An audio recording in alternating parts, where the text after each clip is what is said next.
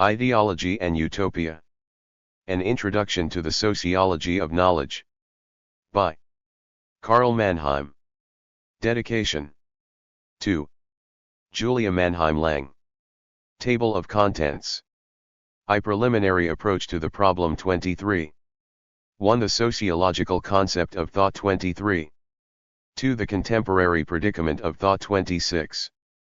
3. The origin of the modern epistemological, psychological, and sociological points of view 30. 4. Control of the collective unconscious as a problem of our age 43. 2. Ideology and Utopia 57. 1. Definition of concepts 57. 2. The concept ideology in historical perspective 60. 3. From the particular to the total conception of ideology 62. 4. Objectivity and bias 66. 5. The transition from the theory of ideology to the sociology of knowledge 70. 6. The non-evaluative conception of ideology 75.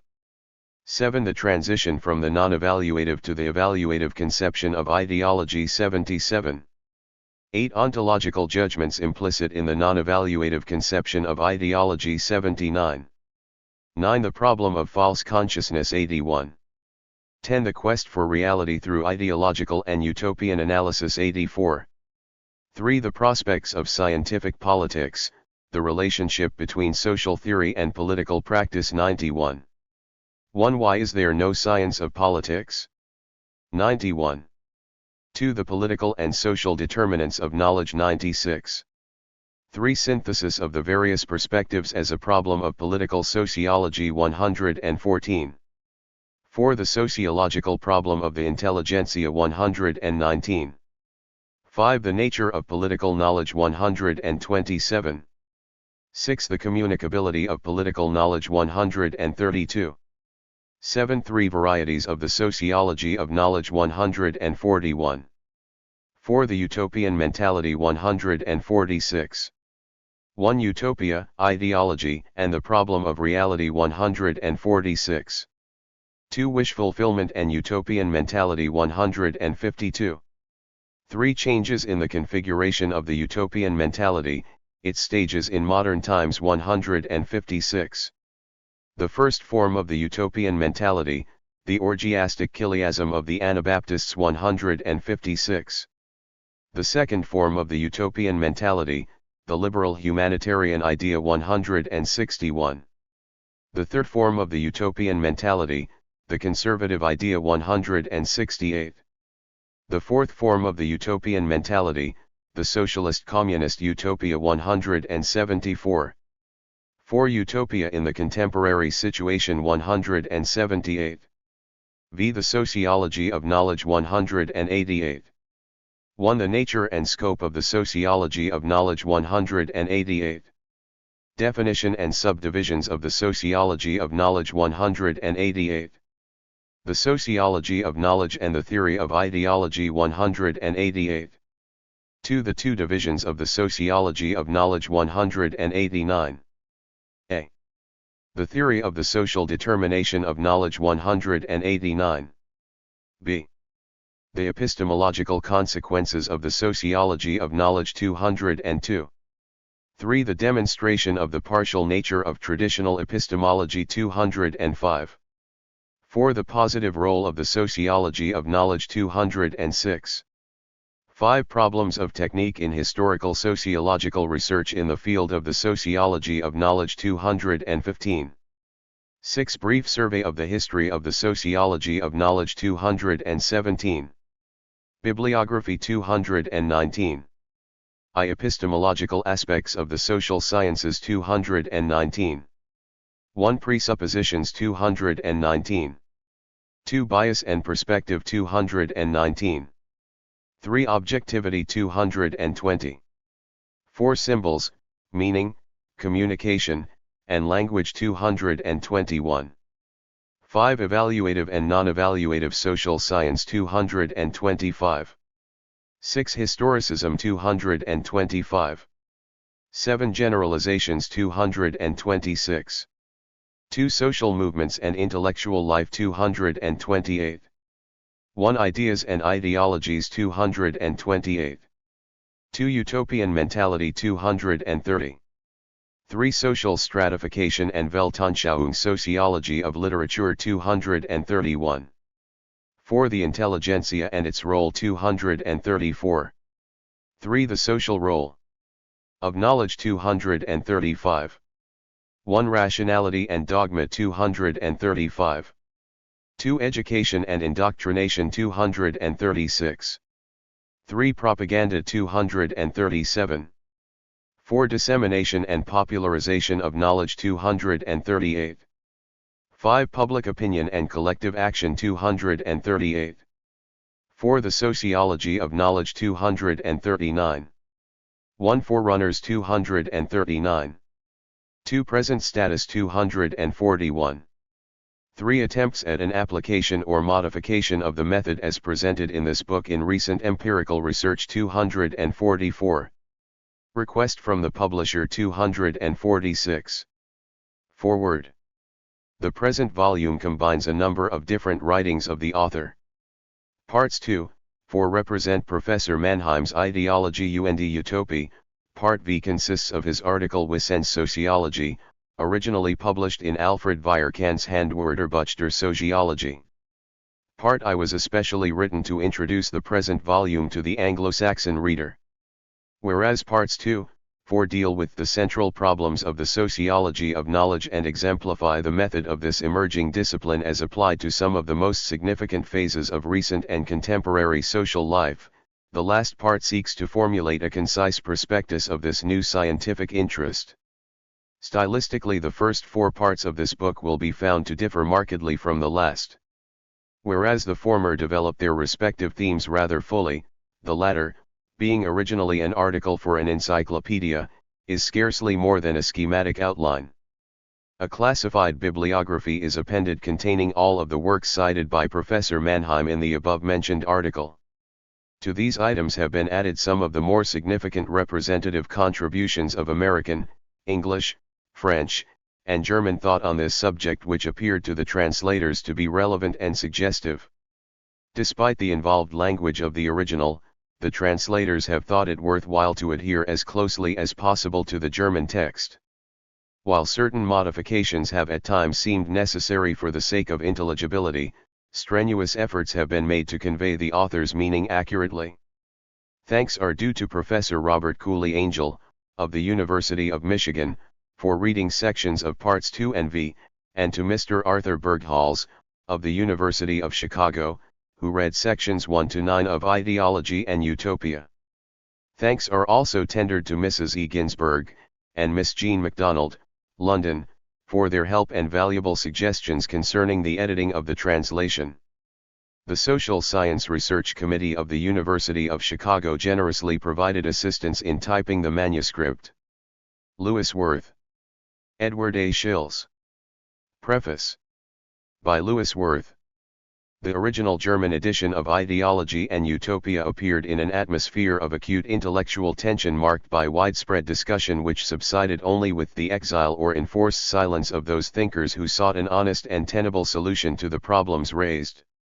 Since then, the conflicts which in Germany led to the destruction of the liberal Weimar Republic have been felt in various countries all over the world, especially in Western Europe and the United States. The intellectual problems which at one time were considered the peculiar preoccupation of German writers have enveloped virtually the whole world. What was once regarded as the esoteric concern of a few intellectuals in a single country has become the common plight of the modern man. In response to this situation, there has arisen an extensive literature which speaks of the end, the decline, the crisis, the decay, or the death of Western civilization. But despite the alarm which is heralded in such titles, one looks in vain in most of this literature for an analysis of the basic factors and processes underlying our social and intellectual chaos. In contrast with these, Professor Mannheim's work stands out as a sober, critical, and scholarly analysis of the social currents and situations of our time as they bear upon thought, belief, and action. It seems to be characteristic of our period that norms and truths which were once believed to be absolute, universal, and eternal, or which were accepted with blissful unawareness of their implications, are being questioned. In the light of modern thought and investigation, much of what was once taken for granted is declared to be in need of demonstration and proof. The criteria of proof themselves have become subjects of dispute. We are witnessing not only a general distrust of the validity of ideas but of the motives of those who assert them.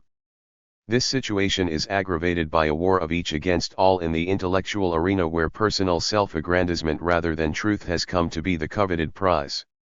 Increased secularization of life, sharpened social antagonisms and the accentuation of the spirit of personal competition have permeated regions which were once thought to be wholly under the reign of the disinterested and objective search for truth.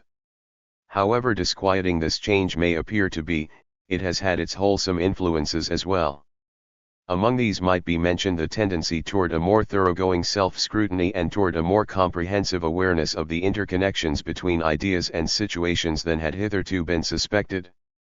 Although it may seem like grim humor to speak of the beneficent influences arising out of an upheaval that has shaken the foundations of our social and intellectual order, it must be asserted that the spectacle of change and confusion, which confronts social science, presents it at the same time with unprecedented opportunities for fruitful new development. This new development, however, depends on taking full cognizance of the obstacles which beset social thought. This does not imply that self-clarification is the only condition for the further advancement of social science, as will be indicated in what follows, but merely that it is a necessary precondition for further development. The progress of social knowledge is impeded if not paralyzed at present by two fundamental factors, one impinging upon knowledge from without, the other operating within the world of science itself. On the one hand, the powers that have blocked and retarded the advance of knowledge in the past still are not convinced that the advance of social knowledge is compatible with what they regard as their interests, and, on the other hand, the attempt to carry over the tradition and the whole apparatus of scientific work from the physical to the social realm has often resulted in confusion, misunderstanding, and sterility.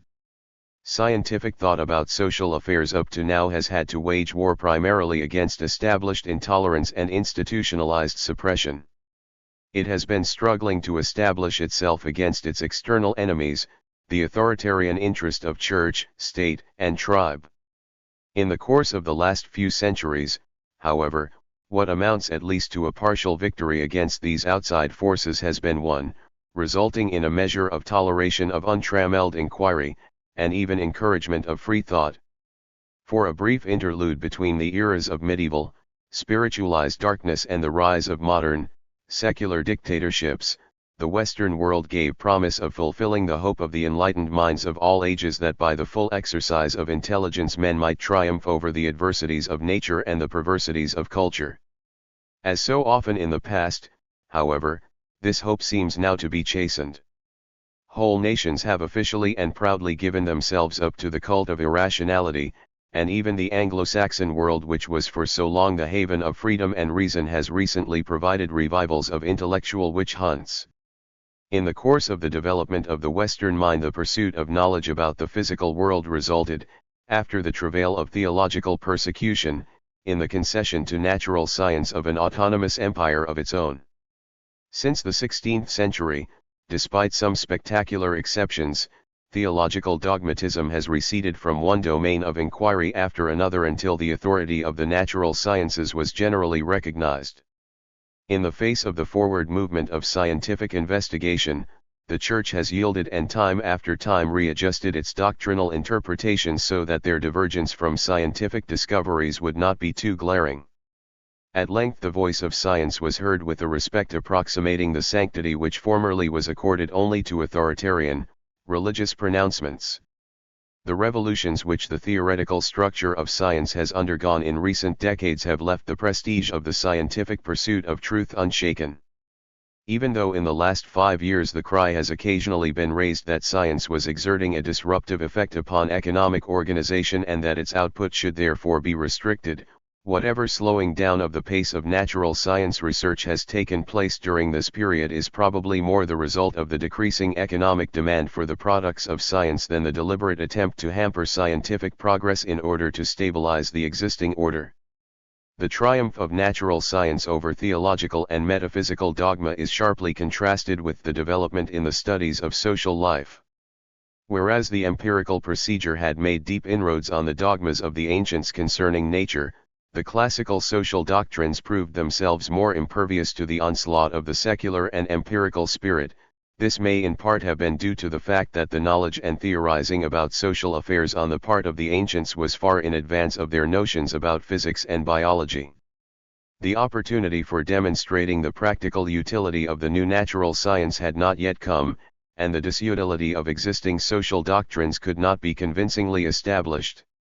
Whereas Aristotle's logic, ethics, aesthetics, politics, and psychology were accepted as authoritative by subsequent periods, his notions of astronomy, physics, and biology were progressively being relegated to the scrap heap of ancient superstitions. Until early in the 18th century, political and social theory was still under the dominance of the categories of thought elaborated by the ancient and medieval philosophers and operated largely within a theological framework. That part of social science that had any practical utility was concerned, primarily, with administrative matters. Cameralism and political arithmetic, which represented this current, confined themselves to the homely facts of everyday life and rarely took flights into theory. Consequently, that part of social knowledge which was concerned with questions most subject to controversy could scarcely lay claim to the practical value which the natural sciences, after a certain point in their development, had achieved. Nor could those social thinkers from whom alone an advance could come expect the support of the Church or the state, from whom the more orthodox wing derived its financial and moral sustenance. The more secularized social and political theory became, and the more thoroughly it dispelled the sanctified myths which legitimized the existing political order, the more precarious became the position of the emerging social science. A dramatic instance of the difference between the effects of and the attitude toward technological as contrasted with social knowledge is furnished by contemporary Japan. Once that country was open to the streams of Western influence, the technical products and methods of the latter were eagerly accepted. But social, economic, and political influences from the outside are even today regarded with suspicion and tenaciously resisted. The enthusiasm with which the results of physical and biological science are embraced in Japan contrasts strikingly with the cautious and guarded cultivation of economic, political, and social investigation. These latter subjects are still, for the most part, subsumed under what the Japanese call kaikenskeso, or dangerous thoughts. The authorities regard discussion of democracy, constitutionalism, the emperor, socialism, and a host of other subjects as dangerous because knowledge on these topics might subvert the sanctioned beliefs and undermine the existing order. But lest we think that this condition is peculiar to Japan, however, it should be emphasized that many of the topics that come under the rubric of dangerous thought in Japan were until recently taboo in Western society as well. Even today, open, frank, and objective inquiry into the most sacred and cherished institutions and beliefs is more or less seriously restricted in every country of the world. It is virtually impossible, for instance, even in England and America, to inquire into the actual facts regarding communism, no matter how disinterestedly, without running the risk of being labeled a communist. That there is an area of dangerous thought in every society is, therefore, scarcely debatable. While we recognize that what it is dangerous to think about may differ from country to country and from epoch to epoch, on the whole the subjects marked with the danger signal are those which the society or the controlling elements in it believe to be so vital and hence so sacred that they will not tolerate their profanation by discussion. But what is not so easily recognized is the fact that thought, even in the absence of official censorship, is disturbing, and, under certain conditions, dangerous and subversive. For thought is a catalytic agent that is capable of unsettling routines, disorganizing habits, breaking up customs, undermining faiths, and generating skepticism. The distinctive character of social science discourse is to be sought in the fact that every assertion, no matter how objective it may be, has ramifications extending beyond the limits of science itself. Since every assertion of a fact about the social world touches the interests of some individual or group, One cannot even call attention to the existence of certain facts without courting the objections of those whose very raison d'etre in society rests upon a divergent interpretation of the factual situation. 2. The discussion centering around this issue has traditionally been known as the problem of objectivity in science. In the language of the Anglo-Saxon world, to be objective has meant to be impartial, to have no preferences, predilections, or prejudices, no biases, no preconceived values or judgments in the presence of the facts. This view was an expression of the older conception of natural law, in accord with which the contemplation of the facts of nature, instead of being colored by the norms of conduct of the contemplator, automatically supplied these norms one after the natural law approach to the problem of objectivity subsided. This non-personal way of looking at the facts themselves again found support for a time through the vogue of positivism. 19th century social science abounds in warnings against the distorting influences of passion, political interest, nationalism, and class feeling, and in appeals for self-purification.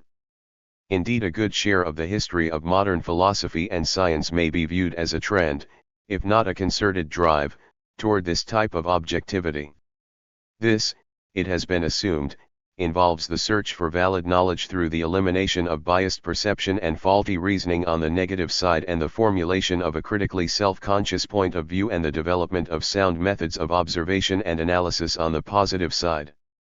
If it may appear, at first glance, that in the logical and methodological writings on science the thinkers of other nations have been more active than the English and Americans, this notion might well be corrected by calling attention to the long line of thinkers in the English-speaking world who have been preoccupied with these very same problems without specifically labeling them methodology. Certainly the concern with the problems and pitfalls involved in the search for valid knowledge has constituted more than a negligible portion of the works of a long line of brilliant thinkers from Locke through Hume, Bentham, Mill, and Spencer to writers of our own time. We do not always recognize these treatments of the processes of knowing as serious attempts to formulate the epistemological, logical, and psychological premises of a sociology of knowledge, because they do not bear the explicit label and were not deliberately intended as such. Nonetheless, wherever scientific activity has been carried on in an organized and self-conscious fashion, these problems have always received a considerable amount of attention. In fact, in such works as J.S. Mill's System of Logic and Herbert Spencer's brilliant and much neglected study of sociology, the problem of objective social knowledge has received forthright and comprehensive treatment. In the period that followed Spencer, this interest in the objectivity of social knowledge was somewhat deflected by the ascendancy of statistical techniques as represented by Francis Galton and Karl Pearson. But in our own day the works of Graham Wallas and John A. Hobson, among others, signalize a return to this interest. America, despite the barren picture of its intellectual landscape that we so generally find in the writings of Europeans, has produced a number of thinkers who have concerned themselves with this issue. Outstanding in this respect is the work of William Graham Sumner, who, although he approached the problem somewhat obliquely through the analysis of the influence of the folkways and mores upon social norms rather than directly through epistemological criticism, by the vigorous way in which he directed attention to the distorting influence of ethnocentrism upon knowledge, placed the problem of objectivity into a distinctively concrete sociological setting. Unfortunately, his disciples have failed to explore further the rich potentialities of his approach and have largely interested themselves in elaborating other phases of his thought. Somewhat similar in his treatment of this problem is Thorstein Veblen, who, in a series of brilliant and penetrating essays, has explored the intricate relationships between cultural values and intellectual activities. Further discussion of the same question along realistic lines is found in James Harvey Robinson's The Mind in the Making, in which this distinguished historian touches on many of the points which the present volume analyses in detail. More recently, Professor Charles A. Beard's The Nature of the Social Sciences has dealt with the possibilities of objective social knowledge from a pedagogical point of view in a manner revealing traces of the influence of Professor Mannheim's work. Necessary and wholesome as the emphasis on the distorting influence of cultural values and interests upon knowledge was, this negative aspect of the cultural critique of knowledge has arrived at a juncture where the positive and constructive significance of the evaluative elements in thought had to be recognized. If the earlier discussion of objectivity laid stress upon the elimination of personal and collective bias, the more modern approach calls attention to the positive cognitive importance of this bias. Whereas the former quest for objectivity tended to posit an object which was distinct from the subject, the latter sees an intimate relationship between the object and the perceiving subject. In fact, the most recent view maintains that the object emerges for the subject when, in the course of experience, the interest of the subject is focused upon that particular aspect of the world.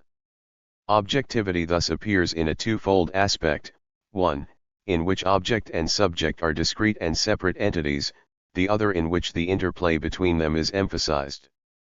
Whereas objectivity in the first sense refers to the reliability of our data and the validity of our conclusions, objectivity in the second sense is concerned with relevance to our interests. In the realm of the social, particularly, truth is not merely a matter of a simple correspondence between thought and existence, but is tinged with the investigator's interest in his subject matter, his standpoint, his evaluations, in short the definition of his object of attention. This conception of objectivity, however, does not imply that henceforth no distinction between truth and error is ascertainable. It does not mean that whatever people imagine to be their perceptions, attitudes, and ideas, or what they want others to believe them to be, corresponds to the facts. Even in this conception of objectivity we must reckon with the distortion produced not merely by inadequate perception or incorrect knowledge of oneself, but also by the inability or unwillingness under certain circumstances to report perceptions and ideas honestly.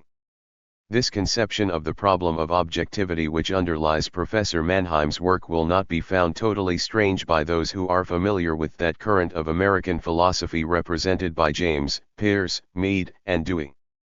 Though Professor Mannheim's approach is the product of a different intellectual heritage, in which Kant, Marx, and Max Weber have played the leading roles, his conclusions on many pivotal issues are identical with those of the American pragmatists. This convergence runs, however, only as far as the limits of the field of social psychology. Among American sociologists this point of view has been explicitly expressed by the late Charles H. Cooley, and R. M. McIver, and implicitly by W. I. Thomas and Robert E. Park. One reason why we do not immediately connect the works of these writers with the problem complex of the present volume is that in America what the sociology of knowledge deals with systematically and explicitly has been touched on only incidentally within the framework of the special discipline of social psychology, or has been an unexploited byproduct of empirical research.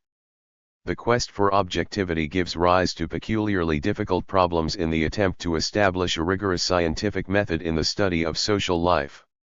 Whereas in dealing with the objects in the physical world the scientist may very well confine himself to the external uniformities and regularities that are there presented without seeking to penetrate into the inner meaning of the phenomena, in the social world the search is primarily for an understanding of these inner meanings and connections. It may be true that there are some social phenomena and, perhaps, some aspects of all social events that can be viewed externally as if they were things. But this should not lead to the inference that only those manifestations of social life which find expression in material things are real. It would be a very narrow conception of social science to limit it to those concrete things which are externally perceivable and measurable. The literature of social science amply demonstrates that there are large and very definite spheres of social existence in which it is possible to obtain scientific knowledge which is not only reliable but which has significant bearings on social policy and action. It does not follow from the fact that human beings are different from other objects in nature that there is nothing determinate about them. Despite the fact that human beings in their actions show a kind of causation which does not apply to any other objects in nature, namely motivation, it must still be recognized that determinate causal sequences must be assumed to apply to the realm of the social as they do to the physical. It might of course be argued that the precise knowledge we have of causal sequences in other realms has not as yet been established in the social realm. But if there is to be any knowledge at all beyond the sensing of the unique and transitory events of the moment, the possibility of discovering general trends and predictable series of events analogous to those to be found in the physical world must be posited for the social world as well. The determinism which social science presupposes, however, and of which Professor Mannheim treats so understandingly in this volume, is of a different sort from that involved in the Newtonian celestial mechanics. There are, to be sure, some social scientists who claim that science must restrict itself to the causation of actual phenomena, that science is not concerned with what should be done, not with what ought to be done, but rather with what can be done and the manner of doing it. According to this view, social science should be exclusively instrumental rather than a goal-setting discipline. But in studying what is, we cannot totally rule out what ought to be. In human life, the motives and ends of action are part of the process by which action is achieved and are essential in seeing the relation of the parts to the whole. Without the end, most acts would have no meaning and no interest to us. But there is, nevertheless, a difference between taking account of ends and setting ends. Whatever may be the possibility of complete detachment in dealing with physical things, in social life we cannot afford to disregard the values and goal of acts without missing the significance of many of the facts involved. In our choice of areas for research, in our selection of data, in our method of investigation, in our organization of materials, not to speak of the formulation of our hypotheses and conclusions, there is always manifest some more or less clear, explicit, or implicit assumption or scheme of evaluation. There is, accordingly, a well-founded distinction between objective and subjective facts, which results from the difference between outer and inner observation or between knowledge about and acquaintance with, to use William James's terms. If there is a difference between physical and mental processes and there seems to be little occasion to talk this important distinction out of existence, it suggests a corresponding differentiation in the modes of knowing these two kinds of phenomena. Physical objects can be known purely from the outside, while mental and social processes can be known only from the inside, except in so far as they also exhibit themselves externally through physical indexes, into which in turn we read meanings. Hence insight may be regarded as the core of social knowledge. It is arrived at by being on the inside of the phenomenon to be observed, or, as Charles H. Cooley put it, by sympathetic introspection. It is the participation in an activity that generates interest, purpose, point of view, value, meaning, and intelligibility, as well as bias. If then the social sciences are concerned with objects that have meaning and value, the observer who attempts to understand them must necessarily do so by means of categories which in turn depend on his own values and meanings. This point has been stated time and again in the dispute which has raged for many years between the behaviorists among the social scientists who would have dealt with social life exclusively as the natural scientist deals with the physical world, and those who took the position of sympathetic introspectionism and understanding along the lines indicated by such a writer as Max Weber. But on the whole, while the evaluative element in social knowledge has received formal recognition, there has been relatively little attention given, especially among English and American sociologists, to the concrete analysis of the role of actual interests and values as they have been expressed in specific historical doctrines and movements. An exception must be made in the case of Marxism, which, although it has raised this issue to a central position, has not formulated any satisfactory systematic statement of the problem. It is at this point that Professor Mannheim's contribution marks a distinctive advance over the work that has hitherto been done in Europe and America. Instead of being content with calling attention to the fact that interest is inevitably reflected in all thought, including that part of it which is called science, Professor Mannheim has sought to trace out the specific connection between actual interest groups in society and the ideas and modes of thought which they espoused. He has succeeded in showing that ideologies, i.e. those complexes of ideas which direct activity toward the maintenance of the existing order, and utopias, or those complexes of ideas which tend to generate activities toward changes of the prevailing order, do not merely deflect thought from the object of observation, but also serve to fix attention upon aspects of the situation which otherwise would be obscured or pass unnoticed. In this manner he has forged out of a general theoretical formulation an effective instrument for fruitful empirical research. The meaningful character of conduct does not warrant the inference, however, that this conduct is invariably the product of conscious reflection and reasoning. Our quest for understanding arises out of action and may even be consciously preparatory for further action, but we must recognize that conscious reflection or the imaginative rehearsal of the situation that we call thinking is not an indispensable part of every act. Indeed, it seems to be generally agreed among social psychologists that ideas are not spontaneously generated and that, despite the assertion of an antiquated psychology, the act comes before the thought. Reason, consciousness, and conscience characteristically occur in situations marked by conflict. Professor Mannheim, therefore, is in accord with that growing number of modern thinkers who, instead of positing a pure intellect, are concerned with the actual social conditions in which intelligence and thought emerges. If, as seems to be true, we are not merely conditioned by the events that go on in our world but are at the same time an instrument for shaping them, it follows that the ends of action are never fully statable and determined until the act is finished or is so completely relegated to automatic routines that it no longer requires consciousness and attention. The fact that in the realm of the social the observer is part of the observed and hence has a personal stake in the subject of observation is one of the chief factors in the acuteness of the problem of objectivity in the social sciences. In addition, we must consider the fact that social life and hence social science is to an overwhelming extent concerned with beliefs about the ends of action. When we advocate something, we do not do so as complete outsiders to what is and what will happen. It would be naive to suppose that our ideas are entirely shaped by the objects of our contemplation which he outside of is, or that our wishes and our fears have nothing whatever to do with what we perceive or with what will happen. It would be nearer the truth to admit that those basic impulses which have been generally designated as interests actually are the forces which at the same time generate the ends of our practical activity and focus our intellectual attention. While in certain spheres of life, especially in economics and to a lesser degree in politics, these interests have been made explicit and articulate, in most other spheres they slumber below the surface and disguise themselves in such conventional forms that we do not always recognize them even when they are pointed out to us. The most important thing, therefore, that we can know about a man is what he takes for granted, and the most elemental and important facts about a society are those that are seldom debated and generally regarded as settled. But we look in vain in the modern world for the serenity and calm that seem to characterize the atmosphere in which some thinkers of ages past lived. The world no longer has a common faith and our professed community of interest is scarcely more than a figure of speech.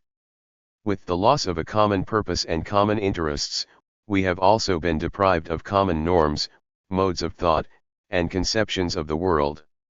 Even public opinion has turned out to be a set of phantom publics. Men of the past may have dwelled in smaller and more parochial worlds, but the worlds in which they lived were apparently more stable and integrated for all the members of the community than our enlarged universe of thought, action, and belief has come to be. A society is possible in the last analysis because the individuals in it carry around in their heads some sort of picture of that society.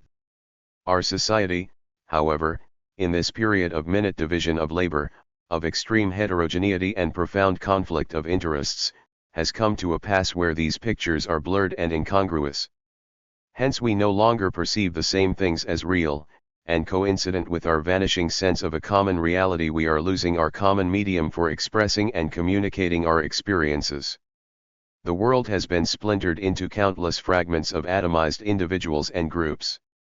The disruption in the wholeness of individual experience corresponds to the disintegration in culture and group solidarity.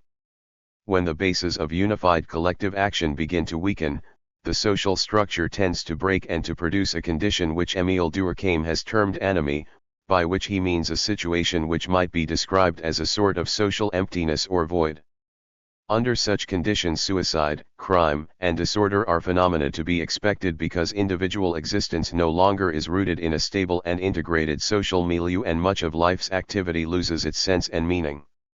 That intellectual activity is not exempt from such influences is effectively documented by this volume, which, if it may be said to have a practical objective, apart from the accumulation and ordering of fresh insights into the preconditions, the processes, and problems of intellectual life, aims at inquiring into the prospects of rationality and common understanding in an era like our own that seems so frequently to put a premium upon irrationality and from which the possibilities of mutual understanding seem to have vanished.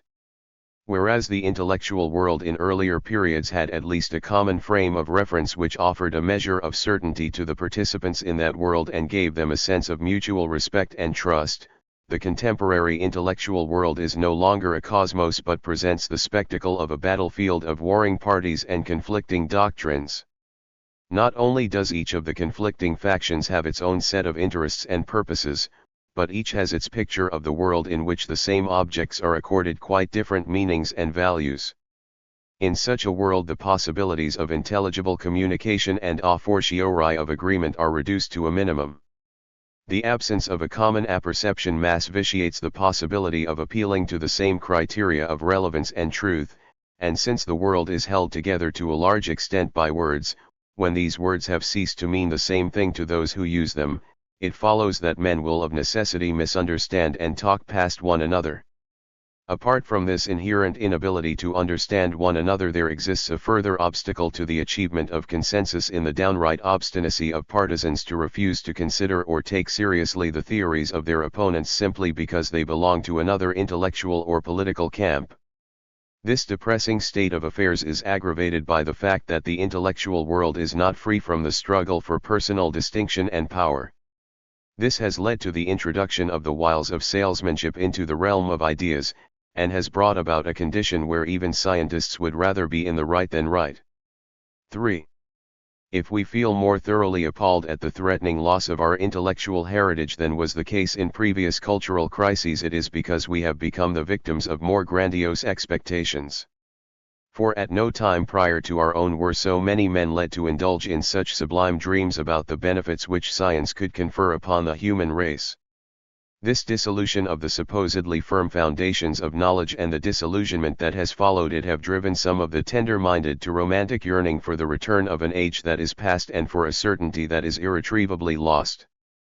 Faced by perplexity and bewilderment, others have sought to ignore or circumvent the ambiguities, conflicts, and uncertainties of the intellectual world by humor, cynicism, or sheer denial of the facts of life. At a time in human history like our own, when all over the world people are not merely ill at ease, but are questioning the basis of social existence, the validity of their truths, and the tenability of their norms, it should become clear that there is no value apart from interest and no objectivity apart from agreement. Under such circumstances it is difficult to hold tenaciously to what one believes to be the truth in the face of dissent, and one is inclined to question the very possibility of an intellectual life. Despite the fact that the Western world has been nourished by a tradition of hard-won intellectual freedom and integrity for over 2,000 years, men are beginning to ask whether the struggle to achieve these was worth the cost if so many today accept complacently the threat to exterminate what rationality and objectivity has been won in human affairs.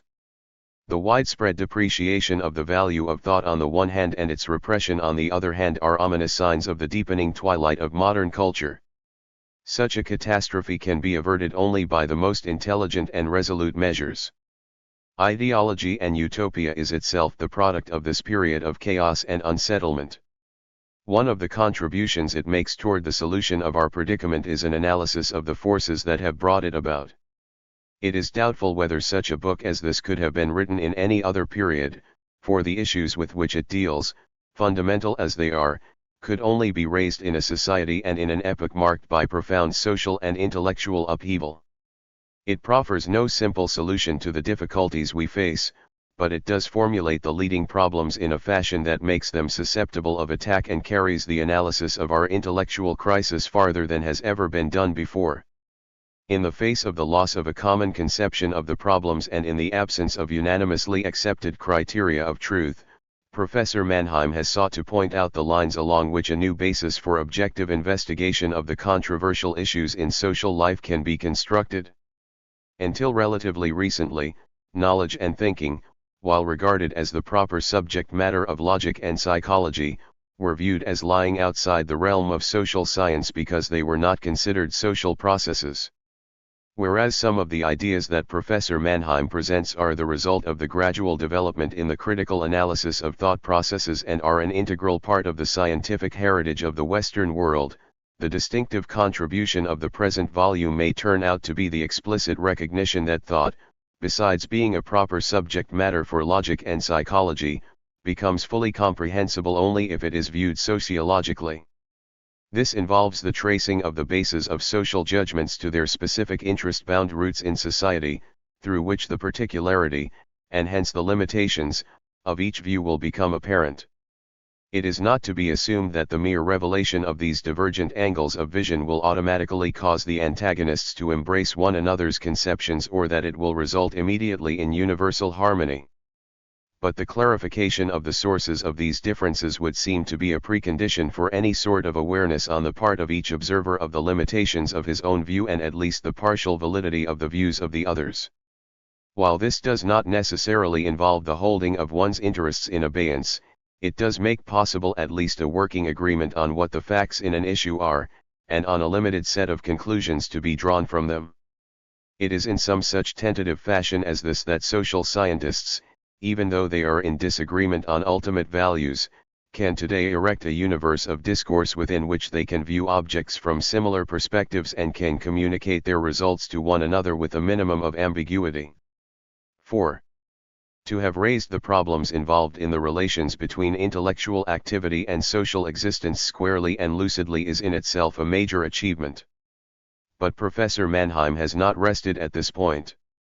He has recognized that the factors at work in the human mind impelling and disturbing reason are the same dynamic factors that are the springs of all human activity. Instead of positing a hypothetical pure intellect that produces and dispenses truth without contaminating it by the so-called non-logical factors, he has actually proceeded to an analysis of the concrete social situations in which thought takes place and intellectual life is carried on. The first 4 parts of the present volume demonstrate the fruitfulness of this sociological approach concretely and offer an exemplification of the methods of the new discipline, the formal foundations of which are sketched in Part V under the title, The Sociology of Knowledge. This new discipline historically and logically falls within the scope of general sociology conceived as the basic social science. If the themes that Professor Mannheim has treated are systematically developed, the sociology of knowledge should become a specialized effort to deal in an integrated fashion, from a unifying point of view and by means of appropriate techniques, with a series of subject matters which hitherto have been only cursorily and discreetly touched upon. It would be premature to define the exact scope which this new discipline will eventually take. The works of the late Max Scheler and of Professor Mannheim himself have, however, gone sufficiently far to allow of a tentative statement of the leading issues with which it must concern itself. Of these the first and basic one is the social psychological elaboration of the theory of knowledge itself, which has hitherto found a place in philosophy in the form of epistemology. Throughout the recorded history of thought this subject has haunted the succession of great thinkers. Despite the age-old effort to resolve the relationship between experience and reflection, fact and idea, belief and truth, the problem of the interconnection between being and knowing still stands as a challenge to the modern thinker. But it no longer is a problem that is the exclusive concern of the professional philosopher. It has become a central issue not merely in science, but in education and politics as well. To the further understanding of this ancient enigma the sociology of knowledge aspires to make a contribution. Such a task requires more than the application of well-established logical rules to the materials at hand, for the accepted rules of logic themselves are here called into question and are seen, in common with the rest of our intellectual tools, as parts and products of the whole of our social life. This involves the searching out of the motives that he back of intellectual activity and an analysis of the manner and the extent to which the thought processes themselves are influenced by the participation of the thinker in the life of society.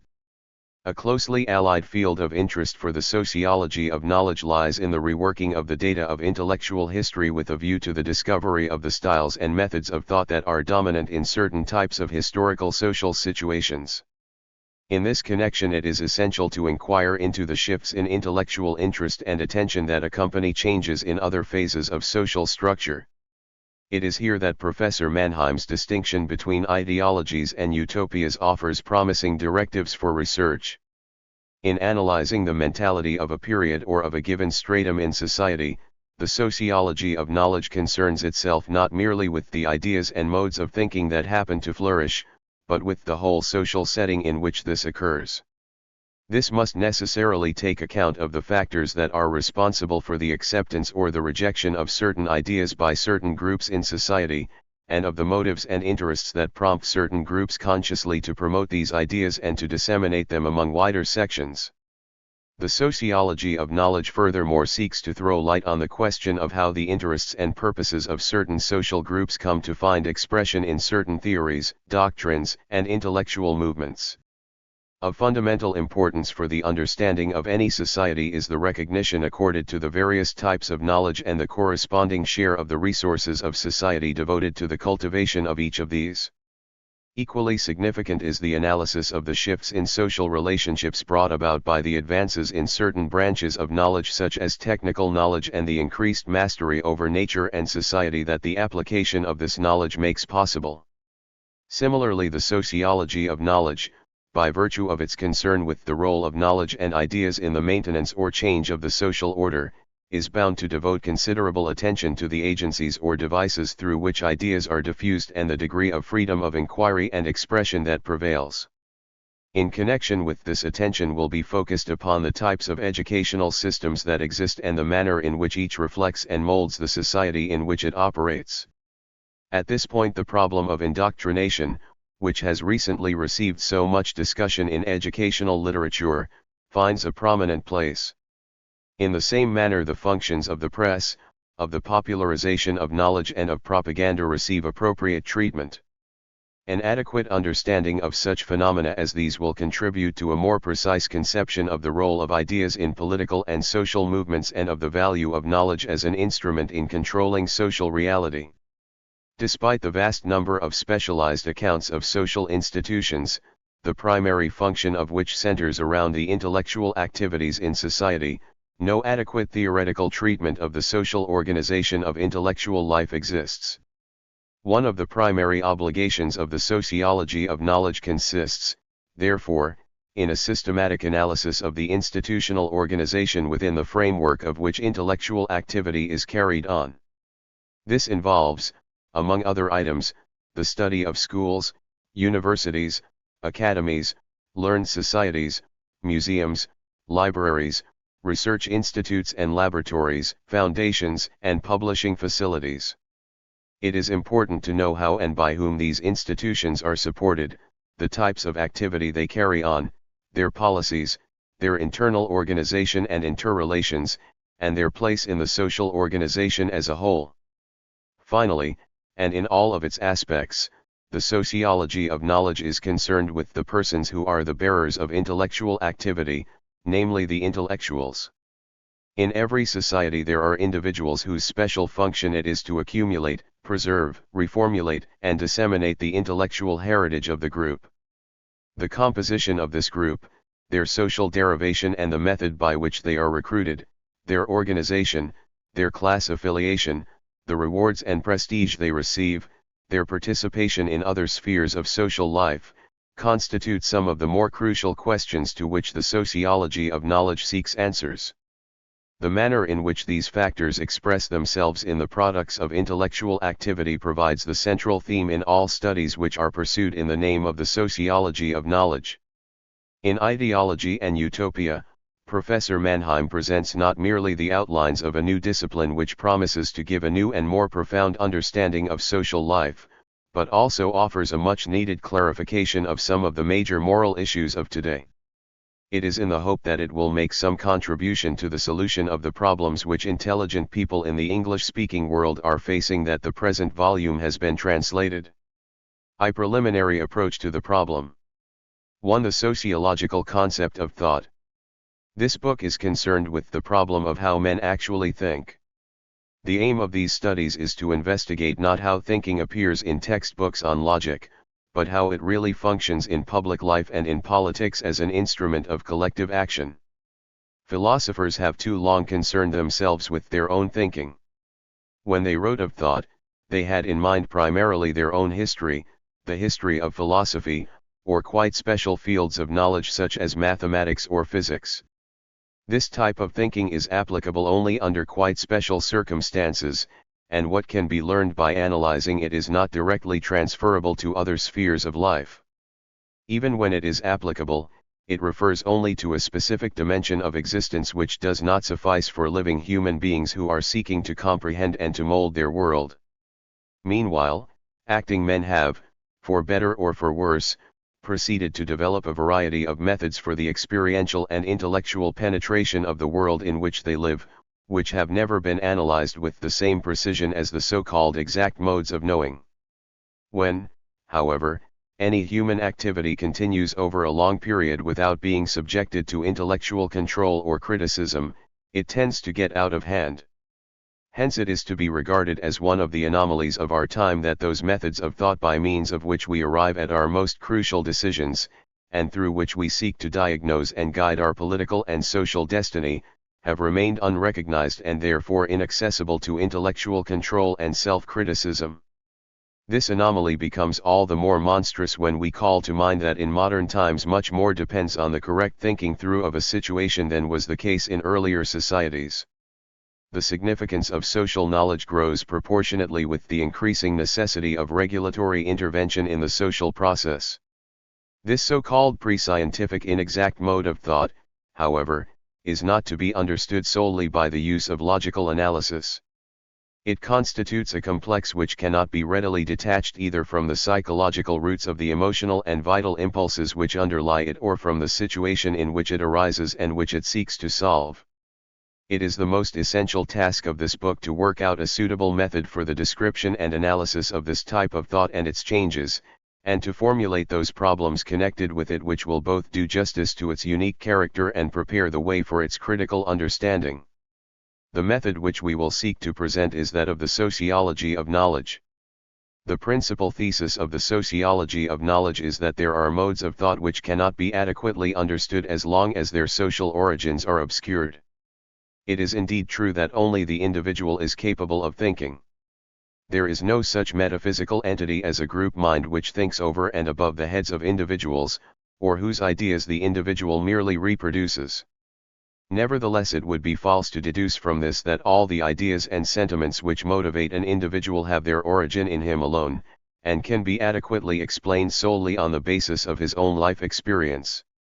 Just as it would be incorrect to attempt to derive a language merely from observing a single individual, who speaks not a language of his own but rather that of his contemporaries and predecessors who have prepared the path for him, so it is incorrect to explain the totality of an outlook only with reference to its genesis in the mind of the individual. Only in a quite limited sense does the single individual create out of himself the mode of speech and of thought we attribute to him. He speaks the language of his group, he thinks in the manner in which his group thinks. He finds at his disposal only certain words and their meanings. These not only determine to a large extent the avenues of approach to the surrounding world, but they also show at the same time from which angle and in which context of activity objects have hitherto been perceptible and accessible to the group or the individual. The first point which we now have to emphasize is that the approach of the sociology of knowledge intentionally does not start with the single individual and his thinking in order then to proceed directly in the manner of the philosopher to the abstract heights of thought as such. Rather, the sociology of knowledge seeks to comprehend thought in the concrete setting of an historical social situation out of which individually differentiated thought only very gradually emerges. Thus, it is not men in general who think, or even isolated individuals who do the thinking, but men in certain groups who have developed a particular style of thought in an endless series of responses to certain typical situations characterizing their common position. Strictly speaking, it is incorrect to say that the single individual thinks. Rather, it is more correct to insist that he participates in thinking further what other men have thought before him. He finds himself in an inherited situation with patterns of thought which are appropriate to the situation and attempts to elaborate further the inherited modes of response or to substitute others for them in order to deal more adequately with the new challenges which have arisen out of the shifts and changes in his situation. Every individual is therefore in a twofold sense predetermined by the fact of growing up in a society. On the one hand he finds a ready-made situation and on the other he finds in that situation preformed patterns of thought and of conduct. The second feature characterizing the method of the sociology of knowledge is that it does not sever the concretely existing modes of thought from the context of collective action through which we first discover the world in an intellectual sense. Men living in groups do not merely coexist physically as discrete individuals. They do not confront the objects of the world from the abstract levels of a contemplating mind as such, nor do they do so exclusively as solitary beings. On the contrary, they act with and against one another in diversely organized groups, and while doing so they think with and against one another. These persons, bound together into groups, strive in accordance with the character and position of the groups to which they belong to change the surrounding world of nature and society or attempt to maintain it in a given condition. It is the direction of this will to change or to maintain, of this collective activity, which produces the guiding thread for the emergence of their problems, their concepts, and their forms of thought. In accord with the particular context of collective activity in which they participate, men always tend to see the world which surrounds them differently. Just as pure logical analysis has severed individual thought from its group situation, so it also separated thought from action. It did this on the tacit assumption that those inherent connections which always exist in reality between thought on the one hand and group and activity on the other, are either insignificant for correct thinking or can be detached from these foundations without any resultant difficulties. But the fact that one ignores something by no means puts an end to its existence. Nor can anyone who has not first given himself wholeheartedly to the exact observation of the wealth of forms in which men really think decide a priori whether the severance from the social situation and context of activity is always realizable. Nor indeed can it be determined offhand that such a complete dichotomy is fully desirable precisely in the interest of objective factual knowledge. It may be that, in certain spheres of knowledge, it is the impulse to act which first makes the objects of the world accessible to the acting subject, and it may be further that it is this factor which determines the selection of those elements of reality which enter into thought. And it is not inconceivable that if this volitional factor were entirely excluded, the concrete content would completely disappear from the concepts, and the organizing principle which first makes possible an intelligent statement of the problem would be lost. But this is not to say that in those domains where attachment to the group and orientation towards action seem to be an essential element in the situation, every possibility of intellectual, critical self-control is futile. Perhaps it is precisely when the hitherto concealed dependence of thought on group existence and its rootedness in action becomes visible that it really becomes possible for the first time, through becoming aware of them, to attain a new mode of control over previously uncontrolled factors in thought. This brings us to the central problem of the book. These remarks should make it clear that a preoccupation with these problems and their solution will furnish a foundation for the social sciences and answer the question as to the possibility of the scientific guidance of political life. It is, of course, true that in the social sciences, as elsewhere, the ultimate criterion of truth or falsity is to be found in the investigation of the object, and the sociology of knowledge is no substitute for this. But the examination of the object is not an isolated act, it takes place in a context which is colored by values and collective unconscious, volitional impulses.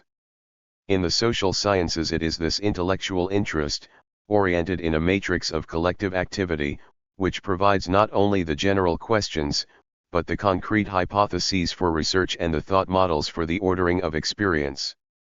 Only as we succeed in bringing into the area of conscious and explicit observation the various points of departure and of approach to the facts which are current in scientific as well as popular discussion, can we hope, in the course of time, to control the unconscious motivations and presuppositions which, in the last analysis, have brought these modes of thought into existence. A new type of objectivity in the social sciences is attainable not through the exclusion of evaluations but through the critical awareness and control of them. To the contemporary predicament of thought. It is by no means an accident that the problem of the social and activistic roots of thinking has emerged in our generation. Nor is it accidental that the unconscious, which has hitherto motivated our thought and activity, has been gradually raised to the level of awareness and thereby made accessible to control. It would be a failure to recognize its relevance to our own plight if we did not see that it is a specific social situation which has impelled us to reflect about the social roots of our knowledge. It is one of the fundamental insights of the sociology of knowledge that the process by which collective unconscious motives become conscious cannot operate in every epoch, but only in a quite specific situation. This situation is sociologically determinable. One can point out with relative precision the factors which are inevitably forcing more and more persona to reflect not merely about the things of the world, but about thinking itself, and even here not so much about truth in itself, as about the alarming fact that the same world can appear differently to different observers. It is clear that such problems can become general only in an age in which disagreement is more conspicuous than agreement. One turns from the direct observation of things to the consideration of ways of thinking only when the possibility of the direct and continuous elaboration of concepts concerning things and situations has collapsed in the face of a multiplicity of fundamentally divergent definitions. Now we are enabled to designate more precisely than a general and formal analysis makes possible, exactly in which social and intellectual situations such a shift of attention from things to divergent opinions and from there to the unconscious motives of thought must necessarily occur. In what follows we wish to point out only a few of the most significant social factors which are operating in this direction. Above all, the multiplicity of ways of thinking cannot become a problem in periods when social stability underlies and guarantees the internal unity of a worldview. As long as the same meanings of words, the same ways of deducing ideas, are inculcated from childhood on into every member of the group, divergent thought processes cannot exist in that society. Even a gradual modification in ways of thinking does not become perceptible to the members of a group who live in a stable situation as long as the tempo in the adaptations of ways of thinking to new problems is so slow that it extends over several generations. In such a case, one and the same generation in the course of its own lifespan can scarcely become aware that a change is taking place. But in addition to the general dynamics of the historical process, factors of quite another sort must enter before the multiplicity of the ways of thinking will become noticeable and emerge as a theme for reflection.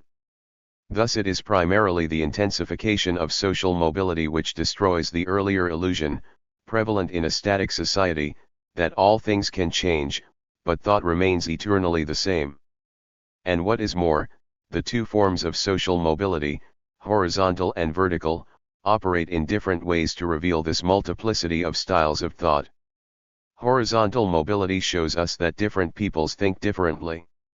As long, however, as the traditions of one's national and local group remain unbroken, one remains so attached to its customary ways of thinking that the ways of thinking which are perceived in other groups are regarded as curiosities, errors, ambiguities, or heresies. At this stage one does not doubt either the correctness of one's own traditions of thought or the unity and uniformity of thought in general. Only when horizontal mobility is accompanied by intensive vertical mobility, i.e. rapid movement between strata in the sense of social ascent and descent, is the belief in the general and eternal validity of one's own thought forms shaken. Vertical mobility is the decisive factor in making persons uncertain and skeptical of their traditional view of the world. It is, of course, true that even in static societies with very slight vertical mobility, different strata within the same society have had different ways of experiencing the world. It is the merit of Max Weber too to have clearly shown in his Sociology of Religion how often the same religion is variously experienced by peasants, artisans, merchants, nobles, and intellectuals. In a society organized along the lines of closed castes or ranks, the comparative absence of vertical mobility served either to isolate from each other the divergent worldviews, or if, for example, they experienced a common religion, according to their different contexts of life, they interpreted it in a different way. This accounts for the fact that the diversity of modes of thought of different castes did not converge in one and the same mind and hence could not become a problem. From a sociological point of view, the decisive change takes place when that stage of historical development is reached in which the previously isolated strata begin to communicate with one another and a certain social circulation sets in. The most significant stage of this communication is reached when the forms of thought and experience, which had hitherto developed independently, enter into one and the same consciousness, impelling the mind to discover the irreconcilability of the conflicting conceptions of the world. In a well-stabilized society, the mere infiltration of the modes of thought of the lower strata into the higher would not mean very much, since the bare perception by the dominant group of possible variations in thinking would not result in their being intellectually shaken. As long as a society is stabilized on the basis of authority, and social prestige is accorded only to the achievements of the upper stratum, this class has little cause to call into question its own social existence and the value of its achievements. Apart from a considerable social ascent, it is not until we have a general democratization that the rise of the lower strata allows their thinking to acquire public significance. 3. This process of democratization first makes it possible for the ways of thinking of the lower strata, which formerly had no public validity, to acquire validity and prestige. When the stage of democratization has been reached, the techniques of thinking and the ideas of the lower strata are for the first time in a position to confront the ideas of the dominant strata on the same level of validity. And now, too, for the first time these ideas and modes of thought are capable of impelling the person who thinks within their framework to subject the objects of his world to a fundamental questioning. It is with this clashing of modes of thought, each of which has the same claims to representational validity, that for the first time there is rendered possible the emergence of the question which is so fateful, but also so fundamental in the history of thought, namely, how it is possible that identical human thought processes concerned with the same world produce divergent conceptions of that world. And from this point it is only a step further to ask, is it not possible that the thought processes which are involved here are not at all identical? May it not be found, when one has examined all the possibilities of human thought, that there are numerous alternative paths which can be followed?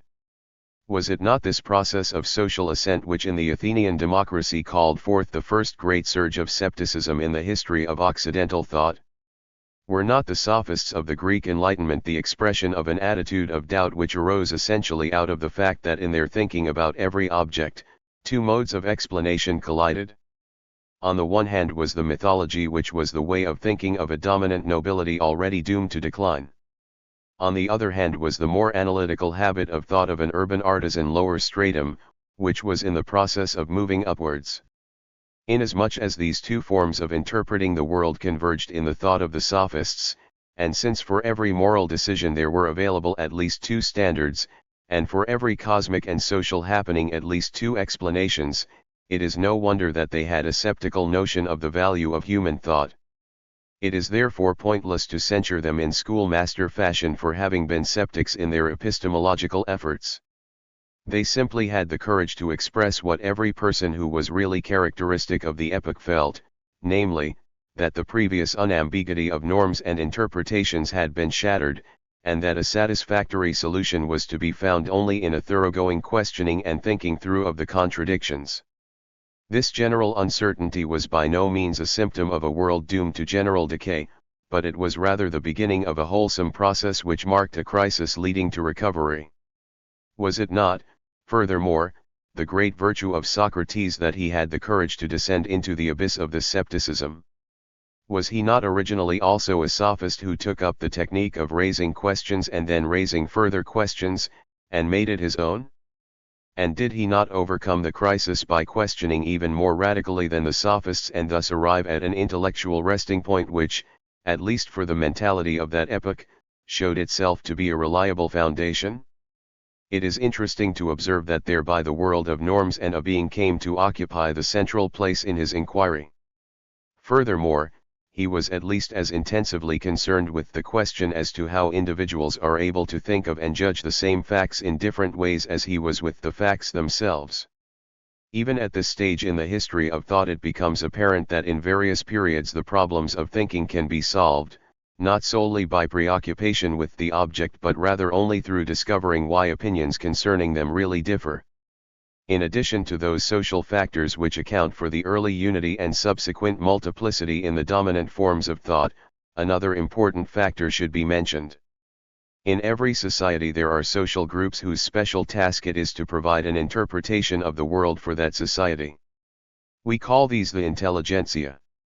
The more static a society is, the more likely is it that this stratum will acquire a well-defined status or the position of a caste in that society. Thus the magicians, the Brahmins, the medieval clergy are to be regarded as intellectual strata, each of which in its society enjoyed a monopolistic control over the molding of that society's worldview, and over either the reconstruction or the reconciliation of the differences in the naively formed worldviews of the other strata. The sermon, the confession, the lesson, are, in this sense, means by which reconciliation of the different conceptions of the world takes place at less sophisticated levels of social development.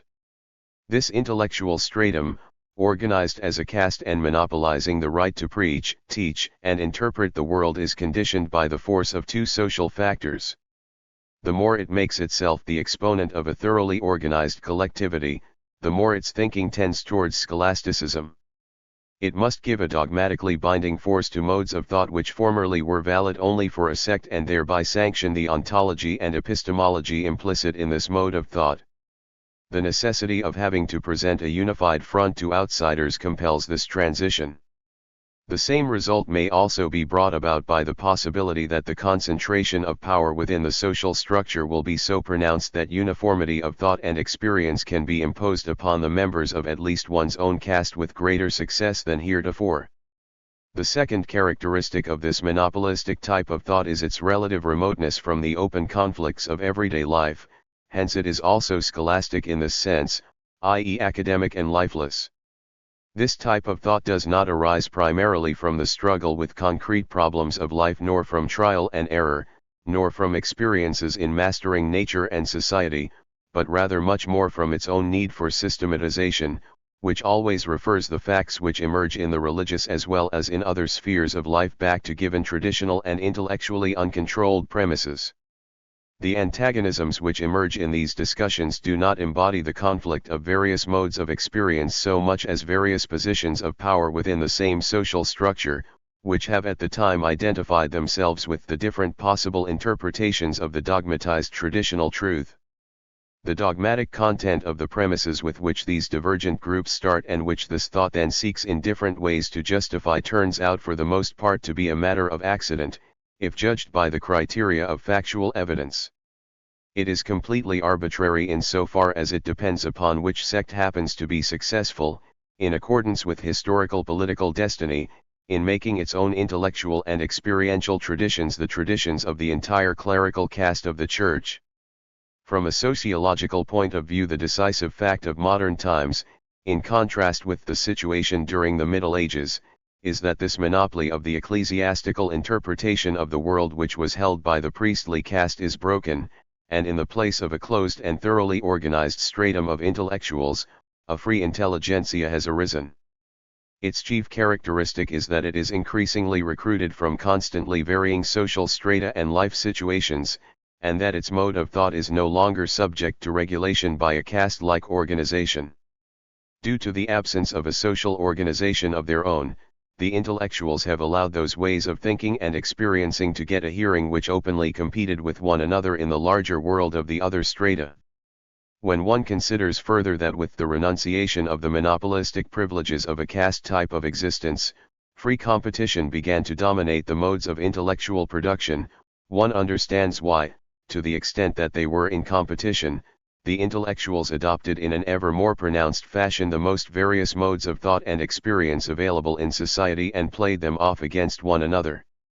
They did this inasmuch as they had to compete for the favor of a public which, unlike the public of the clergy, was no longer accessible to them without their own efforts.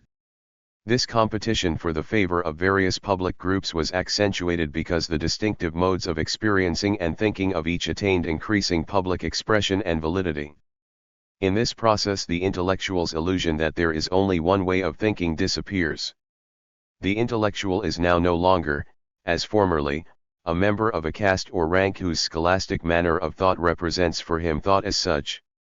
In this relatively simple process is to be sought the explanation for the fact that the fundamental questioning of thought in modern times does not begin until the collapse of the intellectual monopoly of the clergy. The almost unanimously accepted worldview which had been artificially maintained fell apart the moment the socially monopolistic position of its producers was destroyed.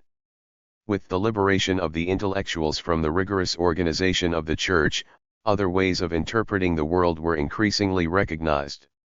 The disruption of the intellectual monopoly of the Church brought about a sudden flowering of an unexampled intellectual richness. But at the same time we must attribute to the organizational disintegration of the unitary Church the fact that the belief in the unity and eternal nature of thought, which had persisted since classical antiquity, was again shaken. The origins of the profound disquietude of the present day reach back to this period, even though in most recent times additional causes of a quite different nature have entered into the process. Out of this first upsurge of the profound disquietude of modern man there emerged those fundamentally new modes of thought and investigation, the epistemological, the psychological, and the sociological, without which today we could not even formulate our problem. For this reason we will attempt in the next section to show, in its main lines at least, how the many forms of questioning and investigation available to us arose from this unitary social situation. 3. The origin of the modern epistemological, psychological, and sociological points of view. Epistemology was the first significant philosophical product of the breakdown of the unitary worldview with which the modern era was ushered in. In this instance, as in antiquity, it was the first reflection of the unrest which emerged from the fact that those thinkers who were penetrating to the very foundations of thought were discovering not only numerous worldviews but also numerous ontological orders. Epistemology sought to eliminate this uncertainty by taking its point of departure not from a dogmatically taught theory of existence, nor from a world order which was validated by a higher type of knowledge, but from an analysis of the knowing subject. All epistemological speculation is oriented within the polarity of object and subject. 5. Either it starts with the world of objects, which in one way or another it dogmatically presupposes as familiar to all, and with this as a basis explains the position of the subject in this world order, deriving therefrom his cognitive powers, or else it starts with the subject as the immediate and unquestioned datum and seeks to derive from him the possibility of valid knowledge. In periods in which the objective worldview remains more or less unshaken, and in epochs which succeed in presenting one unambiguously perceivable world order, there exists the tendency to base the existence of the knowing human subject and his intellectual capacities on objective factors. Thus in the Middle Ages, which not only believed in an unambiguous world order but which also thought that it knew the existential value to be attributed to every object in the hierarchy of things, there prevailed an explanation of the value of human capacities and thought which was based on the world of objects. But after the breakdown which we described, the conception of order in the world of objects which had been guaranteed by the dominance of the Church became problematical, and there remained no alternative but to turn about and to take the opposite road, and, with the subject as the point of departure, to determine the nature and the value of the human cognitive act, attempting thereby to find an anchorage for objective existence in the knowing subject. Although precursors for this tendency are already to be found in medieval thought, it fully emerged for the first time in the rationalistic current of French and German philosophy from Descartes through Leibniz to Kant on the one hand, and in the more psychologically oriented epistemology of Hobbes, Locke, Berkeley, and Hume on the other. This was above all else the meaning of Descartes' intellectual experiment, of the exemplary struggle in which he attempted to question all traditional theories in order, finally, to arrive at the no longer questionable cogito ergo sum. This was the only point from which he could again undertake anew to lay the foundations for a world view.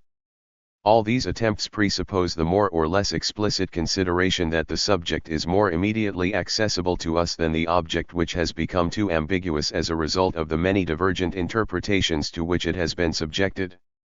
For this reason we must, wherever possible, empirically reconstruct the genesis of thought in the subject which is more accessible to our control.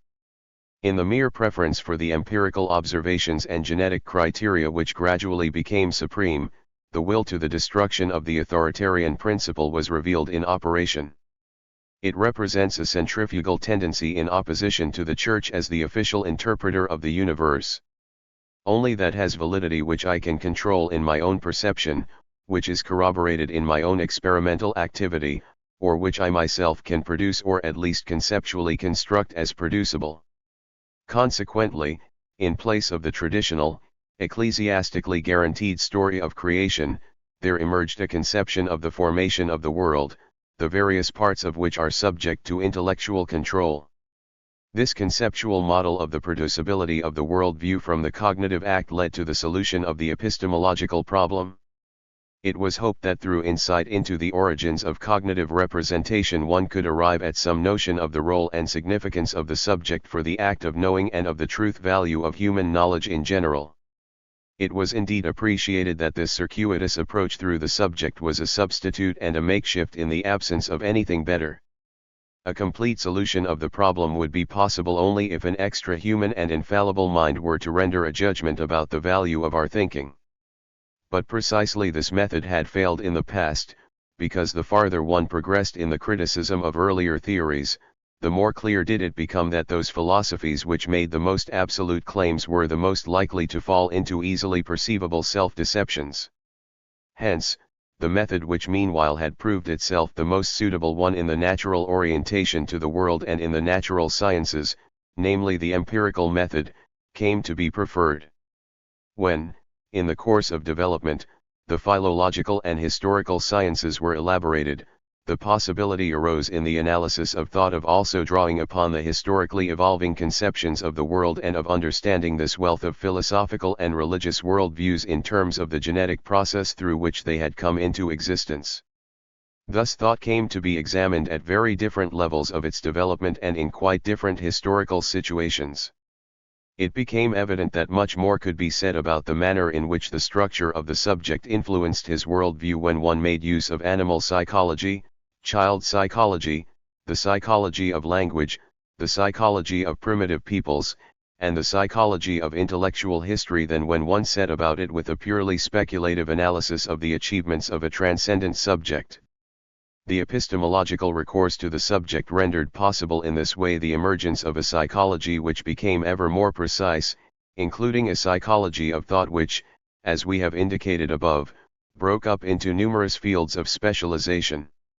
However, the more precise this empirical psychology became, the greater the appreciation of the scope of empirical observation, the more evident it became that the subject was by no means such a safe point of departure for the attainment of a new conception of the world as had previously been assumed.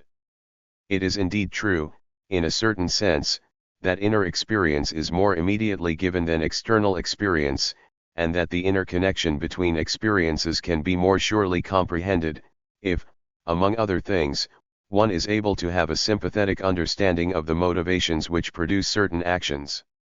However, it was nonetheless clear that one could not entirely avoid the risks involved in an ontology. The psyche, too, with all its inwardly immediately perceivable experiences is a segment of reality. And the knowledge of these experiences which it acquires presupposes a theory of reality, an ontology. However, just as such an ontology has become more ambiguous, as regards the outer world, so it became no less ambiguous as regards psychic reality.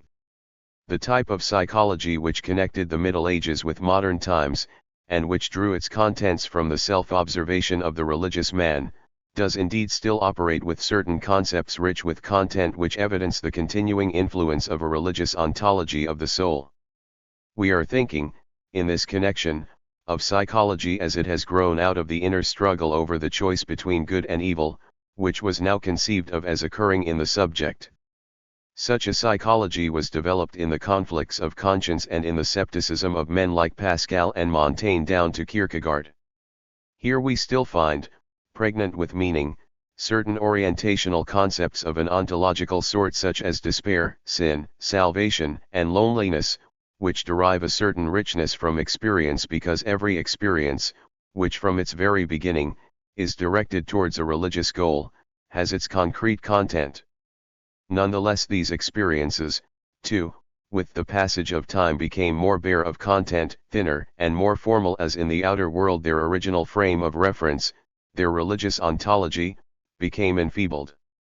A society in which diverse groups can no longer agree on the meaning of God, life, and man, will be equally unable to decide unanimously what is to be understood by sin, despair, salvation, or loneliness. Recourse to the subject along these lines provided no real assistance. Only he who immerses himself in his own self in such a manner that he does not destroy all of the elements of personal meaning and of value is in a position to find answers to questions that involve meaning. In the meantime, however, as a result of this radical formalization, scientific psychic inward observation took on new forms. Fundamentally, this psychic inward observation involved the same process which characterized the experiencing and thinking through of the objects of the external world.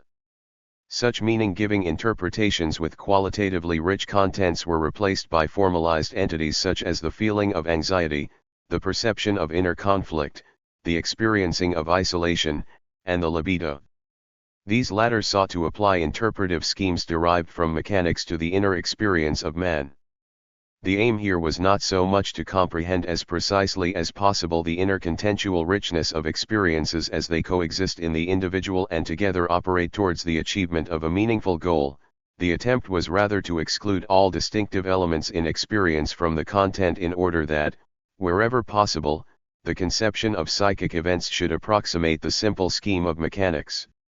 The problem becomes not how a person understands himself in terms of his own ideals and norms and how, against the background of such norms, his deeds and renunciations are given their meaning, but rather how an external situation can, with an ascertainable degree of probability, mechanically call forth an inner reaction. The category of external causality was increasingly used, operating with the idea of a regular succession of two formally simplified events, as is illustrated in the schema. Fear arises when something unusual occurs, in which it was purposely overlooked that every type of fear changes completely with its content, and that the unusual, too, varies entirely in accord with the context in which things are usual. But it was precisely the formal abstraction of the common characteristics of these qualitatively differentiated phenomena that was sought after. Or else the category of function was employed in the sense that single phenomena were interpreted from the point of view of their role in the formal functioning of the whole psychic mechanism, as, for instance, that when mental conflicts are interpreted as, basically, the result of two unintegrated contradictory tendencies in the psychic sphere, they are the expressions of the subject's maladjustment. Their function is to compel the subject to reorganize his process of adaptation and to arrive at a new equilibrium. It would be reactionary, with reference to the fruitful development of science, to deny the cognitive value of simplifying procedures such as these which are easily controllable and which are applicable, with a high degree of probability, to a great mass of phenomena. The fruitfulness of these formalizing sciences, working in terms of causes and functions, is still far from exhausted, and it would be harmful to impede their development. It is one thing to test a fruitful line of investigation and another to regard it as the only path to the scientific treatment of an object. In so far as the latter is the point at issue, it is already clear today that the formal approach alone does not exhaust what can be known of the world and particularly of the psychic life of human beings. The interconnections of meaning which were in this procedure heuristically excluded so that formal and easily definable entities could be arrived at, are not recaptured by a mere further perfection of formalization through the discovery of correlations and functions. It may indeed be necessary, for the sake of the precise observability of the formal sequence of experiences, to discard the concrete contents of experiences and values. It would, however, constitute a type of scientific fetishism to believe that such a methodical purification actually replaces the original richness of experience. It is even more erroneous to think that a scientific extrapolation and abstract accentuation of one aspect of a phenomenon, for the sole reason that it has been thought through in this form, is able to enrich the original life experience. Although we may know a great deal about the conditions under which conflicts arise, we may still know nothing about the inner situation of living human beings, and how, when their values are shattered, they lose their bearings and strive again to find themselves. Just as the most exact theory of cause and function does not answer the question as to who I actually am, what I actually am, or what it means to be a human being, so there can never arise out of it that interpretation of oneself and the world demanded by even the simplest action based on some evaluative decision. The mechanistic and functionalistic theory is highly valuable as a current in psychological research. It fails, however, when it is placed in the total context of life experience because it says nothing concerning the meaningful goal of conduct, and is therefore unable to interpret the elements of conduct with reference to it. The mechanistic mode of thought is of assistance only as long as the goal or the value is given from another source and the means alone are to be treated. The most important role of thought in life consists, however, in providing guidance for conduct when decisions must be made. Every real decision implies a judgment concerning good and evil, concerning the meaning of life and mind. At this point we encounter the paradox that this extrapolation of the formalized elements by means of general mechanics and the theory of function originally arose to help men in their activities to attain their goals more easily. The world of things and of the mind was mechanistically and functionally examined in order, through comparative analysis, to arrive at its ultimate constituent elements, and then to regroup them in accord with the goal of activity. When the analytical procedure was first used, the end or goal prescribed by the activity was still in existence. Men strove to know the world so that they could mold it to conform to this ultimate goal. Society was analyzed so as to arrive at a form of social life more just or otherwise more pleasing to God. Men were concerned with the soul in order to control the path to salvation. But the farther men advanced in analysis, the more the goal disappeared from their field of vision, so that today a research worker might say with Nietzsche, "I have forgotten why I ever began." If today one inquires concerning the ends served by analysis, the question is not to be answered with reference to either nature or the soul or society, or else we formally posit a purely technical, psychical, or social optimum condition, as, for example, the most frictionless functioning. This goal appears as the only one when, for instance, disregarding all his complicated observations and hypotheses, one asks a psychoanalyst to what end he cures his patients. In most cases he has no other answer than the notion of an optimum of adaptation. As to what this optimum is, however, he can say nothing on the basis of his science alone, since every ultimate meaningful end has been eliminated from it from the very first. Thereby another aspect of the problem is revealed. Without evaluative conceptions, without the minimum of a meaningful goal, we can do nothing in either the sphere of the social or the sphere of the psychic. By this we mean that even when one takes a purely causal and functional point of view, one discovers only afterwards what sense there was originally concealed in the ontology on which one proceeded. It guarded against the atomization of the experience into isolated observations, i.e. atomization from the standpoint of the activity. Expressed in terms of modern Gestalt theory, the meanings which our ontology gives us serve to integrate the units of conduct and to enable us to see in a configurative context the individual observational elements which otherwise would tend to remain discrete. Even if all the meaning conveyed by the magical religious view of the world had been false, it still served when viewed from a purely functional standpoint to make coherent the fragments of the reality of inner psychic as well as objective external experience, and to place them with reference to a certain complex of conduct. We see ever more clearly that from whatever source we get our meanings, whether they be true or false, they have a certain psychological sociological function, namely to fix the attention of those men who wish to do something in common upon a certain definition of the situation, as situation is constituted as such when it is defined in the same way for the members of the group.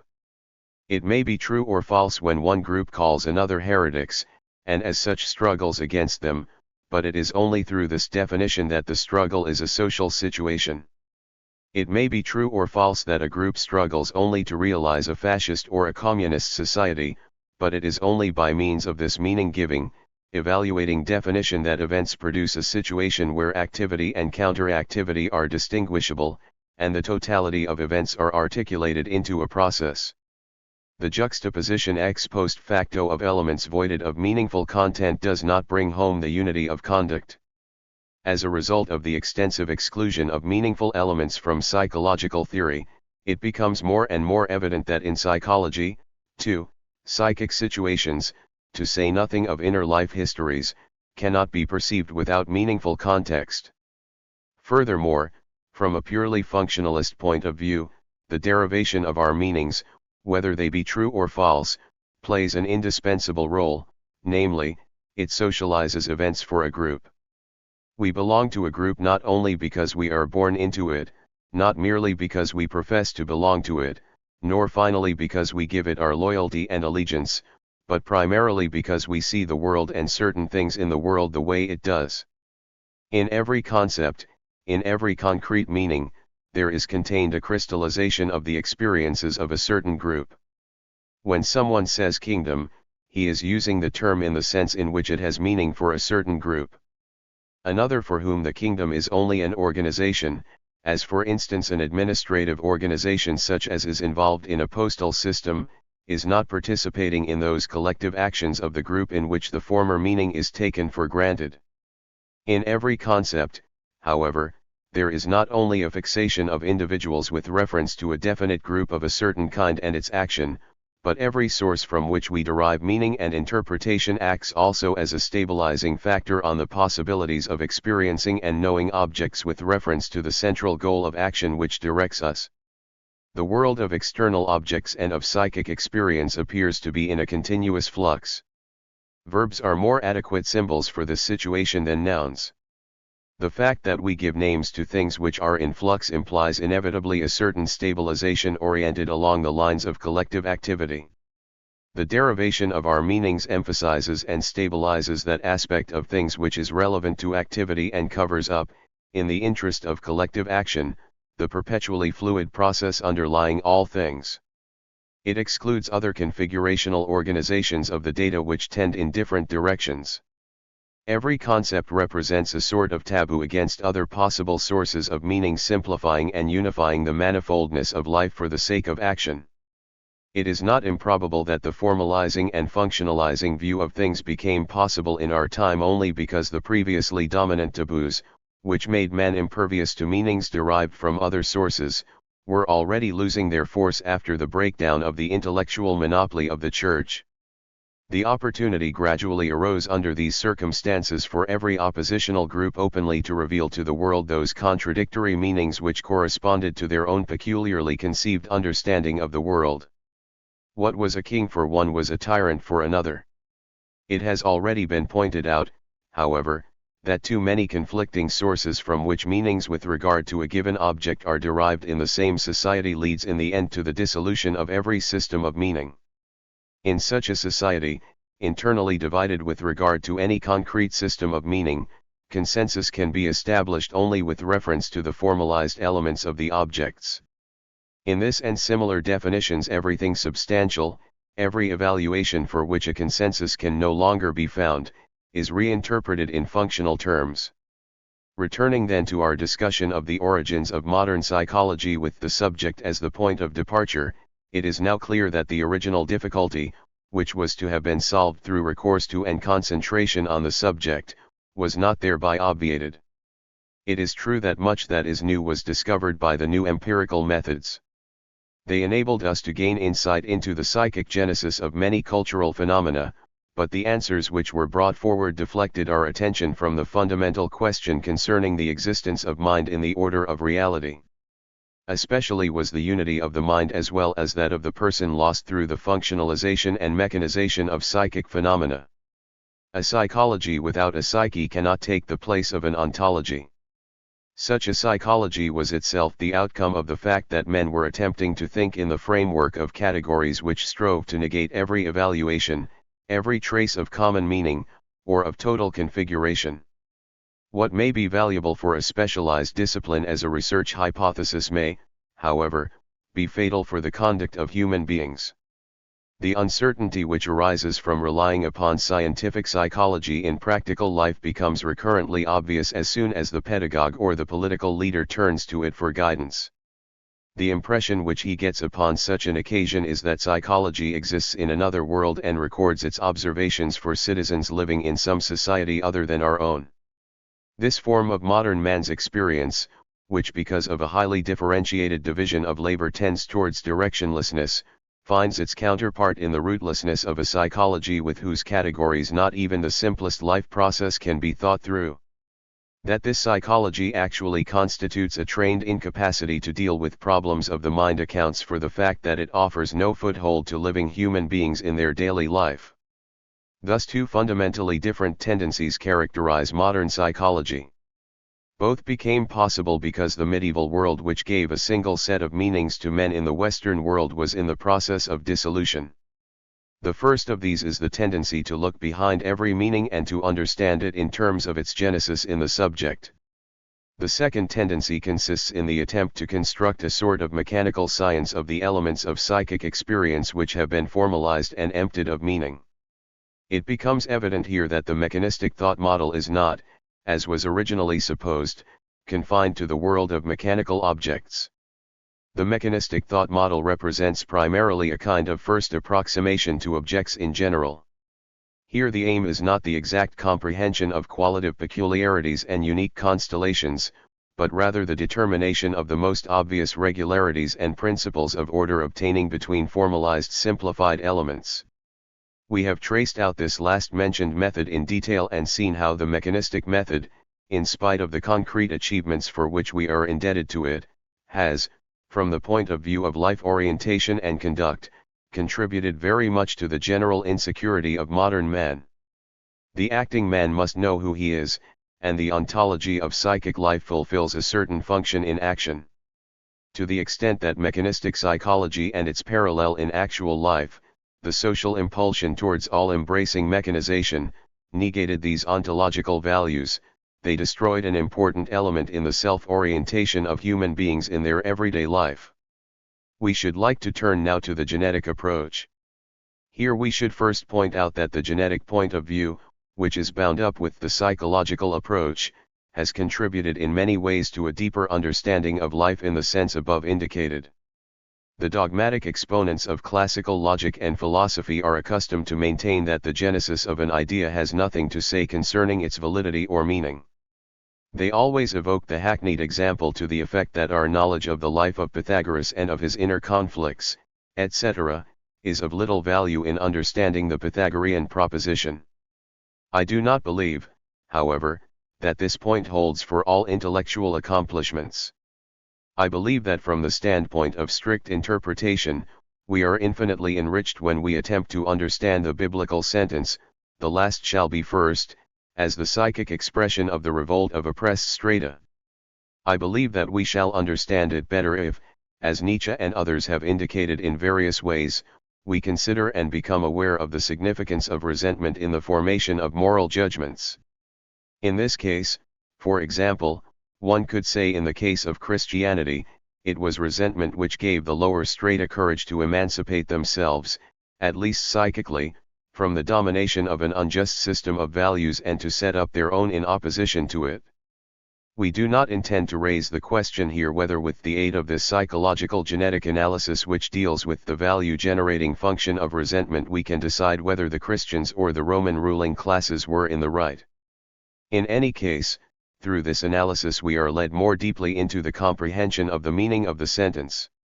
It is not irrelevant for an understanding of it to know that the phrase was not uttered by anybody in general and was not addressed to men in general, but rather that it has a real appeal only for those who, like the Christians, are in some manner oppressed and who, at the same time, under the impulse of resentment, wish to free themselves from prevailing injustices.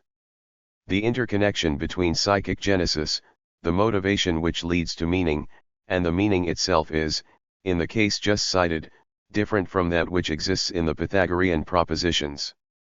The specially concocted examples which logicians adduce may under certain circumstances make one unreceptive to the deepest differences between one meaning and another and may lead to generalizations which obscure relevant relationships.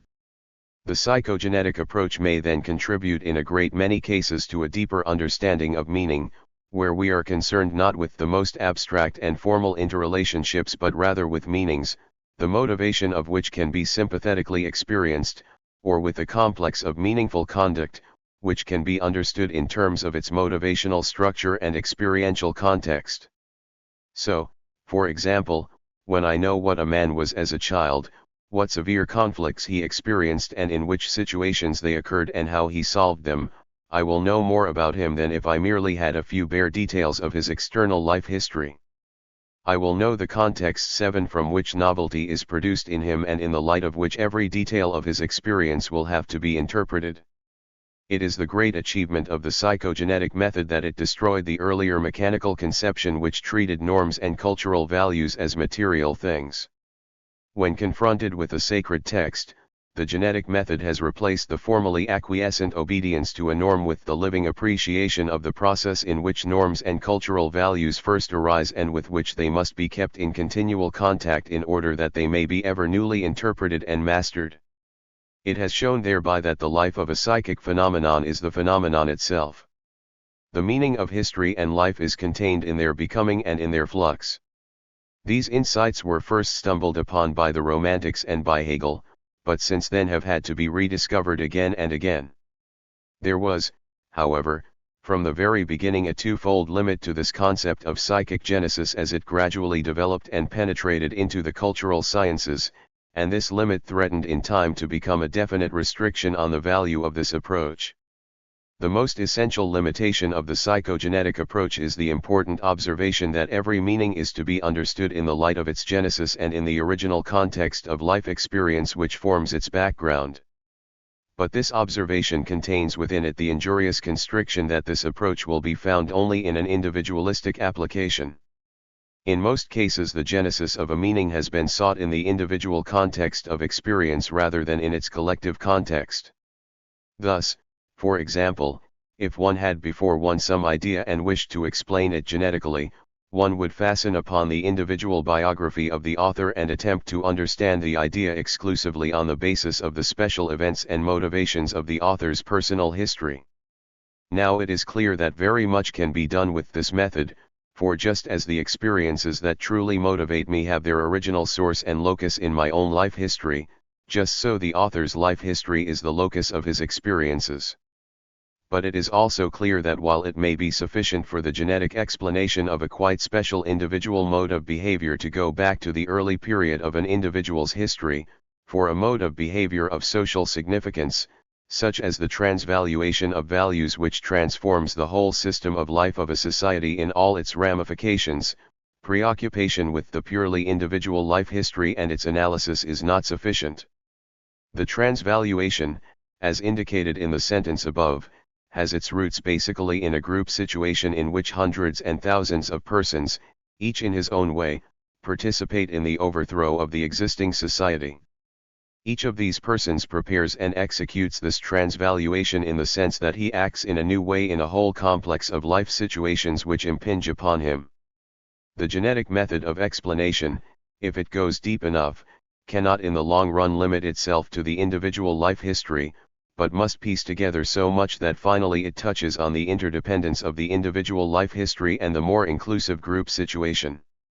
For the individual life history is only a component in a series of mutually intertwined life histories which have their common theme in this upheaval. The particular new motivation of a single individual is a part of a motivational complex in which many persons participate in various ways. It was the merit of the sociological point of view that it set alongside the individual genesis of meaning the genesis from the context of group life. The two methods of studying cultural phenomena dealt with above, the epistemological and the psychological, had in common an attempt to explain meaning from its genesis in the subject.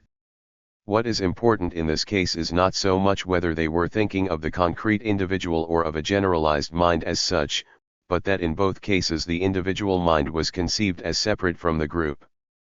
Thereby they unwittingly thought false assumptions into the fundamental problems of epistemology and psychology which the sociological approach has had to correct.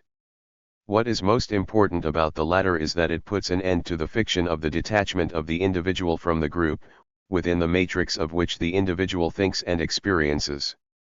The fiction of the isolated and self-sufficient individual underlies in various forms the individualistic epistemology and genetic psychology. Epistemology operated with this isolated and self-sufficient individual as if from the very first he possessed in essence all the capacities characteristic of human beings, including that of pure knowledge, and as if he produced his knowledge of the world from within himself alone, through mere juxtaposition with the external world.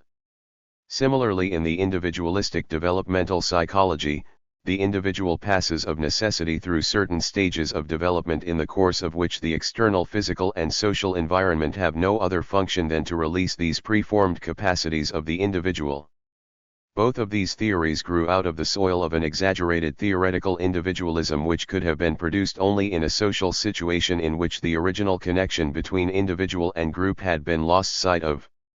Frequently in such social situations the observer loses sight of the role of society in the molding of the individual to the extent that he derives most of the traits, which are evidently only possible as the result of a common life and the interaction between individuals, from the original nature of the individual or from the germplasm.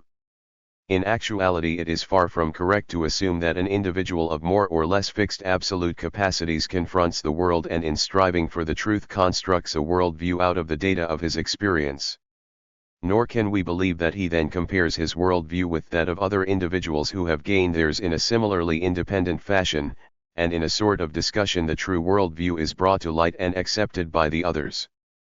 In contrast to this, it is much more correct to say that knowledge is from the very beginning a cooperative process of group life, in which everyone unfolds his knowledge within the framework of a common fate, a common activity, and the overcoming of common difficulties. Accordingly, the products of the cognitive process are already, at least in part, differentiated because not every possible aspect of the world comes within the purview of the members of a group, but only those out of which difficulties and problems for the group arise. And even this common world appears differently to the subordinate groups within the larger group. It appears differently because the subordinate groups and strata in a functionally differentiated society have a different experiential approach to the common contents of the objects of their world. In the intellectual mastery of life problems, each is allotted different segments with which each deals quite differently according to his different life interests. The degree in which the individualistic conception of the problem of knowledge gives a false picture of collective knowing corresponds to what would occur if the technique, mode of work, and productivity of an internally highly specialized factory of 2,000 workers were thought of as if each of the 2,000 workers worked in a separate cubicle, performed the same operations for himself at the same time and turned out each individual product from beginning to end by himself. Actually, of course, the workers do not do the same thing in parallel fashion but rather, through a division of functions, they collectively bring the total product into existence. Let us ask ourselves for a moment what is lacking in the older theory in the instance of this individualistic reinterpretation of a process of collective work and achievement. In the first place, the framework which, in a real division of labor, determines the character of the work of every individual from the chairman of the board of directors down to the very last apprentice and which integrates in an intelligent manner the nature of each partial product turned out by the individual worker, is simply overlooked. The failure to observe the social character of knowing and experiencing was not primarily due, as many believe, to disregard for the role of the mass and overemphasis of that of the great man. Its explanation is rather to be sought in the fact that the original social nexus in which every particular individual experience and perception in the group is nourished and developed was never analyzed and appreciated. 8. This original interdependence of the elements of the life process, which is analogous to but not identical with the division of labor, is different in an agrarian society from what it is in the urban world. Furthermore, within the latter the different groups participating in city life at any one time have different cognitive problems and arrive at their experiences through different avenues even with reference to the very same objects.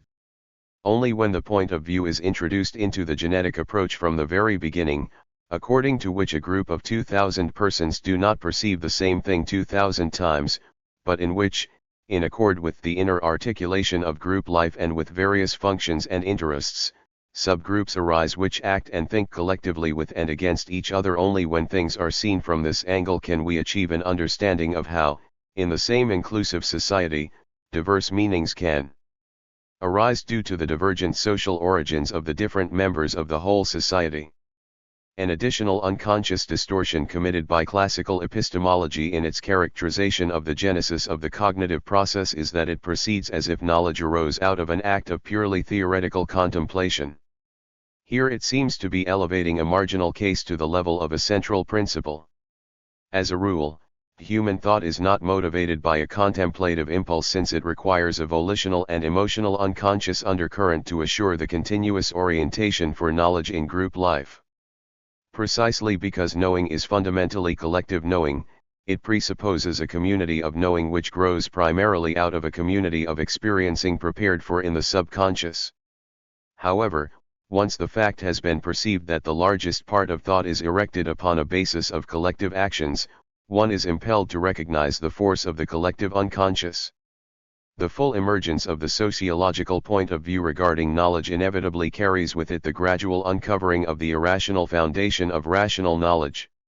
That the epistemological and psychological analysis of the genesis of ideas came only belatedly upon the social factor in knowledge has its explanation in the fact that both these disciplines had their rise in the period of the individualistic form of society. They acquired the framework of their problems in periods of quite radical individualism and subjectivism, in the epoch of the disintegrating medieval social order, and in the liberal beginnings of the bourgeois capitalistic era.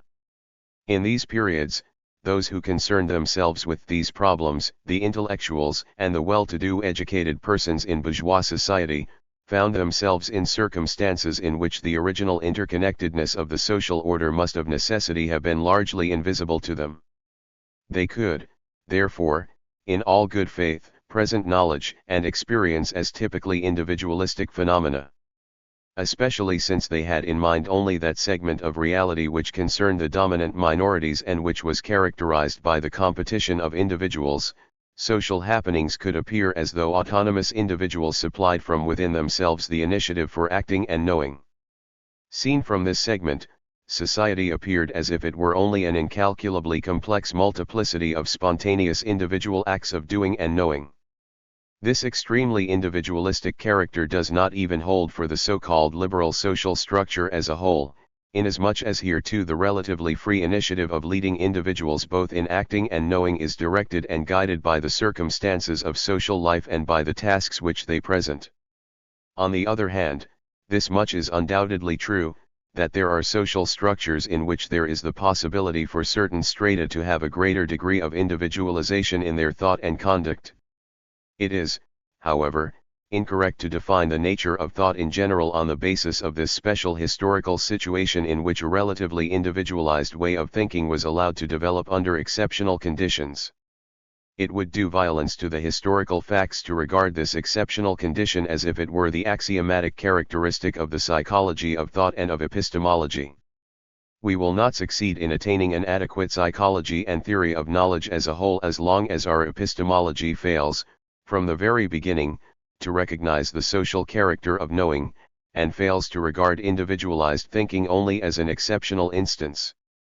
In this case, too, it is obviously no accident that the sociological standpoint was added to the others only at a relatively advanced date.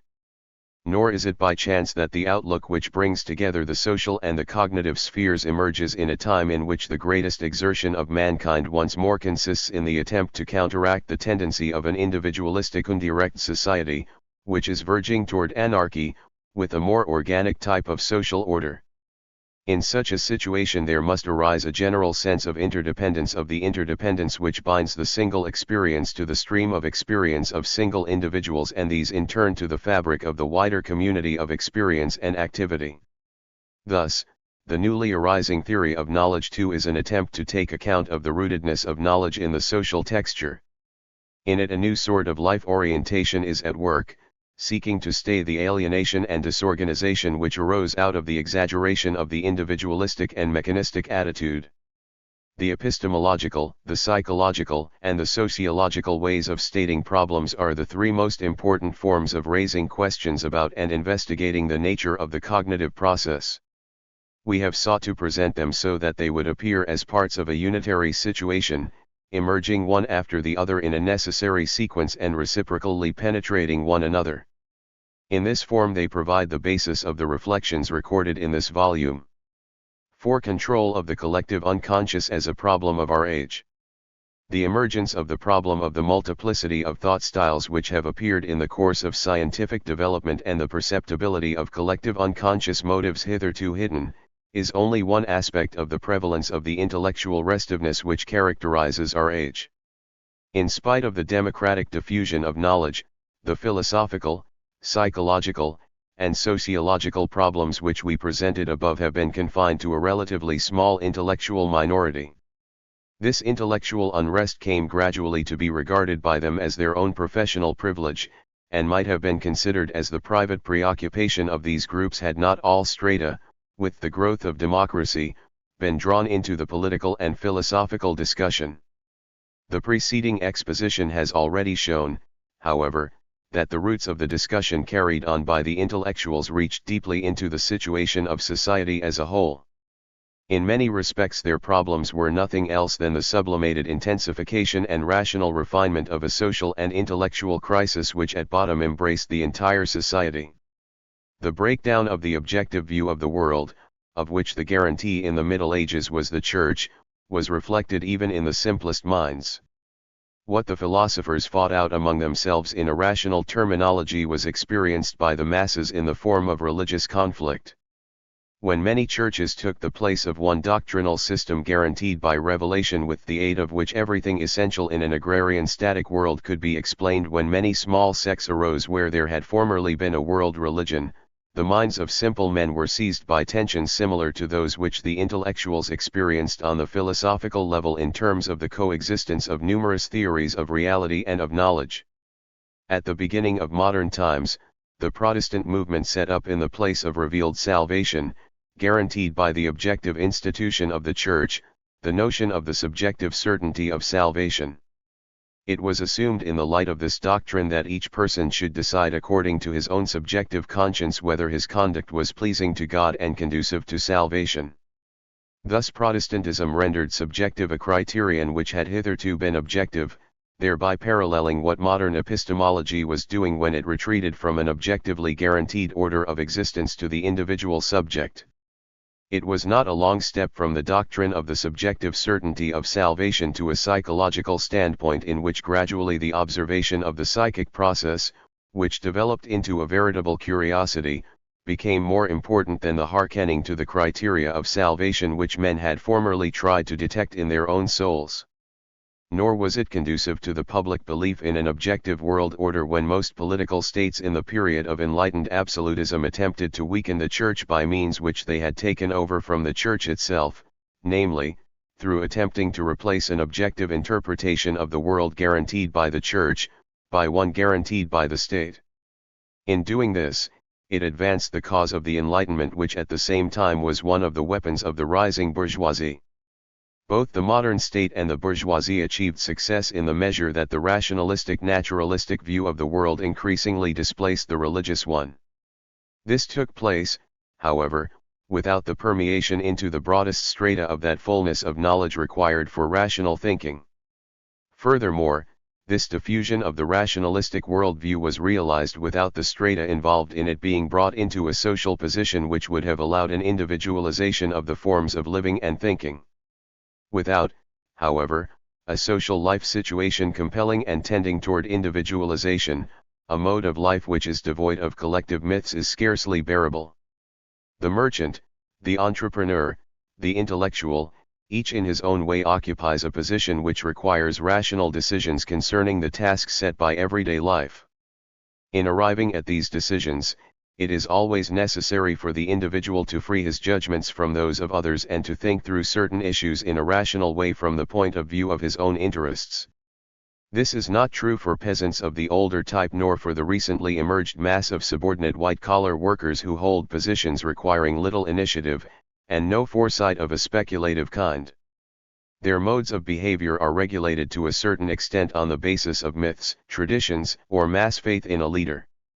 Men who in their everyday life are not trained by occupations which impel toward individualization always to make their own decisions, to know from their own personal point of view what is wrong and what is right, who from this point on never have occasion to analyze situations into their elements and who, further, fail to develop a self-consciousness in themselves which will stand firm even when the individual is cut off from the mode of judgment peculiar to his group and must think for himself. Such individuals will not be in a positions even in the religious sphere, to bear up under such severe inner crises as scepticism. Life in terms of an inner balance which must be ever won anew is the essentially novel element which modern man, at the level of individualization, must elaborate for himself if he is to live on the basis of the rationality of the Enlightenment.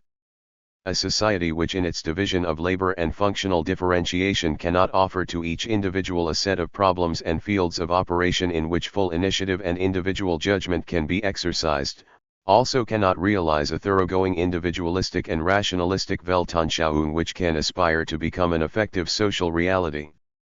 Although it would be false to believe, as intellectuals easily tend to do, that the centuries of the Enlightenment actually changed the populace in a fundamental way, since religion, even though weakened, lived on as ritual, cult, devotion, and ecstatic modes of experience, nonetheless their impact was sufficiently strong to shatter to a large extent the religious worldview.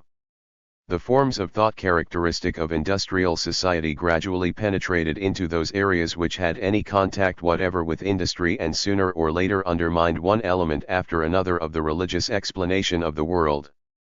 The absolute state, by claiming as one of its prerogatives the setting forth of its own interpretation of the world, took a step which later on with the democratization of society tended more and more to set a precedent. It showed that politics was able to use its conception of the world as a weapon, and that politics was not merely a struggle for power but really first became fundamentally significant only when it infused its aims with a kind of political philosophy, with a political conception of the world. We can well dispense with sketching in detail the picture of how, with increasing democratization, not only the state but also political parties strove to provide their conflicts with philosophical foundation and systematization. First liberalism, then haltingly following its example conservatism, and finally socialism made of its political aims a philosophical credo, a worldview with well-established methods of thought and prescribed conclusions. Thus to the split in the religious worldview was added the fractionalization of political outlooks. But whereas the churches and sects conducted their battles with diverse irrational articles of faith and developed the rational element in the last analysis only for the members of the clergy and the narrow stratum of lay intellectuals, the emergent political parties incorporated rational and if possible scientific arguments into their systems of thought to a much greater degree and attributed much more importance to them. This was due in part to their later appearance in history in a period in which science as such was accorded a greater social esteem, and in part to the method by which they recruited their functionaries, since in the beginning, at least, these were chosen largely from the ranks of the above-mentioned emancipated intellectuals. It was in accord with the needs of an industrial society and of these intellectual strata for them to base their collective actions not on a frank enunciation of their creed but rather on a rationally justifiable system of ideas. The result of this amalgamation of politics and scientific thought was that gradually every type of politics, at least in the forms in which it offered itself for acceptance, was given a scientific tinge, and every type of scientific attitude in its turn came to bear a political coloration. This amalgamation had its negative as well as its positive effects.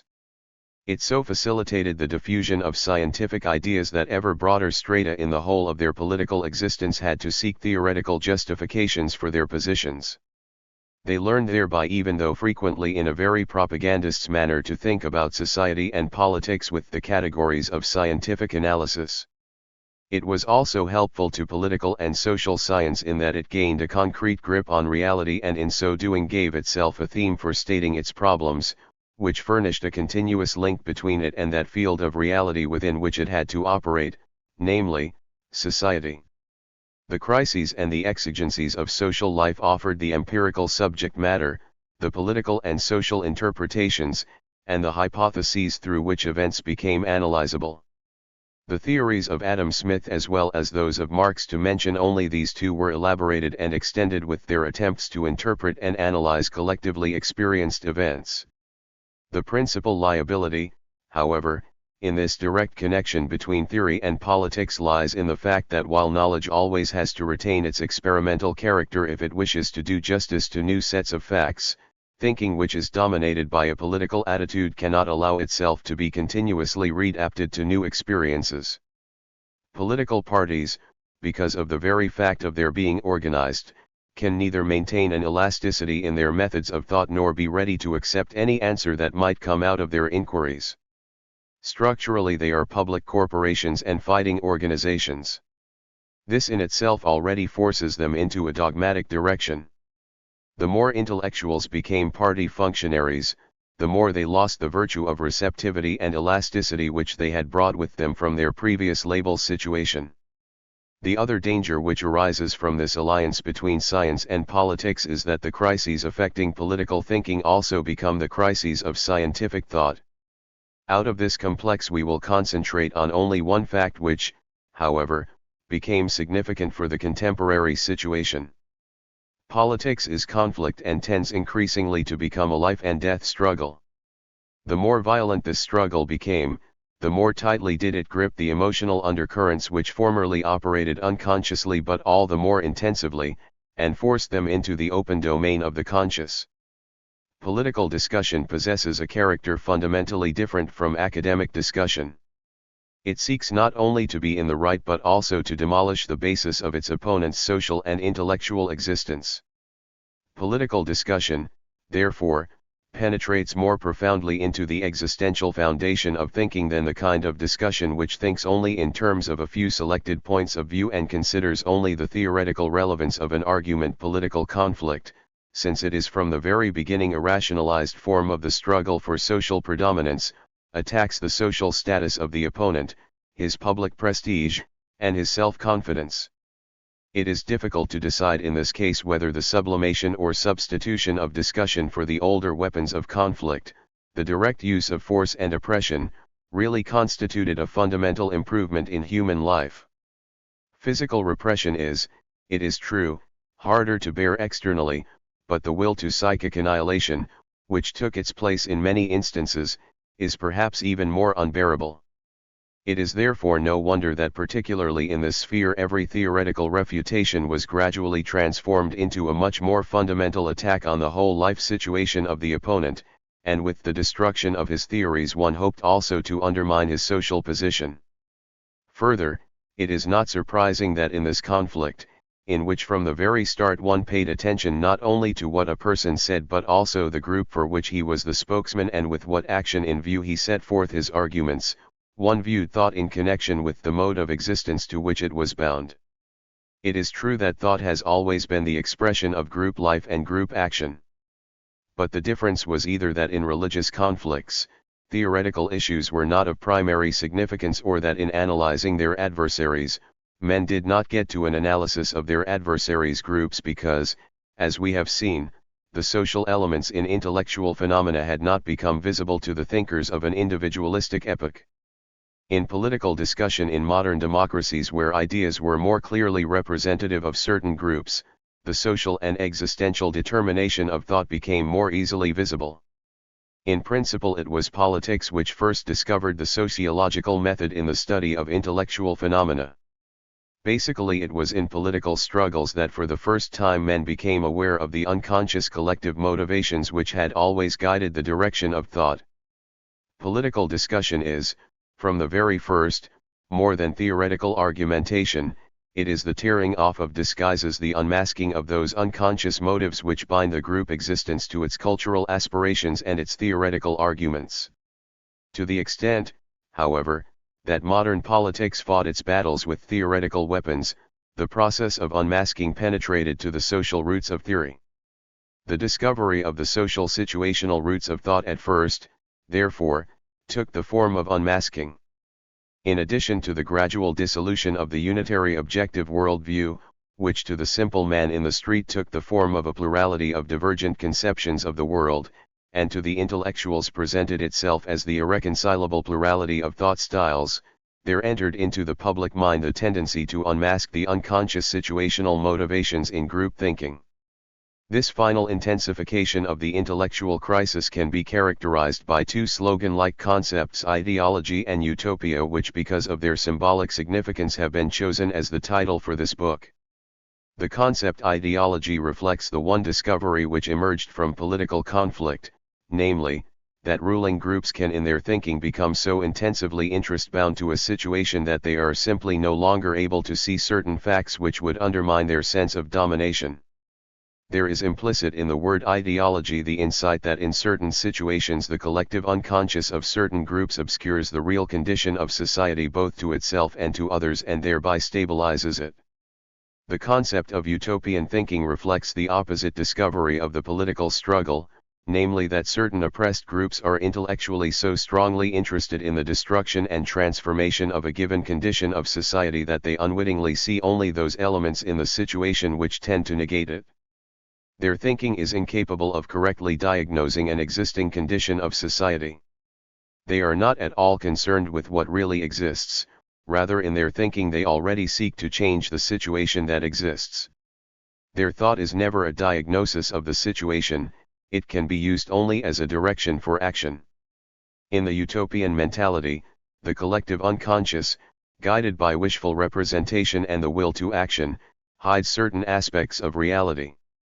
It turns its back on everything which would shake its belief or paralyze its desire to change things. The collective unconscious and the activity impelled by it serve to disguise certain aspects of social reality from two directions. It is possible, furthermore, as we have seen above, to designate specifically the source and direction of the distortion. It is the task of this volume to trace out, in the two directions indicated, the most significant phases in the emergence of this discovery of the role of the unconscious as it appears in the history of ideology and utopia. At this point we are concerned only with delineating that state of mind which followed upon these insights, since it is characteristic of the situation from which this book came forth. At first those parties which possessed the new intellectual weapons, the unmasking of the unconscious, had a terrific advantage over their adversaries. It was stupefying for the latter when it was demonstrated that their ideas were merely distorted reflections of their situation in life, anticipations of their unconscious interests. The mere fact that it could be convincingly demonstrated to the adversary that motives which had hitherto been hidden from him were at work must have filled him with terror and awakened in the person using the weapon a feeling of marvelous superiority. It was at the same time the dawning of a level of consciousness which mankind had hitherto always hidden from itself with the greatest tenacity. Nor was it by chance that this invasion of the unconscious was dared only by the attacker, while the attacked was doubly overwhelmed: first, through the laying bare of the unconscious itself, and then, in addition to this, through the fact that the unconscious was laid bare and pushed into prominence in a spirit of enmity. For it is clear that it makes a considerable difference whether the unconscious is dealt with for purposes of aiding and curing or for the purpose of unmasking. Today, however, we have reached a stage in which this weapon of the reciprocal unmasking and laying bare of the unconscious sources of intellectual existence has become the property not of one group among many but of all of them. But in the measure that the various groups sought to destroy their adversaries' confidence in their thinking by this most modern intellectual weapon of radical unmasking, they also destroyed, as all positions gradually came to be subjected to analysis, man's confidence in human thought in general. The process of exposing the problematic elements in thought which had been latent since the collapse of the Middle Ages culminated at last in the collapse of confidence in thought in general. There is nothing accidental but rather more of the inevitable in the fact that more and more people took flight into scepticism or irrationalism. Two powerful currents flow together here and reinforce one another with an overwhelming pressure: 1. The disappearance of a unitary intellectual world with fixed values and norms, and 2. The sudden surge of the hitherto hidden unconscious into the bright daylight of consciousness. Man's thought had from time immemorial appeared to him as a segment of his spiritual existence and not simply as a discrete objective fact. Reorientation had in the past frequently meant a change in man himself. In these earlier periods it was mostly a case of slow shifts in values and norms, of a gradual transformation of the frame of reference from which men's actions derived their ultimate orientation. But in modern times it is a much more profoundly disorganizing affair. The resort to the unconscious tended to dig up the soil out of which the varying points of views emerged. The roots from which human thought had hitherto derived its nourishment were exposed. Gradually it becomes clear to all of us that we cannot go on living in the same way once we know about our unconscious motives as we did when we were ignorant of them. What we now experience is more than a new idea, and the questions we raise constitute more than a new problem. What we are concerned with here is the elemental perplexity of our time, which can be epitomized in the symptomatic question: how is it possible for man to continue to think and live in a time when the problems of ideology and utopia are being radically raised and thought through in all their implications? It is possible, of course, to escape from this situation in which the plurality of thought styles has become visible and the existence of collective unconscious motivations recognized simply by hiding these processes from ourselves. One can take flight into a supertemporal logic and assert that truth as such is unsullied and has neither a plurality of forms nor any connection with unconscious motivations. But in a world in which the problem is not just an interesting subject for discussion but rather an inner perplexity, someone will soon come forth who will insist against these views that our problem is not truth as such, it is our thinking as we find it in its rootedness in action in the social situation, in unconscious motivations. Show us how we can advance from our concrete perceptions to your absolute definitions. Do not speak of truth as such but show us the way in which our statements, stemming from our social existence, can be translated into a sphere in which the partisanship, the fragmentariness of human vision, can be transcended, in which the social origin and the dominance of the unconscious in thinking will lead to controlled observations rather than to chaos. The absoluteness of thought is not attained by warranting, through a general principle, that one has it or by proceeding to label some particular limited viewpoint as suprapartisan and authoritative. Nor are we aided when we are directed to a few propositions in which the content is so formal and abstract that in fact they seem to be completely detached from the thinking social individual.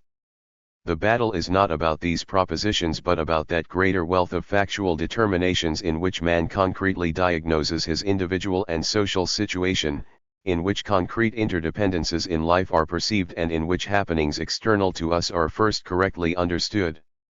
The battle rages concerning those propositions in which every concept is meaningfully oriented from the first, in which we use words like conflict, breakdown, alienation, insurrection, resentment, words which do not reduce complex situations for the sake of an externalizing, formal description without ever being able to build them up again and which would lose their content if their orientation, their evaluative elements, were dropped out.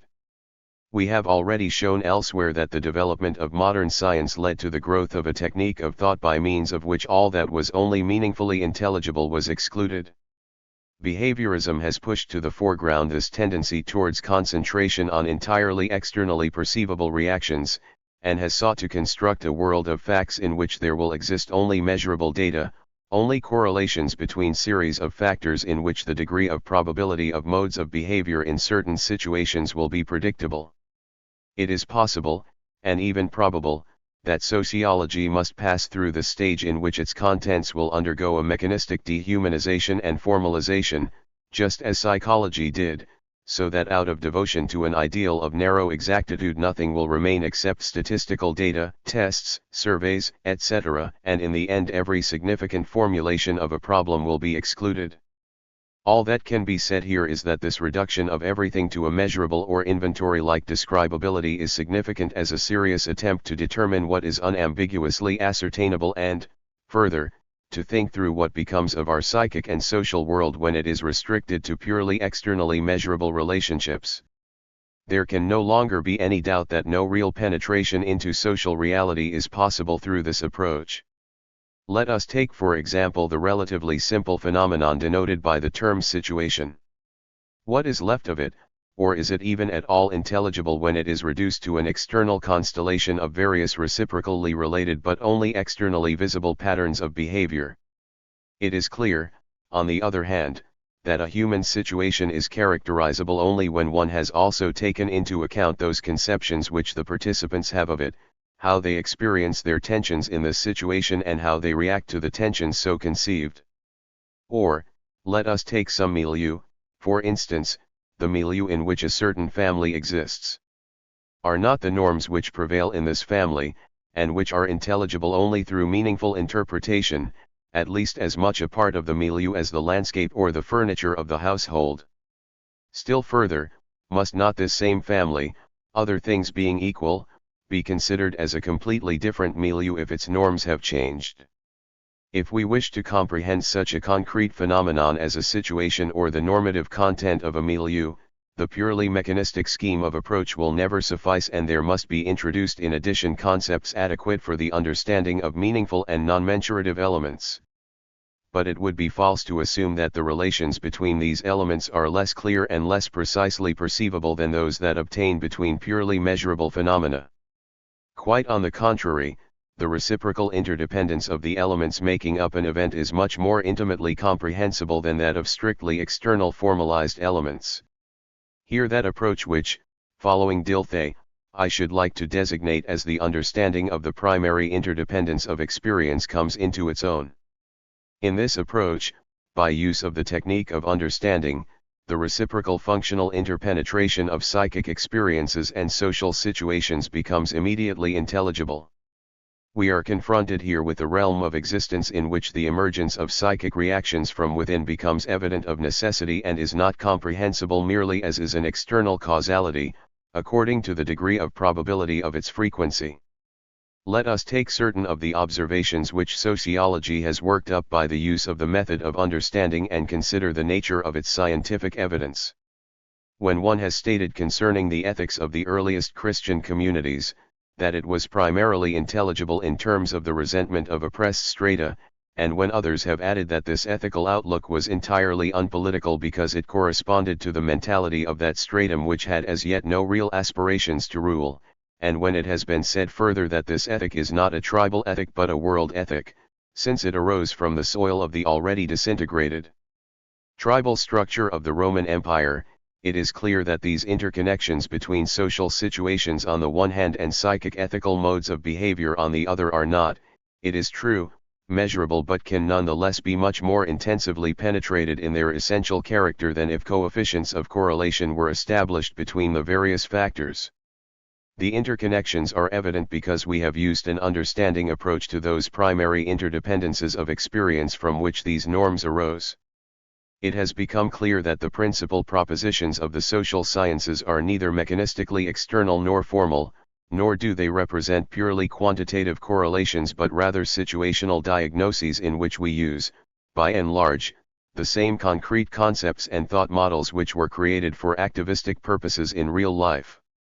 It is clear, furthermore, that every social science diagnosis is closely connected with the evaluations and unconscious orientations of the observer and that the critical self-clarification of the social sciences is intimately bound up with the critical self-clarification of our orientation in the everyday world. An observer who is not fundamentally interested in the social roots of the changing ethics of the period in which he himself lives, who does not think through the problems of social life in terms of the tensions between social strata, and who has not also discovered the fruitful aspect of resentment in his own experience, will never be in a position to see that phase of Christian ethics described above, to say nothing of being able to understand it. It is precisely in the degree in which he participates evaluation ally in the struggle for ascendancy of the lower strata, in the degree that he evaluates resentment positively or negatively, that he becomes aware of the dynamic significance of social tension and resentment. Lower class social ascendancy, resentment instead of being formal concepts are meaningfully oriented concepts. If they were to be formalized, and the evaluations they contain distilled out of them, the thought model characteristic of the situation, in which it is precisely resentment which produced the good and novel fruitful norm, would be totally inconceivable. The more closely one examines the word resentment, the more clear it becomes that this apparently non-evaluative descriptive term for an attitude is replete with evaluations. If these evaluations are left out, the idea loses its concreteness. Furthermore, if the thinker had no interest in reconstructing the feeling of resentment, the tension which permeated the above described situation of early Christianity would be entirely inaccessible to him. Thus here, too, the purposefully oriented will is the source of the understanding of the situation. In order to work in the social sciences, one must participate in the social process, but this participation in collective unconscious striving in no wise signifies that the persons participating in it falsify the facts or see them incorrectly. Indeed, on the contrary, participation in the living context of social life is a presupposition of the understanding of the inner nature of this living context. The type of participation which the thinker enjoys determines how he shall formulate his problems. The disregard of qualitative elements and the complete restraint of the will does not constitute objectivity but is instead the negation of the essential quality of the object. But, at the same time, the reverse, the greater the bias, the greater the objectivity, is not true. In this sphere there obtains a peculiar inner dynamic of modes of behavior in which, through the retention of the élan politique, this élan subjects itself to an intellectual control. There is a point at which the élan politique collides with something, whereupon it is thrown back upon itself and begins to subject itself to critical control.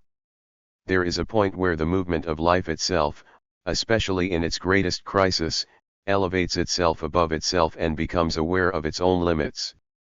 This is the point where the political problem complex of ideology and utopia becomes the concern of the sociology of knowledge, and where the scepticism and relativism arising out of the mutual destruction and devaluation of divergent political aims becomes a means of salvation. For this relativism and scepticism compel self-criticism and self-control and lead to a new conception of objectivity. What seems to be so unbearable in life itself, namely, to continue to live with the unconscious uncovered, is the historical prerequisite of scientific critical self-awareness. In personal life, too, self-control and self-correction develop only when in our originally blind vital forward drive we come upon an obstacle which throws us back upon ourselves. In the course of this collision with other possible forms of existence, the peculiarity of our own mode of life becomes apparent to us. Even in our personal life we become masters of ourselves only when the unconscious motivations which formerly existed behind our backs suddenly come into our field of vision and thereby become accessible to conscious control. Man attains objectivity and acquires a self with reference to his conception of his world not by giving up his will to action and holding his evaluations in abeyance but in confronting and examining himself. The criterion of such self-illumination is that not only the object but we ourselves fall squarely within our field of vision. We become visible to ourselves, not just vaguely as a knowing subject as such but in a certain role hitherto hidden from us, in a situation hitherto impenetrable to us, and with motivations of which we have not hitherto been aware. In such moments the inner connection between our role, our motivations, and our type and manner of experiencing the world suddenly dawns upon us. Hence the paradox underlying these experiences, namely the opportunity for relative emancipation from social determination, increases proportionately with insight into this determination. Those persons who talk most about human freedom are those who are actually most blindly subject to social determination, inasmuch as they do not in most cases suspect the profound degree to which their conduct is determined by their interests. In contrast with this, it should be noted that it is precisely those who insist on the unconscious influence of the social determinants in conduct, who strive to overcome these determinants as much as possible. They uncover unconscious motivations in order to make those forces which formerly ruled them more and more into objects of conscious rational decision. This illustration of how the extension of our knowledge of the world is closely related to increasing personal self-knowledge and self-control of the knowing personality is neither accidental nor peripheral. The process of the self-extension of the individual represents a typical example of the unfolding of every kind of situationally determined knowledge, i.e. of every kind of knowledge which is not merely the simple objective accumulation of information about facts and their causal connections, but which is interested in the understanding of an inner interdependence in the life process.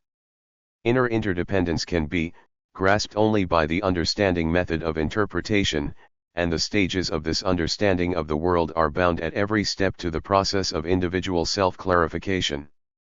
This structure, in accordance with which self-clarification makes possible the extension of our knowledge of the world about us, obtains not only for individual self-knowledge but is also the criterion of group self-clarification. Although here, too, it should again be emphasized that only individuals are capable of self-clarification, it makes a powerful difference whether an individual becomes conscious of those quite special unconscious motivations which have characterized particularly his previous thinking and acting or whether he is made aware of those elements in his motivations and outlook which tie him to the members of a particular group. It is a problem in itself as to whether the sequence which the stages of self-clarification follow is entirely a matter of chance. We are inclined to believe that individual self-clarification occupies a position in a stream of self-clarification, the social source of which is a situation common to the different individuals. but whether we are here concerned with the self-clarification of individuals or of groups, one thing is common to both, namely, their structure. The centrally important feature of this structure is that insofar as the world does become a problem, it does not do so as an object detached from the subject, but rather as it impinges upon the fabric of the subject's experiences. Reality is discovered in the way in which it appears to the subject in the course of his self-extension. What we have hitherto hidden from ourselves and not integrated into our epistemology is that knowledge in the political and social sciences is, from a certain point on, different from formal mechanistic knowledge. It is different from that point where it transcends the mere enumeration of facts and correlations, and approximates the model of situationally determined knowledge to which we shall refer many times in the present work. Once the interrelationship between social science and situationally bound thinking, as it is for instance found in political orientation, becomes evident, we have reason to investigate the positive potentialities as well as the limits and dangers of this type of thinking. It is furthermore important that we take our point of departure in that state of crisis and uncertainty in which were disclosed the dangers of this sort of thinking as well as those new possibilities of self-criticism through which it was hoped that a solution could be found. If the problem is attacked from this point of view, the uncertainty which had become an ever more unbearable grief in public life becomes the soil from which modern social science gains entirely new insights. These fall into three main tendencies. First, the tendency towards the self-criticism of collective unconscious motivations, insofar as they determine modern social thinking. Second, the tendency towards the establishment of a new type of intellectual history which is able to interpret changes in ideas in relation to social historical changes, and, third, the tendency towards the revision of our epistemology which up to now has not taken the social nature of thought sufficiently into account. The sociology of knowledge is, in this sense, the systematization of the doubt which is to be found in social life as a vague insecurity and uncertainty. The aim of this book is on the one hand the clearer theoretical formulation of one and the same problem from different angles, and on the other the elaboration of a method which will enable us, on the basis of increasingly precise criteria, to distinguish and isolate diverse styles of thinking and to relate them to the groups from which they spring. Nothing is simpler than to maintain that a certain type of thinking is feudal, bourgeois, or proletarian, liberal, socialistic, or conservative, as long as there is no analytical method for demonstrating it and no criteria have been adduced which will provide a control over the demonstration. Hence the chief task in the present stage of research is to elaborate and concretize the hypotheses involved in such a way that they can be made the basis of inductive studies. At the same time, the segments of reality with which we deal must be analyzed into factors in a much more exact manner than we have been accustomed to do in the past. Our aim then is, first, to refine the analysis of meaning in the sphere of thought so thoroughly that grossly undifferentiated terms and concepts will be supplanted by increasingly exact and detailed characterizations of the various thought styles, and, second, to perfect the technique of reconstructing social history to such an extent that, instead of scattered isolated facts, one will be able to perceive the social structure as a whole, i.e. the web of interacting social forces from which have arisen the various modes of observing and thinking through the existing realities that presented themselves at different times. There are such vast possibilities of precision in the combination of meaning analysis and sociological situational diagnosis that in time it may be possible to compare them with the methods of the natural sciences. This method will have, in addition, the advantage that it will not have to disregard the realm of meaning as uncontrollable but will on the contrary make the interpretation of meaning a vehicle of precision. 10. If the interpretive technique of the sociology of knowledge should succeed in attaining this degree of exactness, and if with its help the significance of social life for intellectual activity should become demonstrable through ever more precise correlation, then it would also bring with it the advantage that in the social sciences it would no longer be necessary, in order to be exact, to renounce the treatment of the most important problems.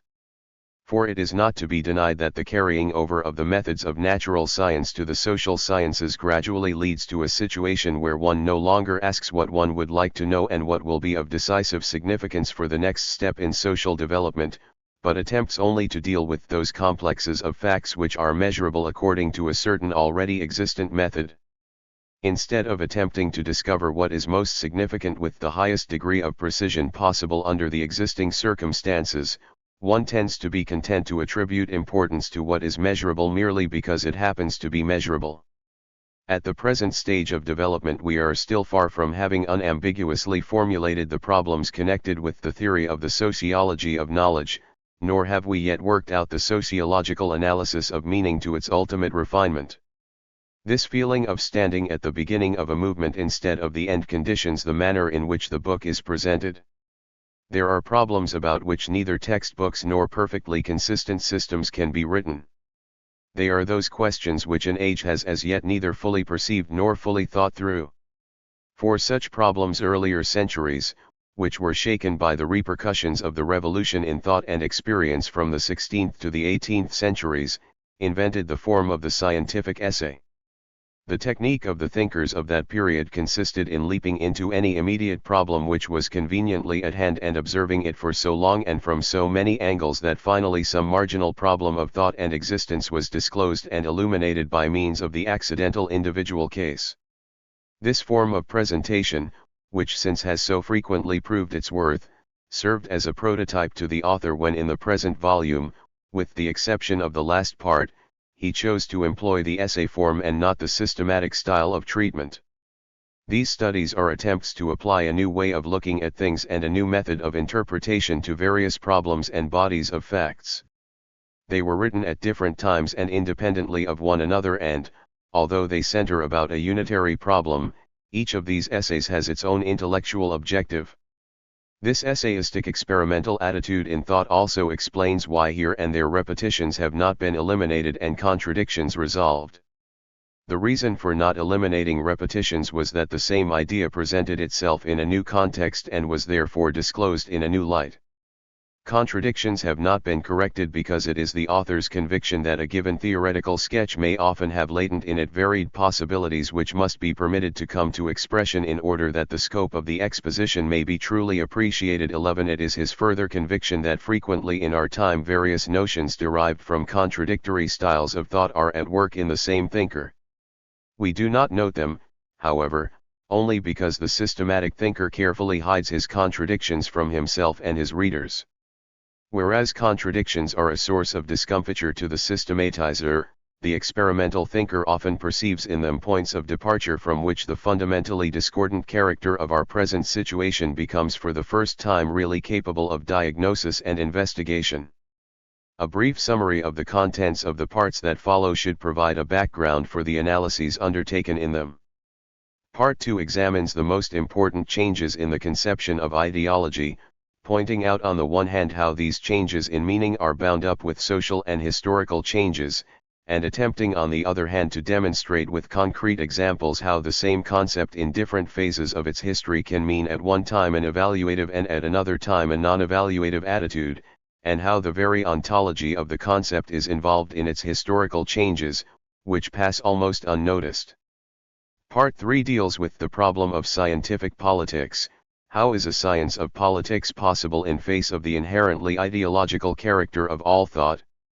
In this connection an attempt will be made to work out empirically an important example of an analysis of the meaning of a concept along the lines of the sociology of knowledge. It will be shown, for example, how the concepts of theory and practice differ in the vocabularies of different groups, and how these differences in the uses of words arise out of the positions of the different groups and can be understood by a consideration of their different situations. Part 4 deals with the utopian mentality, and turns to an analysis of the utopian element in our thought and experience. An attempt is made to indicate with reference to only a few crucial cases how extensively the changes in the utopian element in our thought influence the frame of reference we use for the ordering and evaluation of our experiences, and how such changes can be traced back to social movements. Part V offers a systematic summary and prospectus of the new discipline of the sociology of knowledge. 2. Ideology and utopia. 1. Definition of concepts. In order to understand the present situation of thought, it is necessary to start with the problems of ideology. For most people, the term ideology is closely bound up with Marxism, and their reactions to the term are largely determined by the association. It is therefore first necessary to state that although Marxism contributed a great deal to the original statement of the problem, both the word and its meaning go farther back in history than Marxism, and ever since its time new meanings of the word have emerged, which have taken shape independently of it. There is no better introduction to the problem than the analysis of the meaning of the term ideology. Firstly, we have to disentangle all the different shades of meaning which are blended here into a pseudo-unity, and a more precise statement of the variations in the meanings of the concept, as it is used today, will prepare the way for its sociological and historical analysis. Such an analysis will show that in general there are two distinct and separable meanings of the term ideology: the particular and the total. The particular conception of ideology is implied when the term denotes that we are skeptical of the ideas and representations advanced by our opponent. They are regarded as more or less conscious disguises of the real nature of a situation, the true recognition of which would not be in accord with his interests. These distortions range all the way from conscious lies to half-conscious and unwitting disguises, from calculated attempts to dupe others to self-deception. This conception of ideology, which has only gradually become differentiated from the common-sense notion of the lie, is particular in several senses.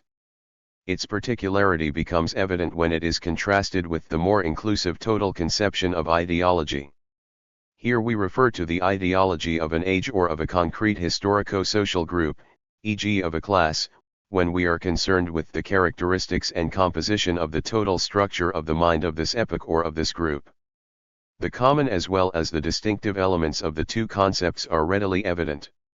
The common element in these two conceptions seems to consist in the fact that neither relies solely on what is actually said by the opponent in order to reach an understanding of his real meaning and intention. 12. Both fall back on the subject, whether individual or group, proceeding to an understanding of what is said by the indirect method of analyzing the social conditions of the individual or his group. The ideas expressed by the subject are thus regarded as functions of his existence. This means that opinions, statements, propositions, and systems of ideas are not taken at their face value but are interpreted in the light of the life situation of the one who expresses them. It signifies further that the specific character and life situation of the subject influence his opinions, perceptions, and interpretations. Both these conceptions of ideology, accordingly, make these so-called ideas a function of him who holds them, and of his position in his social milieu. Although they have something in common, there are also significant differences between them. Of the latter we mention merely the most important. Whereas the particular conception of ideology designates only a part of the opponent's assertions as ideologies, and this only with reference to their content, the total conception calls into question the opponent's total Weltanschauung, and attempts to understand these concepts as an outgrowth of the collective life of which he partakes. The particular conception of ideology makes its analysis of ideas on a purely psychological level. If it is claimed, for instance, that an adversary is lying, or that he is concealing or distorting a given factual situation, it is still nevertheless assumed that both parties share common criteria of validity. It is still assumed that it is possible to refute lies and eradicate sources of error by referring to accepted criteria of objective validity common to both parties. The suspicion that one's opponent is the victim of an ideology does not go so far as to exclude him from discussion on the basis of a common theoretical frame of reference. The case is different with the total conception of ideology. When we attribute to one historical epoch one intellectual world and to ourselves another one, or if a certain historically determined social stratum thinks in categories other than our own, we refer not to the isolated cases of thought content, but to fundamentally divergent thought systems and to widely differing modes of experience and interpretation. We touch upon the theoretical or noological level whenever we consider not merely the content but also the form, and even the conceptual framework of a mode of thought as a function of the lived situation of a thinker. The economic categories are only the theoretical expressions, the abstractions, of the social relations of production. The same men who establish social relations conformably with their material productivity, produce also the principles, the ideas, the categories, conformably with their social relations. These are the two ways of analyzing statements as functions of their social background. The first operates only on the psychological, the second on the noological level. Corresponding to this difference, the particular conception of ideology operates primarily with the psychology of interests, while the total conception uses a more formal functional analysis, without any reference to motivations, confining itself to an objective description of the structural differences in minds operating in different social settings. The former assumes that this or that interest is the cause of a given he or deception. The latter presupposes simply that there is a correspondence between a given social situation and a given perspective, point of view, or apperception mass. In this case, while an analysis of constellations of interests may often be necessary, it is not to establish causal connections but to characterize the total situation. Thus interest psychology tends to be displaced by an analysis of the correspondence between the situation to be known and the forms of knowledge. Since the particular conception never actually departs from the psychological level, the point of reference in such analyses is always the individual. This is the case even when we are dealing with groups, since all psychic phenomena must finally be reduced to the minds of individuals. The term group ideology occurs frequently, to be sure, in popular speech. Group existence in this sense can only mean that a group of persons, either in their immediate reactions to the same situation or as a result of direct psychic interaction, react similarly. Accordingly, conditioned by the same social situation, they are subject to the same illusions. If we confine our observations to the mental processes which take place in the individual and regard him as the only possible bearer of ideologies, we shall never grasp in its totality the structure of the intellectual world belonging to a social group in a given historical situation. Although this mental world as a whole could never come into existence without the experiences and productive responses of the different individuals, its inner structure is not to be found in a mere integration of these individual experiences. The individual members of the working class, for instance, do not experience all the elements of an outlook which could be called the proletarian Weltanschauung. Every individual participates only in certain fragments of this thought system, the totality of which is not in the least a mere sum of these fragmentary individual experiences. As a totality, the thought system is integrated systematically, and is no mere casual jumble of fragmentary experiences of discrete members of the group.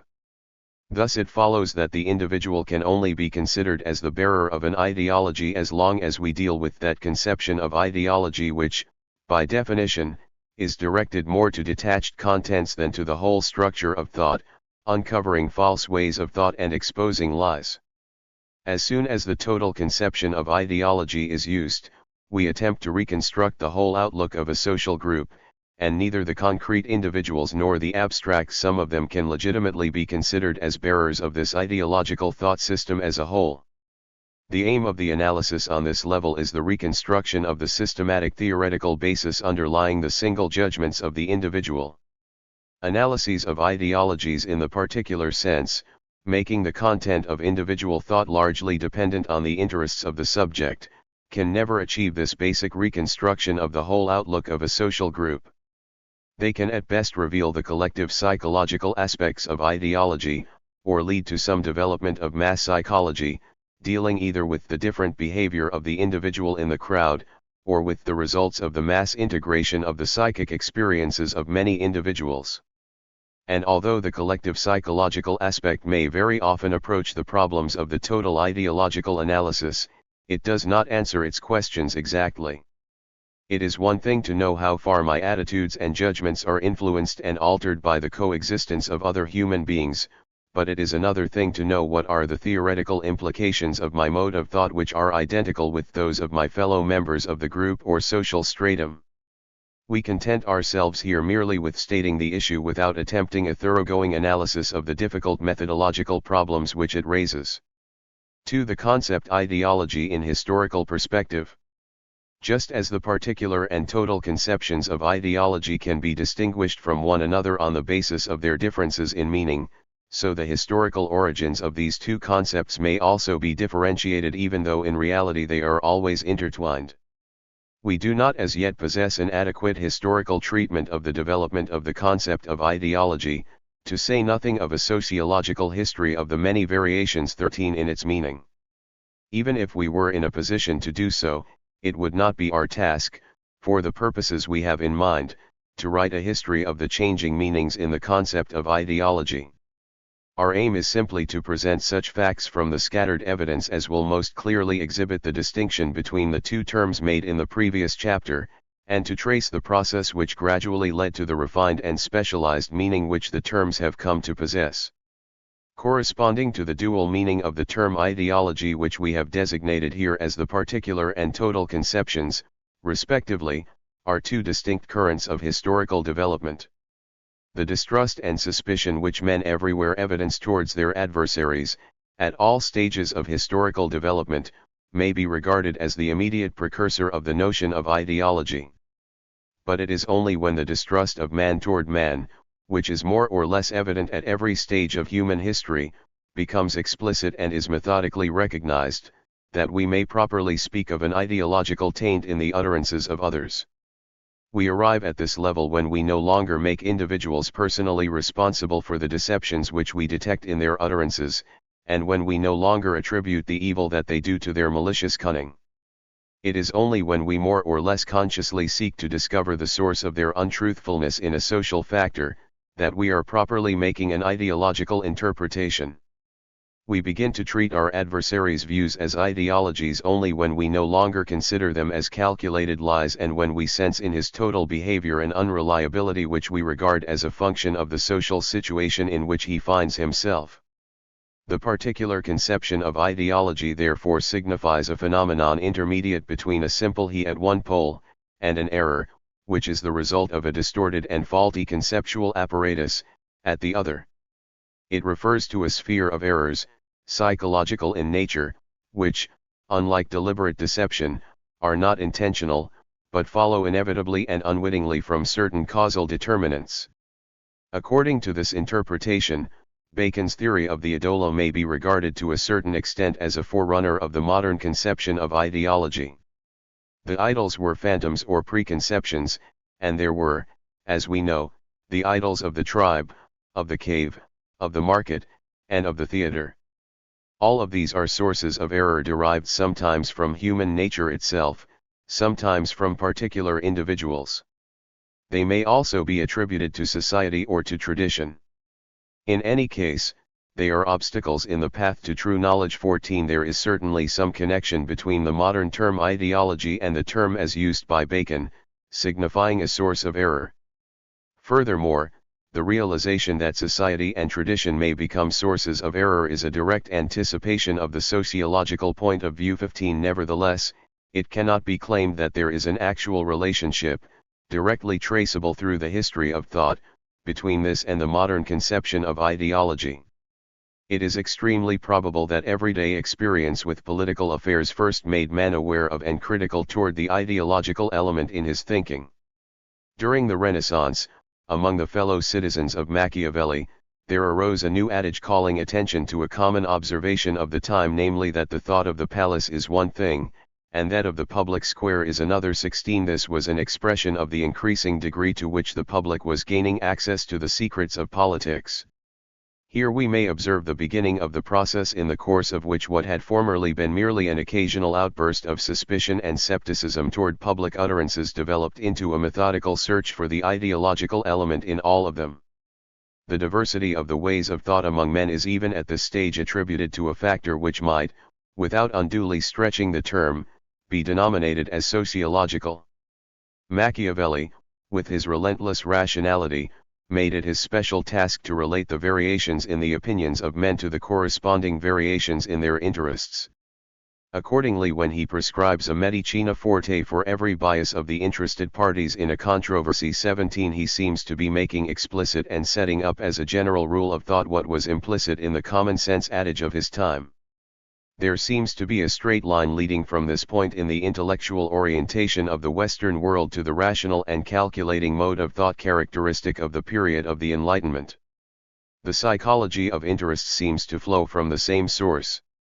One of the chief characteristics of the method of rational analysis of human behavior, exemplified by Hume's History of England, was the presupposition that men were given to feigning a teen and to deceiving their fellows.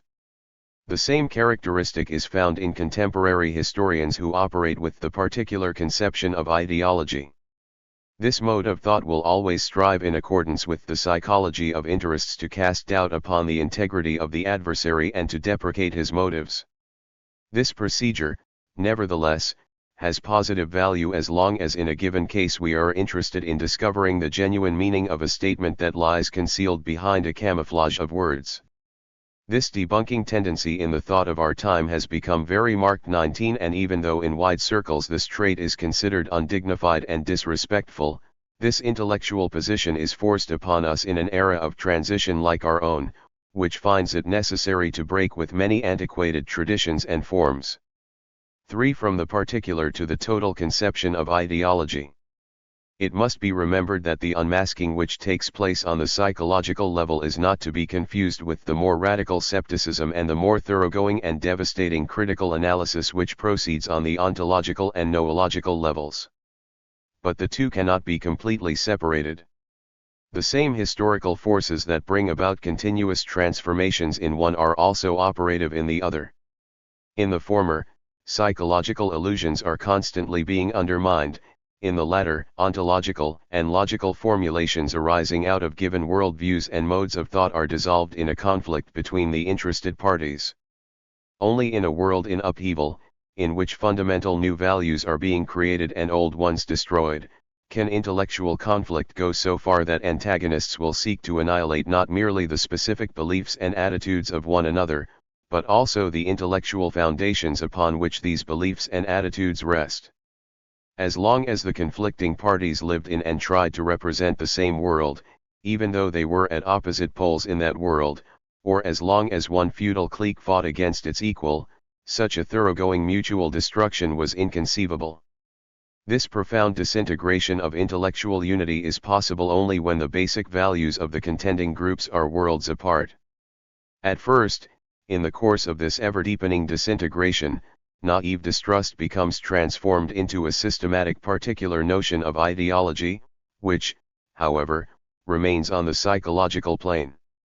But, as the process continues, it extends to the noological epistemological sphere.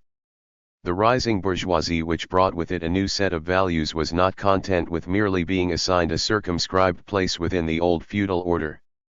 It represented a new economic system, accompanied by a new style of thought which ultimately displaced the existing modes of interpreting and explaining the world. The same seems to be true of the proletariat today as well. Here too we note a conflict between two divergent economic views, between two social systems, and, correspondingly, between two styles of thought. What were the steps in the history of ideas that prepared the way for the total conception of ideology? Certainly it did not merely arise out of the attitude of mistrust which gradually gave rise to the particular conception of ideology. More fundamental steps had to be taken before the numerous tendencies of thought moving in the same general direction could be synthesized into the total conception of ideology. Philosophy played a part in the process, but not philosophy in the narrow sense as a discipline divorced from the actual context of living. Its role was rather that of the ultimate and fundamental interpreter of the flux in the contemporary world. This cosmos in flux is in its turn to be viewed as a series of conflicts arising out of the nature of the mind and its responses to the continually changing structure of the world. We shall indicate here only the principal stages in the emergence of the total conception of ideology on the noological and ontological levels. The first significant step in this direction consisted in the development of a philosophy of consciousness. The thesis that consciousness is a unity consisting of coherent elements sets a problem of investigation which, especially in Germany, has been the basis of monumental attempts at analysis. The philosophy of consciousness has put in place of an infinitely variegated and confused world an organization of experience the unity of which is guaranteed by the unity of the perceiving subject. This does not imply that the subject merely reflects the structural pattern of the external world, but rather that, in the course of his experience with the world, he spontaneously evolves the principles of organization that enable him to understand it. After the objective ontological unity of the world had been demolished, the attempt was made to substitute for it a unity imposed by the perceiving subject. In the place of the medieval Christian objective and ontological unity of the world, there emerged the subjective unity of the absolute subject of the Enlightenment consciousness in itself. Henceforth the world as world exists only with reference to the knowing mind, and the mental activity of the subject determines the form in which the world appears. This constitutes in fact the embryonic total conception of ideology, though it is, as yet, devoid of its historical and sociological implications. At this stage, the world is conceived as a structural unity, and no longer as a plurality of disparate events as it seemed to be in the intermediate period when the breakdown of the objective order seemed to bring chaos. It is related in its entirety to a subject, but in this case the subject is not a concrete individual. It is rather a fictitious consciousness in itself. In this view, which is particularly pronounced in Kant, the noological level is sharply differentiated from the psychological one. This is the first stage in the dissolution of an ontological dogmatism which regarded the world as existing independently of us, in a fixed and definitive form. The second stage in the development of the total conception of ideology is attained when the total but supertemporal notion of ideology is seen in historical perspective. This is mainly the accomplishment of Hegel and the historical school. The latter, and Hegel to an even greater degree, start from the assumption that the world is a unity and is conceivable only with reference to a knowing subject. And now at this point, what is for us a decisive new element is added to the conception, namely, that this unity is in a process of continual historical transformation and tends to a constant restoration of its equilibrium on still higher levels. During the Enlightenment the subject, as carrier of the unity of consciousness, was viewed as a wholly abstract, supertemporal, and supersocial entity, consciousness in itself. During this period the Volksgeist, folk spirit, comes to represent the historically differentiated elements of consciousness, which are integrated by Hegel into the world spirit. It is evident that the increasing concreteness of this type of philosophy results from the more immediate concern with the ideas arising from social interaction and the incorporation of historical political currents of thought into the domain of philosophy. Thenceforth, however, the experiences of everyday life are no longer accepted at face value, but are thought through in all their implications and are traced back to their presuppositions. It should be noted, however, that the historically changing nature of mind was discovered not so much by philosophy as by the penetration of political insight into the everyday life of the time. The reaction following upon the unhistorical thought of the period of the French Revolution revitalized and gave new impetus to the historical perspective. In the last analysis, the transition from the general, abstract, world-unifying subject to the more concrete subject was not so much a philosophical achievement as it was the expression of a transformation in the manner of reacting to the world in all realms of experience. This change may be traced to the revolution in popular sentiment during and after the Napoleonic Wars, when the feeling of nationality was actually born. The fact that more remote antecedents may be found for both the historical perspective and the Volksgeist does not detract from the validity of this observation. 20. The final and most important step in the creation of the total conception of ideology likewise arose out of the historical social process. When class took the place of folk or nation as the bearer of the historically evolving consciousness, the same theoretical tradition, to which we have already referred, absorbed the realization which meanwhile had grown up through the social process, namely that the structure of society and its corresponding intellectual forms vary with the relations between social classes. Just as at an earlier time, the historically differentiated folk spirit took the place of consciousness as such, so now the concept of Volksgeist, which is still too inclusive, is replaced by the concept of class consciousness, or more correctly class ideology. Thus the development of these ideas follows a twofold trend. On the one hand, there is a synthesizing and integrating process through which the concept of consciousness comes to furnish a unitary center in an infinitely variable world, and on the other, there is a constant attempt to make more pliable and flexible the unitary conception which has been too rigidly and too schematically formulated in the course of the synthesizing process. The result of this dual tendency is that instead of a fictional unity of a timeless, unchanging consciousness as such, we get a conception which varies in accordance with historic periods, nations, and social classes. In the course of this transition, we continue to cling to the unity of consciousness, but this unity is now dynamic and in constant process of becoming. This accounts for the fact that despite the surrender of the static conception of consciousness, the growing body of material discovered by historical research does not remain an incoherent and discontinuous mass of discrete events. This latest conception of consciousness provides a more adequate perspective for the comprehension of historical reality. Two consequences flow from this conception of consciousness. First, we clearly perceive that human affairs cannot be understood by an isolation of their elements. Every fact and event in an historical period is only explicable in terms of meaning, and meaning in its turn always refers to another meaning. Thus the conception of the unity and interdependence of meaning in a period always underlies the interpretation of that period. Secondly, this interdependent system of meanings varies both in all its parts and in its totality from one historical period to another. Thus the reinterpretation of that continuous and coherent change in meaning becomes the main concern of our modern historical sciences. Although Hegel has probably done more than anyone else in emphasizing the need for integrating the various elements of meaning in a given historical experience, he proceeded in a speculative manner, while we have arrived at a stage of development where we are able to translate this constructive notion, given us by the philosophers, into empirical research. What is significant for us is that although we separated them in our analysis, the two currents which led to the particular and total conceptions of ideology, respectively, and which have approximately the same historical origin, now begin to approach one another more closely. The particular conception of ideology merges with the total. This becomes apparent to the observer in the following manner: previously, one's adversary, as the representative of a certain political social position, was accused of conscious or unconscious falsification. Now, however, the critique is more thoroughgoing in that, having discredited the total structure of his consciousness, we consider him no longer capable of thinking correctly.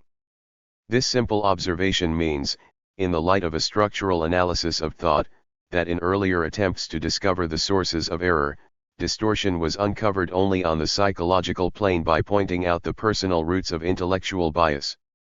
The annihilation is now more thoroughgoing since the attack is made on the noological level and the validity of the adversary's theories is undermined by showing that they are merely a function of the generally prevailing social situation. Herewith a new and perhaps the most decisive stage in the history of modes of thought has been reached. It is difficult, however, to deal with this development without first analyzing some of its fundamental implications. The total conception of ideology raises a problem which has frequently been adumbrated before, but which now for the first time acquires broader significance, namely the problem of how such a thing as the false consciousness, the problem of the totally distorted mind which falsifies everything which comes within its range, could ever have arisen. It is the awareness that our total outlook as distinguished from its details may be distorted, which lends to the total conception of ideology a special significance and relevance for the understanding of our social life.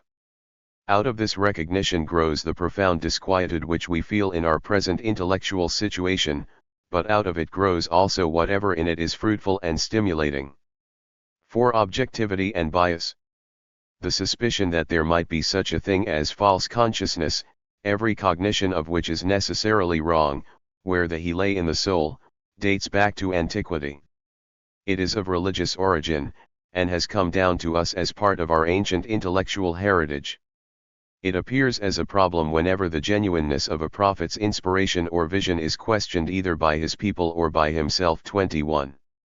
Here we seem to have an instance where an age-old conception underlies a modern epistemological idea, and one is tempted to assert that the essence of the observation was already present in the older treatment. What is new is only its form. But here, too, as elsewhere, we must maintain, in opposition to those who attempt to derive everything from the past, that the modern form taken by the idea is much more important than its origin. Whereas formerly, the suspicion that there might be such a thing as false consciousness was only a statement of observed fact, today, working with clearly defined analytical methods, we have been able to make a more fundamental attack on the problems of consciousness. What was formerly a mere traditional anathema, has in our time been transformed into a methodical procedure resting upon scientific demonstration. Of even greater importance is the change which we are about to discuss. Since the problem has been torn out of its purely religious context, not only have the methods of proof, of demonstrating the falsity or truth of an insight changed, but even the scale of values by which we measure truth and falsity, reality and unreality have been profoundly transformed. When the prophet doubted the genuineness of his vision, it was because he felt himself deserted by God, and his disquietude was based upon a transcendental source of reference. When, on the contrary, we, of today, become critical of our own ideas, it is because we fear that they do not measure up to some more secular criterion. To determine the exact nature of the new criterion of reality which superseded the transcendental one, we must subject the meaning of the word ideology also in this respect to a more precise historical analysis. If, in the course of such an analysis, we are led to deal with the language of everyday life, this simply indicates that the history of thought is not confined to books alone, but gets its chief meaning from the experiences of everyday life, and even the main changes in the evaluations of different spheres of reality as they appear in philosophy eventually go back to the shifting values of the everyday world. The word ideology itself had, to begin with, no inherent ontological significance. It did not include any decision as to the value of different spheres of reality, since it originally denoted merely the theory of ideas. The ideologists 22 were, as we know, the members of a philosophical group in France who, in the tradition of Condillac, rejected metaphysics and sought to base the cultural sciences on anthropological and psychological foundations. The modern conception of ideology was born when Napoleon, finding that this group of philosophers was opposing his imperial ambitions, contemptuously labeled them ideologists. Thereby the word took on a derogatory meaning which, like the word doctrinaire, it has retained to the present day. However, if the theoretical implications of this contempt are examined, it will be found that the depreciative attitude involved is, at bottom, of an epistemological and ontological nature. What is depreciated is the validity of the adversary's thought because it is regarded as unrealistic.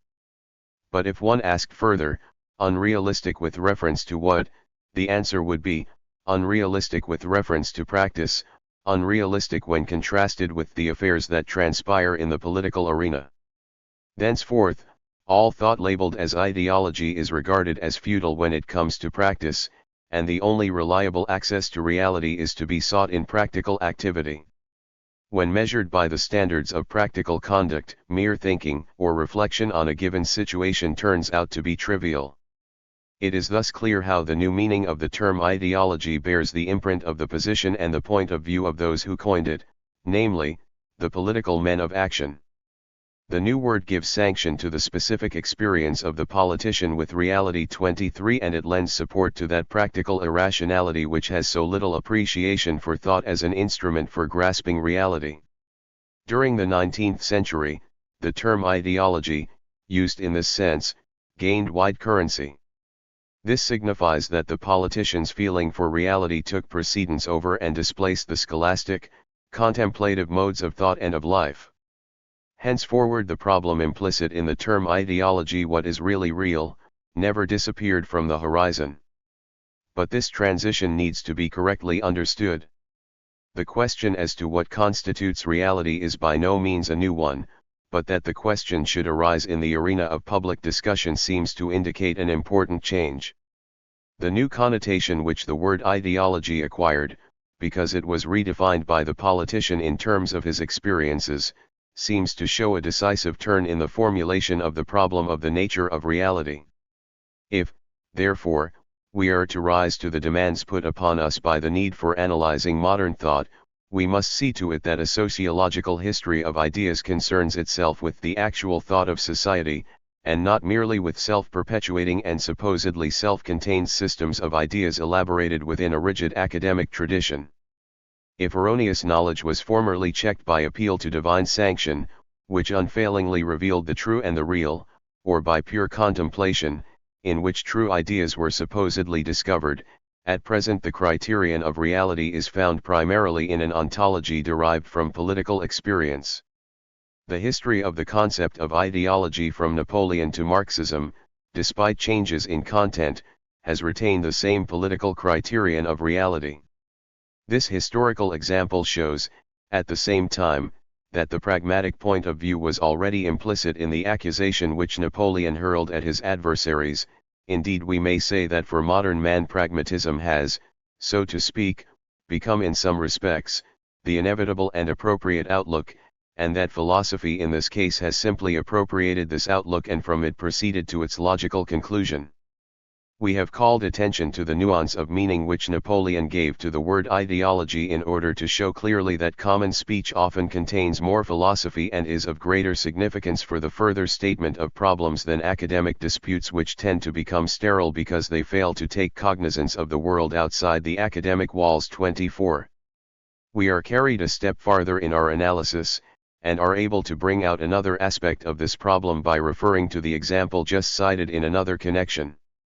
In the struggle which Napoleon carried on against his critics, he was able, as we have seen, by reason of his dominant position to discredit them by pointing out the ideological nature of their thinking. In later stages of its development, the word ideology is used as a weapon by the proletariat against the dominant group. In short, such a revealing insight into the basis of thought as that offered by the notion of ideology cannot, in the long run, remain the exclusive privilege of one class.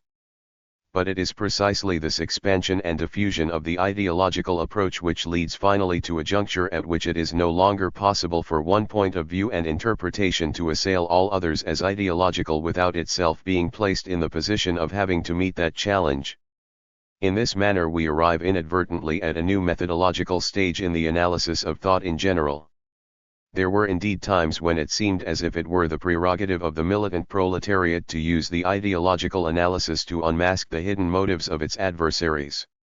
The public was quick to forget the historical origin of the term which we have just indicated, and not altogether unjustifiably, for although recognized before, this critical approach to thought was first emphasized and methodically developed by Marxism.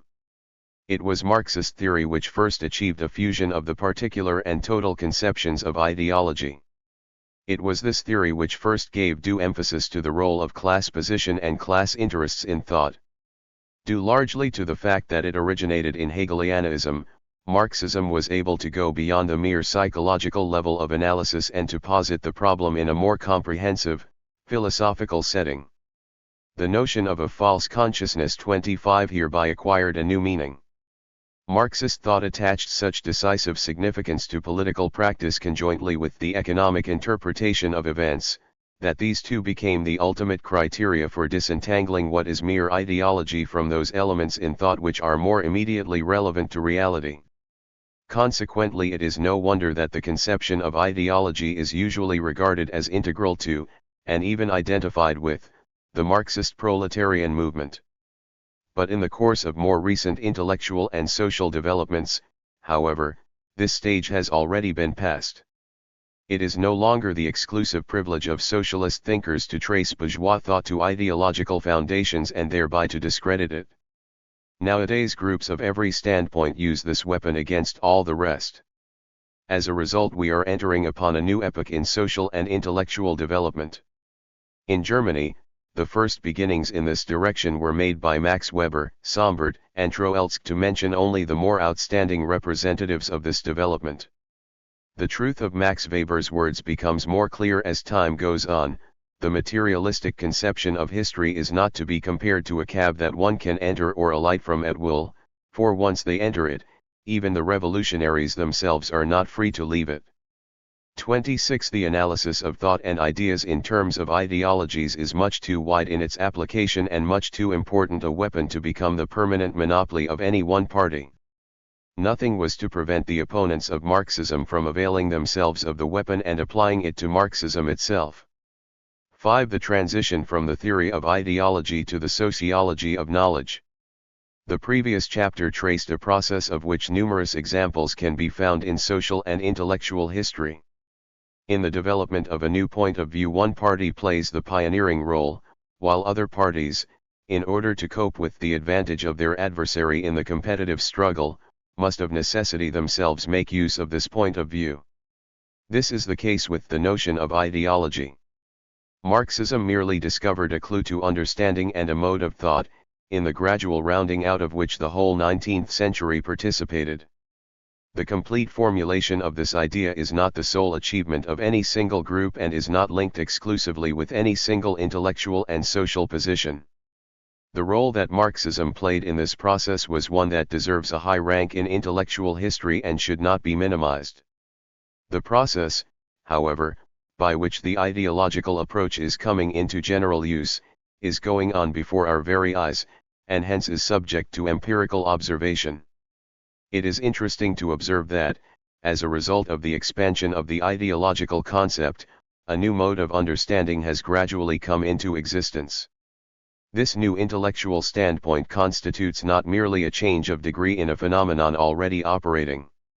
We have here an example of the real dialectical process which is too often misinterpreted for scholastic purposes, for here we see indeed a matter of difference in degree becoming a matter of difference in kind. For as soon as all parties are able to analyze the ideas of their opponents in ideological terms, all elements of meaning are qualitatively changed and the word ideology acquires a totally new meaning. In the course of this, all the factors with which we dealt in our historical analysis of the meaning of the term are also transformed accordingly. The problems of false consciousness and of the nature of reality henceforth take on a different significance. This point of view ultimately forces us to recognize that our axioms, our ontology, and our epistemology have been profoundly transformed. We will limit ourselves in what follows to pointing out through what variations in meaning the conception of ideology has passed in the course of this transformation. We have already traced the development from the particular to the total conception. This tendency is constantly being intensified. Instead of being content with showing that the adversary suffers from illusions or distortions on a psychological or experiential plane, the tendency now is to subject his total structure of consciousness and thought to a thoroughgoing sociological analysis. 27. As long as one does not call his own position into question but regards it as absolute, while interpreting his opponent's ideas as a mere function of the social positions they occupy, the decisive step forward has not yet been taken. It is true, of course, that in such a case the total conception of ideology is being used, since one is interested in analyzing the structure of the mind of one's opponent in its totality, and is not merely singling out a few isolated propositions. But since, in such an instance, one is interested merely in a sociological analysis of the opponent's ideas, one never gets beyond a highly restricted, or what I should like to call a special, formulation of the theory. In contrast to this special formulation, the general 28 form of the total conception of ideology is being used by the analyst when he has the courage to subject not just the adversary's point of view but all points of view, including his own, to the ideological analysis. At the present stage of our understanding it is hardly possible to avoid this general formulation of the total conception of ideology, according to which the thought of all parties in all epochs is of an ideological character. There is scarcely a single intellectual position, and Marxism furnishes no exception to this rule, which has not changed through history and which even in the present does not appear in many forms. Marxism, too, has taken on many diverse appearances. It should not be too difficult for a Marxist to recognize their social basis. With the emergence of the general formulation of the total conception of ideology, the simple theory of ideology develops into the sociology of knowledge. What was once the intellectual armament 29 of a party is transformed into a method of research in social and intellectual history generally. To begin with, a given social group discovers the situational determination of its opponent's ideas. Subsequently, the recognition of this fact is elaborated into an all-inclusive principle according to which the thought of every group is seen as arising out of its life conditions. 30. Thus, it becomes the task of the sociological history of thought to analyze without regard for party biases all the factors in the actually existing social situation which may influence thought. This sociologically oriented history of ideas is destined to provide modern men with a revised view of the whole historical process. It is clear, then, that in this connection the conception of ideology takes on a new meaning. Out of this meaning, two alternative approaches to ideological investigation arise. The first is to confine oneself to showing everywhere the interrelationships between the intellectual point of view held and the social position occupied. This involves the renunciation of every intention to expose or unmask those views with which one is in disagreement. In attempting to expose the views of another, one is forced to make one's own view appear infallible and absolute, which is a procedure altogether to be avoided if one is making a specifically non-evaluative investigation. The second possible approach is nevertheless to combine such a non-evaluative analysis with a definite epistemology. Viewed from the angle of this second approach, there are two separate and distinct solutions to the problem of what constitutes reliable knowledge. The one solution may be termed relationism, and the other relativism. Relativism is a product of the modern historical sociological procedure which is based on the recognition that all historical thinking is bound up with the concrete position in life of the thinker. But relativism combines this historical sociological insight with an older theory of knowledge which was as yet unaware of the interplay between conditions of existence and modes of thought, and which modeled its knowledge after static prototypes such as might be exemplified by the proposition 2 times 2 = 4. This older type of thought, which regarded such examples as the model of all thought, was necessarily led to the rejection of all those forms of knowledge which were dependent upon the subjective standpoint and the social situation of the knower, and which were, hence, merely relative. Relativism, then, owes its existence to the discrepancy between this newly won insight into the actual processes of thought and a theory of knowledge which had not yet taken account of this new insight. If we wish to emancipate ourselves from this relativism, we must seek to understand with the aid of the sociology of knowledge that it is not epistemology in any absolute sense but rather a certain historically transitory type of epistemology which is in conflict with the type of thought oriented to the social situation. Actually, epistemology is as intimately enmeshed in the social process as is the totality of our thinking, and it will make progress to the extent that it can master the complications arising out of the changing structure of thought. A modern theory of knowledge which takes account of the relational as distinct from the merely relative character of all historical knowledge must start with the assumption that there are spheres of thought in which it is impossible to conceive of absolute truth existing independently of the values and position of the subject and unrelated to the social context. Even a god could not formulate a proposition on historical subjects like 2 times 2 = 4, for what is intelligible in history can be formulated only with reference to problems and conceptual constructions which themselves arise in the flux of historical experience. Once we recognize that all historical knowledge is relational knowledge, and can only be formulated with reference to the position of the observer, we are faced, once more, with the task of discriminating between what is true and what is false in such knowledge. The question then arises, which social standpoint vis-a-vis of history offers the best chance for reaching an optimum of truth? In any case, at this stage the vain hope of discovering truth in a form which is independent of an historically and socially determined set of meanings will have to be given up. The problem is by no means solved when we have arrived at this conclusion, but we are, at least, in a better position to state the actual problems which arise in a more unrestricted manner. In the following we have to distinguish two types of approach to ideological inquiry arising upon the level of the general total conception of ideology. First, the approach characterized by freedom from value judgments and, second, the epistemological and metaphysically oriented normative approach. For the time being we shall not raise the question of whether in the latter approach we are dealing with relativism or relationism.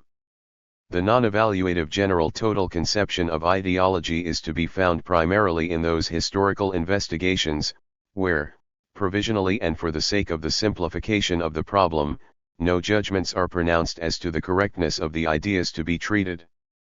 This approach confines itself to discovering the relations between certain mental structures and the life situations in which they exist.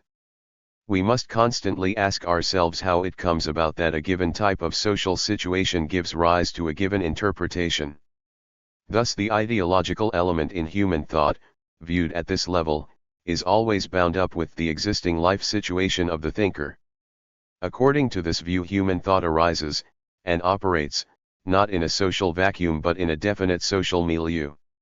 We need not regard it as a source of error that all thought is so rooted.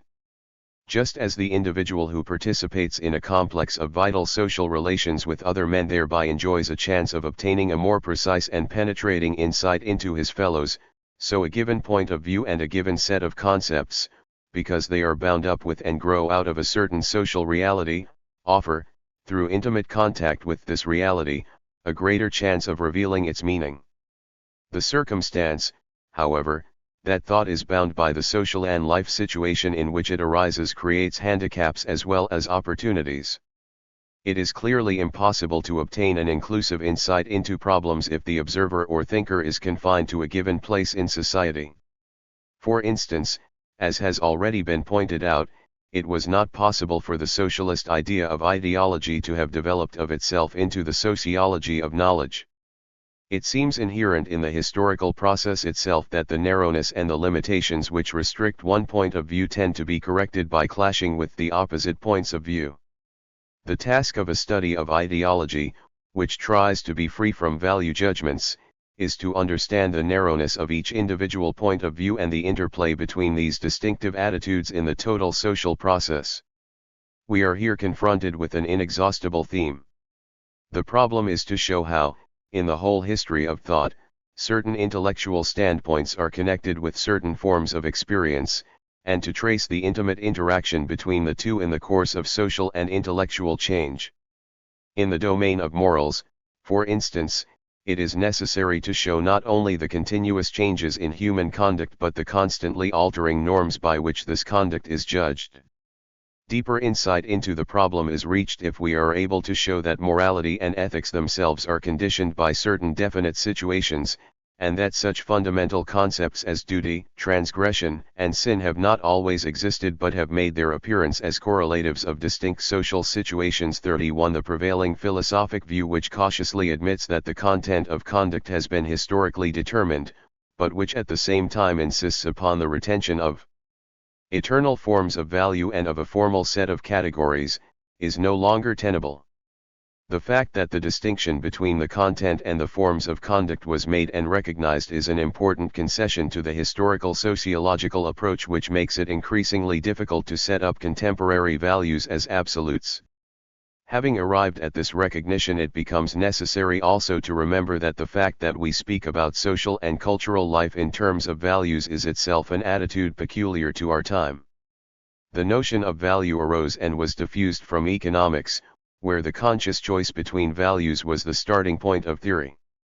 This idea of value was later transferred to the ethical, aesthetic, and religious spheres, which brought about a distortion in the description of the real behavior of the human being in these spheres.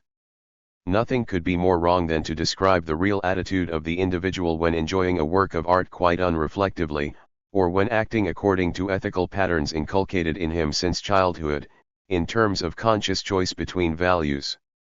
The view which holds that all cultural life is an orientation toward objective values is just one more illustration of a typically modern rationalistic disregard for the basic irrational mechanisms which govern man's relation to his world. Far from being permanently valid, the interpretation of culture in terms of objective values is really a peculiar characteristic of the thought of our own time.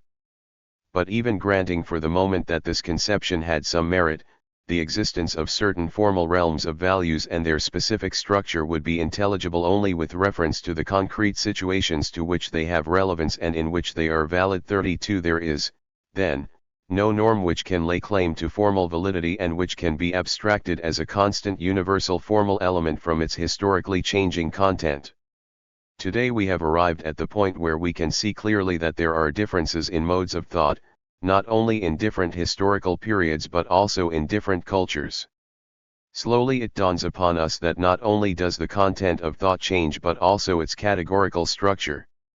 Only very recently has it become possible to investigate the hypothesis that, in the past as well as in the present, the dominant modes of thought are supplanted by new categories when the social basis of the group, of which these thought forms are characteristic, disintegrates or is transformed under the impact of social change. Research in the sociology of knowledge promises to reach a stage of exactness if only because nowhere else in the realm of culture is the interdependence in the shifts of meaning and emphasis so clearly evident and precisely determinable as in thought itself. For thought is a particularly sensitive index of social and cultural change. The variation in the meaning of words and the multiple connotations of every concept reflect polarities of mutually antagonistic schemes of life implicit in these nuances of meaning. 33. Nowhere in the realm of social life, however, do we encounter such a clearly traceable interdependence and sensitivity to change and varying emphasis as in the meaning of words. The word and the meaning that attaches to it is truly a collective reality. The slightest nuance in the total system of thought reverberates in the individual word and the shades of meaning it carries. The word binds us to the whole of past history and, at the same time, mirrors the totality of the present. When, in communicating with others, we seek a common level of understanding, the word can be used to iron out individual differences of meaning. But, when necessary, the word may become an instrument in emphasizing the differences in meaning and the unique experiences of each individual. It may then serve as a means for detecting the original and novel increments that arise in the course of the history of culture, thereby adding previously imperceptible values to the scale of human experience. In all of these investigations, use will be made of the total and general conception of ideology in its non-evaluative sense. 6. The non-evaluative conception of ideology. The investigator who undertakes the historical studies suggested above need not be concerned with the problem of what is ultimate truth. Interrelationships have now become evident, both in the present and in history, which formerly could never have been analyzed so thoroughly. The recognition of this fact in all its ramifications gives to the modern investigator a tremendous advantage. He will no longer be inclined to raise the question as to which of the contending parties has the truth on its side, but rather he will direct his attention to discovering the approximate truth as it emerges in the course of historical development out of the complex social process. The modern investigator can answer, if he is accused of evading the problem of what is truth, that the indirect approach to truth through social history will in the end be more fruitful than a direct logical attack. Even though he does not discover truth itself, he will discover the cultural setting and many hitherto unknown circumstances which are relevant to the discovery of truth. As a matter of fact, if we believe that we already have the truth, we will lose interest in obtaining those very insights which might lead us to an approximate understanding of the situation. It is precisely our uncertainty which brings us a good deal closer to reality than was possible in former periods which had faith in the absolute. It is now quite clear that only in a rapidly and profoundly changing intellectual world could ideas and values, formerly regarded as fixed, have been subjected to a thoroughgoing criticism. In no other situation could men have been alert enough to discover the ideological element in all thinking. It is true, of course, that men have fought the ideas of their adversaries, but in the past, for the most part, they have done so only in order to cling to their own absolutes the more stubbornly. Today, there are too many points of view of equal value and prestige, each showing the relativity of the other, to permit us to take any one position and to regard it as impregnable and absolute. Only this socially disorganized intellectual situation makes possible the insight, hidden until now by a generally stable social structure and the practicability of certain traditional norms, that every point of view is particular to a social situation. 34. It may indeed be true that in order to act we need a certain amount of self-confidence and intellectual self-assurance. It may also be true that the very form of expression, in which we clothe our thoughts, tends to impose upon them an absolute tone. In our epoch, however, it is precisely the function of historical investigation, to analyze the elements that make up our self-assurance, so indispensable for action in immediate, concrete situations, and to counteract the bias which might arise from what we, as individuals, take for granted. This is possible only through incessant care and the determination to reduce to a minimum the tendency to self-apotheosis. Through this effort the one-sidedness of our own point of view is counteracted, and conflicting intellectual positions may actually come to supplement one another. It is imperative in the present transitional period to make use of the intellectual twilight which dominates our epoch and in which all values and points of view appear in their genuine relativity. We must realize once and for all that the meanings which make up our world are simply an historically determined and continuously developing structure in which man develops, and are in no sense absolute. At this point in history, when all things which concern man and the structure and elements of history itself are suddenly revealed to us in a new light, it behooves us in our scientific thinking to become masters of the situation, for it is not inconceivable that sooner than we suspect, as has often been the case before in history, this vision may disappear, the opportunity may be lost, and the world will once again present a static, uniform, and inflexible countenance. This first non-evaluative insight into history does not inevitably lead to relativism, but rather to relationism. Knowledge, as seen in the light of the total conception of ideology, is by no means an illusory experience, for ideology in its relational concept is not at all identical with illusion. Knowledge arising out of our experience in actual life situations, though not absolute, is knowledge nonetheless. The norms arising out of such actual life situations do not exist in a social vacuum, but are effective as real sanctions for conduct. Relationism signifies merely that all of the elements of meaning in a given situation have reference to one another and derive their significance from this reciprocal interrelationship in a given frame of thought. Such a system of meanings is possible and valid only in a given type of historical existence, to which, for a time, it furnishes appropriate expression. When the social situation changes, the system of norms to which it had previously given birth ceases to be in harmony with it. The same estrangement goes on with reference to knowledge and to the historical perspective. All knowledge is oriented toward some object and is influenced in its approach by the nature of the object with which it is preoccupied. But the mode of approach to the object to be known is dependent upon the nature of the knower. This is true, first of all, with regard to the qualitative depth of our knowledge. It is true, in the second place, with regard to the possibility of intellectually formulating our knowledge, especially since in order to be transmuted into knowledge, every perception is and must be ordered and organized into categories. The extent, however, to which we can organize and express our experience in such conceptual forms is, in turn, dependent upon the frames of reference which happen to be available at a given historical moment. The concepts which we have and the universe of discourse in which we move, together with the directions in which they tend to elaborate themselves, are dependent largely upon the historical social situation of the intellectually active and responsible members of the group. We have, then, as the theme of this non-evaluative study of ideology, the relationship of all partial knowledge and its component elements to the larger body of meaning, and ultimately to the structure of historical reality. If, instead of fully reckoning with this insight and its implications, we were to disregard it, we would be surrendering an advanced position of intellectual achievement which has been painfully won. Hence it has become extremely questionable whether, in the flux of life, it is a genuinely worthwhile intellectual problem to seek to discover fixed and immutable ideas or absolutes. It is a more worthy intellectual task perhaps to learn to think dynamically and relationally rather than statically.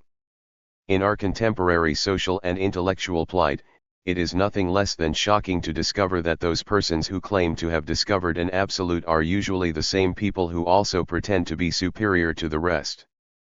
To find people in our day attempting to pass off to the world and recommending to others some nostrum of the absolute which they claim to have discovered is merely a sign of the loss of and the need for intellectual and moral certainty, felt by broad sections of the population who are unable to look life in the face.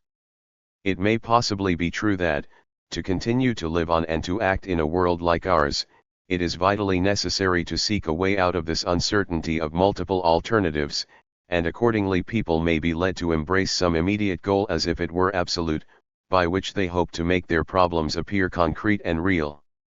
but it is not primarily the man of action who seeks the absolute and immutable, but rather it is he who wishes to induce others to hold on to the status quo because he feels comfortable and smug under conditions as they are. Those who are satisfied with the existing order of things are only too likely to set up the chance situation of the moment as absolute and eternal in order to have something stable to hold on to and to minimize the hazardousness of life. This cannot be done, however, without resorting to all sorts of romantic notions and myths. Thus we are faced with the curiously appalling trend of modern thought, in which the absolute, which was once a means of entering into communion with the divine, has now become an instrument used by those who profit from it, to distort, pervert, and conceal the meaning of the present. 7. The transition from the non-evaluative to the evaluative conception of ideology. Thus it appears that beginning with the non-evaluative conception of ideology, which we used primarily to grasp the flux of continuously changing realities, we have been unwittingly led to an evaluative epistemological, and finally an ontological metaphysical approach. In our argument thus far, the non-evaluative, dynamic point of view inadvertently became a weapon against a certain intellectual position. What was originally simply a methodological technique disclosed itself ultimately as a Weltanschauung and an instrument from the use of which the non-evaluative view of the world emerged. Here, as in so many other cases, only at the end of our activity do we at last become aware of those motives which at the beginning drove us to set every established value in motion, considering it as a part of a general historical movement. We see then that we have employed metaphysical ontological value judgments of which we have not been aware. 35 But only those will be alarmed by this recognition who are prey to the positivistic prejudices of a past generation, and who still believe in the possibility of being completely emancipated in their thinking from ontological, metaphysical, and ethical presuppositions. 36 In fact, the more aware one becomes of the presuppositions underlying his thinking, in the interest of truly empirical research, the more it is apparent that this empirical procedure can be carried on only on the basis of certain meta-empirical, ontological, and metaphysical judgments and the expectations and hypotheses that follow from them. He who makes no decisions has no questions to raise and is not even able to formulate a tentative hypothesis which enables him to set a problem and to search history for its answer. Fortunately, positivism did commit itself to certain metaphysical and ontological judgments, despite its anti-metaphysical prejudices and its pretensions to the contrary. Its faith in progress and its naive realism in specific cases are examples of such ontological judgments. It was precisely those presuppositions which enabled positivism to make so many significant contributions, some of which will have to be reckoned with for some time to come. The danger in presuppositions does not lie merely in the fact that they exist or that they are prior to empirical knowledge. 37 It lies rather in the fact that an ontology handed down through tradition obstructs new developments, especially in the basic modes of thinking, and as long as the particularity of the conventional theoretical framework remains unquestioned, we will remain in the toils of a static mode of thought which is inadequate to our present stage of historical and intellectual development. What is needed, therefore, is a continual readiness to recognize that every point of view is particular to a certain definite situation, and to find out through analysis of what this particularity consists.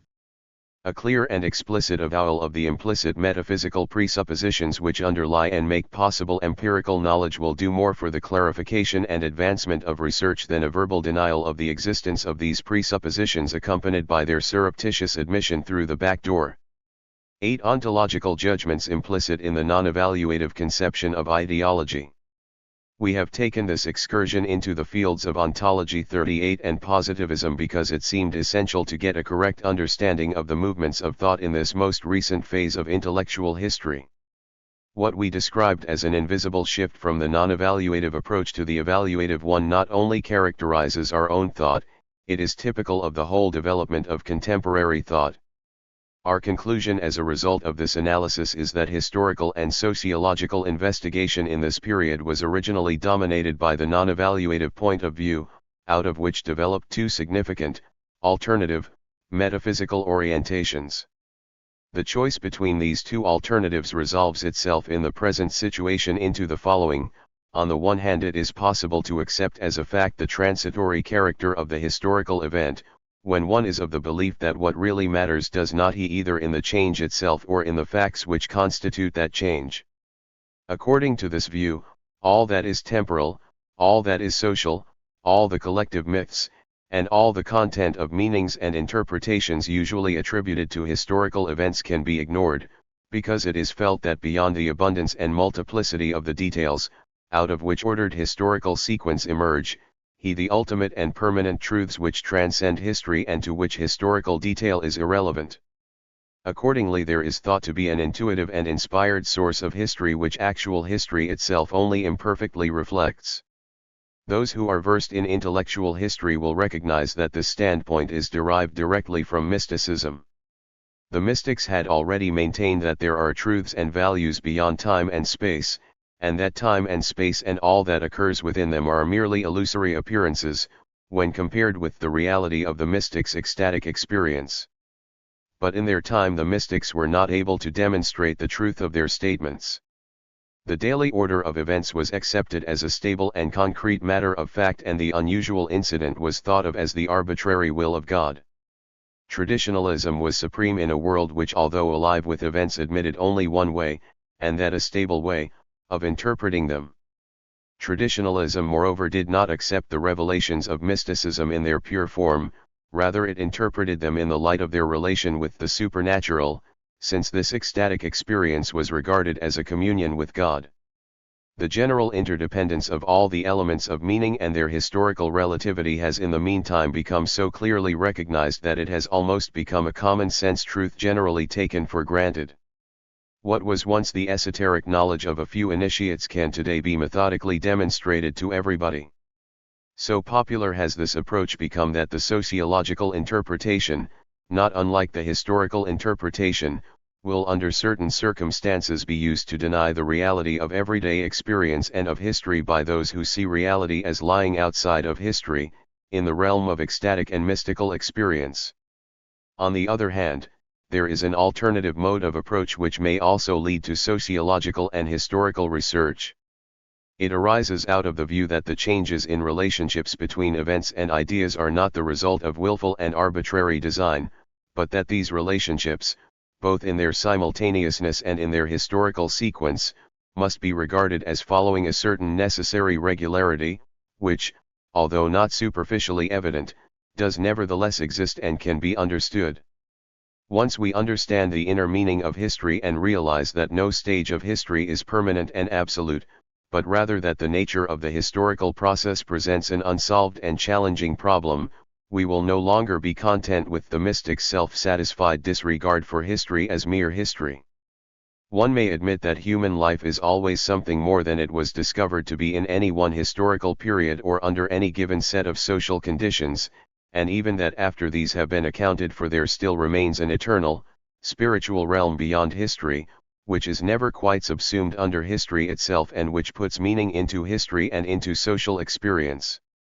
We should not conclude from this that the function of history is to furnish a record of what man is not, but rather we should regard it as the matrix within which man's essential nature is expressed.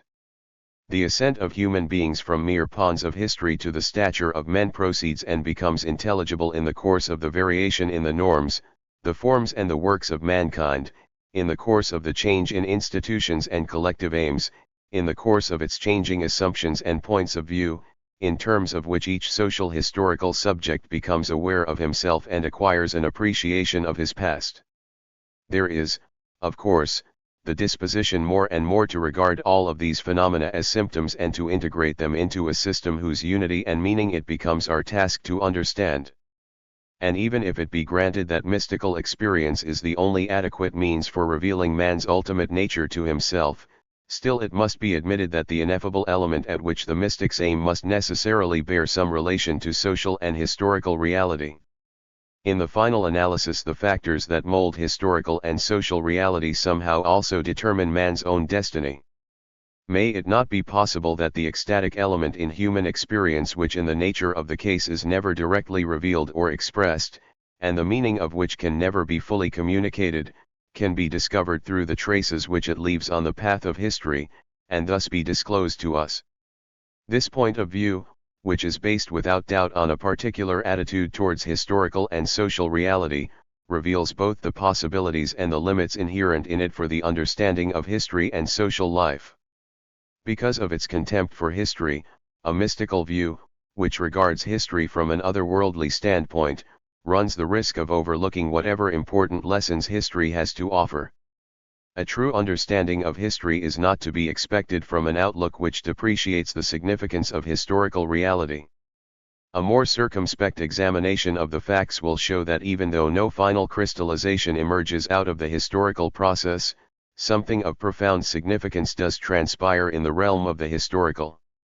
The very fact that every event and every element of meaning in history is bound to a temporal, spatial, and situational position, and that therefore what happens once cannot happen always, the fact that events and meanings in history are not reversible, in short the circumstance that we do not find absolute situations in history indicates that history is mute and meaningless only to him who expects to learn nothing from it, and that, in the case of history more than in that of any other discipline, the standpoint which regards history as mere history, as do the mystics, is doomed to sterility.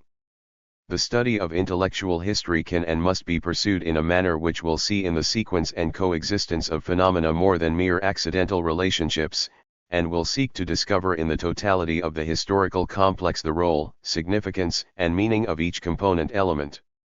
It is with this type of sociological approach to history that we identify ourselves. If this insight is progressively worked out in concrete detail, instead of being allowed to remain on a purely speculative basis, and if each advance is made on the basis of available concrete material, we shall finally arrive at a discipline which will put at our disposal a sociological technique for diagnosing the culture of an epoch. We sought to approximate this aim in earlier chapters which attempted to show the value of the conception of ideology for the analysis of the contemporary intellectual situation. In analyzing the different types of ideology, we did not intend simply to list unrelated cases of meanings of the term, but aimed rather to present in the sequence of its changing meanings a cross-section of the total intellectual and social situation of our time. Such a method of diagnosing an epoch, though it may begin non-evaluatively, will not long remain so. We shall be forced eventually to assume an evaluative position. The transition to an evaluative point of view is necessitated from the very beginning by the fact that history as history is unintelligible unless certain of its aspects are emphasized in contrast to others. This selection and accentuation of certain aspects of historical totality may be regarded as the first step in the direction which ultimately leads to an evaluative procedure and to ontological judgments. 9. The problem of false consciousness. Through the dialectical process of history there inevitably proceeds the gradual transition from the non-evaluative, total, and general conception of ideology to the evaluative conception. The evaluation to which we now refer, however, is quite different from that previously known and described. We are no longer accepting the values of a given period as absolute, and the realization that norms and values are historically and socially determined can henceforth never escape us. The ontological emphasis is now transferred to another set of problems. Its purpose will be to distinguish the true from the untrue, the genuine from the spurious among the norms, modes of thought, and patterns of behavior that exist alongside of one another in a given historical period. The danger of false consciousness nowadays is not that it cannot grasp an absolute unchanging reality, but rather that it obstructs comprehension of a reality which is the outcome of constant reorganization of the mental processes which make up our worlds. Hence it becomes intelligible why, compelled by the dialectical processes of thought, it is necessary to concentrate our attention with greater intensity upon the task of determining which of all the ideas current are really valid in a given situation. In the light of the problems we face in the present crisis of thought, the question of false consciousness is encountered in a new setting. The notion of false consciousness already appeared in one of its most modern forms when, having given up its concern with transcendental religious factors, it transferred its search for the criterion of reality to the realm of practice and particularly political practice in a manner reminiscent of pragmatism. But contrasted with its modern formulation, it still lacked a sense of the historical. Thought and existence were still regarded as fixed and separate poles, bearing a static relationship to one another in an unchanging universe.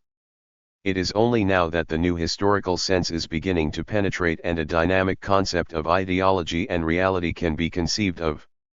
Accordingly, from our point of view, an ethical attitude is invalid if it is oriented with reference to norms, with which action in a given historical setting, even with the best of intentions, cannot comply. It is invalid then when the unethical action of the individual can no longer be conceived as due to his own personal transgression, but must be attributed rather to the compulsion of an erroneously founded set of moral axioms. The moral interpretation of one's own action is invalid, when, through the force of traditional modes of thought and conceptions of life, it does not allow for the accommodation of action and thought to a new and changed situation and in the end actually obscures and prevents this adjustment and transformation of man. A theory then is wrong if in a given practical situation it uses concepts and categories which, if taken seriously, would prevent man from adjusting himself at that historical stage. Antiquated and inapplicable norms, modes of thought, and theories are likely to degenerate into ideologies whose function it is to conceal the actual meaning of conduct rather than to reveal it. In the following paragraphs we cite a few characteristic examples of the most important types of the ideological thinking that has just been described. The history of the taboo against taking interest on loans 39 may serve as an example of the development of an antiquated ethical norm into an ideology. The rule that lending be carried on without interest could be put into practice only in a society which economically and socially was based upon intimate and neighborly relations. In such a social world, lending without interest is a usage that commands observance without difficulty, because it is a form of behavior corresponding fundamentally to the social structure. Arising in a world of intimate and neighborly relations, this precept was assimilated and formalized by the Church in its ethical system. The more the real structure of society changed, the more this ethical precept took on an ideological character, and became virtually incapable of practical acceptance. Its arbitrariness and its unworldliness became even more evident in the period of rising capitalism when, having changed its function, it could be used as a weapon in the hands of the Church against the emergent economic force of capitalism. In the course of the complete emergence of capitalism, the ideological nature of this norm, which expressed itself in the fact that it could be only circumvented but not obeyed, became so patent that even the Church discarded it. As examples of false consciousness taking the form of an incorrect interpretation of one's own self and one's role, we may cite those cases in which persons try to cover up their real relations to themselves and to the world, and falsify to themselves the elementary facts of human existence by deifying, romanticizing, or idealizing them, in short, by resorting to the device of escape from themselves and the world, and thereby conjuring up false interpretations of experience. We have a case of ideological distortion, therefore, when we try to resolve conflicts and anxieties by having recourse to absolutes, according to which it is no longer possible to live. This is the case when we create myths, worship greatness in itself, avow allegiance to ideals, while in our actual conduct we are following other interests which we try to mask by simulating an unconscious righteousness, which is only too easily transparent. Finally, an example of the third type of ideological distortion may be seen when this ideology as a form of knowledge is no longer adequate for comprehending the actual world. This may be exemplified by a landed proprietor, whose estate has already become a capitalistic undertaking, but who still attempts to explain his relations to his laborers and his own function in the undertaking by means of categories reminiscent of the patriarchal order. If we take a total view of all these individual cases, we see the idea of false consciousness taking on a new meaning. Viewed from this standpoint, knowledge is distorted and ideological when it fails to take account of the new realities applying to a situation, and when it attempts to conceal them by thinking of them in categories which are inappropriate for it. This conception of ideology 41 may be characterized as evaluative and dynamic. It is evaluative because it presupposes certain judgments concerning the reality of ideas and structures of consciousness, and it is dynamic because these judgments are always measured by a reality which is in constant flux. 42. Complicated as these distinctions may appear to be at first glance, we believe that they are not in the least artificial, because they are merely a precise formulation of and an explicit attempt to pursue logically implications already contained in the everyday language of our modern world. This conception of ideology maintains that beyond the commonly recognized sources of error we must also reckon with the effects of a distorted mental structure. It takes cognizance of the fact that the reality which we fail to comprehend may be a dynamic one, and that in the same historical epoch and in the same society there may be several distorted types of inner mental structure, some because they have not yet grown up to the present, and others because they are already beyond the present. In either case, however, the reality to be comprehended is distorted and concealed, for this conception of ideology and utopia deals with a reality that discloses itself only in actual practice. At any rate, all the assumptions which are contained in the dynamic, evaluative conception of ideology rest upon experiences which at best might conceivably be understood in a manner different from the one here set forth, but which can under no conditions be left out of account. 10. The quest for reality through ideological and utopian analysis. The attempt to escape ideological and utopian distortions is, in the last analysis, a quest for reality. These two conceptions provide us with a basis for a sound skepticism, and they can be put to positive use in avoiding the pitfalls into which our thinking might lead us. Specifically, they can be used to combat the tendency in our intellectual life to separate thought from the world of reality, to conceal reality, or to exceed its limits. Thought should contain neither less nor more than the reality in whose medium it operates. Just as the true beauty of a sound literary style consists in expressing precisely that which is intended in communicating neither too little nor too much, so the valid element in our knowledge is determined by adhering to rather than departing from the actual situation to be comprehended. In considering the notions of ideology and utopia, the question of the nature of reality thrusts itself once again upon the scene. Both concepts contain the imperative that every idea must be tested by its congruence with reality. Meanwhile, however, our conception of reality itself has been revised and called into question. All the conflicting groups and classes in society seek this reality in their thoughts and deeds, and it is therefore no wonder that it appears to be different to each of them. 43. If the problem of the nature of reality were a mere speculative product of the imagination, we could easily ignore it. But as we proceed, it becomes more and more evident that it is precisely the multiplicity of the conceptions of reality which produces the multiplicity of our modes of thought, and that every ontological judgment that we make leads inevitably to far-reaching consequences.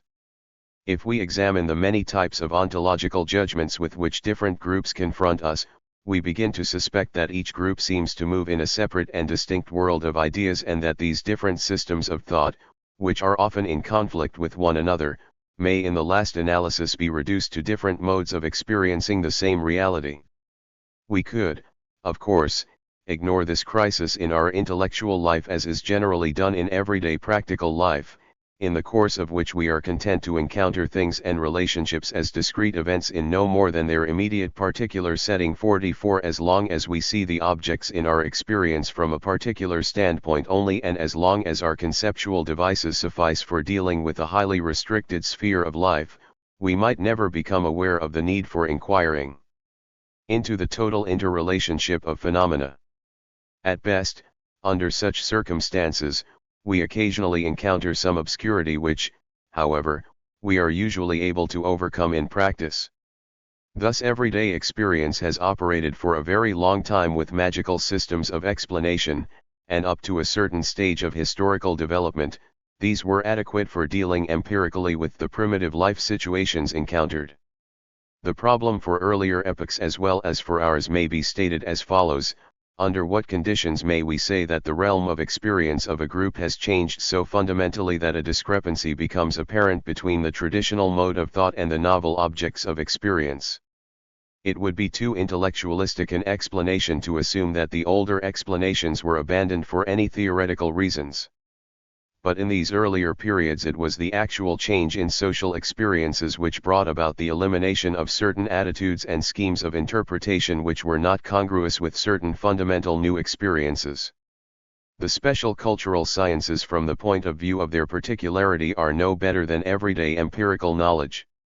These disciplines, too, view the objects of knowledge and formulate their problems abstracted and torn from their concrete settings. Sometimes it happens that the coherent formulation of the problems proceeds according to the actual organic connection in which they are encountered and not merely in the sense that they fall within the scope of one discipline. But often when a certain stage is reached, this organic and coherent order is suddenly lost. Historical questions are always monographic, either because of the limited manner in which the subject is conceived or because of the specialization of treatment.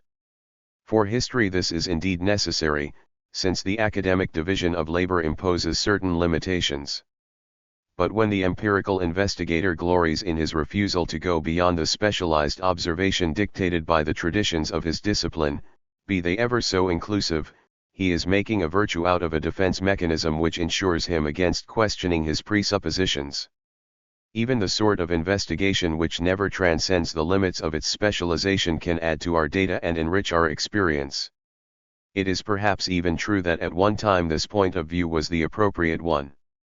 But just as the natural sciences too must question their hypotheses and their assumptions as soon as a discrepancy appears among their facts, and just as further empirical research becomes possible only when the general canons of explanation have been revised, so today in the cultural sciences we have arrived at a point at which our empirical data compel us to raise certain questions about our presuppositions. Empirical research which limits itself to a particular sphere is for a long time in the same position as common sense, i.e. the problematic nature and incoherence of its theoretical basis remain concealed because the total situation never comes into view. It has been justly maintained that the human mind can make the most lucid observations with the fuzziest of concepts. But a crisis is reached when an attempt is made to reflect upon these observations and to define the fundamental concepts of the disciplines concerned. The correctness of this view is borne out by the fact that in certain disciplines empirical investigation goes on as smoothly as ever while a veritable war is waged about the fundamental concepts and problems of the science. But even this view is a limited one because it formulates in the guise of a scientific proposition, intended to have general significance, a situation in science which is characteristic only of a given period. When these ideas began to be formulated about the beginning of the present century, the symptoms of the crisis were visible only on the periphery of research, in discussions concerning principles and definitions. Today the situation has changed. The crisis has penetrated even into the heart of empirical research. The multiplicity of possible points of departure and of definitions and the competition between the various points of view color even the perception of what formerly appeared to be a single and uncomplicated relationship. No one denies the possibility of empirical research, nor does anyone maintain that facts do not exist. We, too, appeal to facts for our proof, but the question of the nature of facts is in itself a considerable problem. They exist for the mind always in an intellectual and social context. That they can be understood and formulated implies already the existence of a conceptual apparatus. And if this conceptual apparatus is the same for all the members of a group, the presuppositions, which underlie the individual concepts, never become perceptible. The somnambulistic certainty that has existed with reference to the problem of truth during stable periods of history thus becomes intelligible.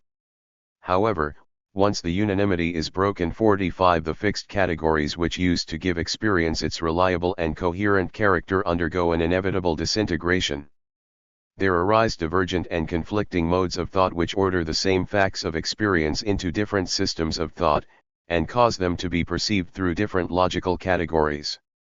This results in the peculiar perspective which our concepts impose upon us, and which causes the same object to appear differently, according to the set of concepts with which we view it. Consequently, our knowledge of reality, as it assimilates more and more of these divergent perspectives, will become more comprehensive. What formerly appeared merely to be an unintelligible margin, which could not be subsumed under a given concept, has today given rise to a supplementary and sometimes opposite concept, through which a more inclusive knowledge of the object can be gained. Even in empirical research we recognize ever more clearly how important a problem is the identity or lack of identity in our fundamental points of view. For those who have thought seriously about it, the problem presented by the multiplicity of points of view is clearly indicated by the particular limitation of every definition. This limitation was recognized by Max Weber, for instance, but he justified a particularistic point of view on the grounds that the particular interest motivating the investigation determines the specific definition to be used.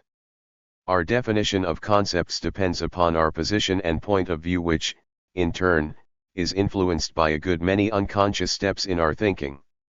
The first reaction of the thinker on being confronted with the limited nature and ambiguity of his notions is to block the way for as long as possible to a systematic and total formulation of the problem. Positivism, for example, took great pains to conceal from itself the abyss which lies behind all particularist thought. This was necessary on the one hand to promote the safe continuation of its search for facts, but on the other hand this refusal to deal with the problem often led to obscurity and ambiguity with reference to questions about the whole. Two typical dogmas were particularly prone to prevent the raising of fundamental issues. The first of these was the theory which simply regarded metaphysical, philosophical, and other borderline questions as irrelevant. According to this theory, only the specialized forms of empirical knowledge had any claim to validity. Even philosophy was regarded as a special discipline whose primary legitimate preoccupation was logic. The second of these dogmas, which blocked the way to a perspective of the whole, attempted to compromise by dividing the field into two mutually exclusive areas to be occupied by empirical science and philosophy respectively. To particular and immediate questions the former provided unchallengeable and certain answers, while in general questions and problems of the whole, loftier philosophical speculations were resorted to. This involved for philosophy the surrender of the claim that its conclusions were based upon generally valid evidence. Such a solution is strangely like the dictum of the theorists of constitutional monarchy, which states, "The king reigns but does not govern." Philosophy is thus granted all the honors. Speculation and intuition are, under certain circumstances, regarded as higher instruments of knowledge, but only on the condition that they do not meddle with positive, democratically, and universally valid empirical investigation. Thereby the problem of the whole is once more avoided. Empirical science has brushed this problem aside, and philosophy cannot be held to account since it is responsible only to God. Its evidence is valid only in the realm of speculation and is confirmed only by pure intuition. The consequence of such a dichotomy is that philosophy, which should have the vital task of providing clarification of the observer's own mind in the total situation, is not in a position to do this, since it has lost contact with the whole, confining itself only to a higher realm. At the same time, the specialist, with his traditional point of view, finds it impossible to arrive at this more comprehensive vision which is made so necessary by the present condition of empirical investigation.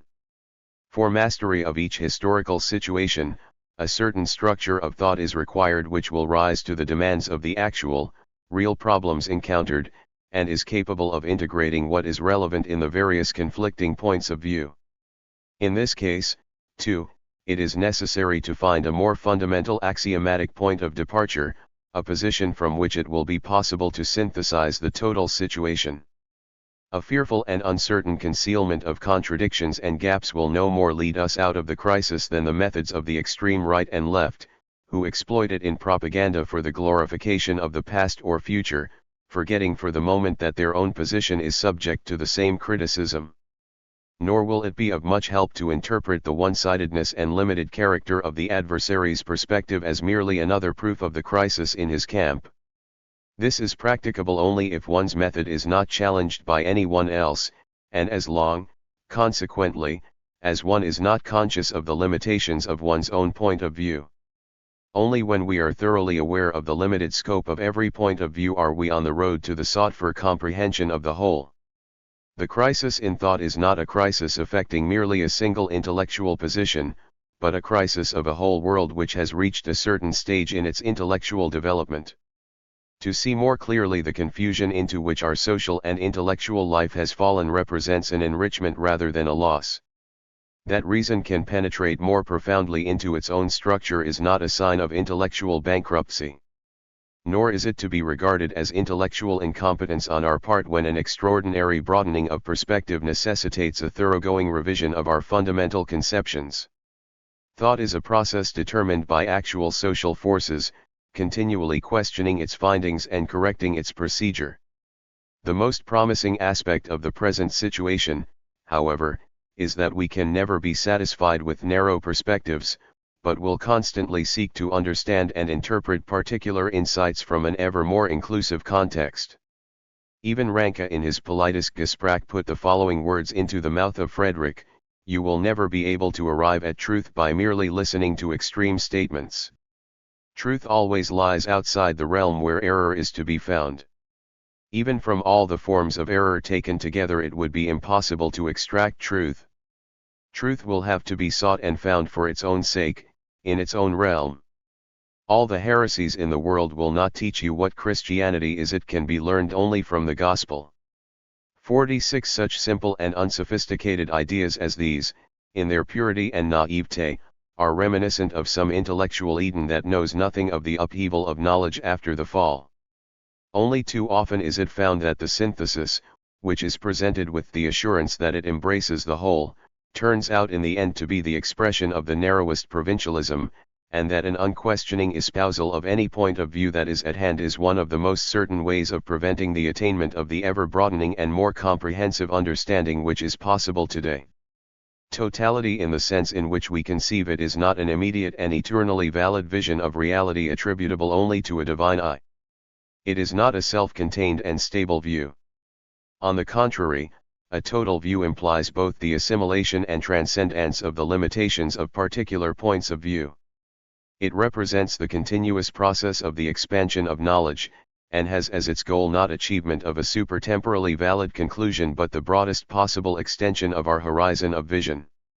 To draw a simple illustration from everyday experience of the striving towards a total view, we may take the case of an individual in a given position of life who occupies himself with the concrete individual problems that he faces and then suddenly awakens to discover the fundamental conditions which determine his social and intellectual existence. In such a case, a person, who continually and exclusively occupies himself with his daily tasks, would not take a questioning attitude towards himself and his position, and yet such a person would, despite his self-assurance, be enslaved by a particularistic and partial point of view until he reached the crisis which brought disillusionment. Not until the moment, when he for the first time conceived of himself as being a part of a larger concrete situation, would the impulse awaken in him to see his own activities in the context of the whole. It is true that his perspective may still be as limited as his narrow range of experience allows. Perhaps the extent to which he analyzed his situation would not transcend the scope of the small town or the limited social circle in which he moves.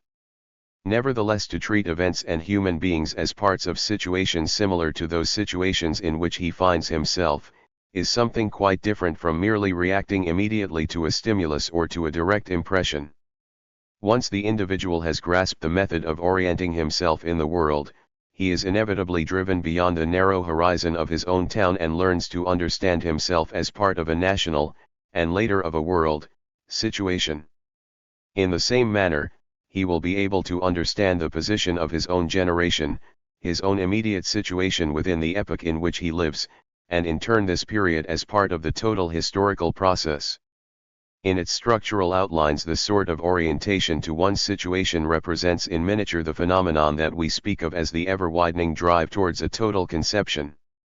Although the same material is involved in this reorientation as in the individual observations which constitute empirical investigation, the end here is quite different.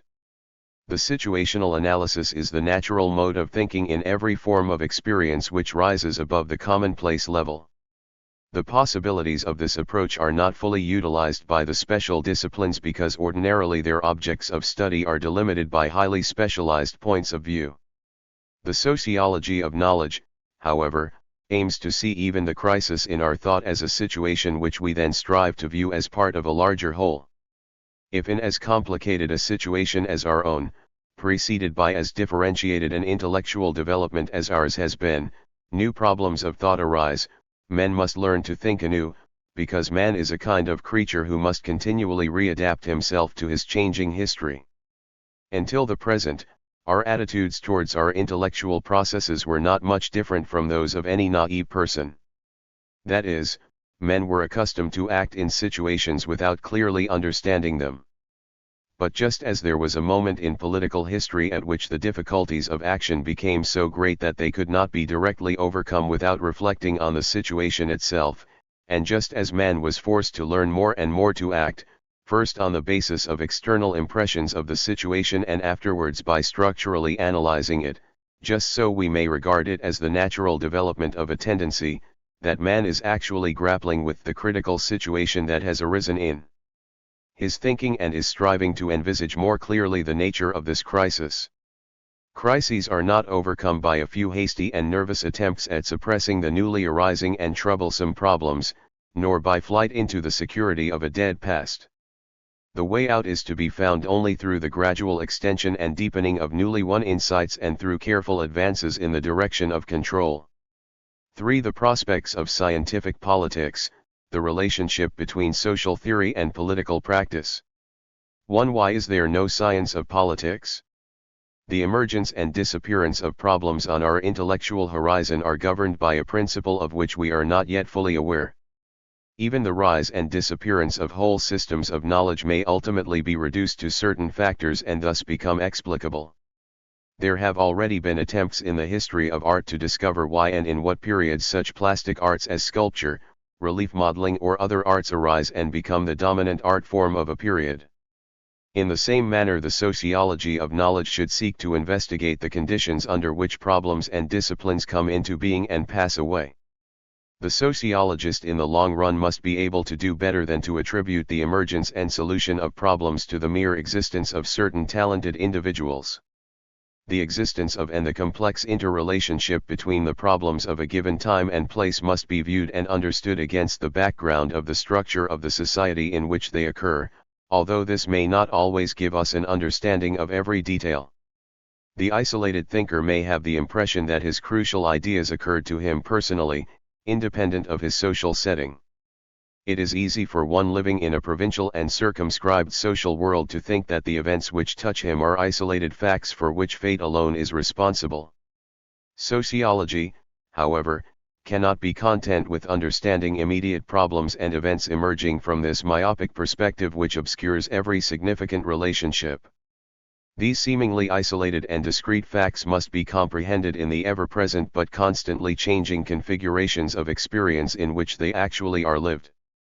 Only in such a context do they acquire meaning. If the sociology of knowledge should have any measure of success in this type of analysis, many problems which hitherto, as regards their origins at least, have been unsolved, would be cleared up. Such a development would also enable us to see why sociology and economics are of such recent birth and why they advanced in one country and were retarded and beset by so many obstacles in others. Likewise, it will be possible to solve a problem which has always gone unanswered, namely why we have not yet witnessed the development of a science of politics.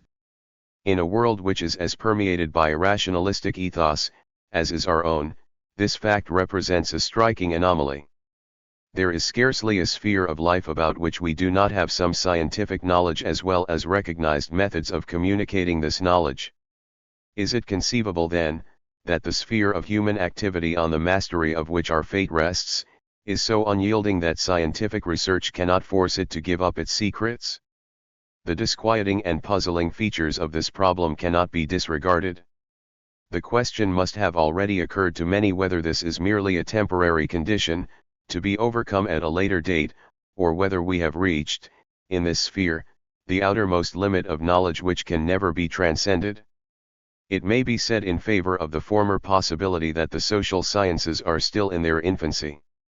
It would be possible to conclude that the immaturity of the more fundamental social sciences explains the retardation of this applied science. If this were so, it would be only a question of time until this backwardness were overcome, and further research might be expected to yield a control over society comparable to that which we now have over the physical world. The opposite point of view finds support in the vague feeling that political behavior is qualitatively different from any other type of human experience, and that the obstacles in the way of its rational understanding are much more insurmountable than is the case in other realms of knowledge. Hence, it is assumed that all attempts to subject these phenomena to scientific analysis are foredoomed to failure because of the peculiar nature of the phenomena to be analyzed. Even a correct statement of the problem would be an achievement of value. To become aware of our ignorance would bring considerable relief, since we would then know why actual knowledge and communication are not possible in this case. Hence the first task is a precise definition of the problem, which is, what do we mean when we ask, is a science of politics possible? There are certain aspects of politics which are immediately intelligible and communicable. An experienced and trained political leader should know the history of his own country, as well as the history of the countries immediately connected with his own and constituting the surrounding political world. Consequently, at the least, a knowledge of history and the relevant statistical data are useful for his own political conduct. Furthermore, the political leader should know something about the political institutions of the countries with which he is concerned. It is essential that his training be not only juristic but also include a knowledge of the social relations which underlie the institutional structure and through which it functions. He must likewise be abreast of the political ideas which mold the tradition in which he lives. Similarly, he cannot afford to be ignorant of the political ideas of his opponents. There are still further, though less immediate, questions, which in our own times have undergone continual elaboration, namely the technique for manipulating crowds, without which it is impossible to get on in mass democracies. History, statistics, political theory, sociology, history of ideas, and social psychology, among many other disciplines, represent fields of knowledge important to the political leader. Were we interested in setting up a curriculum for the education of the political leader, the above studies would no doubt have to be included. The disciplines mentioned above, however, offer no more than practical knowledge which, if one happens to be a political leader, might be of use. But even all of these disciplines added together do not produce a science of politics. At best they may serve as auxiliary disciplines to such a science. If we understood by politics merely the sum of all those bits of practical knowledge which are useful for political conduct, then there would be no question about the fact that a science of politics in this sense existed, and that this science could be taught.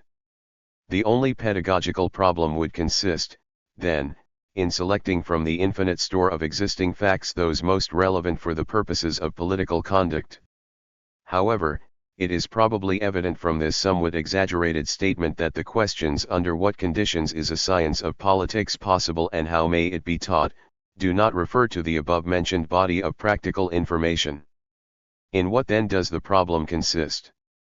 The disciplines which were listed above are structurally related only in so far as they deal with society and the state as if they were the final products of past history.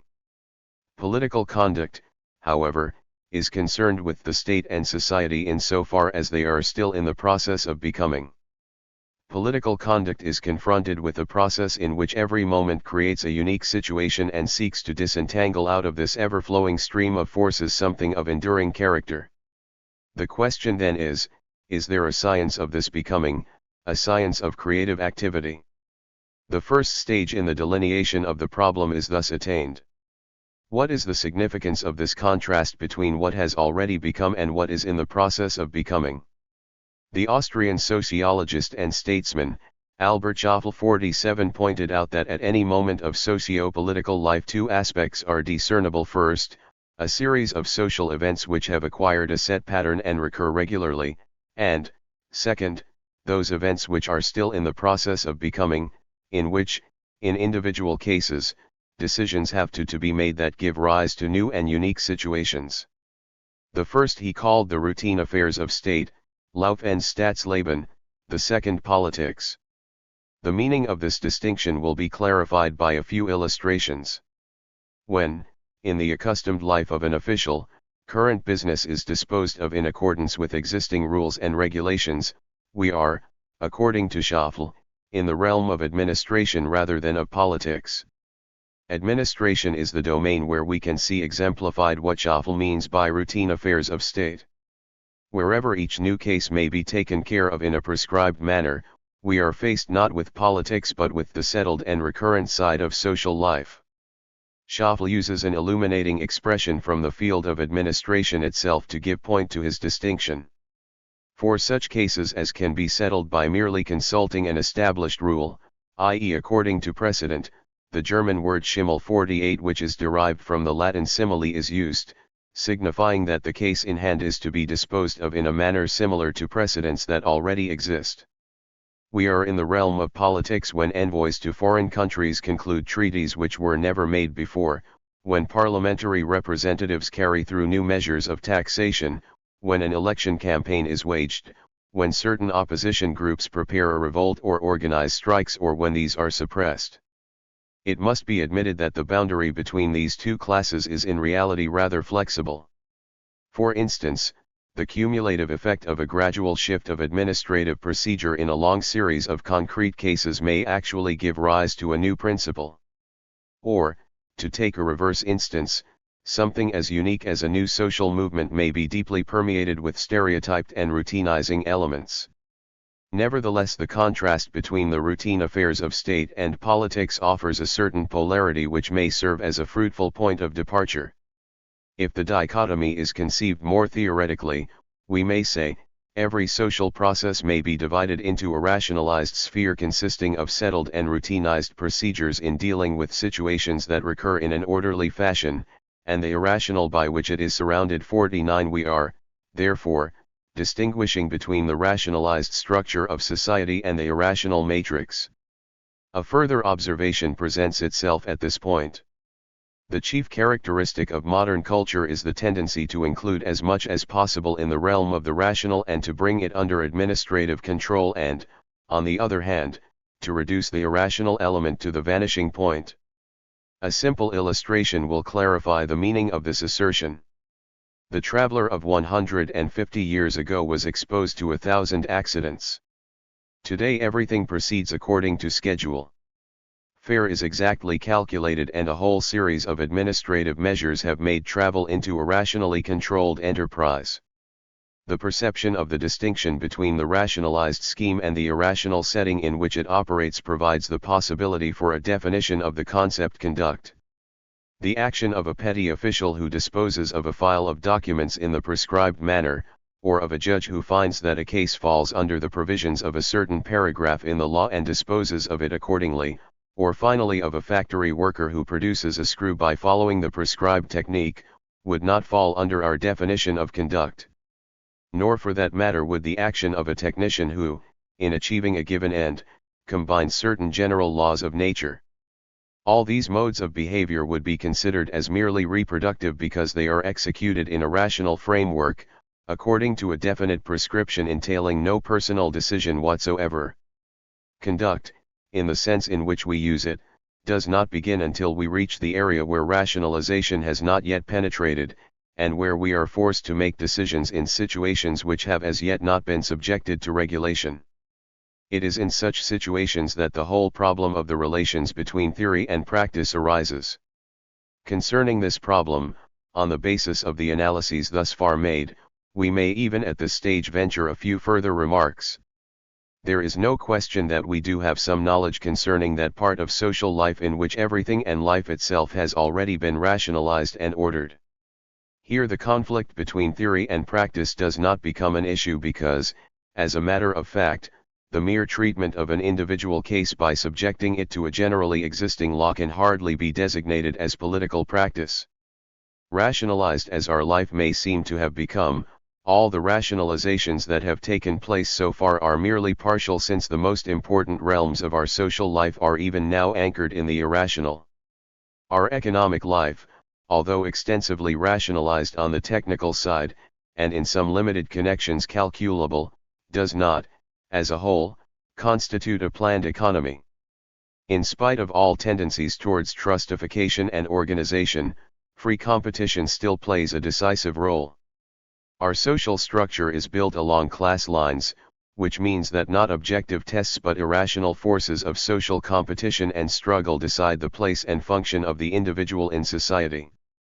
Dominance in national and international life is achieved through struggle, in itself irrational, in which chance plays an important part. These irrational forces in society form that sphere of social life which is unorganized and unrationalized, and in which conduct and politics become necessary. The two main sources of irrationalism in the social structure constitute the realm of social life which is still unorganized and where politics becomes necessary. Around these two centers there accumulate those other more profound irrational elements, which we usually call emotions. Viewed from the sociological standpoint, there is a connection between the extent of the unorganized realm of society where uncontrolled competition and domination by force prevail, and the social integration of emotional reactions.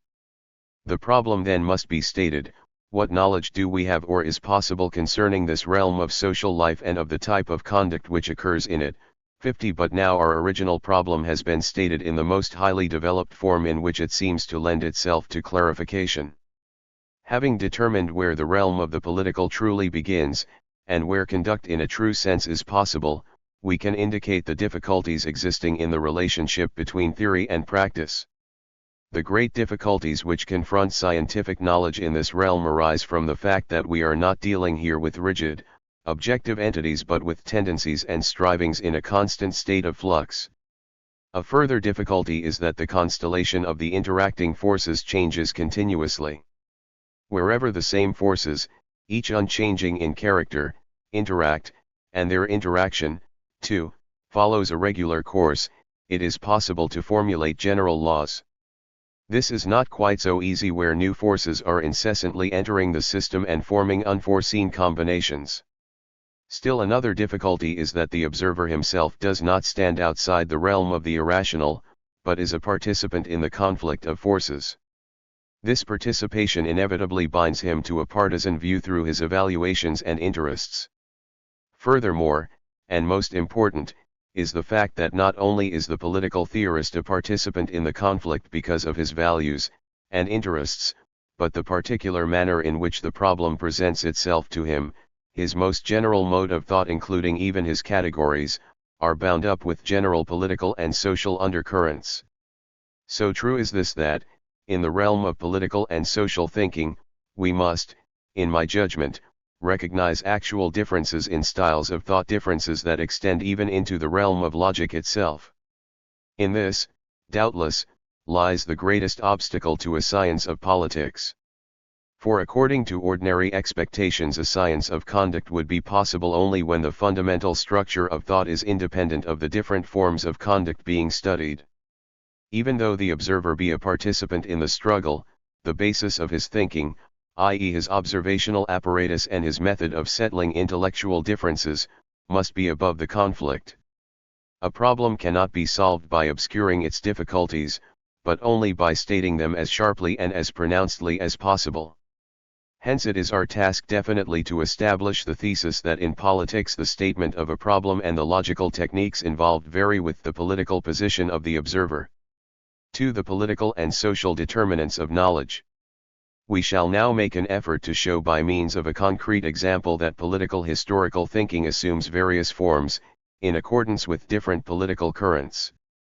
In order not to go too far afield, we shall concentrate primarily on the relationship between theory and practice.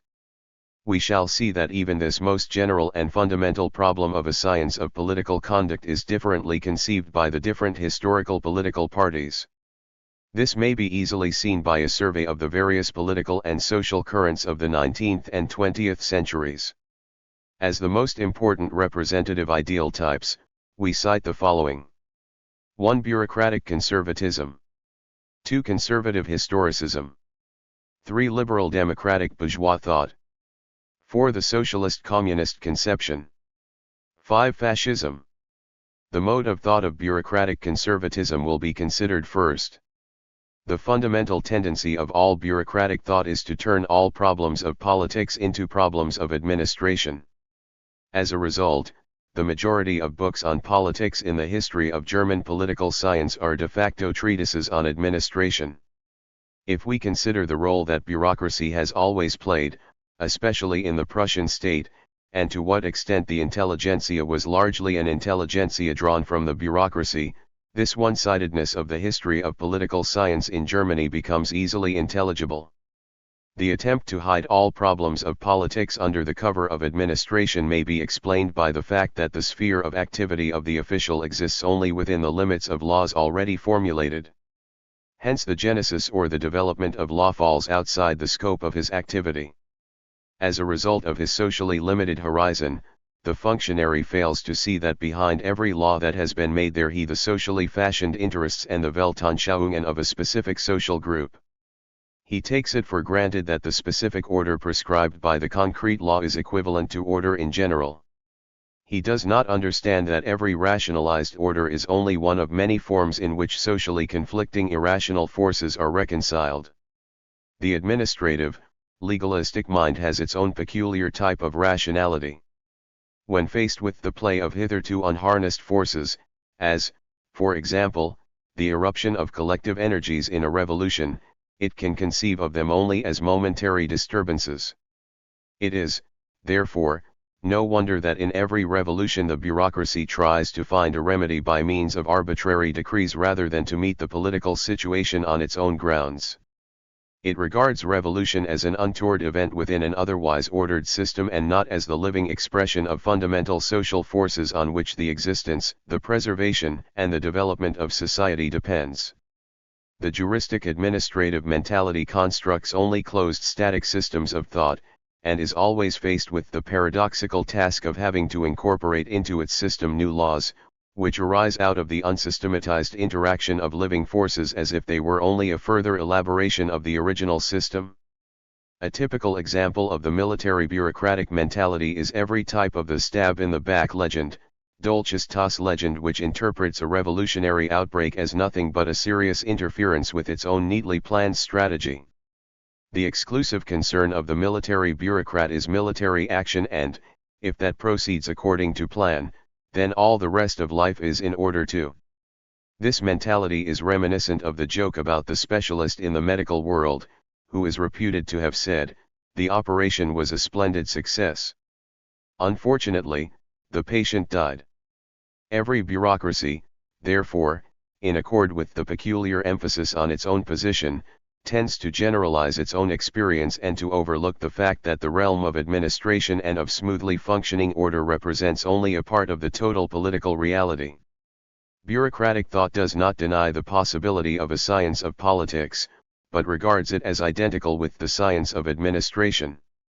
Thus irrational factors are overlooked, and when these nevertheless force themselves to the fore, they are treated as routine matters of state.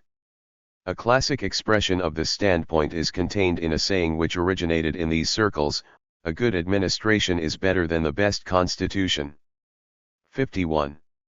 In addition to bureaucratic conservatism, which ruled Germany and especially Prussia to a very great extent, there was a second type of conservatism which developed parallel to it and which may be called historical conservatism. It was peculiar to the social group of the nobility and the bourgeois strata among the intellectuals who were the intellectual and actual rulers of the country, but between whom and the bureaucratic conservatives there always existed a certain amount of tension. This mode of thought bore the stamp of the German universities, and especially of the dominant group of historians. Even today, this mentality still finds its support largely in these circles. Historical conservatism is characterized by the fact that it is aware of that irrational realm in the life of the state which cannot be managed by administration. It recognizes that there is an unorganized and incalculable realm which is the proper sphere of politics.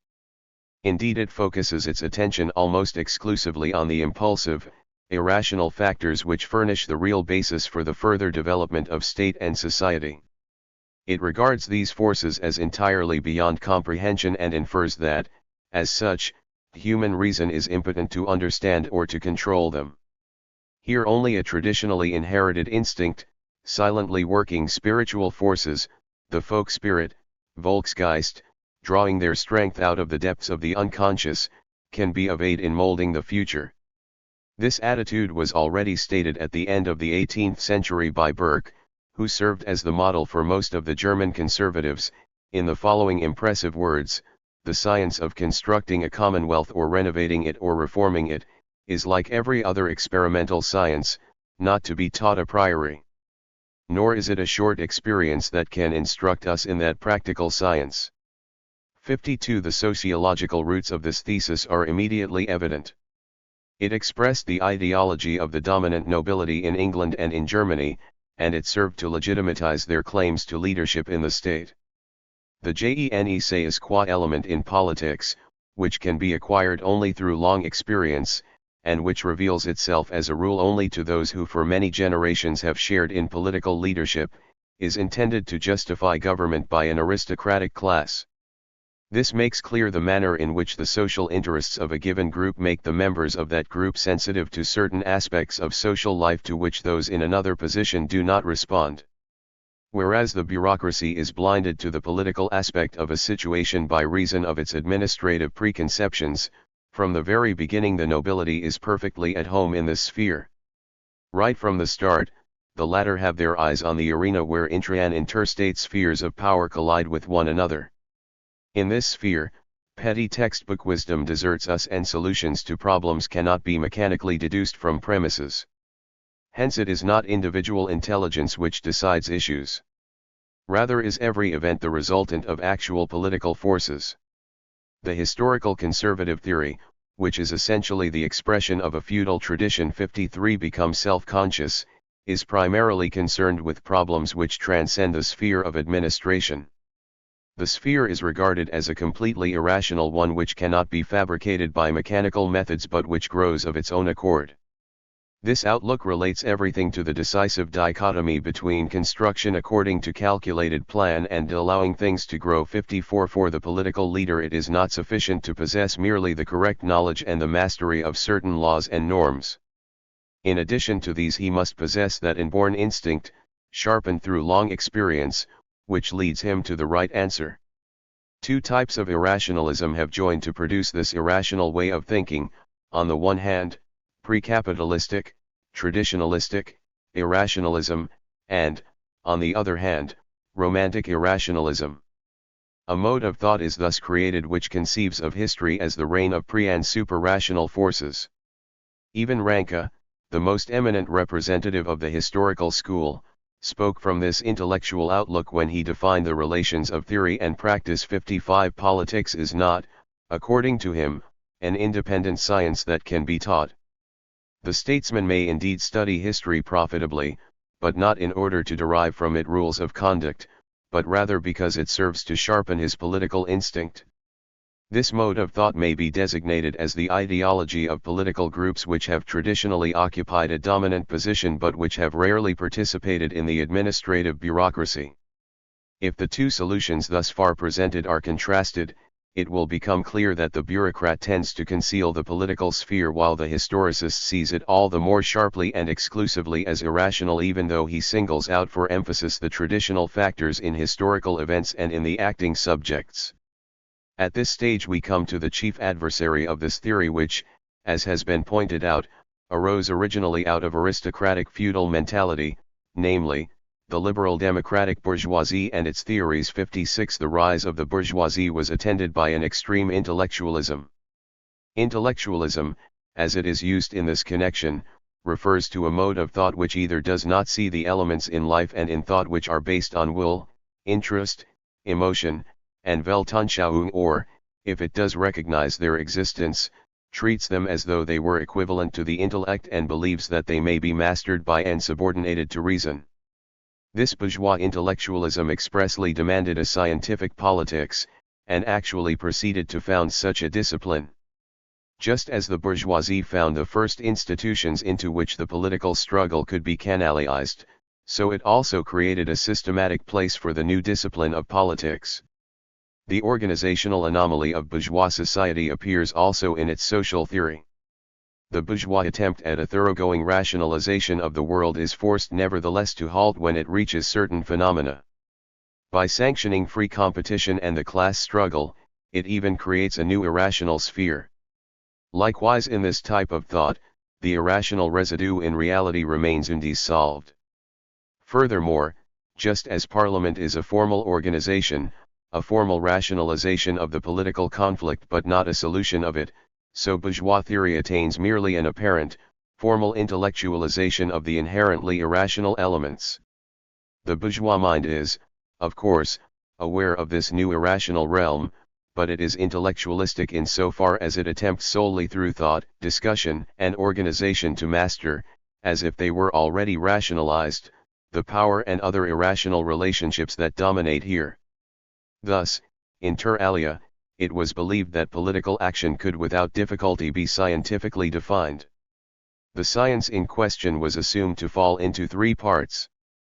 First, the theory of ends, i.e. the theory of the ideal state. Second, the theory of the positive state. Third, politics, i.e. the description of the manner in which the existing state is transformed into a perfect state.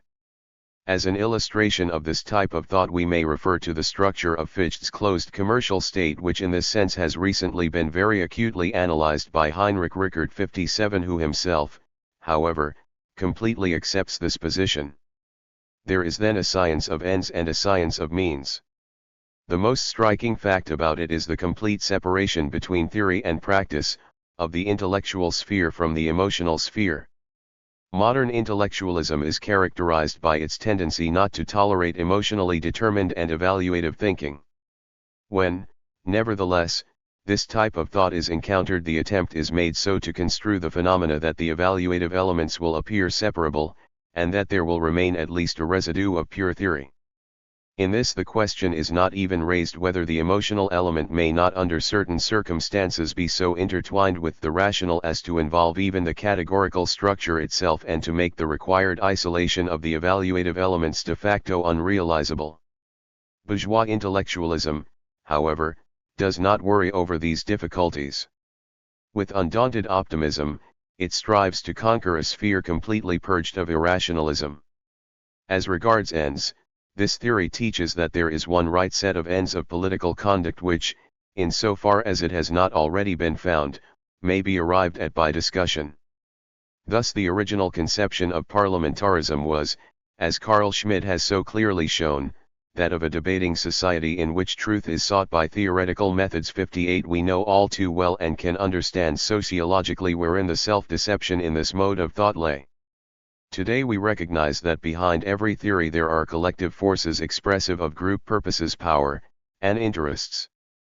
Parliamentary discussions are thus far from being theoretical in the sense that they may ultimately arrive at the objective truth. They are concerned with very real issues to be decided in the clash of interests. It was left for the socialist movement, which arose subsequently as the opponent of the bourgeoisie, to elaborate specifically this aspect of the debate about real issues.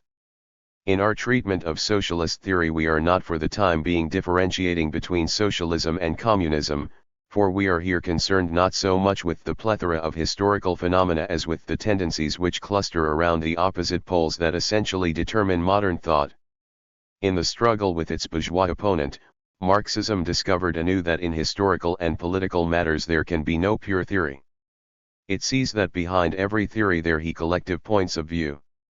The phenomenon of collective thinking, which proceeds according to interests and social and existential situations, Marx spoke of as ideology.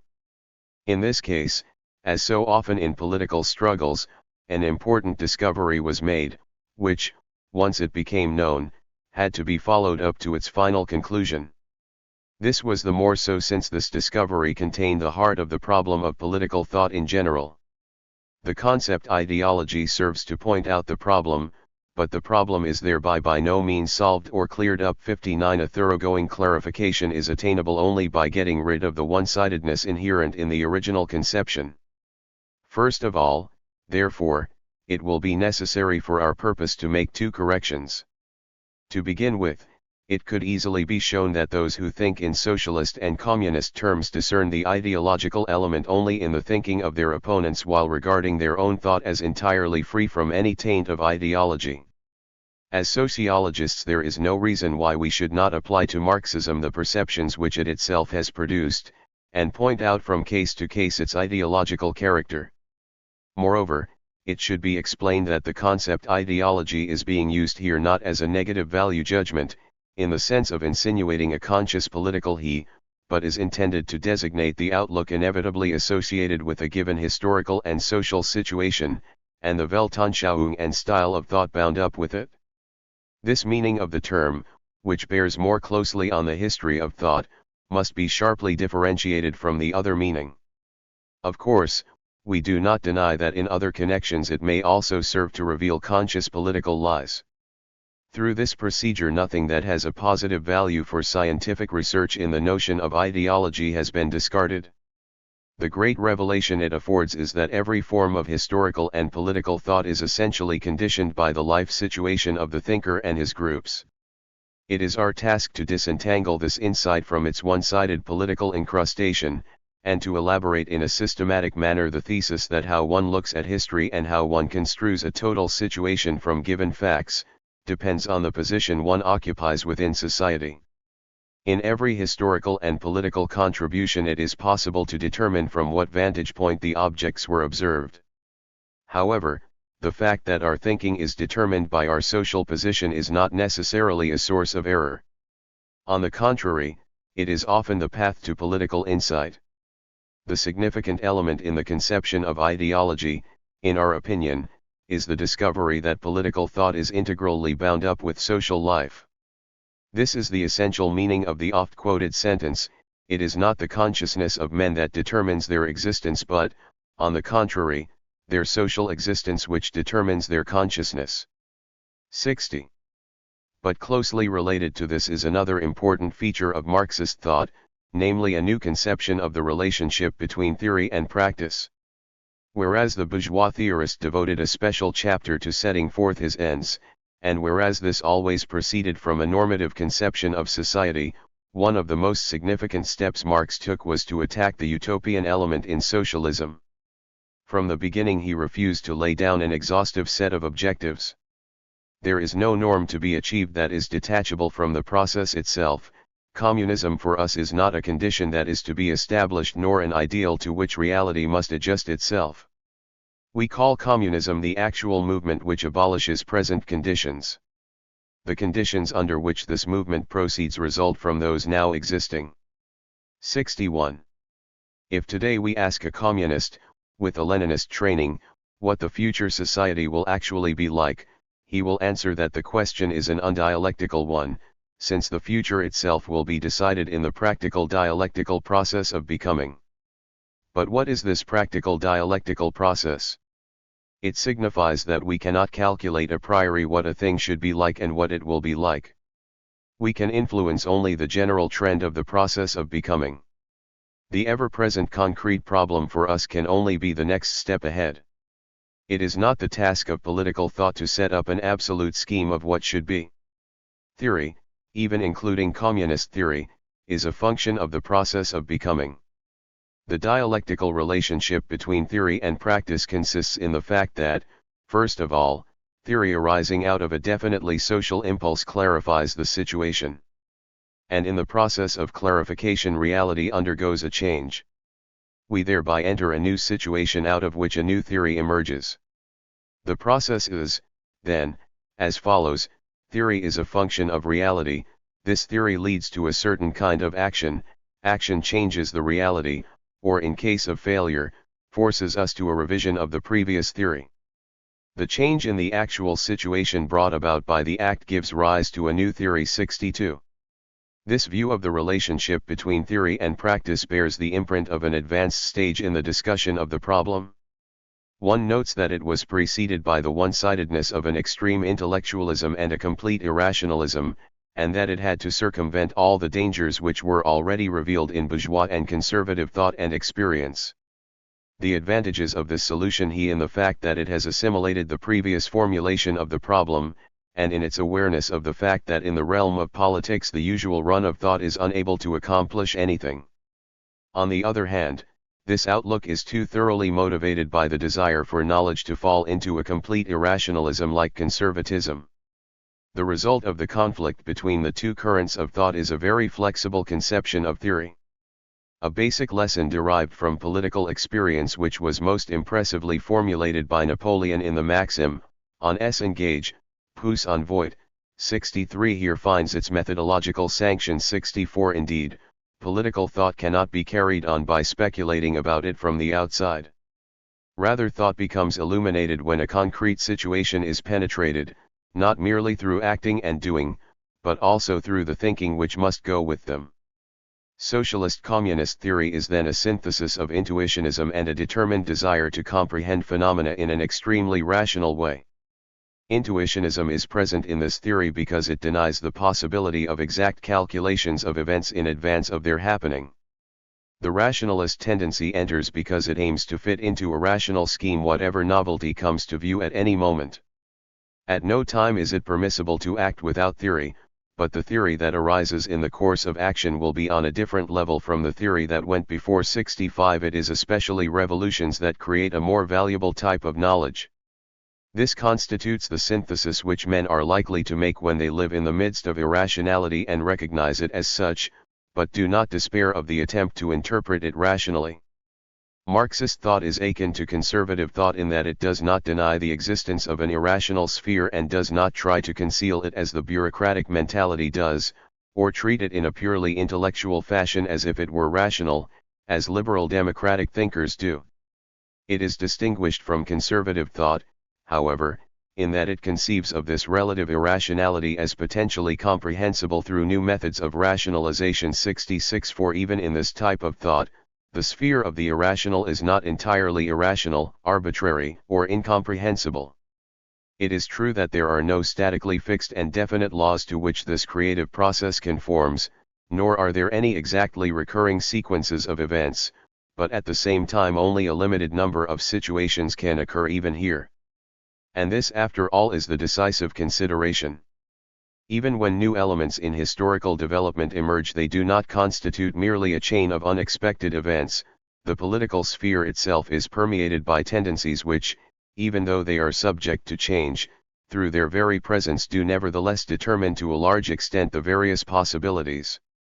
Therefore, the first task of Marxism is the analysis and rationalization of all those tendencies which influence the character of the situation. Marxist theory has elaborated these structural tendencies in a threefold direction.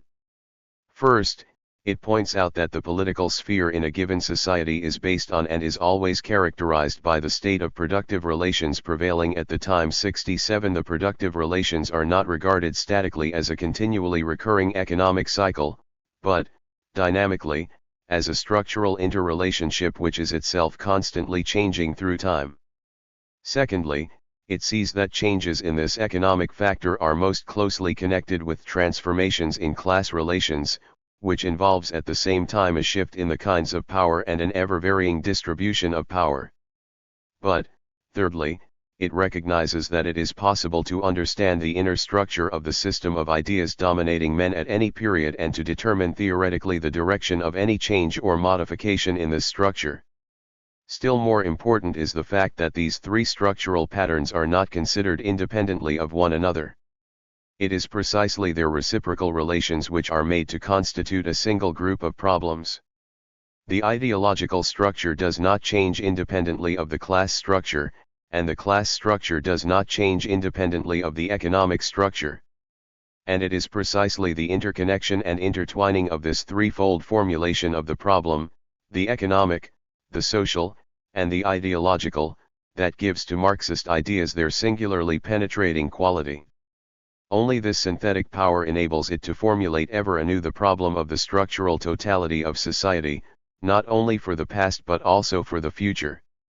The paradox lies in the fact that Marxism recognizes relative irrationality and never loses sight of it. But unlike the historical school, it does not content itself with a mere acceptance of the irrational. Instead, it tries to eliminate as much of it as possible by a new effort at rationalization. Here again the sociologist is confronted with the question of the general historical social form of existence and the particular situation from which the mode of thought peculiar to Marxism arose. How can we explain its singular character, which consists in combining an extreme irrationalism with an extreme rationalism in such a manner that out of this fusion there arises a new kind of dialectical rationality? Considered sociologically, this is the theory of an ascendant class which is not concerned with momentary successes, and which therefore will not resort to a putsch as a means for seizing power, but which, because of its inherent revolutionary tendencies, must always be sensitive and alert to unpredictable constellations in the situation. Every theory which arises out of a class position and is based not on unstable masses but on organized historical groups must of necessity have a long-range view. Consequently, it requires a thoroughly rationalized view of history on the basis of which it will be possible at any moment to ask ourselves where we are now and at what stage of development does our movement find itself. 68. Groups of pre-capitalistic origin, in which the communal element prevails, may be held together by traditions or by common sentiments alone. In such a group, theoretical reflection is of entirely secondary importance. On the other hand, in groups which are not welded together primarily by such organic bonds of community life, but which merely occupy similar positions in the social economic system, rigorous theorizing is a prerequisite of cohesion. Viewed sociologically, this extreme need for theory is the expression of a class society in which persons must be held together not by local proximity but by similar circumstances of life in an extensive social sphere. Sentimental ties are effective only within a limited spatial area, while a theoretical Weltanschauung has a unifying power over great distances. Hence a rationalized conception of history serves as a socially unifying factor for groups dispersed in space, and at the same time furnishes continuity to generations which continuously grow up into similar social conditions. In the formation of classes, a similar position in the social order and a unifying theory are of primary importance. Emotional ties which subsequently spring up are only a reflection of the already existing situation and are always more or less regulated by theory. Despite this extreme rationalizing tendency, which is implicit in the proletarian class position, the limits of the rationality of this class are defined by its oppositional, and particularly, by its allotted revolutionary position. Revolutionary purpose prevents rationality from becoming absolute. Even though in modern times the tendency toward rationalization proceeds on such an extensive scale that revolts 69 which originally were only irrational outbursts, are organized on this plane after a bureaucratic fashion, still there must remain somewhere in our conception of history and our scheme of life a place for the essential irrationality which goes with revolution. Revolution means that somewhere there is an anticipation of and an intent to provoke a breach in the rationalized structure of society. It necessitates, therefore, a watchfulness for the favorable moment in which the attack must be risked. If the whole social and political sphere were conceived of as thoroughly rationalized, it would imply that we would no longer have to be on the lookout for such a breach. The moment, however, is nothing more than that irrational element in the here and now, which every theory, by virtue of its generalizing tendency, obscures. But since, so long as one needs and wants revolution, one cannot allow this favorable moment, during which the breach occurs, to pass, there develops a gap in the theoretical picture which indicates that the irrational element is valued for what it really is valued essentially in its irrationality. All this dialectical thinking begins by rationalizing what seemed to the historical conservative groups totally irrational.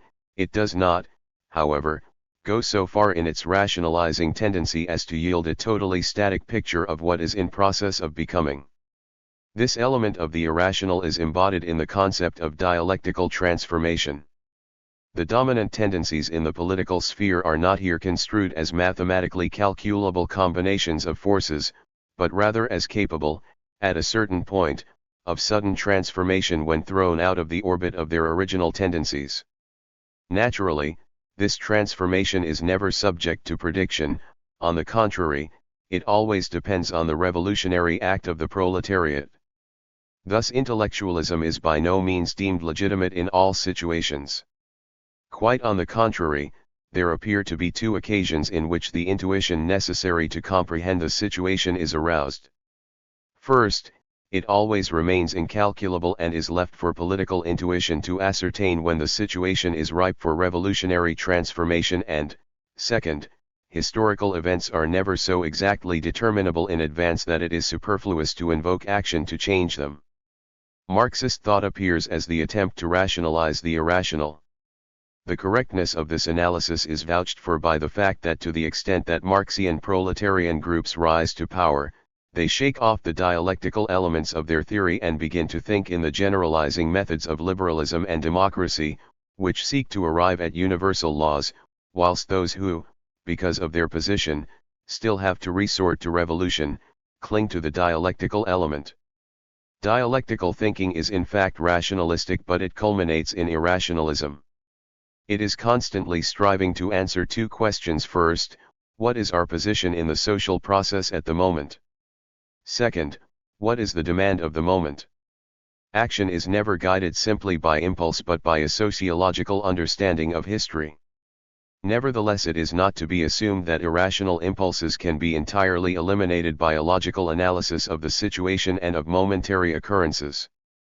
Only through acting in the situation do we address questions to it, and the answer we derive is always in the form of the success or failure of the action. Theory is not torn from its essential connection with action, and action is the clarifying medium in which all theory is tested and develops. The positive contribution of this theory is that out of its own concrete social experience it shows more and more convincingly that political thought is essentially different from other forms of theorizing. This dialectical mode of thought is further significant in that it has incorporated within itself the problems of both bourgeois rationalism and the irrationalism of historicism. From irrationalism it has derived the insight that the historical political sphere is not composed of a number of lifeless objects, and that therefore a method which merely seeks laws must fail. Furthermore, this method is fully cognizant of the completely dynamic character of the tendencies that dominate the political realm, and since it is conscious of the connection between political thinking and living experience, it will not tolerate an artificial separation of theory and practice. From rationalism, on the other hand, it has taken over the inclination to view rationally even situations which have previously defied rational interpretation. As a fifth claimant to a place among modern currents of thought we should mention fascism, which first emerged in our own epoch. Fascism has its own conception of the relations of theory and practice. It is, on the whole, activistic and irrational. It couples itself, by preference, with the irrationalist philosophies and political theories of the most modern period. It is especially Bergson, Searle, and Pareto who, after suitable modification of course, have been incorporated into its Weltanschauung. At the very heart of its theory and its practice lies the apotheosis of direct action, the belief in the decisive deed, and in the significance attributed to the initiative of a leading elite. The essence of politics is to recognize and to grapple with the demands of the hour. Not programs are important, but unconditional subordination to a leader. 70 History is made neither by the masses, nor by ideas, nor by silently working forces, but by the elites who from time to time assert themselves. 71 This is a complete irrationalism, but characteristically enough not the kind of irrationalism known to the conservatives, not the irrational which is at the same time the super-rational, not the folk spirit, not silently working forces, not the mystical belief in the creativeness of long stretches of time, but the irrationalism of the deed which negates even interpretation of history. To be youthful means being able to forget. We Italians are, of course, proud of our history, but we do not need to make it the conscious guide of our actions. It lives in us as part of our biological makeup. 72. A special study would be necessary to ascertain the different meanings of the various conceptions of history. It would be easy to show that the diverse intellectual and social currents have different conceptions of history. The conception of history contained in Brodriero's statement is not comparable either to the conservative, the liberal democratic, or the socialistic conceptions.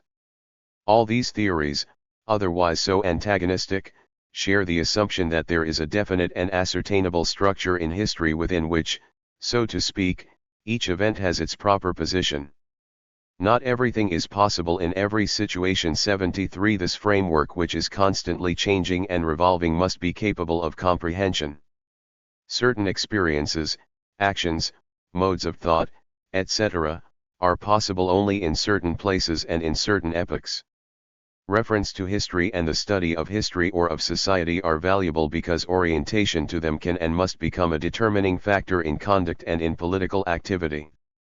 However different the picture which conservatives, liberals, and socialists have derived from history, they all agree that history is made up of a set of intelligible interrelations.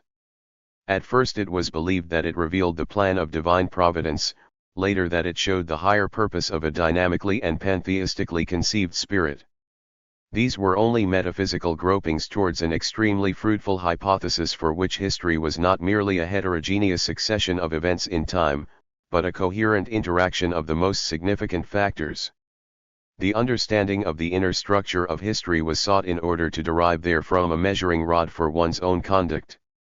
While the liberals and socialists continued to believe that the historical structure was completely capable of rationalization, the former insisting that its development was progressively unilinear, and the latter viewing it as a dialectical movement, the conservatives sought to understand the structure of the totality of historical development intuitively by a morphological approach.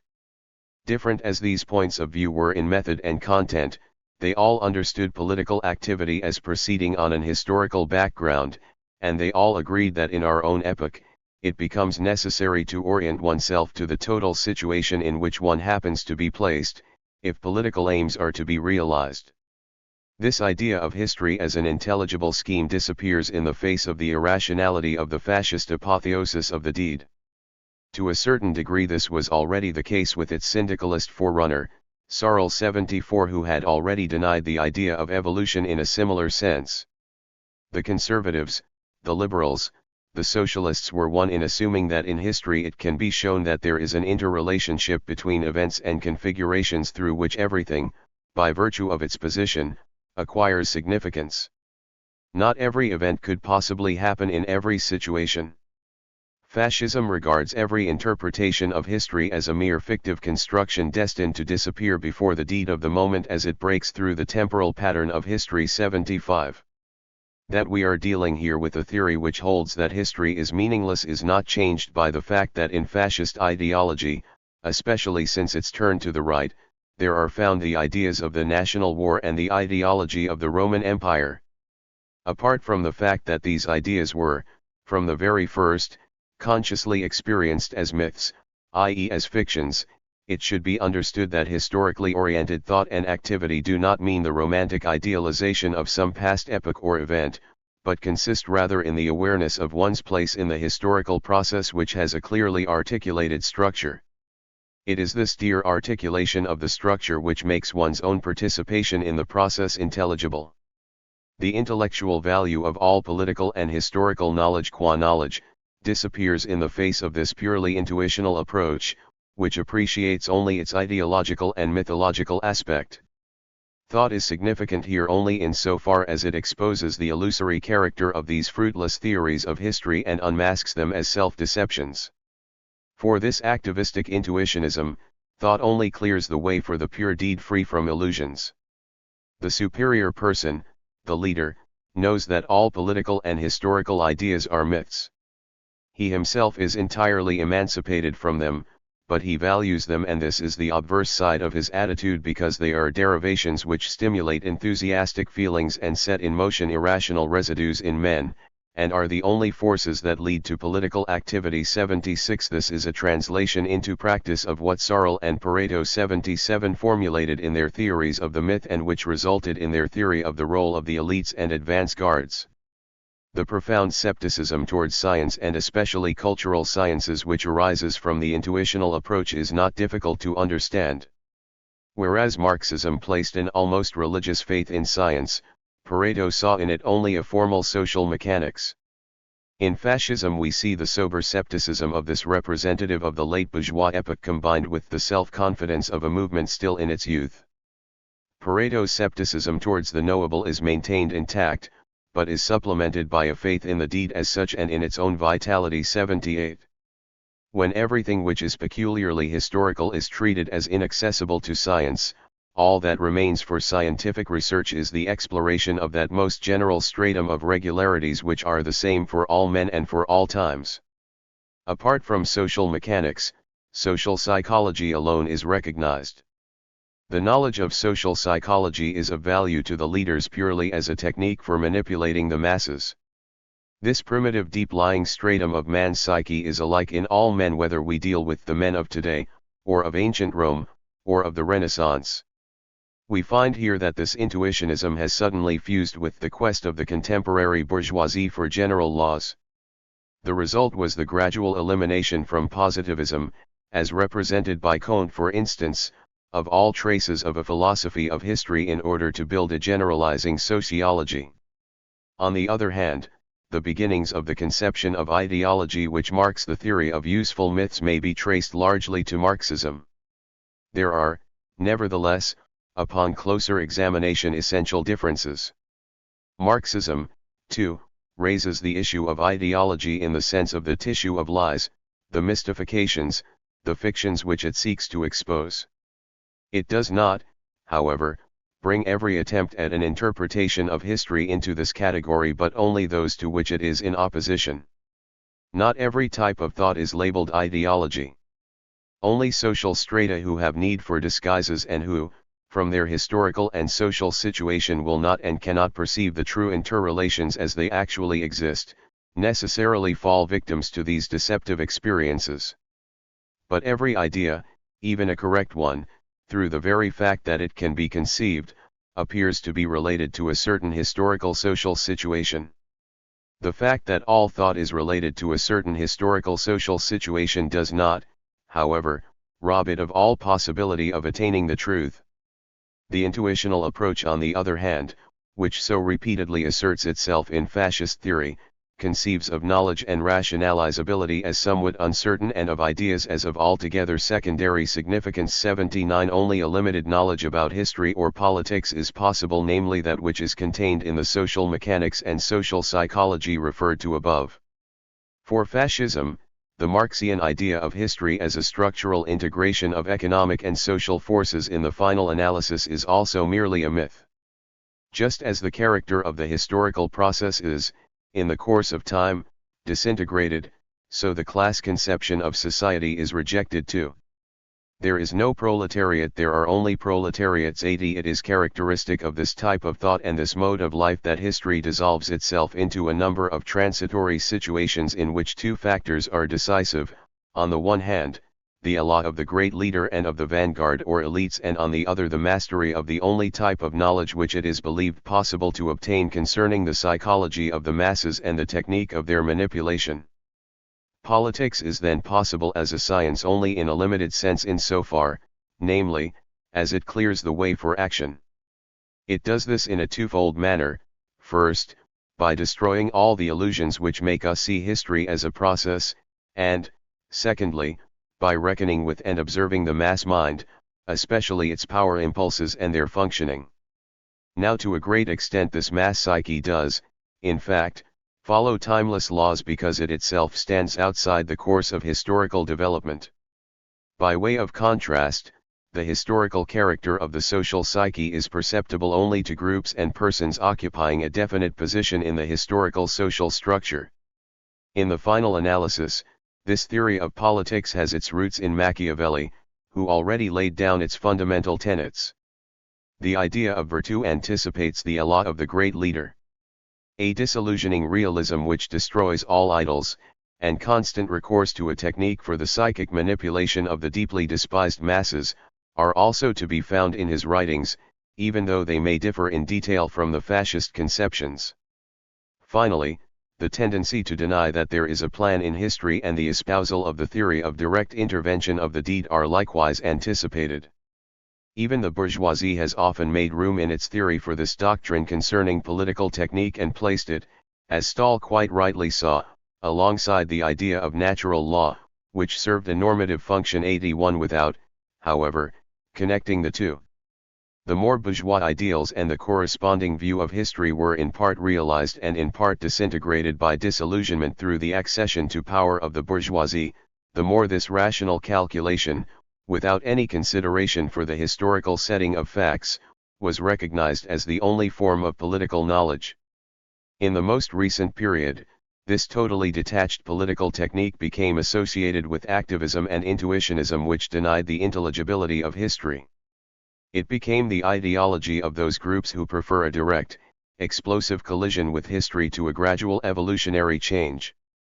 This attitude takes many forms, appearing first in the anarchism of Bakunin and Proudhon, then in the Sorlean syndicalism, and finally in the fascism of Mussolini. 82.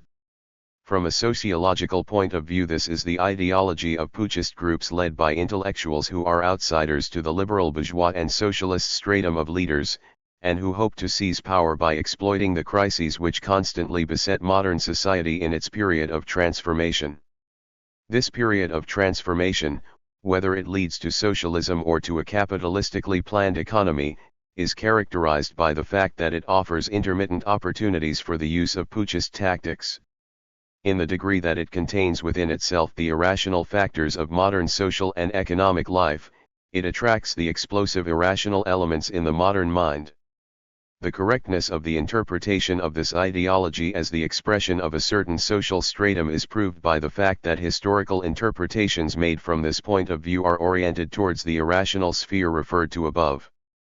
Being psychologically and socially situated at a point from which they can discern only the unordered and unrationalized in the development of society, the structural development and the integrated framework of society remain completely hidden from their view. It is almost possible to establish a sociological correlation between the type of thinking that appeals to organic or organized groups and a consistently systematic interpretation of history. On the other hand, a deep affinity exists between socially uprooted and loosely integrated groups and an ahistorical intuitionism. The more organized and organic groups are exposed to disintegration, the more they tend to lose the sense for the consistently ordered conception of history, and the more sensitive they become to the imponderable and the fortuitous. As spontaneously organized putschist groups become more stable, they also become more hospitable to long-range views of history and to an ordered view of society. Although historical complications often enter into the process, this scheme should be kept in mind because it delineates tendencies and offers fruitful hypotheses. A class or similar organic group never sees history as made up of transitory disconnected incidents. This is possible only for spontaneous groups which arise within them. Even the unhistorical moment of which activism conceives and which it hopes to seize upon is actually torn out of its wider historical context. The concept of practice in this mode of thought is likewise an integral part of the putschist technique, while socially more integrated groups, even when in opposition to the existing order, conceive of action as a continuous movement toward the realization of their ends. 83. The contrast between the élan of great leaders and elites on the one hand and the blind herd on the other reveals the marks of an ideology characteristic of intellectuals who are more intent on providing justifications for themselves than on winning support from the outside. It is a counter-ideology to the pretensions of a leadership which conceives itself to be an organ expressing the interests of broad social strata. This is exemplified by the stratum of conservative leaders who regarded themselves as the organ of the people, 84, by the liberals who conceived of themselves as the embodiment of the spirit of the age, and by the socialists and communists who think of themselves as the agents of a class-conscious proletariat. From this difference in methods of self-justification, it is possible to see that groups operating with the leader-mass dichotomy are ascendant elites which are still socially unattached, so to speak, and have yet to create a social position for themselves. They are not primarily interested in overthrowing, reforming, or preserving the social structure. Their chief concern is to supplant the existing dominant elites by others. It is no accident that the one group regards history as a circulation of elites, while for the others, it is a transformation of the historical social structure. Each gets to see primarily only that aspect of the social and historical totality towards which it is oriented by its purpose. In the process of transformation of modern society, there are, as has already been mentioned, periods during which the mechanisms which have been devised by the bourgeoisie for carrying on the class struggle prove insufficient. There are periods when the evolutionary course fails for the time being and crises become acute. Class relations and class stratification become strained and distorted. The class consciousness of the conflicting groups becomes confused. In such periods it is easy for transitory formations to emerge, and the mass comes into existence, individuals having lost or forgotten their class orientations. At such moments a dictatorship becomes possible. The fascist view of history and its intuitional approach, which serves as a preparation for immediate action, have changed what is no more than a partial situation into a total view of society. With the restoration of equilibrium following the crisis, the organized, historical social forces again become effective. Even if the elite which has come to the top in the crisis is able to adjust itself well to the new situation, the dynamic forces of social life nevertheless reassert themselves in the old way. It is not that the social structure has changed, but rather that there has been a reshuffling, a shift in personnel among the various social classes within the frame of the social process which continues to evolve. An example of such a dictatorship has, with certain modifications, already been witnessed in modern history in the case of Napoleon. Historically, this signified nothing more than the rise of certain elites. Sociologically, it was an indication of the triumph of the ascendant bourgeoisie which knew how to exploit Napoleonic imperialism for its own purposes. It may be that those elements of the mind which have not as yet been rationalized become crystallized ever anew in a more stable social structure. It may be, too, that the position which underlies this irrationalistic philosophy is inadequate to comprehend the broad trends of historical and social development. Nonetheless, the existence of these short-lived explosions directs attention to the irrational depths which have not as yet been comprehended and which are incomprehensible by ordinary historical methods. That which has not yet been rationalized here joins with the non-historical and with those elements in life which cannot be reduced to historical categories. We are given a glimpse of a realm which up to the present appears to have remained unchanging. It includes the blind biological instincts which in their eternal sameness underlie every historical event. These forces can be mastered externally by a technique, but can never reach the level of meaning and can never be internally understood. Besides this sub-historical biological element, a spiritual, transcendental element is also to be found in this sphere. It is of this element which is not fully embodied in history, and which, as something unhistorical and alien to our thought, eludes understanding, that the mystics spoke. Although the fascists do not mention it, it must nevertheless rank as the other great challenge to the historical rationalism. All that has become intelligible, understandable, rationalized, organized, structuralized, artistically, and otherwise formed, and consequently everything historical seems in fact to be between these two extreme poles. If we attempt to view the interrelations of phenomena from this middle ground, we never get to see what lies above and below history. If, on the other hand, we stand at either of these irrational, extreme poles, we completely lose sight of historical reality in its concreteness. The attractions of the fascist treatment of the problem of the relations between theory and practice he in its designation of all thought as illusion. Political thought may be of value in arousing enthusiasm for action, but as a means for scientific comprehension of the field of politics which involves the prognostication of the future, it is useless. It seems nothing less than remarkable that man, living in the blinding glare of the irrational, is still able to command from instance to instance the empirical knowledge necessary to carry on his everyday life.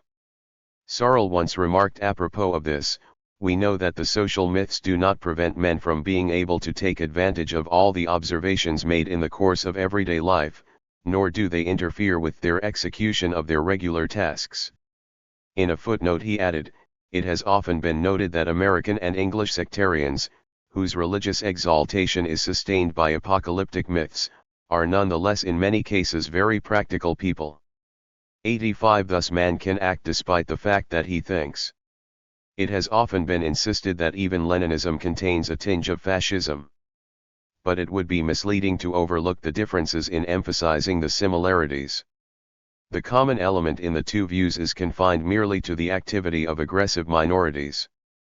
Only because Leninism was originally the theory of a minority uncompromisingly determined to seize power by revolutionary means did the theory of the significance of leading groups and of their decisive energy come to the fore. But this theory never took flight into a complete irrationalism. The Bolshevist group was only an active minority within a class movement of an increasingly self-conscious proletariat, so that the irrational activistic aspects of its doctrines were constantly supported by the assumption of the rational intelligibility of the historical process. The ahistorical spirit of fascism can be derived in part from the spirit of a bourgeoisie already in power. A class which has already risen in the social scale tends to conceive of history in terms of unrelated, isolated events. Historical events appear as a process only as long as the class which views these events still expects something from it. Only such expectations can give rise to utopias on the one hand, and concepts of process on the other. Success in the class struggle, however, does away with the utopian element, and forces long-range views into the background the better to devote its powers to its immediate tasks. The consequence is that in place of a view of the whole which formerly took account of tendencies and total structures, there appears a picture of the world composed of mere immediate events and discrete facts. The idea of a process and of the structural intelligibility of history becomes a mere myth. Fascism finds itself serenely able to take over this bourgeois repudiation of history as a structure and process without any inconvenience, since fascism itself is the exponent of bourgeois groups.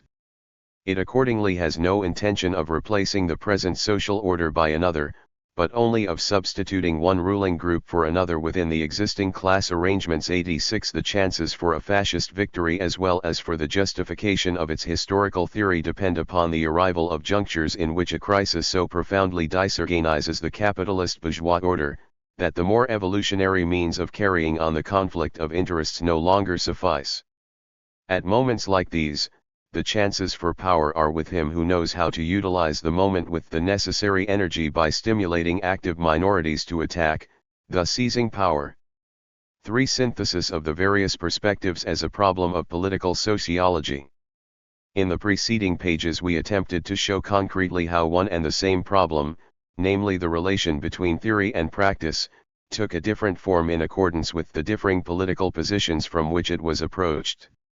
What holds true for this basic question of any scientific politics is valid also for all other specific problems.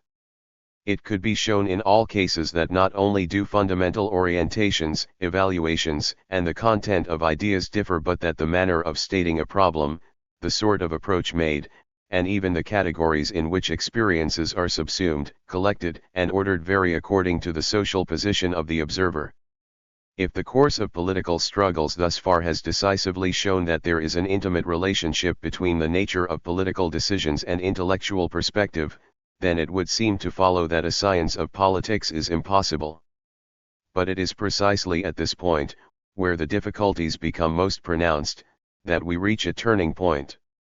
It is at this juncture that two new possibilities emerge, and at this stage in the formulation of the problem we see two paths which may be followed. On the one hand, it is possible to say, since in the realm of politics the only knowledge that we have is a knowledge which is limited by the position which we occupy, and since the formation of parties is structurally an ineradicable element in politics, it follows that politics can be studied only from a party viewpoint and taught only in a party school. I believe, in fact, that this will prove one road from which immediate developments will follow. But it has become evident and promises to become more so that, owing to the complicated character of contemporary society, the traditional methods of training the next generation of political leaders, which have had hitherto a largely accidental character, are not adequate to supply the present-day politician with the requisite knowledge. The political parties will therefore find it necessary to develop their party schools with increasing care and elaborateness. Not only will they provide the factual knowledge which will enable prospective political leaders to formulate factual judgments concerning concrete problems, but they will also inculcate the respective points of view from which experience may be organized and mastered. Every political point of view implies at the same time more than the mere affirmation or rejection of an indisputable set of facts. It implies as well a rather comprehensive Weltanschauung. The significance that political leaders attach to the latter is shown by the efforts of all parties to mold the thinking of the masses, not only from a party standpoint, but also from the point of view of a Weltanschauung. Political pedagogy signifies the transmission of a particular attitude towards the world which will permeate all aspects of life. Political education today signifies further a definite conception of history, a certain mode of interpreting events, and a tendency to seek a philosophical orientation in a definite manner. This cleavage in modes of thought and Weltanschauungen and this increasing differentiation according to political positions has been going on with an increasing intensity since the beginning of the 19th century. The formation of party schools will accentuate this tendency, and carry it to its logical conclusion. But the formation of party schools and the development of party theories is only one of the inevitable consequences of the present situation. It is one which will appeal to those who, because they occupy an extreme position in the social order, must cling to their partisanship, must conceive of antagonisms as absolutes, and suppress any conception of the whole. The present situation provides still another possibility. It rests, so to speak, on the reverse side of the fundamentally partisan character of political orientation. This alternative, which is at least as important as the other, consists in the following: not only the necessary partisan character of every form of political knowledge is recognized, but also the peculiar character of each variety. It has become incontrovertibly clear today that all knowledge which is either political or which involves a worldview, is inevitably partisan. The fragmentary character of all knowledge is clearly recognizable. But this implies the possibility of an integration of many mutually complementary points of view into a comprehensive whole. Just because today we are in a position to see with increasing clarity that mutually opposing views and theories are not infinite in number and are not products of arbitrary will but are mutually complementary and derive from specific social situations, politics as a science is for the first time possible. The present structure of society makes possible a political science which will not be merely a party science, but a science of the whole. Political sociology, as the science which comprehends the whole political sphere, thus attains the stage of realization. With this there comes the demand for an institution with a broader base than a party school where the science of the political totality may be pursued. Before going into the possibility and structure of this type of investigation, it is necessary to establish more firmly the thesis that each particular point of view needs to be complemented by all the others. Let us recall the instance which we used to illustrate the partisan setting of every problem. We found that only certain limited aspects and areas of historical and political reality reveal themselves to each of the various parties. The bureaucrat restricted his range of vision to the stabilized part of the life of the state. Historical conservatism could see only the regions in which the silently working Volksgeist was still operating, in which, as in the realm of custom and usage, in religious and cultural association organic and not organized forces were at work. Historical conservatism also was aware that there was a place for a peculiar type of rationality in the sphere of organic forces. It had to decipher the inherent tendencies of growth.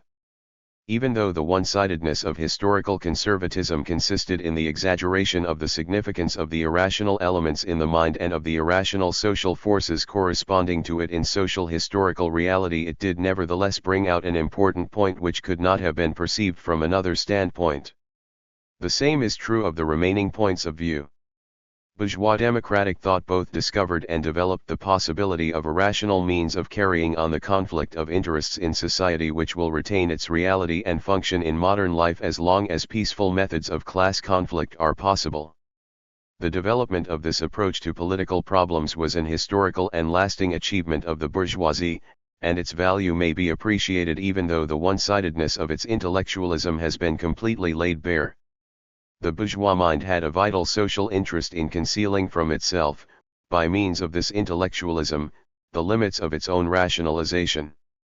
Hence it acted as if real conflicts could be fully settled by discussion. It did not realize, however, that closely connected with the realm of politics there arose a new kind of thinking in which theory could not be separated from practice nor thought from intent. Nowhere is the mutually complementary character of socially politically determined partial views more clearly visible than here. For here it becomes once more apparent that socialist thought begins at that point where bourgeois democratic thought reaches its limits, and that it threw new light on just those phenomena which its predecessors, because of the intimate connection with their own interests, had left in the dark. To Marxism belongs the credit for discovering that politics does not consist merely in parliamentary parties and the discussions they carry on, and that these, in whatever concrete form they appear, are only surface expression of deeper lying economic and social situations which can be made intelligible to a large extent through a new mode of thought. These discoveries signalize the raising of the discussion to a higher level from which a more extensive and more inclusive view of history and a clearer conception of what actually constitutes the domain of politics can be obtained. The discovery of the phenomenon of ideology is structurally closely bound up with this discovery. Although quite one-sided, it represents the first attempt to define the position of socially bound thought as over against pure theory. Finally, to return to the last antithesis, whereas Marxism focused its attention too sharply on and overemphasized the purely structural foundation of the political and historical realm, fascism turned its attention to the amorphous aspects of life, to those moments in critical situations which are still present and still have significance, in which class forces become disjointed and confused, when the actions of men, acting as members of transitory masses, assume significance, and when the outcome entirely depends on the vanguards and their leaders who are dominating the situation at the moment. But here, too, it would be overemphasis of a single phase of historical reality to regard these eventualities, even though they are of frequent occurrence, as the essence of historical reality.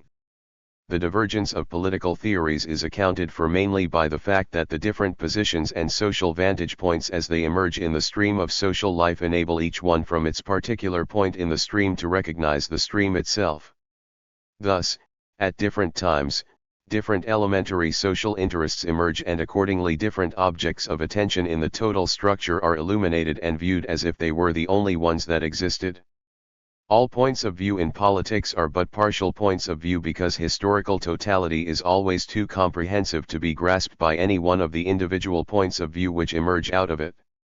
Since, however, all these points of view emerge out of the same social and historical current, and since their partiality exists in the matrix of an emerging whole, it is possible to see them in juxtaposition, and their synthesis becomes a problem which must continually be reformulated and resolved.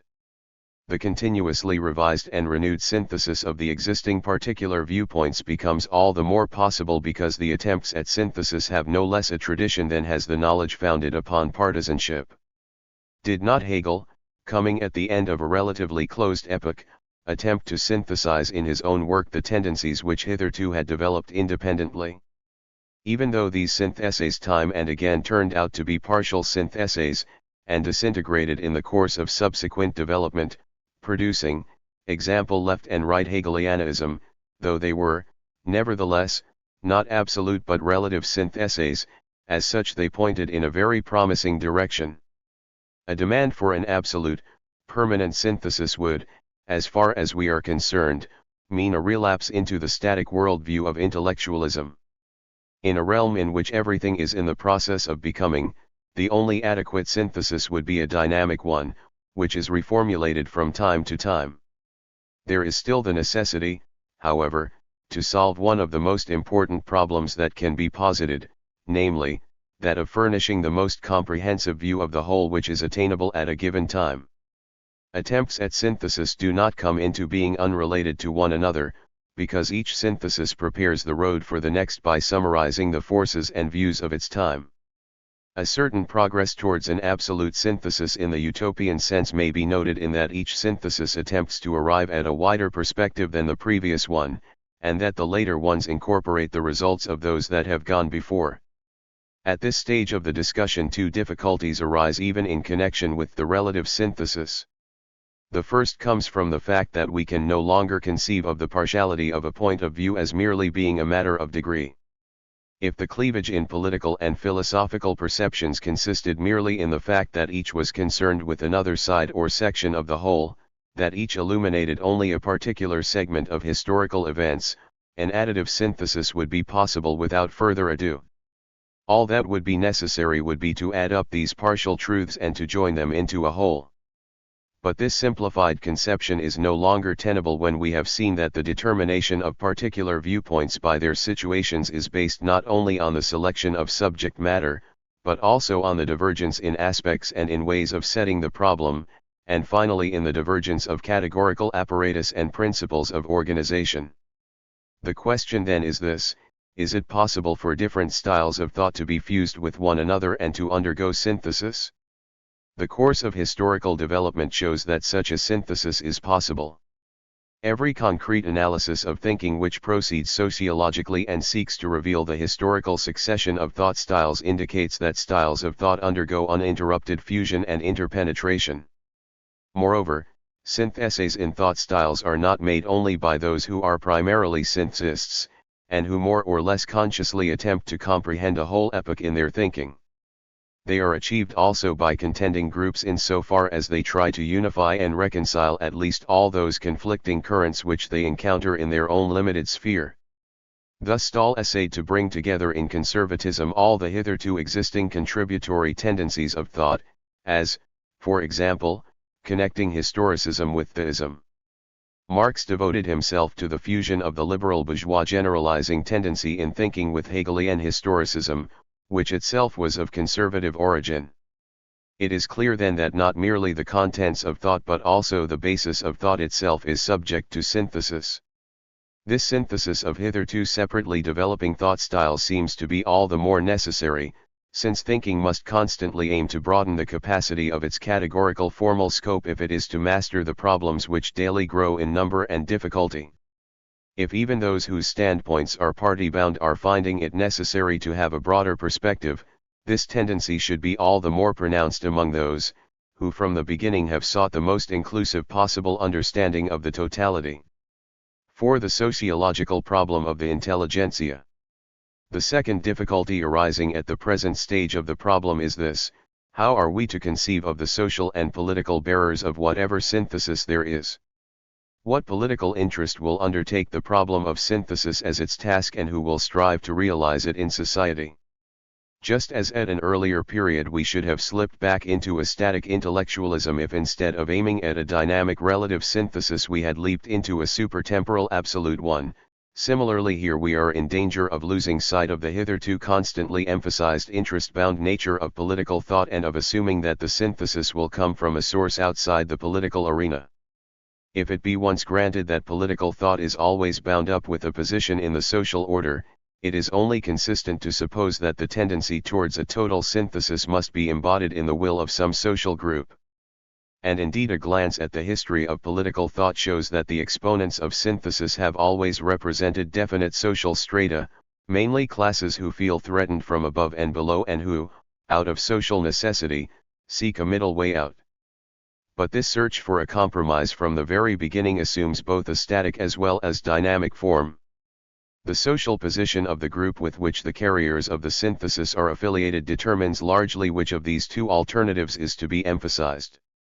The static form of mediation of the extremes was attempted first by the victorious bourgeoisie, especially in the period of the bourgeois monarchy in France, where it was expressed in the principle of the just milieu.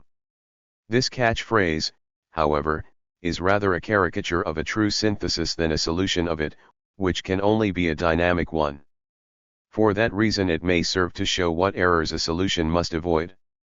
A true synthesis is not an arithmetic average of all the diverse aspirations of the existing groups in society. If it were such, it would tend merely to stabilize the status quo to the advantage of those who have just acceded to power and who wish to protect their gains from the attacks of the right as well as the left.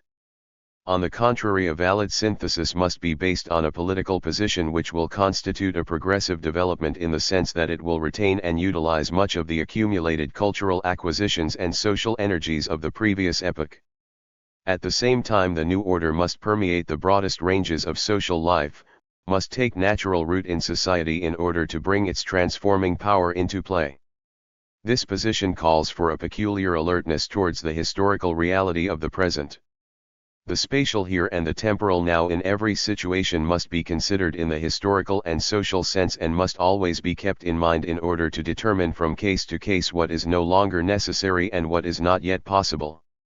Such an experimental outlook, unceasingly sensitive to the dynamic nature of society and to its wholeness, is not likely to be developed by a class occupying a middle position but only by a relatively classless stratum which is not too firmly situated in the social order. The study of history with reference to this question will yield a rather pregnant suggestion. This unanchored, relatively classless stratum is, to use Alfred Weber's terminology, the socially unattached intelligentsia. It is impossible in this connection to give even the sketchiest outline of the difficult sociological problem raised by the existence of the intellectual.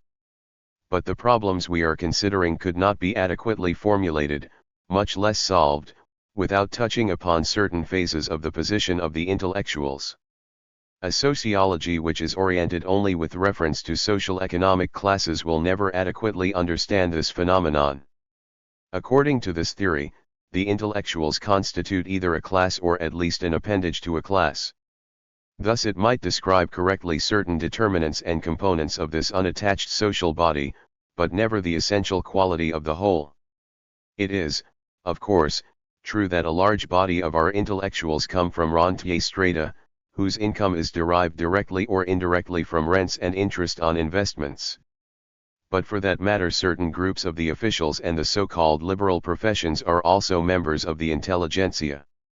A closer examination, however, of the social basis of these strata will show them to be less clearly identified with one class than those who participate more directly in the economic process.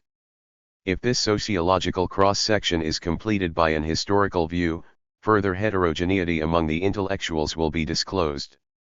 Changes in class relationships at different times affect some of these groups favorably, others unfavorably. Consequently, it cannot be maintained that they are homogeneously determined. Although they are too differentiated to be regarded as a single class, there is, however, one unifying sociological bond between all groups of intellectuals, namely, education, which binds them together in a striking way. Participation in a common educational heritage progressively tends to suppress differences of birth, status, profession, and wealth, and to unite the individual educated people on the basis of the education they have received. In my opinion, nothing could be more wrong than to misinterpret this view and maintain that the class and status ties of the individual disappear completely by virtue of this. It is, however, peculiarly characteristic of this new basis of association that it preserves the multiplicity of the component elements in all their variety by creating a homogeneous medium within which the conflicting parties can measure their strength. Modern education from its inception is a living struggle, a replica, on a small scale of the conflicting purposes and tendencies which rage in society at large.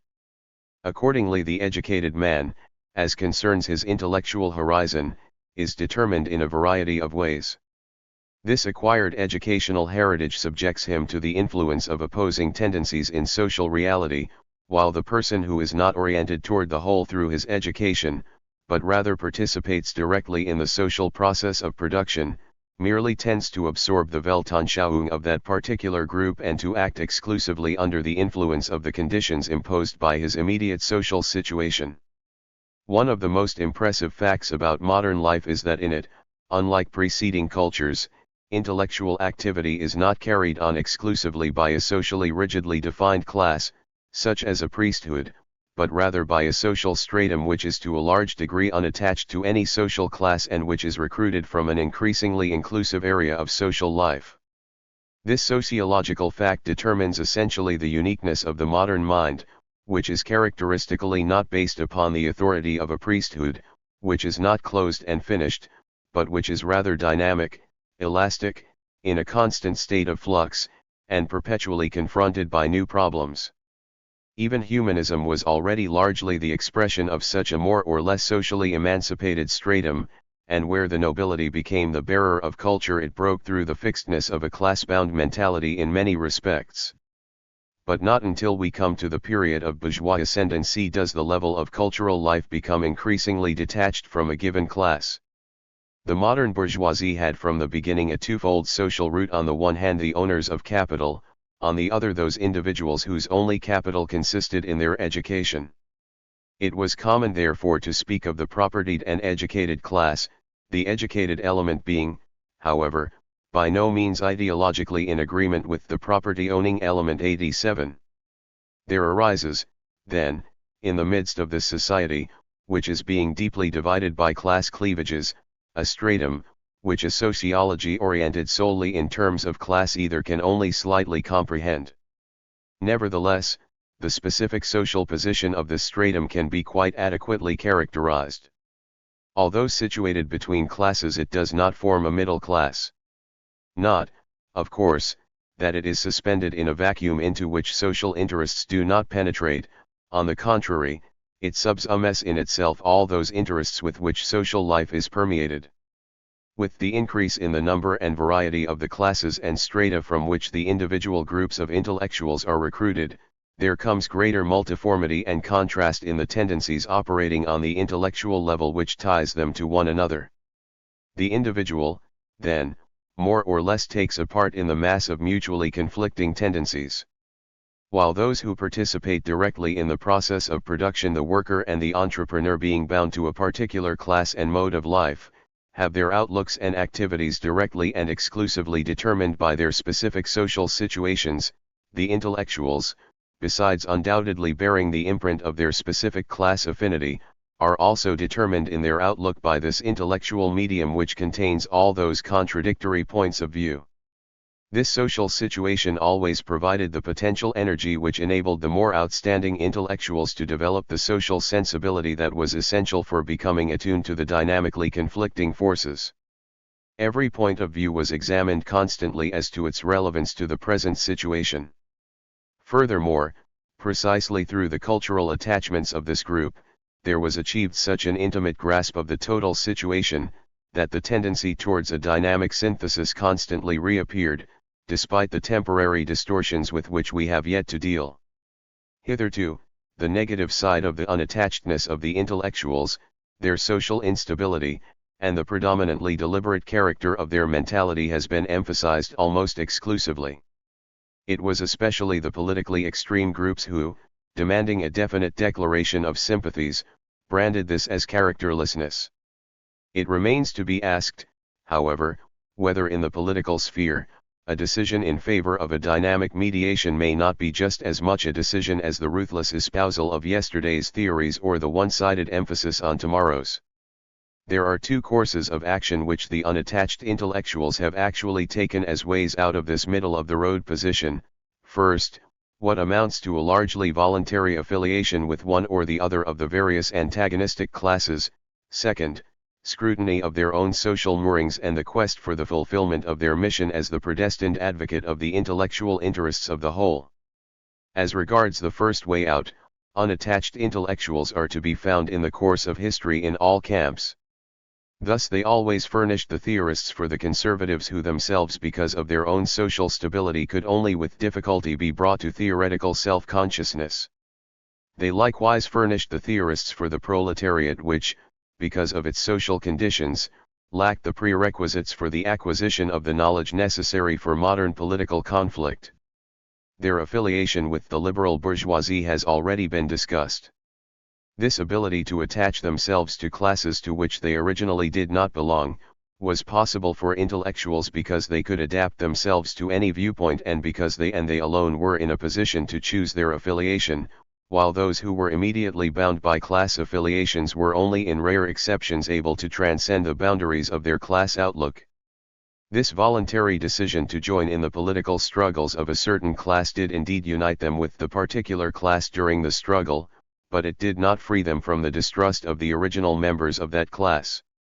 This distrust is only a symptom of the sociological fact that the assimilability of intellectuals into an outside class is limited by the psychic and social characteristics of their own. Sociologically, this peculiarity of belonging to the intelligentsia accounts for the fact that a proletarian who becomes an intellectual is likely to change his social personality. A detailed case study of the path taken by the intellectual confronted by this distrust would not be in place here. We wish merely to point out that the fanaticism of radicalized intellectuals should be understood in this light. It bespeaks a psychic compensation for the lack of a more fundamental integration into a class and the necessity of overcoming their own distrust as well as that of others. One could of course condemn the path taken by individual intellectuals and their endless wavering, but our sole concern here is to explain this behavior by means of the position of intellectuals in the whole social structure. Such social dereliction and transgression may be regarded as no more than a negative misuse of a peculiar social position. The individual, instead of focusing his energies on the positive potentialities of the situation, falls victim to the temptations potential in the situation. Nothing would be more incorrect than to base one's judgment, of the function of a social stratum on the apostatic behavior of some of its members, and to fail to see that the frequent lack of conviction of the intellectuals is merely the reverse side of the fact that they alone are in a position to have intellectual convictions. In the long run, history can be viewed as a series of trial and error experiments in which even the failings of men have a tentative value, and in the course of which the intellectuals were those who through their homelessness in our society were the most exposed to failure. The repeated attempts to identify themselves with, as well as the continual rebuffs received from, other classes must lead eventually to a clearer conception on the part of the intellectuals of the meaning and the value of their own position in the social order. The first way, then, out of the predicament of the intellectuals, namely, the direct affiliation with classes and parties, shows a tendency, even though it is unconscious, towards a dynamic synthesis. It was usually the class in need of intellectual development which received their support. It was primarily the conflict of intellectuals which transformed the conflict of interests into a conflict of ideas. This attempt to lift the conflict of interests to a spiritual plane has two aspects. On the one hand, it meant the empty glorification of naked interests by means of the tissues of lies spun by apologists. On the other hand, in a more positive sense, it meant the infusion of certain intellectual demands into practical politics. In return for their collaboration with parties and classes, the intellectuals were able to leave this imprint upon them. If they had no other achievement to their credit, this alone would have been a significant accomplishment. Their function is to penetrate into the ranks of the conflicting parties in order to compel them to accept their demands. This activity, viewed historically, has amply shown wherein the sociological peculiarity and the mission of this unattached social stratum lie. The second way out of the dilemma of the intellectuals consists precisely in becoming aware of their own social position and the mission implicit in it. When this is achieved, political affiliation or opposition will be decided on the basis of a conscious orientation in society and in accordance with the demands of the intellectual life. One of the basic tendencies in the contemporary world is the gradual awakening of class consciousness in all classes. If this is so, it follows that even the intellectuals will arrive at a consciousness, though not a class consciousness, of their own general social position and the problems and opportunities it involves. This attempt to comprehend the sociological phenomenon of the intellectuals, and the attempt, on the basis of this, to take an attitude towards politics have traditions of their own quite as much as has the tendency to become assimilated into other parties. We are not concerned here with examining the possibilities of a politics exclusively suited to intellectuals. Such an examination would probably show that the intellectuals in the present period could not become independently politically active. In an epoch like our own, where class interests and positions are becoming more sharply defined and derive their force and direction from mass action, political conduct which seeks other means of support would scarcely be possible. This does not imply, however, that their particular position prevents them from achieving things which are of indispensable significance for the whole social process. Most important among these would be the discovery of the position from which a total perspective would be possible. Thus they might play the part of watchmen in what otherwise would be a pitch-black night. It is questionable whether it is desirable to throw overboard all of the opportunities which arise out of their peculiar situation.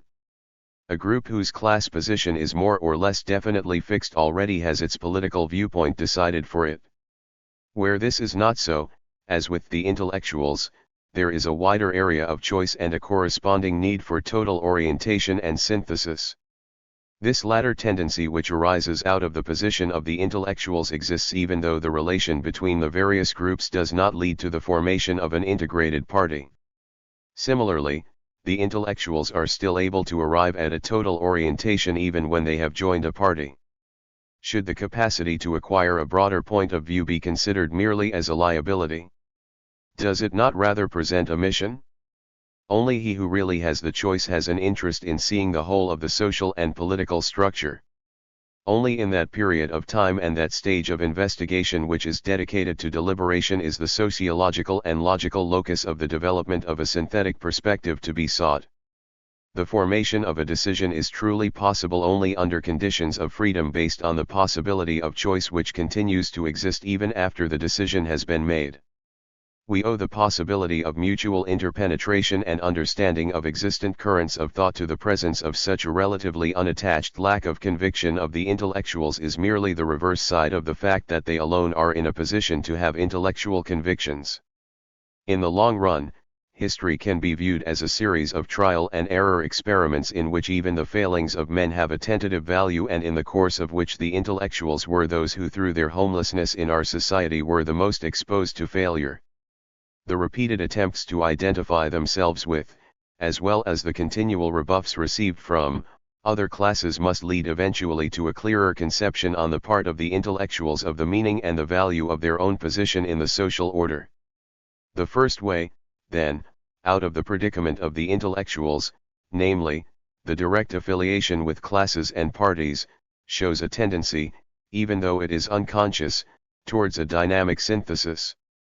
It was usually the class in need of intellectual development which received their support. It was primarily the conflict of intellectuals which transformed the conflict of interests into a conflict of ideas. This attempt to lift the conflict of interests to a spiritual plane has two aspects. On the one hand, it meant the empty glorification of naked interests by means of the tissues of lies spun by apologists. On the other hand, in a more positive sense, it meant the infusion of certain intellectual demands into practical politics. In return for their collaboration with parties and classes, the intellectuals were able to leave this imprint upon them. If they had no other achievement to their credit, this alone would have been a significant accomplishment. Their function is to penetrate into the ranks of the conflicting parties in order to compel them to accept their demands. This activity, viewed historically, has amply shown wherein the sociological peculiarity and the mission of this unattached social stratum lie. The second way out of the dilemma of the intellectuals consists precisely in becoming aware of their own social position and the mission implicit in it. When this is achieved, political affiliation or opposition will be decided on the basis of a conscious orientation in society and in accordance with the demands of the intellectual life. One of the basic tendencies in the contemporary world is the gradual awakening of class consciousness in all classes. If this is so, it follows that even the intellectuals will arrive at a consciousness, though not a class consciousness, of their own general social position and the problems and opportunities it involves. This attempt to comprehend the sociological phenomenon of the intellectuals, and the attempt, on the basis of this, to take an attitude towards politics have traditions of their own quite as much as has the tendency to become assimilated into other parties. We are not concerned here with examining the possibilities of a politics exclusively suited to intellectuals. Such an examination would probably show that the intellectuals in the present period could not become independently politically active. In an epoch like our own, where class interests and positions are becoming more sharply defined and derive their force and direction from mass action, political conduct which seeks other means of support would scarcely be possible. This does not imply, however, that their particular position prevents them from achieving things which are of indispensable significance for the whole social process.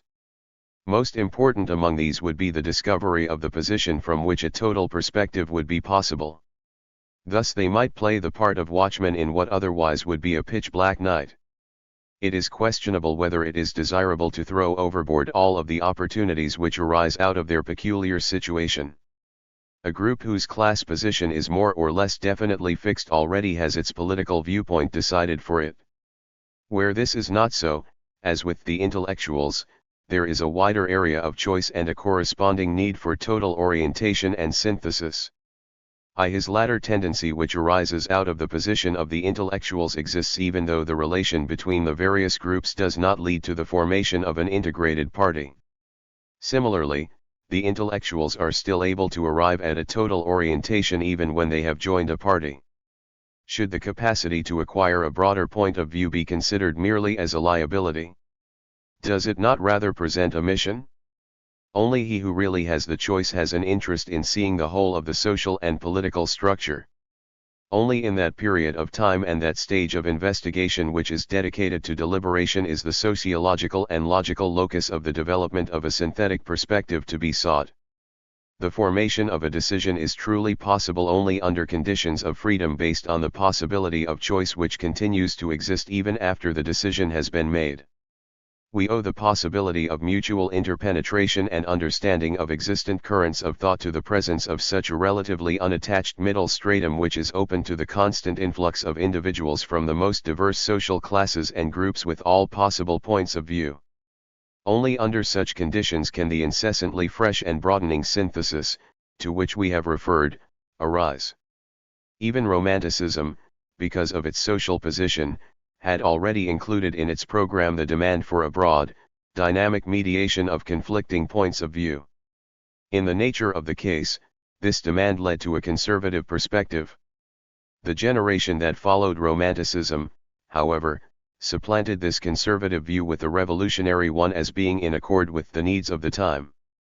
The essential thing in this connection is that only in this line of development did there persist the attempt to make this mediation a living one, and to connect political decisions with a prior total orientation.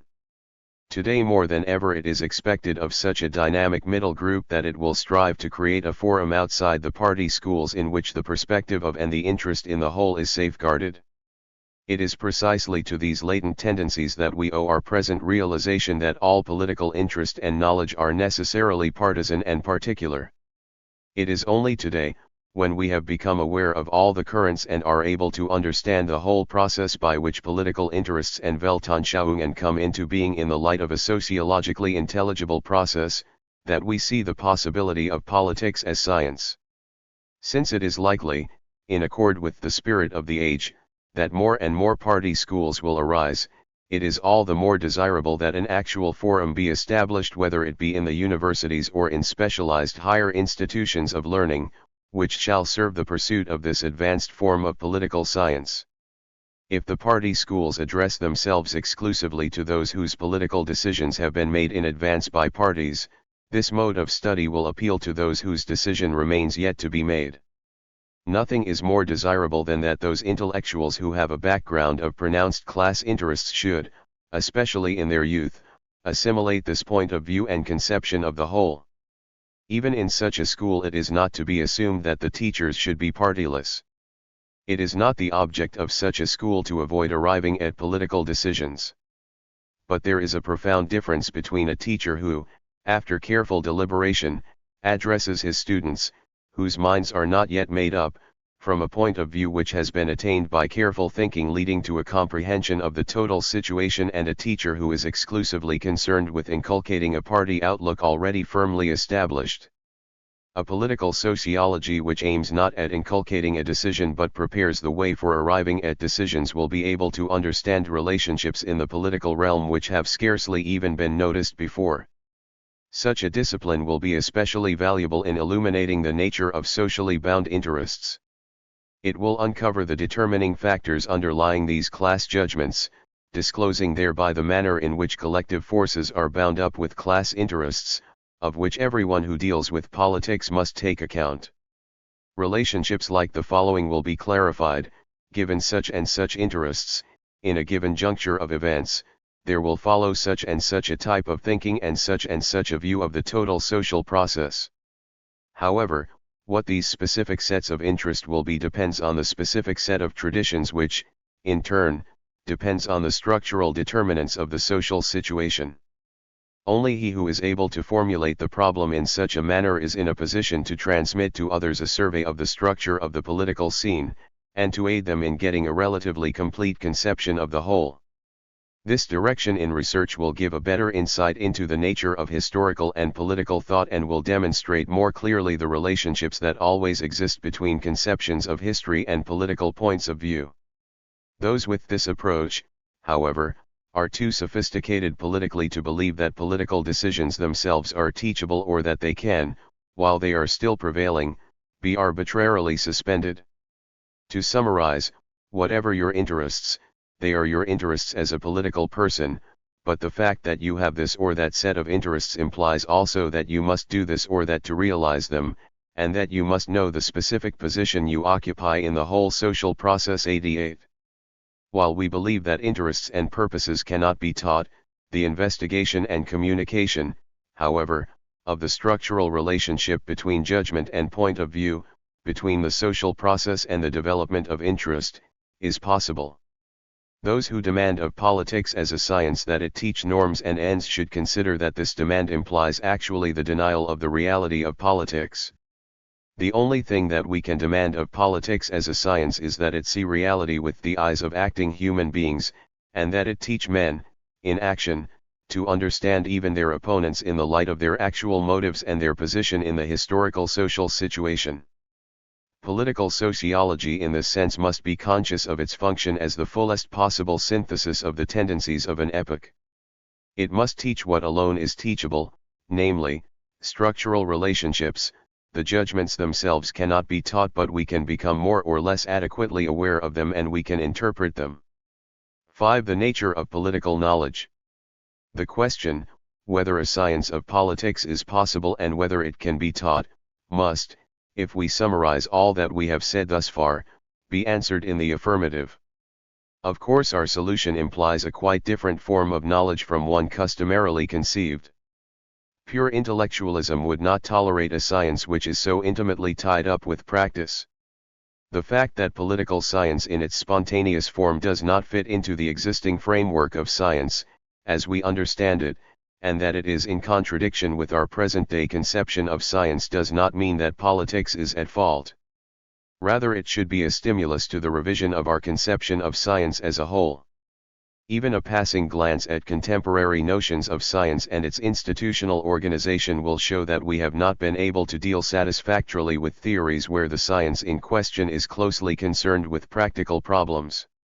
There is no more of a science of pedagogy than there is a scientific politics.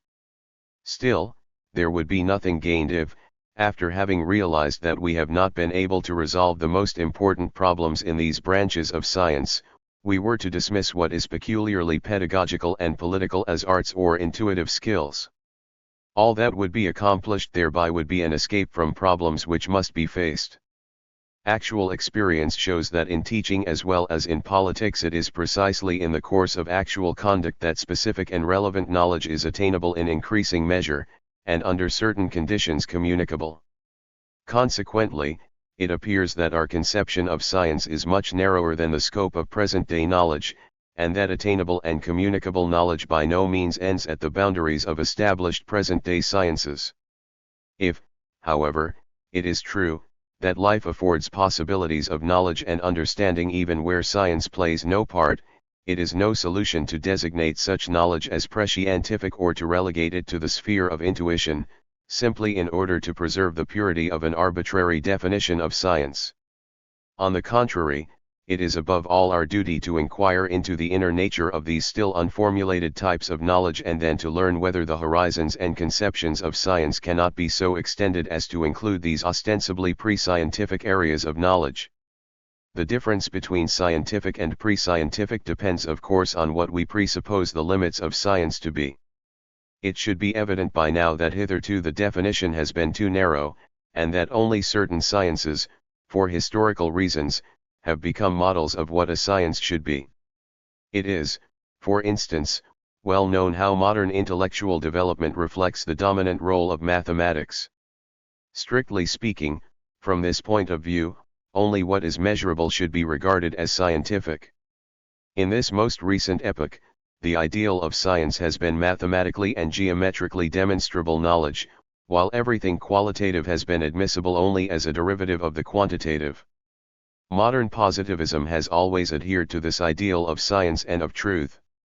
At the most, what it added in the way of a worthy form of knowledge was the quest for general laws. In accord with this prevailing ideal, the modern mind has been permeated by measurement, formalization, and systematization on the basis of fixed axioms. This was quite successful for certain strata of reality which were accessible to a formal quantitative approach, or at least subsumption under generalizations. Pursuing this mode of investigation, it became obvious that it was adapted to the scientific comprehension of a homogeneous level of subject matter, but that this subject matter by no means exhausted the fullness of reality. This one-sidedness is particularly apparent in the cultural sciences in which, in the nature of the case, we are not so much concerned with the narrow sphere of subject matter which can be reduced to laws as with the wealth of unique, concrete phenomena and structures which are familiar to practical men of affairs but which are not attainable through the axioms of positivistic science. The upshot of this was that the practical man dealing with concrete situations, and applying his knowledge informally, was more intelligent than the theorist who observed only a limited sphere because he was imprisoned by the presuppositions of his science. It became more and more obvious that the former had some knowledge in realms where the latter, i.e. the modern intellectual theorist, long ago ceased to have any knowledge. It follows from this that the model of modern mathematical natural science cannot be regarded as appropriate to knowledge as a whole. The first feature to be displaced by this modern rationalist style of thought, which was, sociologically, closely tied up with the capitalist bourgeoisie, was the interest in the qualitative. But since the fundamental tendency of modern science was analytical, and since nothing was regarded as scientific unless it had been reduced to its constituent elements, the interest in the immediate and direct perception of totalities disappeared. It is no accident that Romanticism was the first to take up those tendencies in thought which showed a renewed emphasis on the specific cognitive value of qualitative knowledge and knowledge of the whole.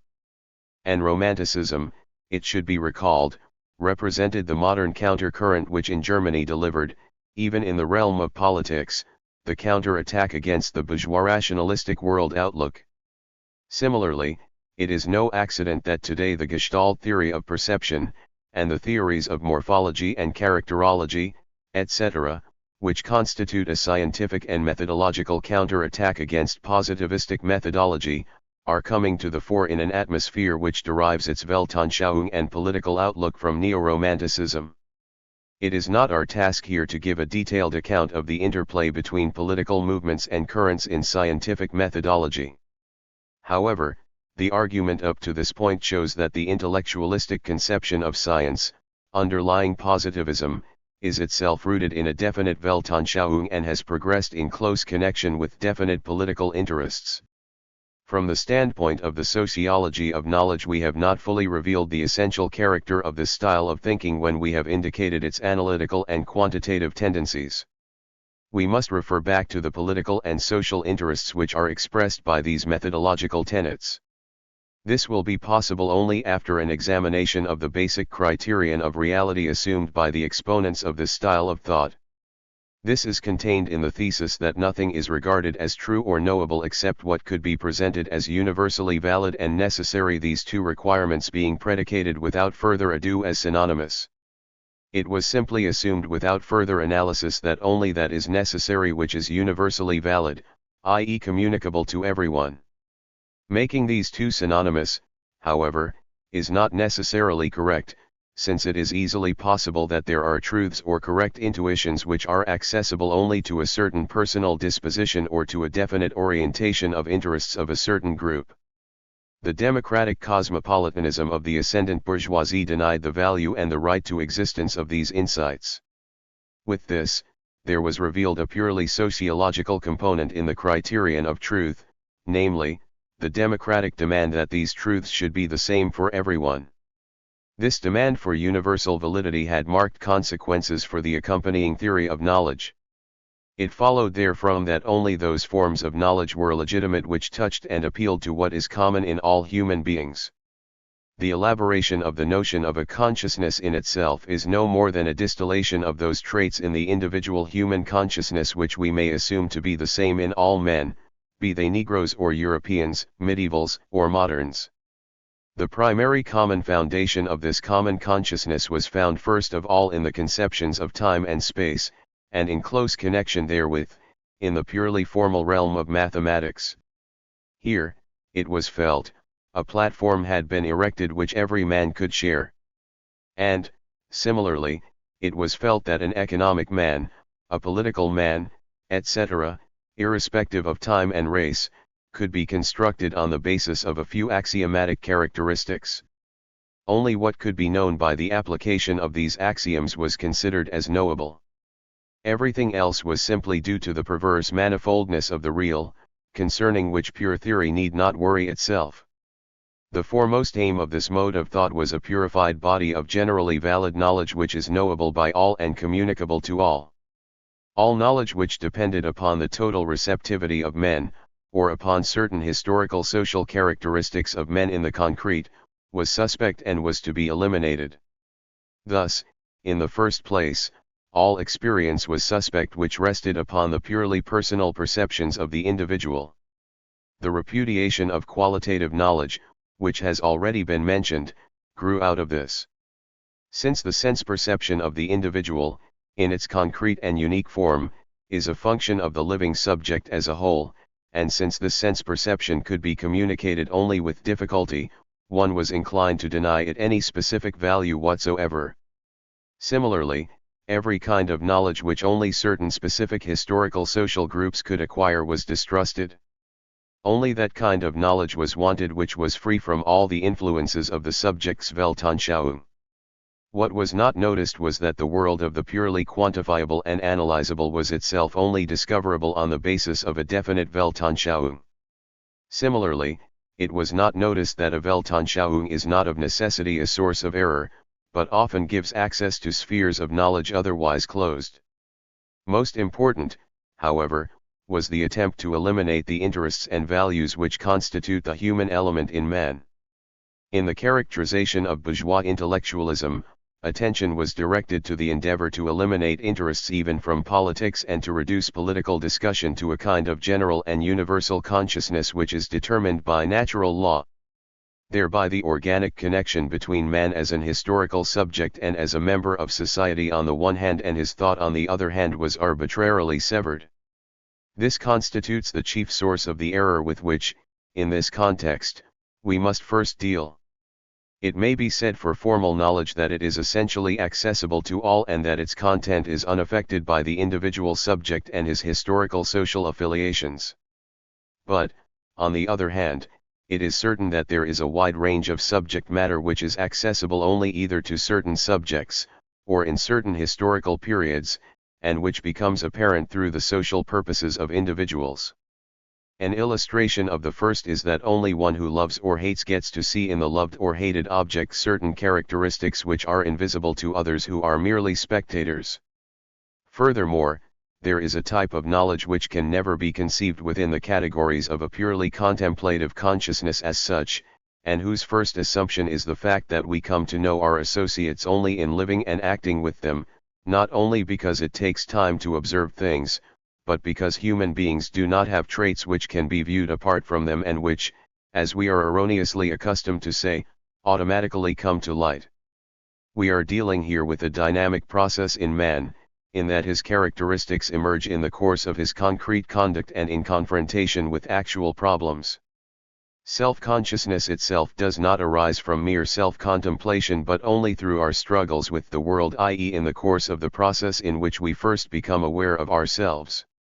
Here self-awareness and awareness of others are inseparably intertwined with activity and interest and with the processes of social interaction. Whenever the product is isolated from the process and from the participation in the act, the most essential facts are distorted. This, however, is the fundamental feature of the kind of thinking which is oriented towards a dead nature, in that it wishes at all costs to cancel out the subjective, volitional, and processual relations from active knowledge in order to arrive at pure, homogeneously coordinated results. The example just cited shows a case of the situational determination of knowledge as it operates in the relationship between specific types of personalities and specific forms of knowledge. But there are also certain domains of knowledge whose accessibility is not a matter of specific personalities, but rather of certain definite historical and social preconditions. Certain events in history and in the psychic life of men become visible only in certain historical epochs, which through a series of collective experiences, and a concurrently developed Weltanschauung, open up the way to certain insights. Furthermore, to return to our original theme, there are certain phenomena the perception of which depends upon the presence of certain collective purposes which reflect the interests of specific social strata. It appears then that clear-cut and readily objectifiable knowledge is possible insofar as it is a question of grasping those elements in social reality which, to begin with, we described as settled and routinized components of social life. There does not seem to be any obstacle to the formulation of laws in this domain, since the objects of attention themselves obey a recurrent rhythm of regular sequence.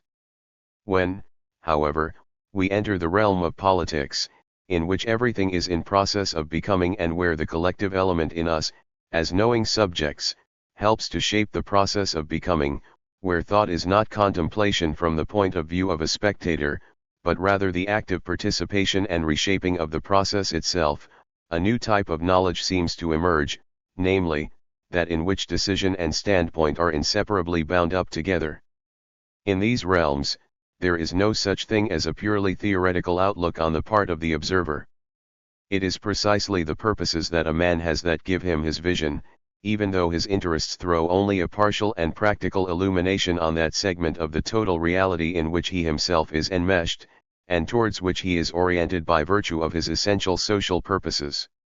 In such cases we must never sever interest, evaluation, and Weltanschauung from the product of thought, and must even, in case it has already been severed, establish the relationship anew.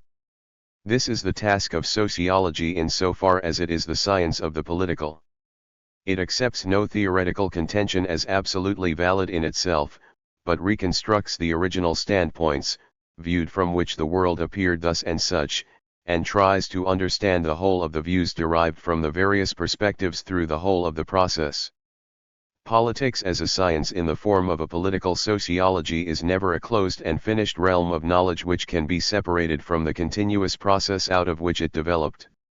It is always in the process of becoming and is always nevertheless bound to the stream from which it derives. It arises in the dynamic unfolding of conflicting forces. Consequently, it may be built either upon quite one-sided perspectives reflecting the interrelations of events as a given political party sees them, or it may appear in its most advanced form as a constantly renewed attempt at synthesis of all the existent perspectives aiming at a dynamic reconciliation. It may well be that our intellectualism will repeatedly stimulate in us the longing for a point of view beyond time and history, for a consciousness as such out of which there arise insights independent of particular perspectives, and capable of formulation into general laws which are eternally valid. But this objective cannot be attained without doing violence to the subject matter. If we seek a science of that which is in process of becoming, of practice, and for practice, we can realize it only by discovering a new framework in which this kind of knowledge can find adequate expression. 6. The communicability of political knowledge. The original impetus to research in the problem of ideology has sprung from political life itself in its most recent developments. It does not represent a science which has been conjured up out of hair-splitting, intellectualistic subtleties.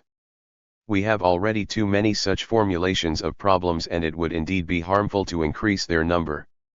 On the contrary, the student of ideology is merely trying to think out a problem which people have stumbled upon in the course of their effort to orient themselves in the everyday life of society. This problem consists essentially of the inescapable necessity of understanding both oneself and one's adversary in the matrix of the social process. It is imperative at this point to introduce some reflections concerning the external forms of such a science, its communicability, and the requirements for its transmission to coming generations. It is evident from what has already been said that, as concerns the external form of the science, that part of political science which is made up of concrete factual knowledge is not subject to the problematic considerations just mentioned. What is peculiarly problematical in politics as science and in politics proper does not begin until we reach that sphere of life in which our interests and our perceptions are closely bound up with one another, and which makes what has gone before appear in a new light. It has been shown that here too there are relationships which can be investigated, but which, just because they are in constant flux, can be taught only if, in the case of every phase to be communicated, there is taken into account the observational position which makes these interrelations assume their definite certain character. Every view should be equated with the social position of the observer. If possible, it should be investigated in every case why the relations appear as they do from every given standpoint. We cannot emphasize too much that the social equation does not always constitute a source of error, but more frequently than not brings into view certain interrelations which would otherwise not be apparent. The peculiar one-sidedness of a social position is always most apparent when this position is seen in juxtaposition to all the others. Political life, involving, as it always does, thinking which proceeds from opposite poles, is modified in the course of its own development by toning down the exaggeration due to one point of view by what is revealed through another. In every situation, it is, therefore, indispensable to have a total perspective which embraces all points of view. The greatest danger to an adequate representation of the relationships which concern us in the political sphere proper lies, however, in the assumption on the part of the investigator of a passive, contemplative attitude which tends to destroy the actual interrelations which, as such, interest the man of politics. It should always be kept in mind that behind all scientific work there are types of mentality which to a large extent influence the concrete form of the science. Let us consider for a moment a neighboring discipline which deals theoretically with non-theoretical materials, namely the history of art. The fundamental attitude of this discipline represents a fusion of the individual attitudes of connoisseurs, collectors, philologists, and historians of ideas. The histories of art would be quite different if they were written by artists for artists or from the standpoint of the appreciative spectator. The latter situation obtains for the most part only in contemporary art criticism. Similarly, the theorizing subject is liable to be misled in the study of politics because his own contemplative attitude tends to subordinate his politically active attitude, thus concealing fundamental relationships rather than emphasizing them and tracing out their ramifications. The fact that sciences are cultivated in academic surroundings constitutes a danger in that the attitudes adequate to the understanding of an actual sector of human experience are suppressed in the contemplative atmosphere which prevails in academic institutions. Today we almost take it for granted that science begins when it destroys our original approach and replaces it by one which is foreign to living experience. This is the most important reason why practice cannot profit by this kind of theory. This creates a tension between theory and practice which is increasingly aggravated by modern intellectualism. Summing up the main difference between this contemplative, intellectualistic point of view and the living standpoint which is accepted in the realm of practice, we might say that the scientist always approaches his subject matter with an ordering and schematizing tendency, whereas the practical man, in our case the political person, seeks orientation with reference to action. It is one thing to aim at a schematically ordered bird's eye view, it is quite another thing to seek a concrete orientation for action. The desire for concrete orientation leads us to view things only in the context of the life situations in which they occur. A schematically ordered summary tears apart the organic interconnection in order to arrive at an ordered system which, although artificially constructed, is nevertheless occasionally useful. An illustration will further illuminate this central distinction between the schematically ordering and actively orienting attitudes. There are three possible approaches to modern political theories. First, they may be presented by means of a typology which is detached from the historical moments and the concrete social situations to which they refer. This typology ranges the theories in an indifferent sort of series, and at best attempts to discover some purely theoretical principle for differentiating between them. This sort of typology, which is today very much in fashion, may be called a surface typology, because it represents an attempt to present the manifoldness of life upon an artificially uniform level. The only sensible justification such a scheme could possibly have is that there are different ways of life, and following one or the other of these is simply a matter of choice. This offers a survey, of course, but it is a purely schematic survey. According to this scheme, one can give names to the theories and attach labels to them, but their real interconnections are thereby obscured, since the theories originally are not modes of life in general, but merely ramifications of concrete situations. A somewhat more complex form of this two-dimensional typology is that already referred to, which seeks to discover a basis of differentiation upon some principle, preferably a philosophical one. Thus, for instance, Stahl 89, the first theorist and systematizer of the German party system, classified the different political tendencies of his time into variants of two theoretical principles: the principle of legitimism and the principle of revolution. His classification offers not merely a survey of, but also an insight into, existing party ideologies. In reducing them to a philosophical dichotomy, no doubt, he deepens our understanding. The temptation of such a philosophical deduction is that it lays an undue stress on a theoretical principle which, of course, is present in the development of the 19th century, but which happens not to be decisive. Typologies of that kind create the impression that political thought represents the working out of purely theoretical possibilities. The first mode of exposition represents that of the collector, the second that of the philosophical systematist. What happens in both cases is that the forms of experience of contemplative types of men are arbitrarily imposed upon political reality. A further mode of presentation of political theories is the purely historical one.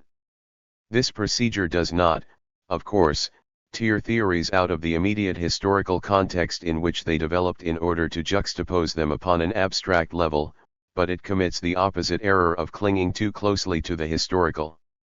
The ideal type of historian is interested accordingly in the unique complex of causes that account for these political theories. To arrive at these, he brings into the picture all the antecedents in the history of ideas and links the theories with the unique personalities of creative individuals. As a result, he becomes so involved in the historical uniqueness of the events that any sort of general conclusions about the historical and social process are impossible. Indeed, historians have even taken pride in the thesis that nothing can be learned from history. If, on the other hand, the first two types of presentation mentioned above erred by being so far removed from concrete events that it was impossible to find one's way back from the generalizations, types, and systems into history, the last-mentioned historical approach is so bound up with the immediacies of history that its results hold only for the specific concrete situations with which it has dealt. As over against these two extremes, there is a third possibility which consists in selecting the middle road between abstract schematization on the one hand and historical immediacy on the other. It is precisely in this third path that every clear-sighted political person lives and thinks, even though he may not always be aware of it. This third course proceeds by attempting to comprehend the theories and their mutations in close relation to the collective groups and typical total situations out of which they arose and whose exponents they are. The interconnections between thought and social existence must in this case be reconstructed. It is not consciousness in itself which arbitrarily chooses from several possible alternatives, nor does the single individual construct an ad hoc theory to suit the needs of a given single situation, but it is rather that social groups having a certain type of structure formulate theories corresponding to their interests as perceived by them in certain situations. As a result, for each specific social situation there are discovered certain modes of thinking and possibilities of orientation. It is only because these structurally conditioned, collective forces continue to exist beyond the duration of a single historical situation that the theories and possibilities of orientation also carry over. It is not until their structural situations change and are gradually displaced by others that the need for new theories and new orientations arises. Only he is able to follow the course of events intelligently who comprehends the structural alignment which underlies and makes possible a given historical situation and event. Those, however, who never transcend the immediate course of historical events, as well as those who so completely lose themselves in abstract generalities that they never find the way back to practical life, will never be able to follow the changing meaning of the historical process. Every political figure operating on this level of consciousness which is appropriate to our present stage of intellectual development thinks implicitly, if not explicitly in terms of structural situations. This type of thinking alone gives meaning and concreteness to action oriented towards some far-off goal, though momentary decisions may well rest on momentary orientations. Thus, he is protected against empty and schematic generalities and is at the same time given sufficient flexibility so that he will not be overimpressed by some single event of the past as an inadequate model for future action. The man who is purposefully active will never ask how some revered leader acted in a past situation, but rather how he would really orient himself to the present situation. This ability to reorient oneself anew to an ever newly forming constellation of factors constitutes the essential practical capacity of the type of mind which is constantly seeking orientation for action. To awaken this capacity, to keep it alert, and to make it effective with reference to the material at hand is the specific task of political education. In the exposition of political interrelationships, the purely contemplative attitude must never be allowed to displace the original need of the political person for active orientation. Considering the fact that our educational procedure is oriented primarily to the contemplative attitude, and that, in the transmission of our subject matter, we aim more at a schematic survey than at a concrete orientation to life, it is imperative to determine at least a point of departure for those problems which concern the education of future generations in the realm of the active and of the political. All the ramifications of the problem cannot be dealt with here. Let it suffice to present the structural principle of the essential interrelationships that obtain here. The forms and methods of transmitting the social and psychological subject matter vary with the peculiarity of the structural foundations of the group on which they rest. 90 A certain form of social group and a certain pedagogical technique is suitable for artistic training, another for scientific training. Among the various sciences, mathematical knowledge calls for different pedagogical methods and for different relations between teacher and pupil than does the transmission of cultural subject matter. The same is true for philosophical as contrasted with political subjects, etc. History and practical life show a constant, if unconscious, search for more adequate educational methods in the different fields. Life is an incessant process of training and education. Usages, customs, and habits are formed by processes and in situations of which we are utterly unaware. The forms of association are continuously changing. Relationships between individuals and groups, vary from moment to moment. In one situation we are confronted with suggestion, then with spontaneous participation, then with sensitiveness to others, then with restraint by others, etc. It is not possible to set up here a complete typology of the forms of communication. They emerge and pass away in the historical process, and they can only be understood through their living context and its structural changes, and not in a vacuum. As a first orientation, we present two tendencies of modern life which play a significant role in the external and internal shaping of the coming generation.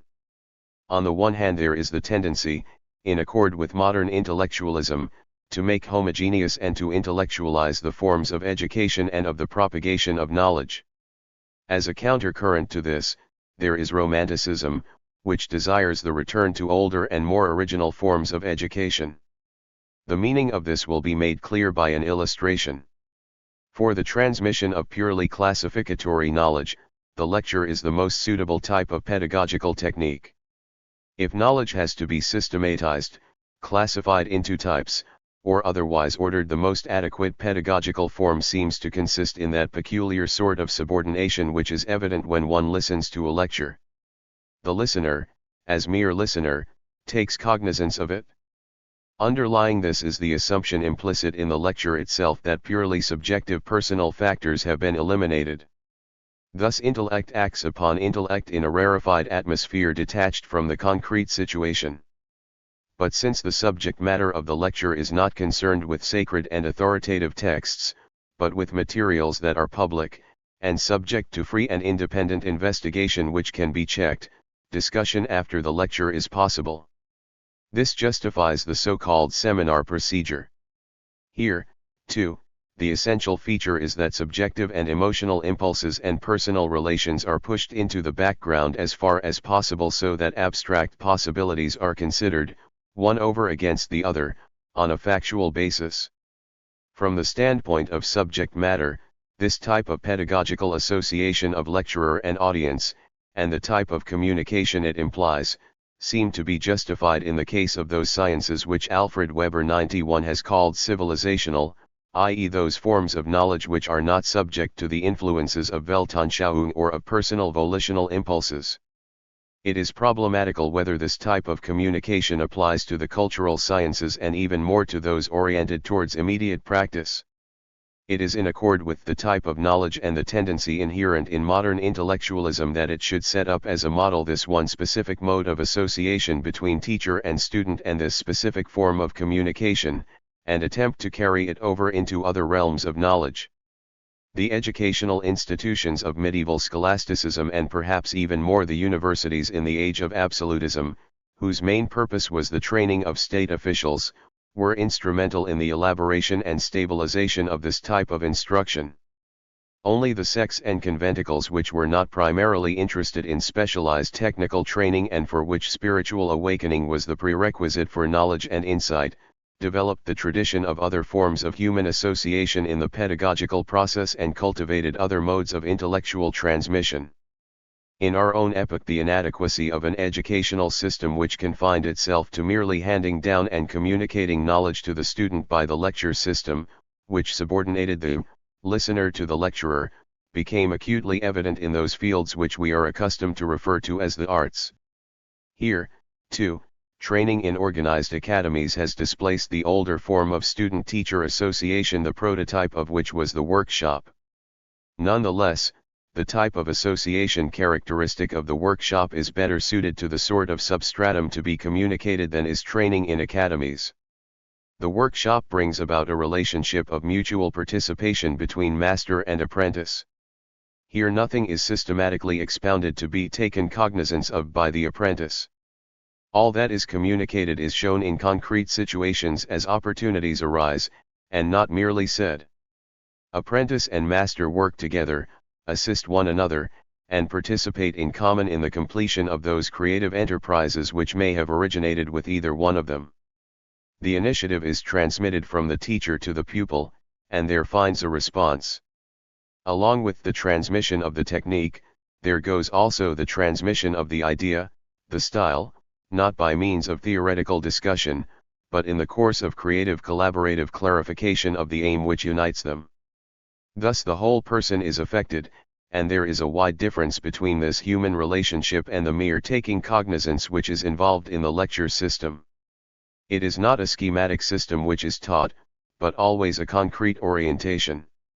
Here, too, analogous situations repeat themselves, but they are comprehended in the light of the character and the unity of the work newly to be created. The romantic impulse led to an instinctive recognition of the superiority of the form of association characteristic of the workshop. It emphasized that great damage had been done to the plastic arts by the academies, or, to say the least, that creative art existed really not because but in spite of academies. Every movement which, in a related manner, tended to shape political or journalistic pedagogy in the same pattern was viewed with alarm. In this field, too, intellectualism finds a compensatory force in Romanticism. The ascendancy of this romantic current has, in fact, achieved practical results in a few fields such as, example in the crafts or, to take a very different sphere, in nursery schools and kindergartens. It found acceptance in all those spheres of life in which intellectualism, not as an inherent necessity arising out of the facts of the situation, but rather because of a mere formal expansionistic urge, displaced the collaborative form of relationship of the workshop which had originally grown up. But the romantic trend reaches its limit wherever systematic knowledge is an indispensable prerequisite of modern life. The more advanced the level of training and the more complex the form of artistic workmanship, the more questionable does the use of workshop methods become, even though upon these higher levels of activity a great many excesses may be ascribed to a needless over-rationalization. Thus we are able precisely to define the limits beyond which the romantic countercurrent is no longer justified. The academic institutionalization of instruction in the case of architects, for instance, is not to be attributed exclusively to the exaggerated intellectualism of our age, but to the factual conditions of the complexity of the technical knowledge that is essential and must be mastered. Furthermore, it is essential to recognize that the existence and the dominance of our intellectualism is not itself an intellectually premeditated and contrived phenomenon, but has arisen naturally from the organic condition of the total process of social development. Hence it is not our task to drive intellectualism from the places where it actually fulfills an organic need that has arisen in recent times, but rather merely from those spheres in which, due to its inner formal urge for expansion, it tended to apply intellectualistic methods even where more spontaneous and direct approaches are today still effective. The purely technical requirements of engineering can no longer be taught in workshops. It is quite possible, however, where we deal with creative impulses whose form is still in process of growth, to apply those more living forms of collaborative educational association which are designed to awaken interest and transmit insight. A solution is no longer to be found in one or the other extreme, but only on the basis of a realistic mediation between the various conflicting currents of our time, which requires that we seek to discover exactly, in each concrete case, to what extent, in accord with the particular subject matter, the systematizing, and to what extent the personal educational procedure is to be used. What has been said here about the teaching of the arts applies mutatis mutandis, in a very large degree, to politics. Hitherto politics as an art has been taught and transmitted only incidentally as occasion arose. Political knowledge and skill have thus far always been passed on in an informal and spasmodic fashion. The handing down of the specifically political has been left to chance occasions. What the studio has meant to creative art and the workshop to the handicrafts, the social form of the club has meant to liberal bourgeois politics. The club is a specific form of human association which developed quite unintentionally as a suitable medium for social selection along party lines, as a basis for achieving a political career as well as for the cultivation of collective interests.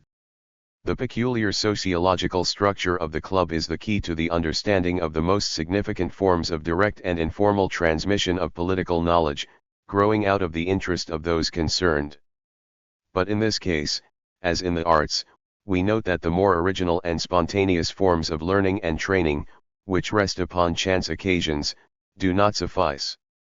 Our present-day world is much too complicated, and every decision, even if it is to be based only in part upon the knowledge and training made possible by present opportunities, requires too much specialized knowledge and too broad a perspective to permit the kind of knowledge and skill which has been acquired by casual association to suffice in the long run. The need for systematic training already tends, and in the future will tend even more strongly, towards the necessity of giving to the aspiring politician or journalist a specialized training. On the other hand, there is the danger that this specialized training will overlook the essentially political element. Purely encyclopedic knowledge which does not emphasize actual conduct will not be of much use. At the same time, a problem will arise, indeed it has already arisen for those of broader vision, namely, shall the training of politicians be left without further ado to party schools? In this respect, party schools have a certain advantage: the inculcation of the values, corresponding to certain interests, takes place almost automatically and permeates the subject matter on every level of presentation. The atmosphere of the club which colors the interest of the members is quite unwittingly carried over into research and teaching. The real question is whether this form of political education is the only desirable one, for, upon closer examination, it turns out to be no more than the cultivation of a given set of values and perspectives, which are dictated by the partial point of view of a given social and political stratum.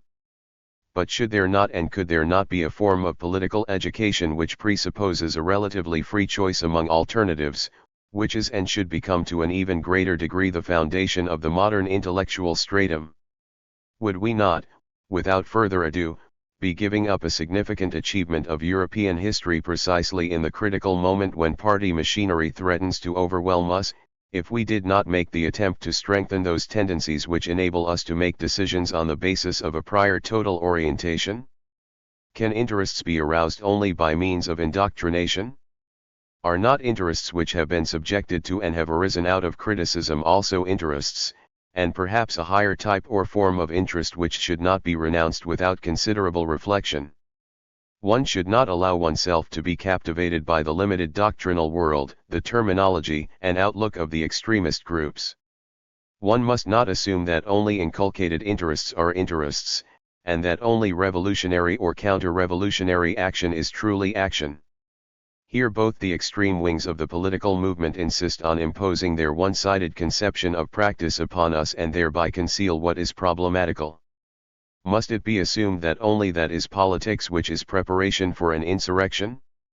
Is not the continual transformation of conditions and men also action? The significance of the revolutionary phases can be understood from the standpoint of the whole, but even when they are so understood they are only a partial function in the total social process. Is it to be assumed that there is no tradition and form of education corresponding to precisely those interests seeking to establish a dynamic equilibrium, and which are oriented to the whole? Would it not be in the true interest of the whole to set up more centers from which radiate those political interests imbued with the vitality of a critical point of view? There exists the need for the kind of political education in which the historical, legal, and economic subject matter requisite to such critical orientation, the objective technique of mass domination, and the formation and control of public opinion can be taught. Such an education should also take account of the fact that there are spheres in which interests are unavoidably bound up with insight. What is more, the subject matter relating to these spheres should be presented in a manner which presupposes that we are dealing with people who are still searching for solutions and who have not yet arrived at final decisions. And, as a result, it will be possible to determine where the older forms of formal theoretical educational association, and where the more living types of political association which are oriented towards action are applicable. Thus it seems certain that the interrelations in the specifically political sphere can be understood only in the course of discussion, the parties to which represent real forces in social life. There is no doubt, for example, that in order to develop the capacity for active orientation, the teaching procedure must concentrate on events that are immediate and actual, and in which the student has an opportunity to participate. There is no more favorable opportunity for gaining insight into the peculiar structure of the realm of politics than by grappling with one's opponents about the most vital and immediate issues, because on such occasions contradictory forces and points of view existing in a given period find expression. Those who enjoy such a capacity for observation based on active orientation will see history differently from the majority of their contemporaries. History will, accordingly, no longer be studied only from the point of view of the archivist or moralist. Historiography has already passed from modest chronicle and legend, developing further as rhetoric, work of art, and vivid pictorial representation, until it arrived at a romantic yearning for immersion in the past. It has already undergone so many transformations that today it can once again undergo transformation. These modes of historical interpretation corresponded to the dominant orientations that the respective epochs had to their past. Once this new mode of active orientation to life, which seeks to discover the sociological structural relationships, passes from political life back into the realm of scholarship, the corresponding new form of historiography will develop. This new form of historiography does not imply that the importance accorded to the study of the sources and the digging in the archives will decline, nor that other forms of historiography will cease to exist. There are today needs which are still satisfied by pure political history, and others which call for morphological presentation. But just those impulses, which, arising out of our present mode of orientation to life, lead us to see past events as a succession of changes in the social structure, are still in their beginnings. Our present-day orientation to life cannot be complete until it has appreciated its continuity with the past. When once this point of view has established itself in life, then the past, too, will become intelligible in the light of the present. 7. 3 Varieties of the sociology of knowledge. Thus far we have not been able to offer a definitive solution to our problem, but have had to content ourselves with uncovering hidden interrelations and again calling into question issues which were seemingly settled. What would it avail to receive reassuring answers concerning politics as a science as long as political thinking in no way corresponded to these answers? We must first of all understand that political historical thinking produces a kind of knowledge of its own which is not pure theory, but which nevertheless embodies real insight. Likewise it must be recognized that political historical knowledge is always partial and sees things only from certain perspectives, that it arises in connection with collective group interests, and develops in close contact with these, but that nevertheless it does offer a view of reality as seen from a specific angle. For this reason we have made a detailed historical sociological analysis of the formulation of the problem, which was intended to show that the fundamental question of the relation between theory and practice varied in accordance with whether it was seen from a bureaucratic, historistic, liberal, social communist, or fascist angle. In order to appreciate the peculiar nature of political thought, it is necessary to have grasped the distinction between knowledge which is oriented towards action and knowledge which aims merely at classification. Finally, the peculiarity of the forms of communication of knowledge had to be shown to be relevant to the specific requirements of political education. Hence the detailed treatment of forms of exposition and pedagogy. Only when these differences have been clearly perceived, and the consequent difficulties taken into account, can there be an adequate solution to the problem of the possibility of a science of politics. Such an analysis, however, which constantly keeps in mind that political knowledge is involved with the mode of existence and which constantly attempts to understand the forms of exposition from the social activistic angle, is offered by the sociology of knowledge. Without the type of formulation of problems made possible by the sociology of knowledge, the innermost nature of political knowledge would not be accessible to us. The sociology of knowledge still, however, leaves open three paths of analysis. First, after having recognized that political historical knowledge is always bound up with a mode of existence and a social position, some will be inclined, precisely because of this social determination, to deny the possibility of attaining truth and understanding. This is the answer of those who take their criteria and model of truth from other fields of knowledge, and who fail to realize that every level of reality may possibly have its own form of knowledge.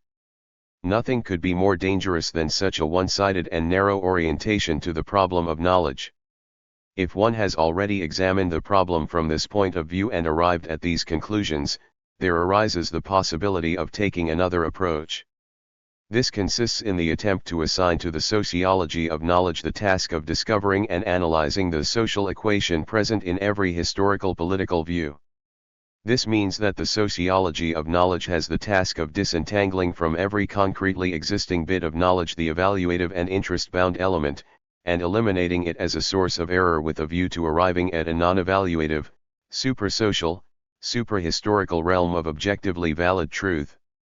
There is no question that this approach has its justification, for there are, doubtless, areas of political historical knowledge in which there is an autonomous regularity which may be formulated, in large measure, independently of one's Weltanschauung and political position.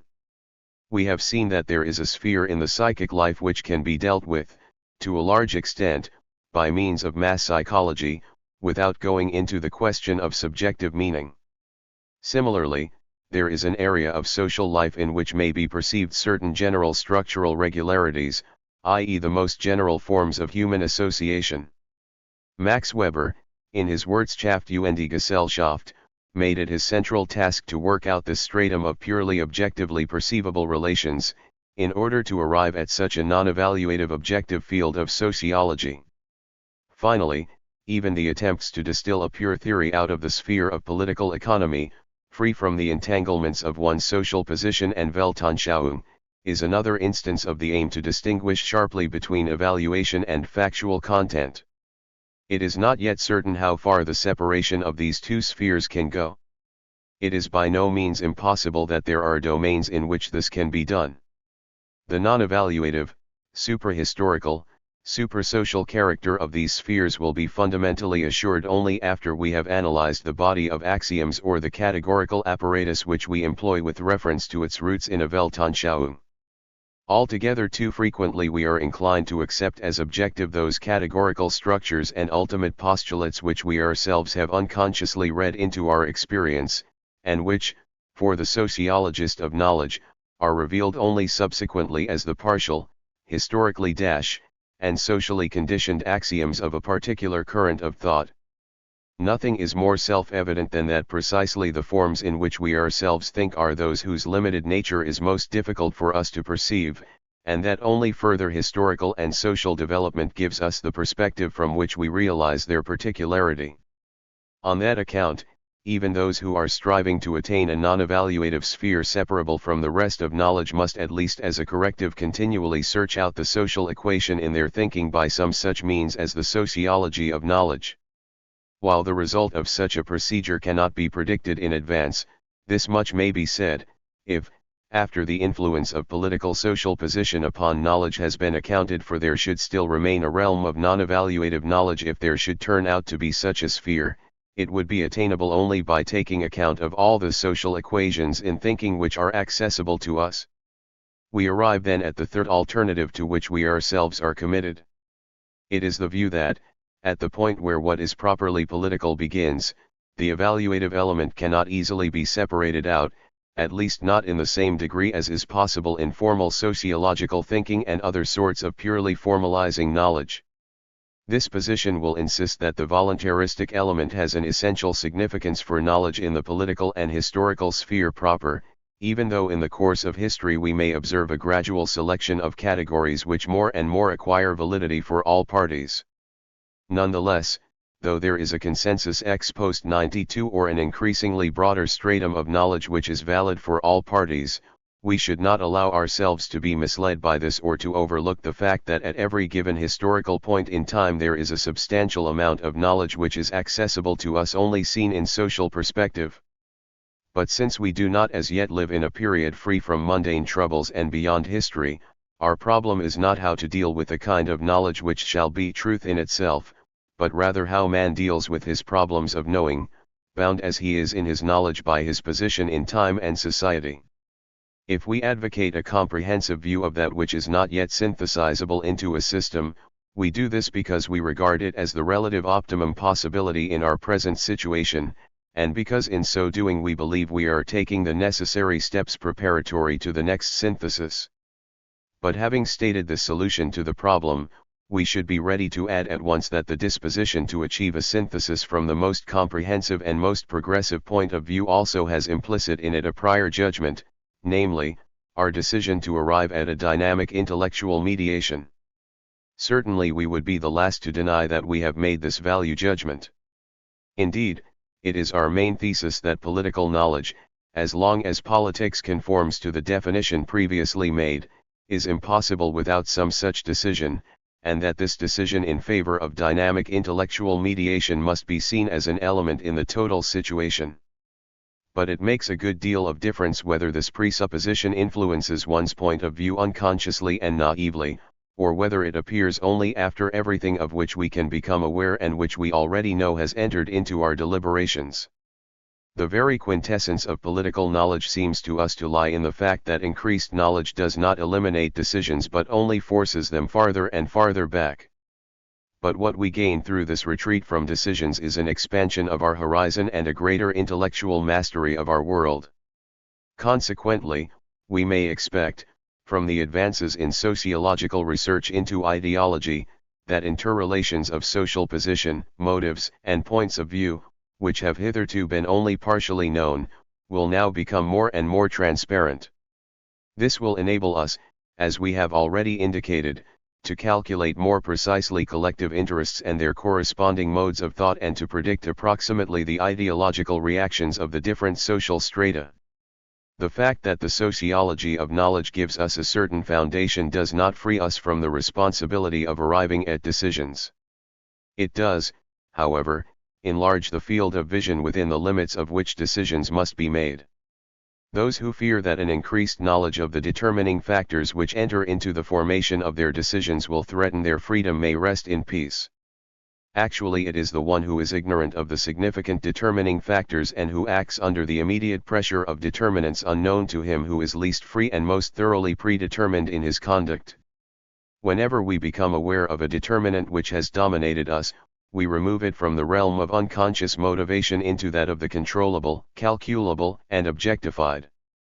Choice and decision are thereby not eliminated; on the contrary, motives which previously dominated us become subject to our domination, we are more and more thrown back upon our true self and, whereas formerly we were the servants of necessity, we now find it possible to unite consciously with forces with which we are in thorough agreement. Increasing awareness of previously uncontrolled factors and the tendency to suspend immediate judgments until they are seen in a broader context appears to be the principal trend in the development of political knowledge. This corresponds to the fact, mentioned earlier, that the sphere of the rationalizable and of the rationally controllable is always growing, while the sphere of the irrational becomes correspondingly narrower. We shall not discuss here whether such a development will ultimately lead us to a fully rationalized world in which irrationality and evaluation can no longer exist, or whether it will lead to the cessation of social determination in the sense of freedom through a complete awareness of all the social factors involved. This is a utopian and remote possibility and is therefore not subject to scientific analysis. However, this much may be safely asserted: politics is possible only as long as the realm of the irrational still exists. Furthermore, it may be stated that the peculiar nature of political knowledge, as contrasted with the exact sciences, arises out of the inseparability, in this realm, of knowledge from interest and motivation. In politics, the rational element is inherently intertwined with the irrational, and, finally, there is a tendency to eliminate the irrational from the realm of the social, and in close connection therewith, there results a heightened awareness of factors which have hitherto dominated us unconsciously. In the history of mankind, this is reflected in man's original acceptance of social conditions as unalterable destiny, in the same way that we shall probably always have to accept such natural and inevitable limitations as birth and death. Together with this outlook there went an ethical principle, the ethics of fatalism, the main tenet of which was submission to higher and inscrutable powers. The first break in this fatalistic outlook occurred in the emergence of the ethics of conscience, in which man set himself over against the destiny inherent in the course of social events. He reserved his personal freedom, on the one hand, in the sense of retaining the ability through his own actions to set new causal sequences going in the world, and, on the other hand, through the belief in the indeterminateness of his own decisions. Our own time seems to represent a third stage in this development. The world of social relations is no longer inscrutable or in the lap of fate, but, on the contrary, some social interrelations are potentially predictable. At this point the ethical principle of responsibility begins to dawn.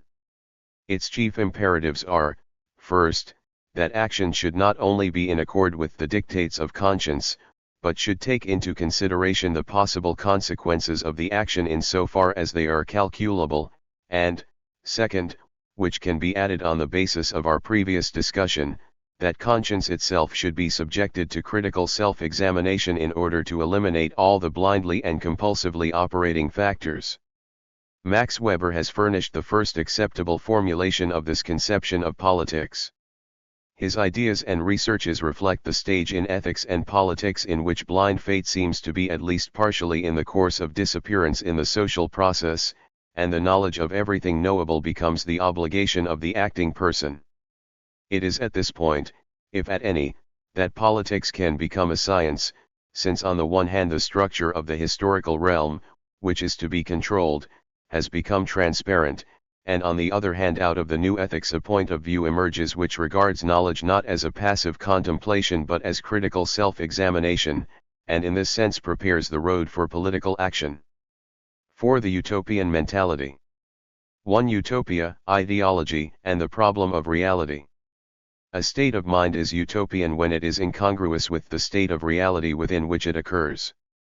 This incongruence is always evident in the fact that such a state of mind in experience, in thought, and in practice, is oriented towards objects which do not exist in the actual situation. However, we should not regard as utopian every state of mind which is incongruous with and transcends the immediate situation. Only those orientations transcending reality will be referred to by us as utopian which, when they pass over into conduct, tend to shatter, either partially or wholly, the order of things prevailing at the time. In limiting the meaning of the term utopia to that type of orientation which transcends reality and which at the same time breaks the bonds of the existing order, a distinction is set up between the utopian and the ideological states of mind. One can orient himself to objects that are alien to reality and which transcend actual existence and nevertheless still be effective in the realization and the maintenance of the existing order of things.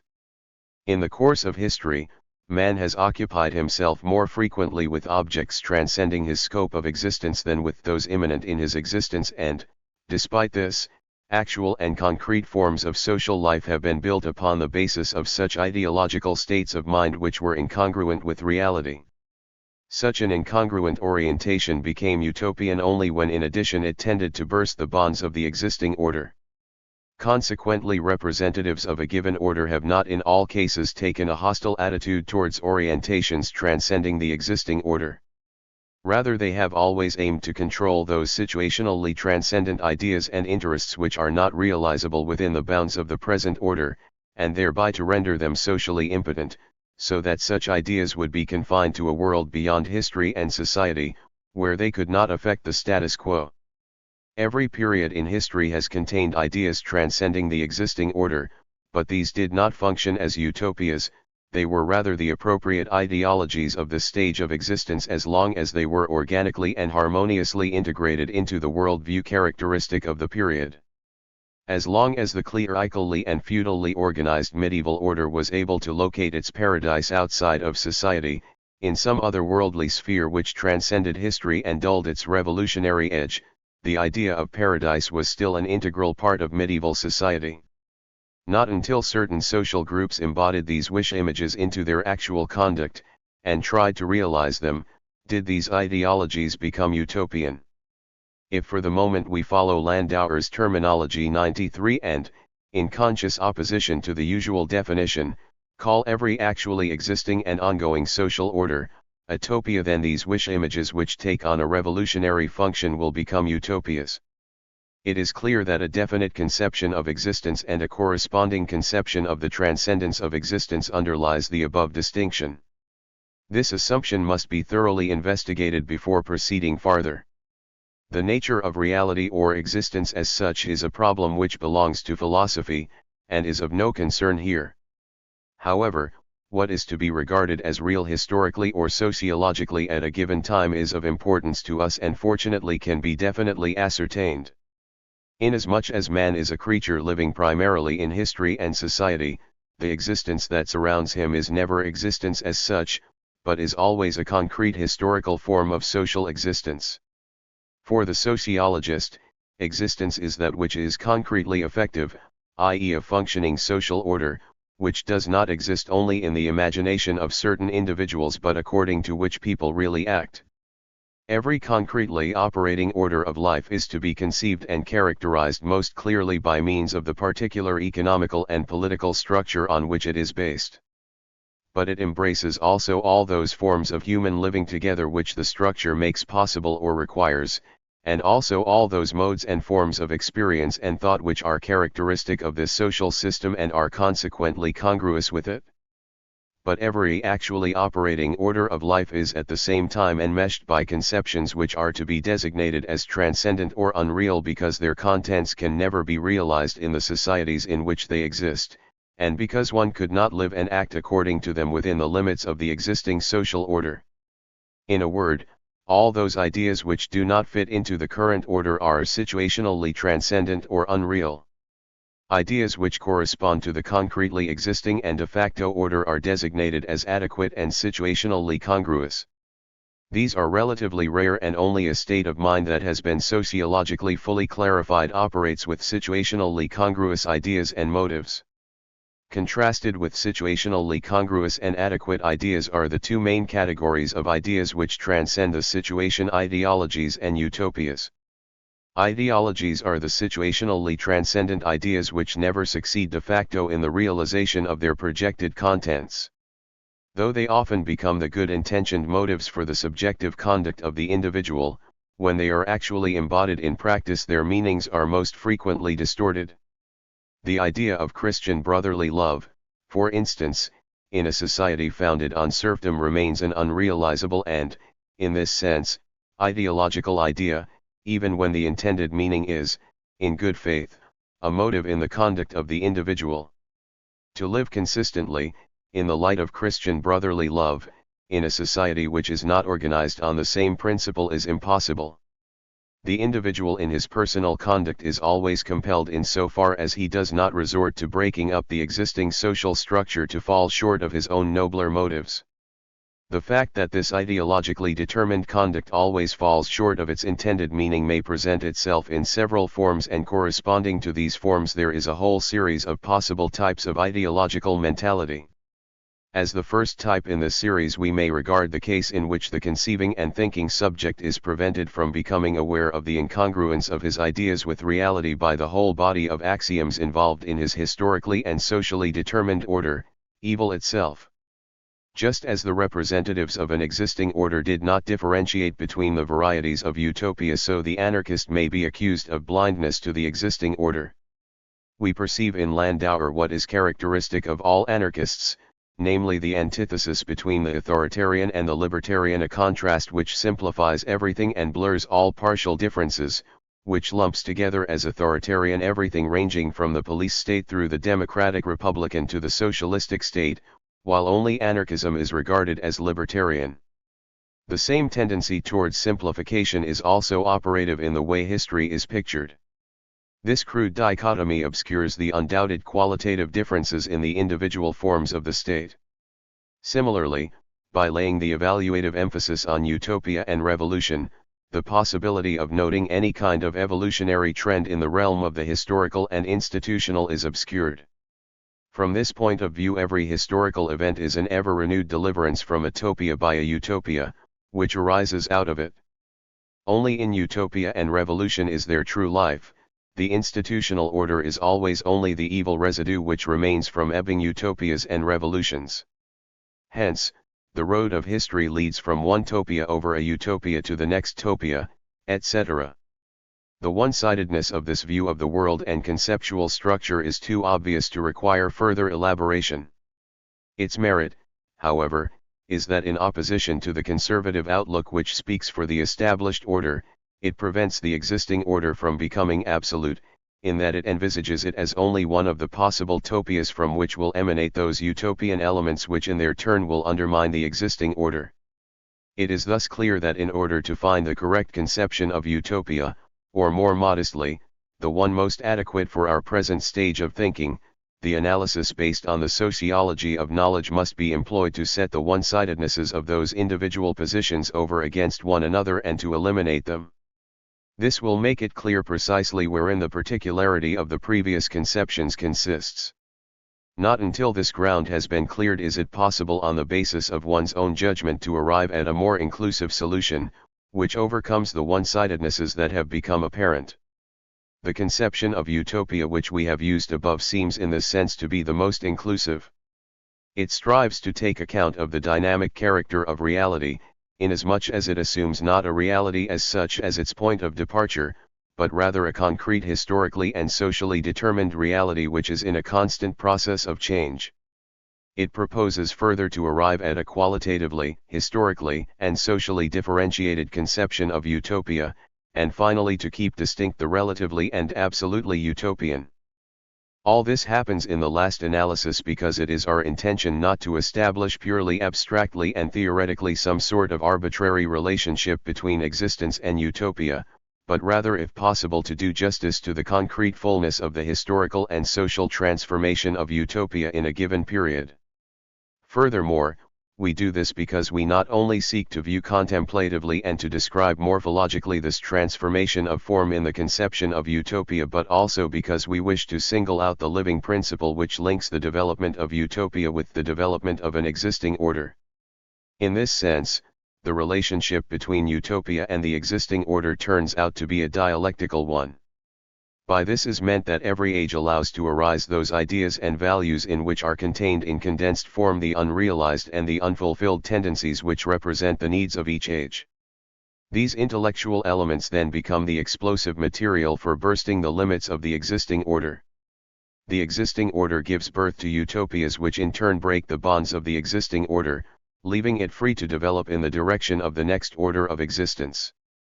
This dialectical relationship was already well stated by the Hegelian Droysen, though in a formal and intellectualistic fashion. His definitions may serve for the preliminary clarification of this dialectical aspect. He writes as follows: 94. 77. All movement in the historical world goes on in this way. Thought, which is the ideal counterpart of things as they really exist, develops itself as things ought to be. 78. Thoughts constitute the criticism of that which is and yet is not as it should be. Inasmuch as they may bring conditions to their level, then broaden out and harden themselves into accord with custom, conservatism, and obstinacy, new criticism is demanded, and thus on and on. 79.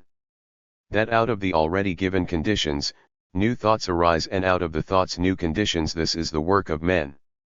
This formulation of dialectical progression, of the situation, and of the contradictions to be found in the realm of thought should be regarded as nothing more than a formal outline. The real problem lies in tracing the concrete interplay of the differentiated forms of social existence with the corresponding differentiations in utopias. As a result, the problems raised become more systematic and more inclusive insofar as they reflect the richness and variety of history. The most immediate problem of research is to bring the conceptual system and empirical reality into closer contact with one another. The observation may be made here that in general the conceptual framework of progressive parties is more suitable for systematic study inasmuch as their social position offers the greater possibility for systematic thought. 95. Historical concepts emphasizing the uniqueness of events, on the other hand, are more likely to be the product of the conservative elements in society.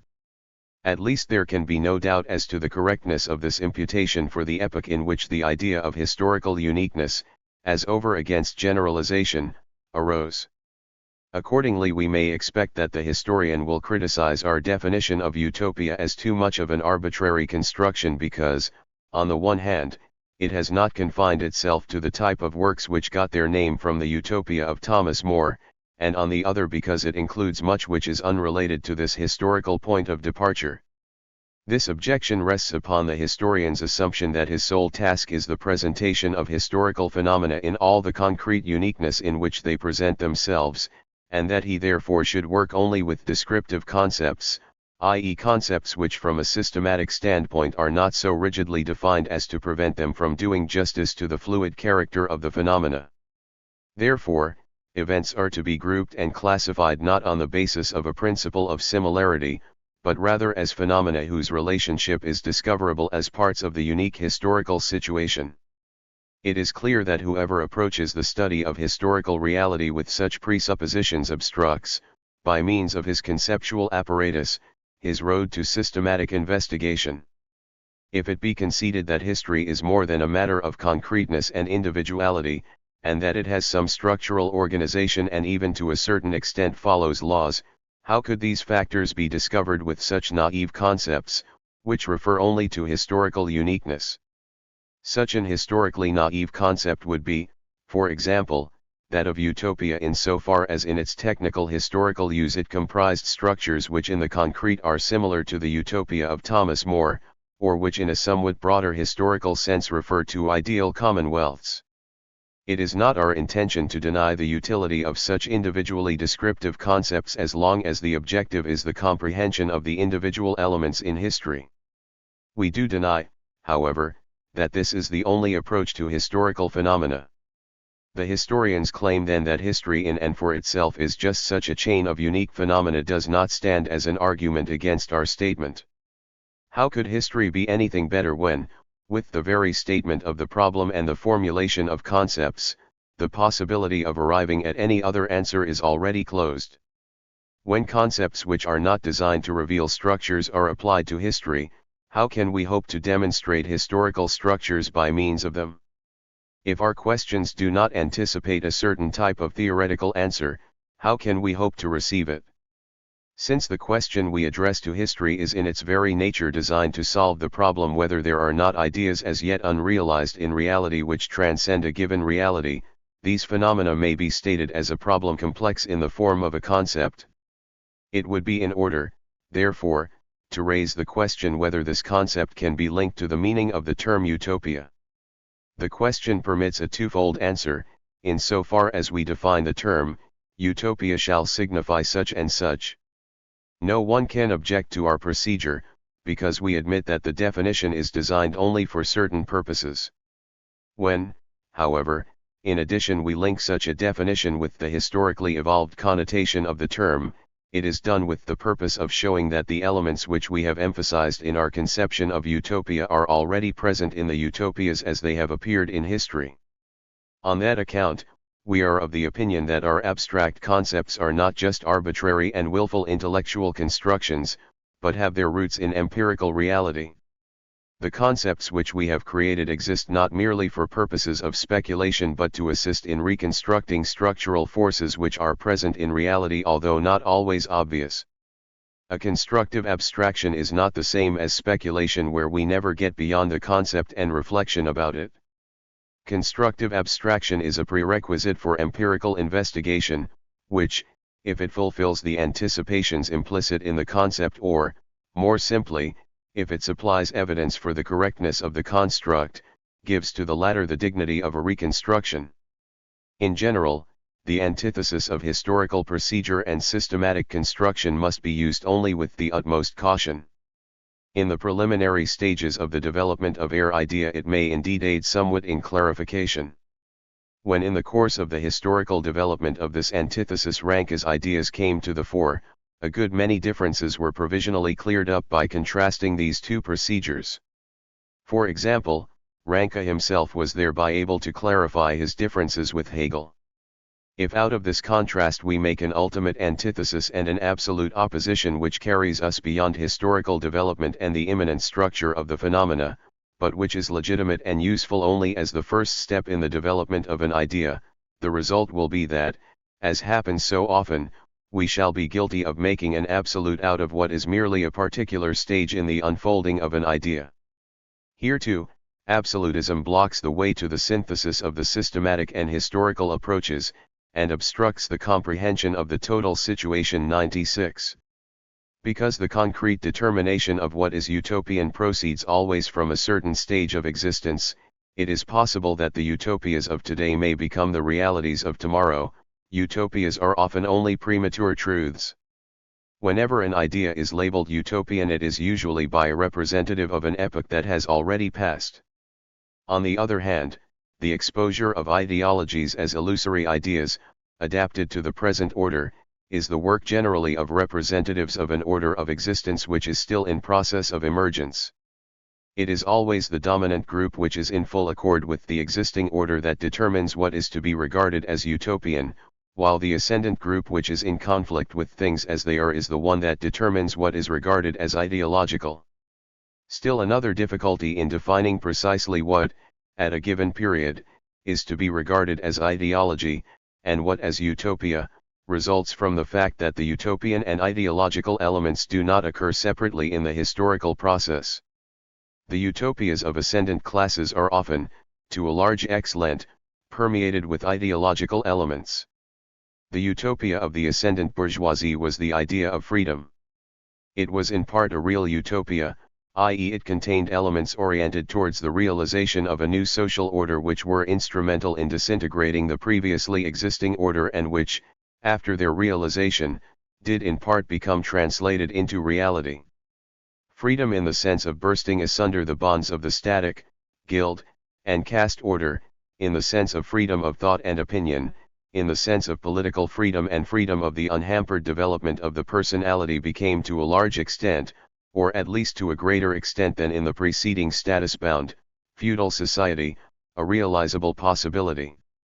Today we know just wherein these utopias became realities and to what extent the idea of freedom of that time contained not merely utopian but also ideological elements. Wherever the idea of freedom had to make concessions to the concomitant idea of equality, it was setting up goals which were in contradiction to the social order which it demanded and which was later realized. The separation of the ideological elements in the dominant bourgeois mentality from those capable of subsequent realization, i.e. the truly utopian elements, could only be made by a social stratum that came later upon the scene to challenge the existing order. All the hazards that we have pointed out as being involved in a specific definition of what is ideological and what utopian in the mentality of a given time, do indeed make the formulation of the problem more difficult, but do not preclude its investigation. It is only as long as we find ourselves in the very midst of mutually conflicting ideas that it is extremely difficult to determine what is to be regarded as truly utopian in the outlook of a rising class, and what is to be regarded as merely the ideology of dominant as well as ascendant classes. But, if we look into the past, it seems possible to find a fairly adequate criterion of what is to be regarded as ideological and what as utopian. This criterion is their realization. Ideas which later turned out to have been only distorted representations of a past or potential social order were ideological, while those which were adequately realized in the succeeding social order were relative utopias. The actualized realities of the past put an end to the conflict of mere opinions about what in earlier situationally transcendent ideas was relatively utopian, bursting asunder the bonds of the existing order, and what was an ideology which merely served to conceal reality. The extent to which ideas are realized constitutes a supplementary and retroactive standard for making distinctions between facts which, as long as they are contemporary, are buried under the partisan conflict of opinion. 2. Wish fulfillment and utopian mentality. Wishful thinking has always figured in human affairs. When the imagination finds no satisfaction in existing reality, it seeks refuge in wishfully constructed places and periods. Myths, fairy tales, otherworldly promises of religion, humanistic fantasies, travel romances, have been continually changing expressions of that which was lacking in actual life. They were more nearly complementary colors in the picture of the reality existing at the time than utopias working in opposition to the status quo and disintegrating it. Outstanding research in cultural history 97 has shown that the forms of human yearnings can be stated in terms of general principles, and that in certain historical periods wish fulfillment takes place through projection into time while, in others, it proceeds through projection into space. In accord with this differentiation, it would be possible to call spatial wishes utopias, and temporal wishes chiasms. This definition of concepts, according to the interests of cultural history, aims merely at descriptive principles. We cannot, however, accept the distinction between spatial and temporal wish projection as a decisive criterion for differentiating types of ideologies and utopias. We regard as utopian all situationally transcendent ideas which in any way have a transforming effect upon the existing historical social order. With this as an initial step in our investigation, we are led on to a number of problems. Since in this connection we are primarily interested in the development of modern life, our first task is to discover the point at which situationally transcendent ideas for the first time become active, i.e. become forces leading to the transformation of existing reality. It would be well here to ask which of the situationally transcendent elements in the dominant mentality at different times assumed this active function. For in human mentality it is not always the same forces, substances, or images which can take on a utopian function, i.e. the function of bursting the bonds of the existing order. We will see in what follows that the utopian element in our consciousness is subject to changes in content and form. The situation that exists at any given moment is constantly being shattered by different situationally transcendent factors. This change in substance and form of the utopia does not take place in a realm which is independent of social life. It could be shown rather, especially in modern historical developments, that the successive forms of utopia, in their beginnings, are intimately bound up with given historical stages of development, and in each of these with particular social strata.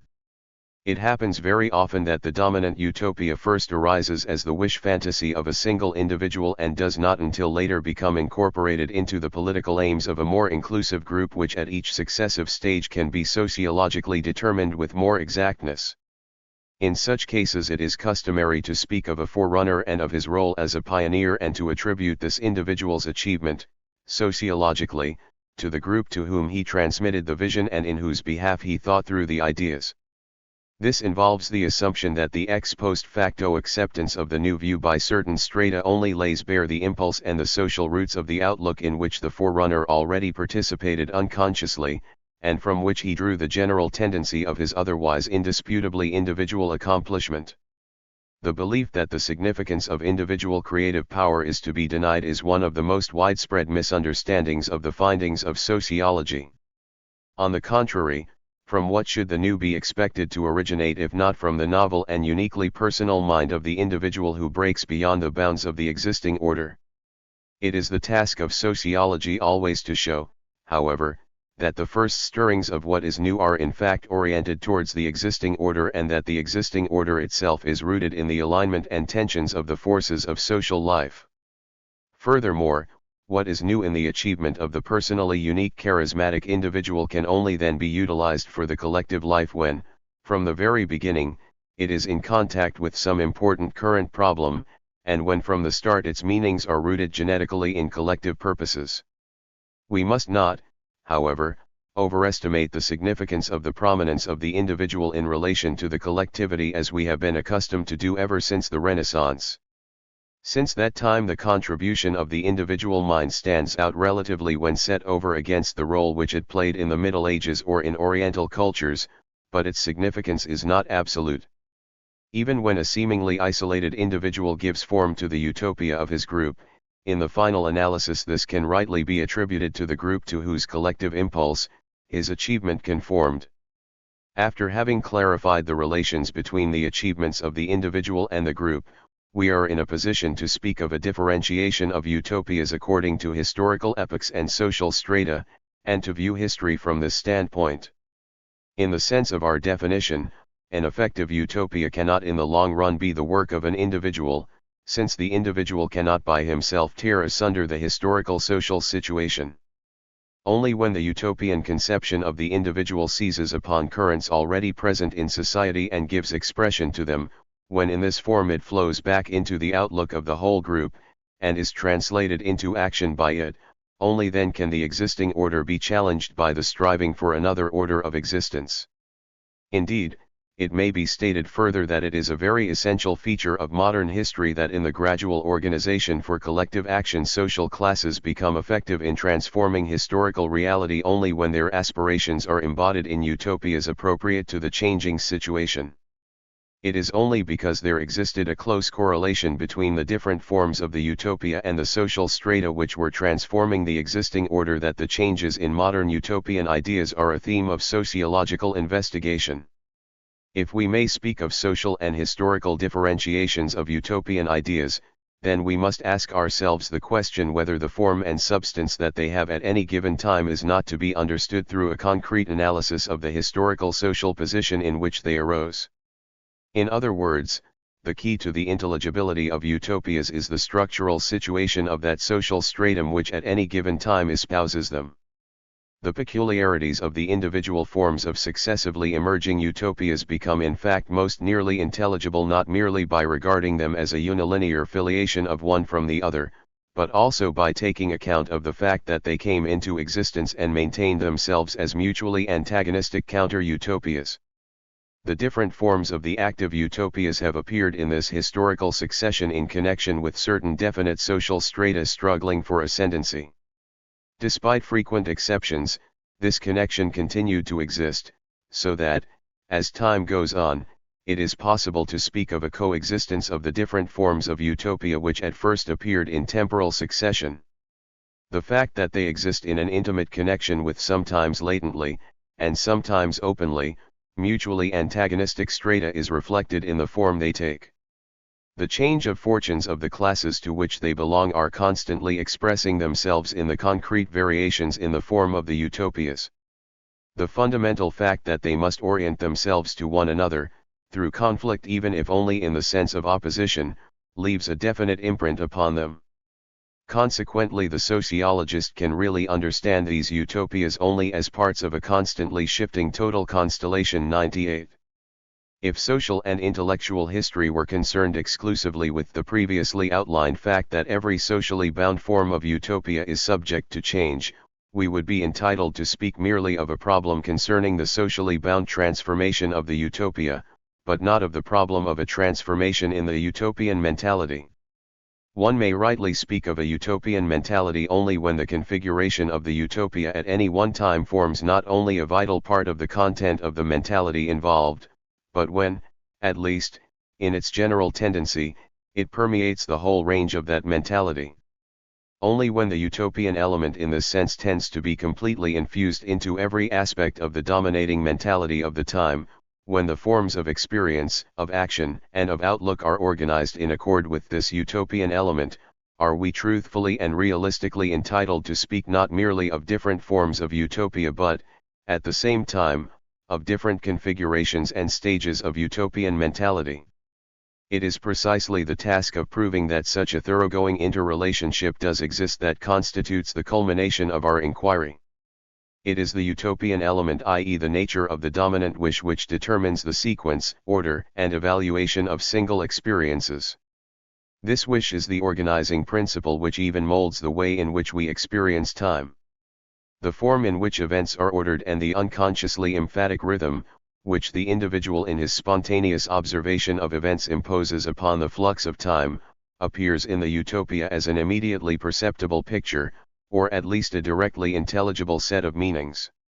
The innermost structure of the mentality of a group can never be as clearly grasped as when we attempt to understand its conception of time in the light of its hopes, yearnings, and purposes.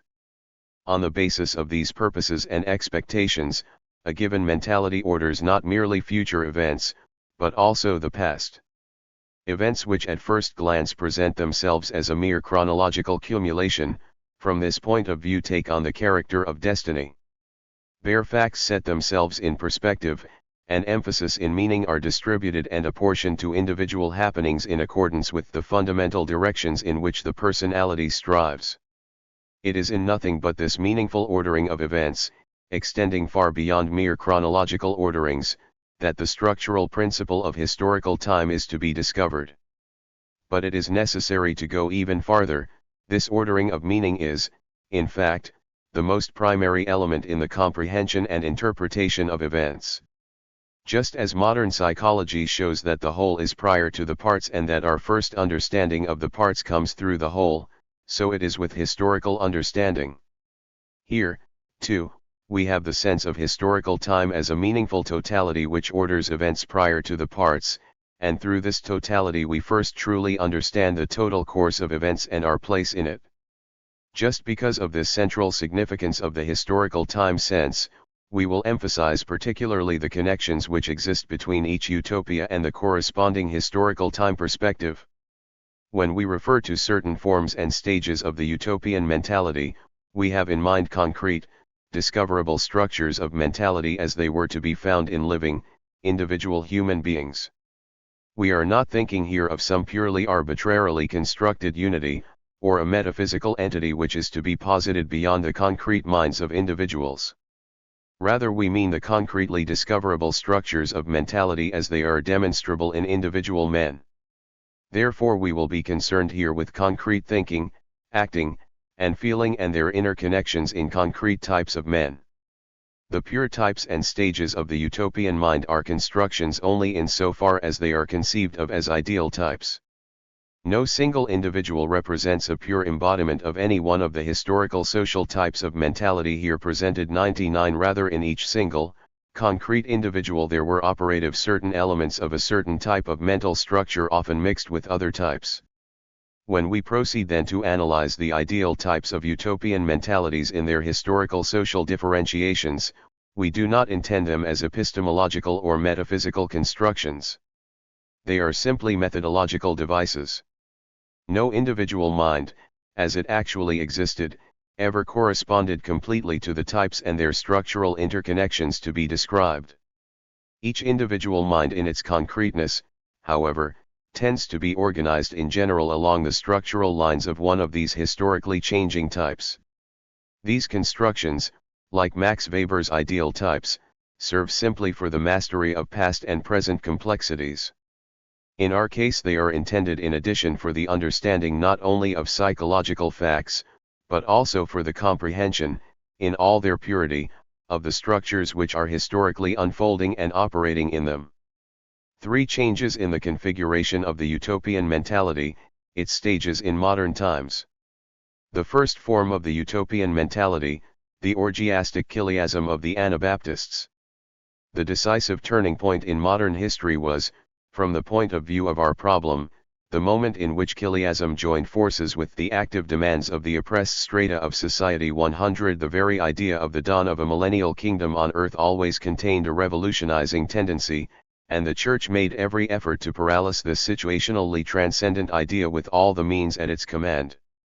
These intermittently reviving doctrines reappeared again in Joachim of Flores among others, but in his case they were not as yet thought of as revolutionizing.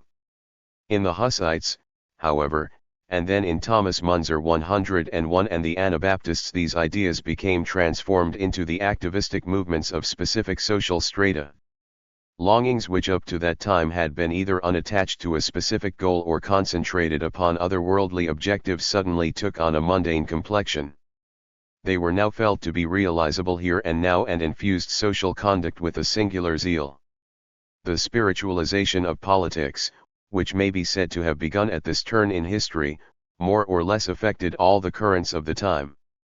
The source of spiritual tension, however, was the emergence of the utopian mentality which originated in the oppressed strata of society.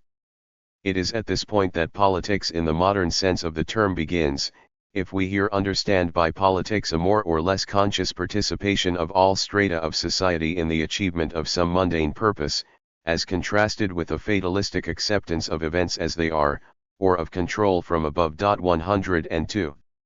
The lower classes in the post-medieval period only very gradually assumed this motor function in the total social process, and only bit by bit did they arrive at an awareness of their own social and political significance. Even though this stage is, as already indicated, still very far removed from the stage of proletarian self-consciousness, it is nevertheless the starting point of the process gradually leading to it. Henceforth the oppressed classes in society tend in a more clearly discernible fashion to play a specific role in the dynamic development of the total social process. From this time on we get an increasing social differentiation of purposes and psychic attitudes. This by no means implies that this most extreme form of the utopian mentality has been the only determining factor in history since that time. Nonetheless, its presence in the social realm has exerted an almost continual influence even upon antithetical mentalities. Even the opponents of this extreme form of utopian mentality oriented themselves, though unwittingly and unconsciously, with reference to it. The utopian vision aroused a contrary vision. The chiliastic optimism of the revolutionaries ultimately gave birth to the formation of the conservative attitude of resignation and to the realistic attitude in politics. This situation was of great moment not only for politics but also for those spiritual strivings which had become fused with practical movements and which had abandoned their detached and aloof position. Orgiastic energies and ecstatic outbursts began to operate in a worldly setting, and tensions, previously transcending day-to-day life, became explosive agents within it. The impossible gives birth to the possible 103, and the absolute interferes with the world and conditions actual events. This fundamental and most radical form of the modern utopia was fashioned out of a singular material. It corresponded to the spiritual fermentation and physical excitement of the peasants, of a stratum living closest to the earth. It was at the same time robustly material and highly spiritual. Nothing would be more misleading than to try to understand these events from the point of view of the history of ideas. Ideas did not drive these men to revolutionary deeds. Their actual outburst was conditioned by ecstatic orgiastic energies. The reality transcending elements in consciousness which here were aroused to an active utopian function were not ideas. To see everything that occurred during this period as the work of ideas is an unconscious distortion produced during the liberal humanitarian stage of utopian mentality. 104. The history of ideas was the creation of an idea-struck age, which involuntarily reinterpreted the past in the light of its own central experiences. It was not ideas that impelled men during the peasant wars to revolutionary action. This eruption had its roots in much deeper lying vital and elemental levels of the psyche. 105. If we are to come closer to an understanding of the true substance of chiliasm, and if we are to make it accessible to scientific comprehension, it is first of all necessary to distinguish from chiliasm itself the images, symbols, and forms in which the chiliastic mind thought. For nowhere else is our experience as valid as here, that what is already formed, and the expression things assume, tend to become detached from their origins and to go their own way independently of the motives that prompted them. The essential feature of Chiliasm is its tendency always to dissociate itself from its own images and symbols. It is precisely because the driving force of this utopia does not he in the form of its external expression that a view of the phenomenon based upon the mere history of ideas fails to do it justice. Such a view constantly threatens to miss the essential point. If we use the methods of the history of ideas, we tend to put in place of the history of the substance of Chiliasm the history of frames of reference which have already been emptied of content, i.e. the history of mere Chiliastic ideas as such. 106 Likewise, the investigation of the careers of Chiliastic revolutionaries is apt to be misleading, since it is of the nature of Chiliastic experience to ebb in the course of time and to undergo an unremitting transformation in the course of the person's experience. Hence, to adhere closely to the theme of investigation itself, we must seek out a method of research which will give a living view of the material and which will present it as if we were experiencing it ourselves. We must constantly ask ourselves whether the Chiliastic attitude itself is actually present in the forms of thought and experience with which we are dealing in a given case. The only true, perhaps the only direct, identifying characteristic of Chiliastic experience is absolute presentness. We always occupy some here and now on the spatial and temporal stage, but, from the point of view of Chiliastic experience, the position that we occupy is only incidental. For the real Chiliast, the present becomes the breach through which what was previously inward bursts out suddenly, takes hold of the outer world and transforms it. The mystic lives either in recollection of ecstasy, or in longing for it. His metaphors describe this ecstasy as a psychic situation which cannot be conceived of in spatial and temporal terms as a union with the closed world of the beyond. 107 It is perhaps the same ecstatic substance which turns with the Chiliast into the immediate here and now, but not in order simply to delight in it, but in order to whip it up and to make it a part of himself. Thomas Munzer, the Chiliastic prophet, expressed himself as follows: "For that reason, all prophets should speak in this manner, thus saith the Lord, and not, thus said the Lord, as if it had occurred in the past rather than in the present." 108. The experience of the mystic is purely spiritual, and if there are some traces of sensual experience in his language, it is because he has to express an inexpressible spiritual contact and can only find his symbols in the sensual analogies of everyday life. With the Chiliast, however, sensual experience is present in all its robustness, and is as inseparable from the spirituality in him as he is from his immediate present. It is as if through this immediate present he had first come into the world and entered into his own body. To quote Munzer himself, "I seek only that you accept the living word in which I live and breathe, so that it should not come back to me empty. Take it to your hearts, I beseech you, in the name of the red blood of Christ. I take an account of you and I wish to give you an account of myself. Can I not do this, may I be the child of temporal and eternal death. A higher pledge I cannot give you." 109. The Chiliast expects a union with the immediate present. Hence he is not preoccupied in his daily life with optimistic hopes for the future or romantic reminiscences. His attitude is characterized by a tense expectation. He is always on his toes awaiting the propitious moment, and thus there is no inner articulation of time for him. He is not actually concerned with the millennium that is to come. 110. What is important for him is that it happened here and now, and that it arose from mundane existence, as a sudden swing over into another kind of existence. The promise of the future which is to come is not for him a reason for postponement, but merely a point of orientation, something external to the ordinary course of events from where he is on the lookout ready to take the leap. Because of the peculiarity of its structure, medieval, feudal society did not know revolution in the modern sense. 111 Since the earliest appearance of this form of political change, Chiliasm has always accompanied revolutionary outbursts and given them their spirit. When this spirit ebbs and deserts these movements, there remains behind in the world a naked mass frenzy and a despiritualized fury. Chiliasm sees the revolution as a value in itself, not as an unavoidable means to a rationally set end, but as the only creative principle of the immediate present, as the longed-for realization of its aspirations in this world. The will to destroy is a creative will, said Bakunin 112, because of the Satan within him, the Satan of whom he loved to speak as working through contagion. That he was not fundamentally interested in the realization of a rationally thought-out world is betrayed by his statement, "I do not believe in constitutions or in laws. The best constitution would leave me dissatisfied. We need something different. Storm and vitality and a new lawless and consequently free world." Whenever the ecstatic spirit wearies of broadened perspectives and imagery, we get a reappearance of the concrete promise of a better world, although it is in no way meant to be taken quite literally.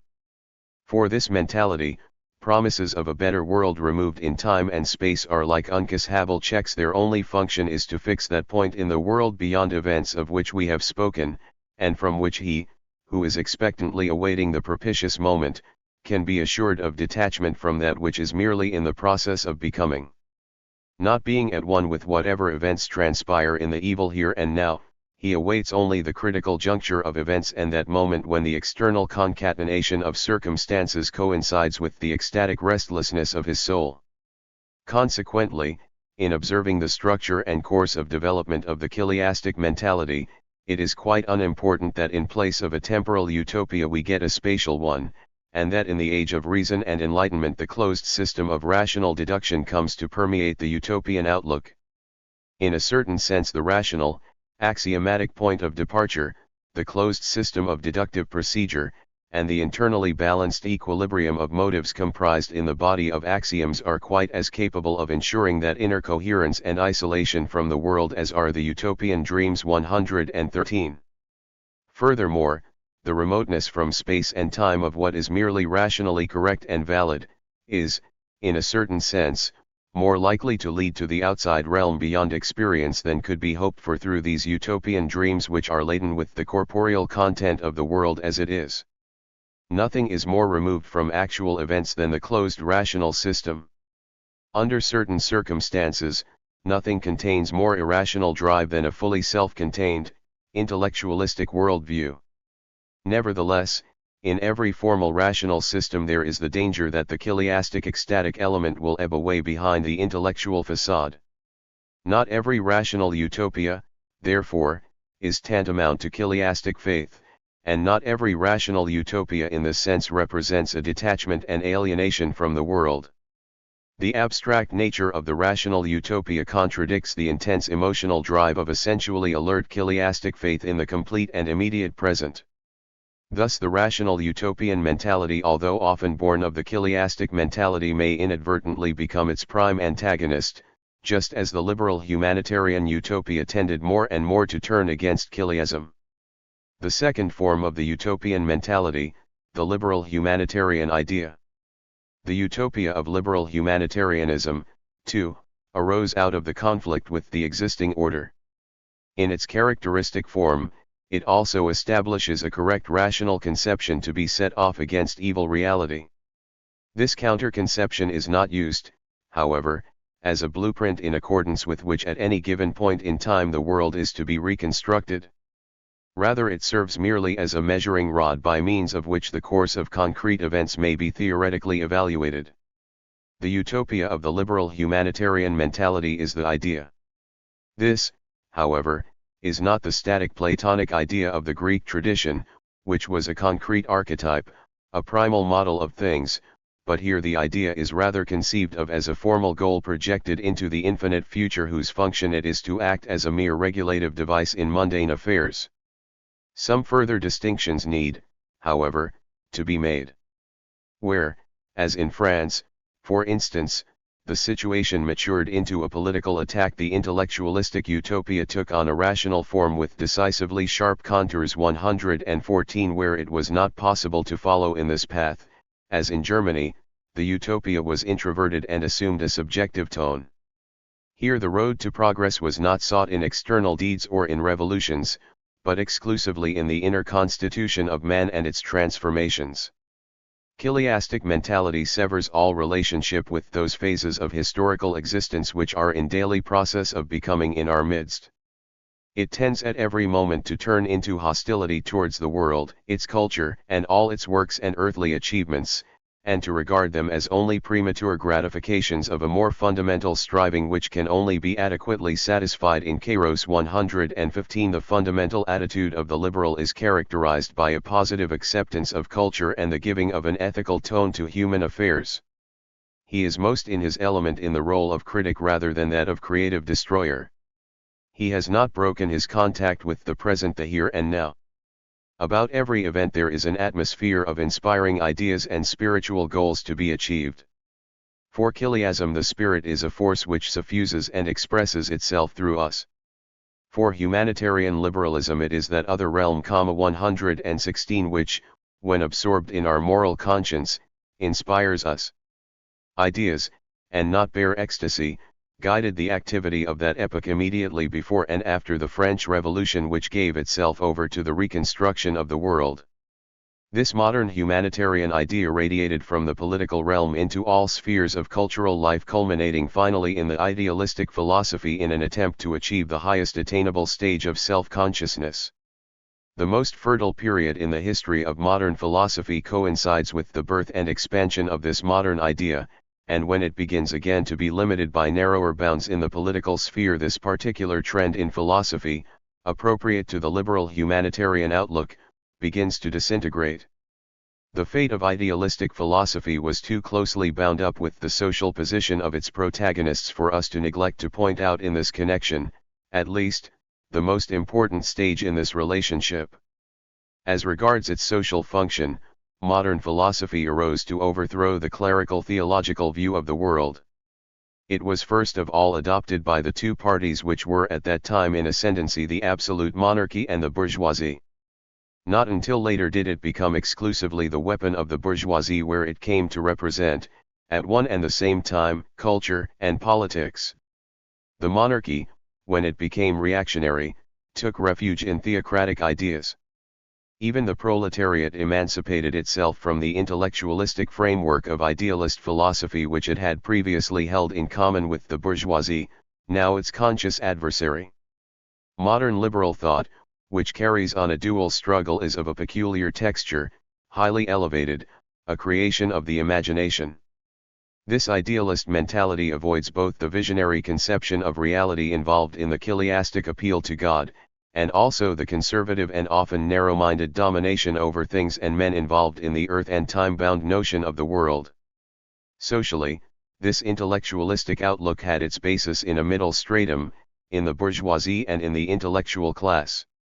This outlook, in accordance with the structural relationship of the groups representing it, pursued a dynamic middle course between the vitality, ecstasy, and vindictiveness of oppressed strata, and the immediate concreteness of a feudal ruling class whose aspirations were in complete congruence with the then existing reality.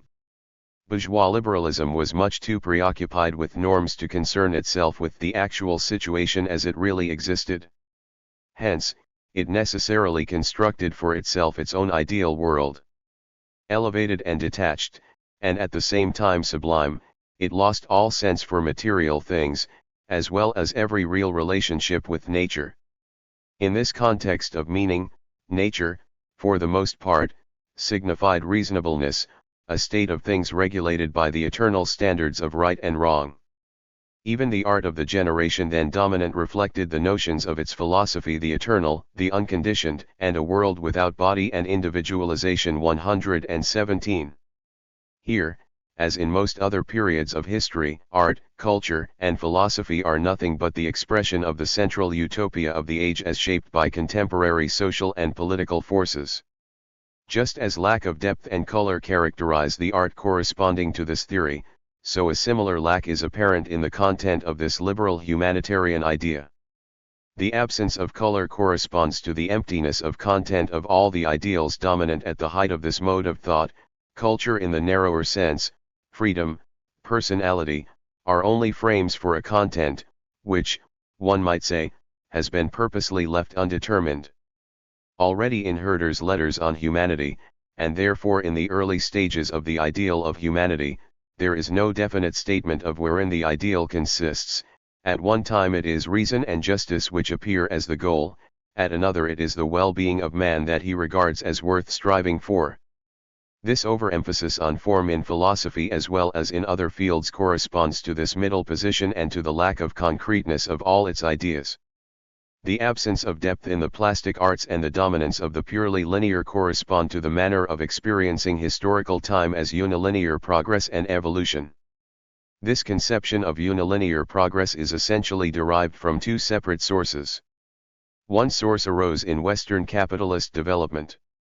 The bourgeois ideal of reason, set up as the goal, contrasted with the existing state of affairs, and it was necessary to bridge the gap between the imperfection of things as they occurred in a state of nature and the dictates of reason by means of the concept of progress. This reconciliation of norms with the existing state of things succeeded through the belief that reality moves continually towards an ever closer approximation to the rational. Though this idea of continuously closer approximation was at first vague and indeterminate, it is given a relatively concrete and classic form by the Girondist, Condorcet. Condorcet, as Q now 118 has rightly analyzed from a sociological viewpoint, incorporated the disillusioning experience of the middle strata after the fall of the Girondists into the concept of history held by these strata. The ultimate aim of a state of perfection was not renounced, but the revolution was considered only as a mere transitional stage. The idea of progress placed difficulties in its own path by discovering the necessary steps and transitional stages involved in the process of development which was still believed to be unilinear. Whereas formerly everything that was provisional was, from the point of view of reason, dismissed as error or prejudice, in Condorcet we find at least a concession of relative validity to these tentative stages which precede a state of perfection. The prejudices prevailing in any given epoch were recognized as unavoidable. As parts of the historical picture of the period they were assimilated into the idea of progress, which, as time went on, became more differentiated into stages and periods. Another source of the idea of progress is to be found in Germany. In Lessing's Erzählung der Menschengeschichte X, the emergent idea of evolution had, according to the views of von der Goltz and Gerlich 119, a secularized pietistic character. If, in addition to this derivation, one considers that Pietism, transplanted from Holland to Germany, originally contains certain Baptist elements, then the religious idea of development may be understood as an ebbing away of the chiliastic impulse as a process in which abiding faith becomes, in the German milieu, a waiting and anticipation, and the chiliastic time sense merges imperceptibly into an evolutionary one. From Arendt, Coxegis, Spener, Zinzendorf, the line leads to Bengel, Lessing's pietistic contemporary, who already spoke of God's historical stewardship and of continuous and uniform progress from the beginning to the end of the world. It was from him that Lessing is supposed to have taken over the idea of the infinite perfectibility of the human species, which he then secularized and blended with the belief in reason, and then passed on in this form as a heritage to German idealism. In whatever manner this conception of progress may have arisen, whether as a continuous transformation of the religious mentality or as a counter-movement on the part of rationalism, there is already contained in it, in contrast with the chiliastic mentality, an increasing concern with the concrete here and now of the ongoing process. The fulfillment of chiliastic expectations may occur at any moment. Now with the liberal humanitarian idea the utopian element receives a definite location in the historical process. It is the culminating point of historical evolution. In contrast with the earlier conception of a utopia which was suddenly to break upon the world completely from the outside, this signifies, in the long run, a relative toning down of the notion of sudden historical change. Henceforth, even the utopian view sees the world moving in the direction of a realization of its aims, of a utopia. From another angle as well, utopianism becomes increasingly bound up with the process of becoming. The idea, which could be completely realized only in some distant time, in the course of the continuous development of the present becomes a norm, which, applied to details, affects gradual improvement. Whoever criticizes details becomes bound up by that very criticism with the world as it is. Participation in the most immediate trends of present-day cultural development, the intense faith in institutionalism and in the formative power of politics and economics characterize the heirs to a tradition who are not interested merely in sowing, but who want to reap the harvest now. But the politics of this ascendant social stratum still did not come to actual grips with the real problem of society, and in the epochs of liberal antagonism towards the state it still did not understand the historical significance of what the dominant strata placed absolute value upon, namely the significance of power and of naked violence. However abstract this outlook, which rests theoretically upon culture in the narrower sense and philosophy, and practically upon economics and politics, may appear to be when viewed from the standpoint of the conservative, it is nevertheless, in so far as it is concerned with mundane historical events, very much more concrete than the chiliastic mentality with its detachment from history. This greater proximity to the historical is betrayed by the fact that the historical time sense, always a reliable symptom of the structure of a mentality, is much more definite than in the chiliastic mentality. The chiliastic mentality has, as we saw, no sense for the process of becoming, it was sensitive only to the abrupt moment, the present pregnant with meaning. The type of mentality which remains on the chiliastic level neither knows nor recognizes even when its opponents have already absorbed this point of view either a road that leads to a goal or a process of development. It knows only the tide and ebb of time. Revolutionary anarchism, for instance, in which the chiliastic mentality is preserved in its purest and most genuine form, regards modern times, since the decline of the Middle Ages, as a single revolution. It is part of the fact and the concept of revolution that, like a convalescent fever, it comes between two spells of sickness. It would not exist at all if it were not preceded by fatigue and followed by exhaustion. 120 Thus, even though this outlook learns much from its opponents and takes on at one time a conservative cast, and at another a socialist, it emerges even now at decisive moments. The chiliastic absolute experience of the now, which precludes any possibility of experiencing development does, however, serve the sole function of providing us with a qualitative differentiation of time. There are, according to this view, times that are pregnant with meaning and times that are devoid of meaning. In this fact lies an important approach to the historico-philosophical differentiation of historical events. Its significance can be estimated only after it has been made clear that even an empirical consideration of history is impossible without an historico-philosophical differentiation of time. And even though at first glance it may seem improbable, the above-mentioned first attempt at a qualitative arrangement of historical times does arise from chiliastic aloofness and ecstatic experience. The normative liberal mentality also contains this qualitative differentiation of historical events, and in addition holds in contempt as an evil reality everything that has become a part of the past or is part of the present. It defers the actual realization of these norms into the remote future and, at the same time, unlike the chiliast who anticipates its realization at some ecstatic point beyond history, it sees it as arising out of the process of becoming in the here and now, out of the events of our everyday life. From this has developed, we have seen, the typically linear conception of evolution and the relatively direct connection between a formerly transcendental and meaningful goal and present actual existence.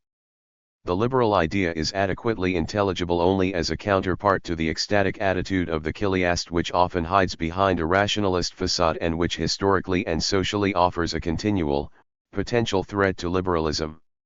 It is a battle cry against that stratum of society whose power comes from its inherited position in the existing order, and which is able to master the here and now at first unconsciously and later through rational calculation. Here we see how different utopias can shape the whole structure of consciousness itself, and can reflect the divergence between two historical worlds and the two corresponding, fundamentally different social strata whose outlooks they embody. Chiliasm had its period of existence in the world of the decaying Middle Ages, a period of tremendous disintegration. Everything was in conflict with everything else. It was the world of nobles, patricians, townsmen, journeymen, vagabonds, and mercenaries, all warring against each other. It was a world in upheaval and unrest, in which the deepest impulses of the human spirit sought external expression. In this conflict, the ideologies did not crystallize quite clearly, and it is not always easy to determine definitely the social position to which each of them belongs. As Engels clearly saw, it was the peasant revolt that first reduced to simpler and less ambiguous terms the spiritual and intellectual whirlpool of the Reformation. 121 It becomes more apparent now that the chiliastic experience is characteristic of the lowest strata of society. Underlying it is a mental structure peculiar to oppressed peasants, journeymen, an incipient lumpenproletariat, fanatically emotional preachers, etc. 122. A long time intervened until the appearance of the next form of utopia. Meanwhile the social world had undergone complete transformation. The knight became an official, the yeoman an obedient citizen. Nor was the next form of utopia the expression of the lowest stratum in the social order, rather it was the middle stratum that was disciplining itself through conscious self-cultivation and which regarded ethics and intellectual culture as its principal self-justification, and unwittingly shifted the basis of experience from an ecstatic to an educational plane. However abstract the liberal idea may appear to have been from the point of view of the chiliast or from the concrete approach of the conservative, it nevertheless gave life to one of the most important periods of modern history.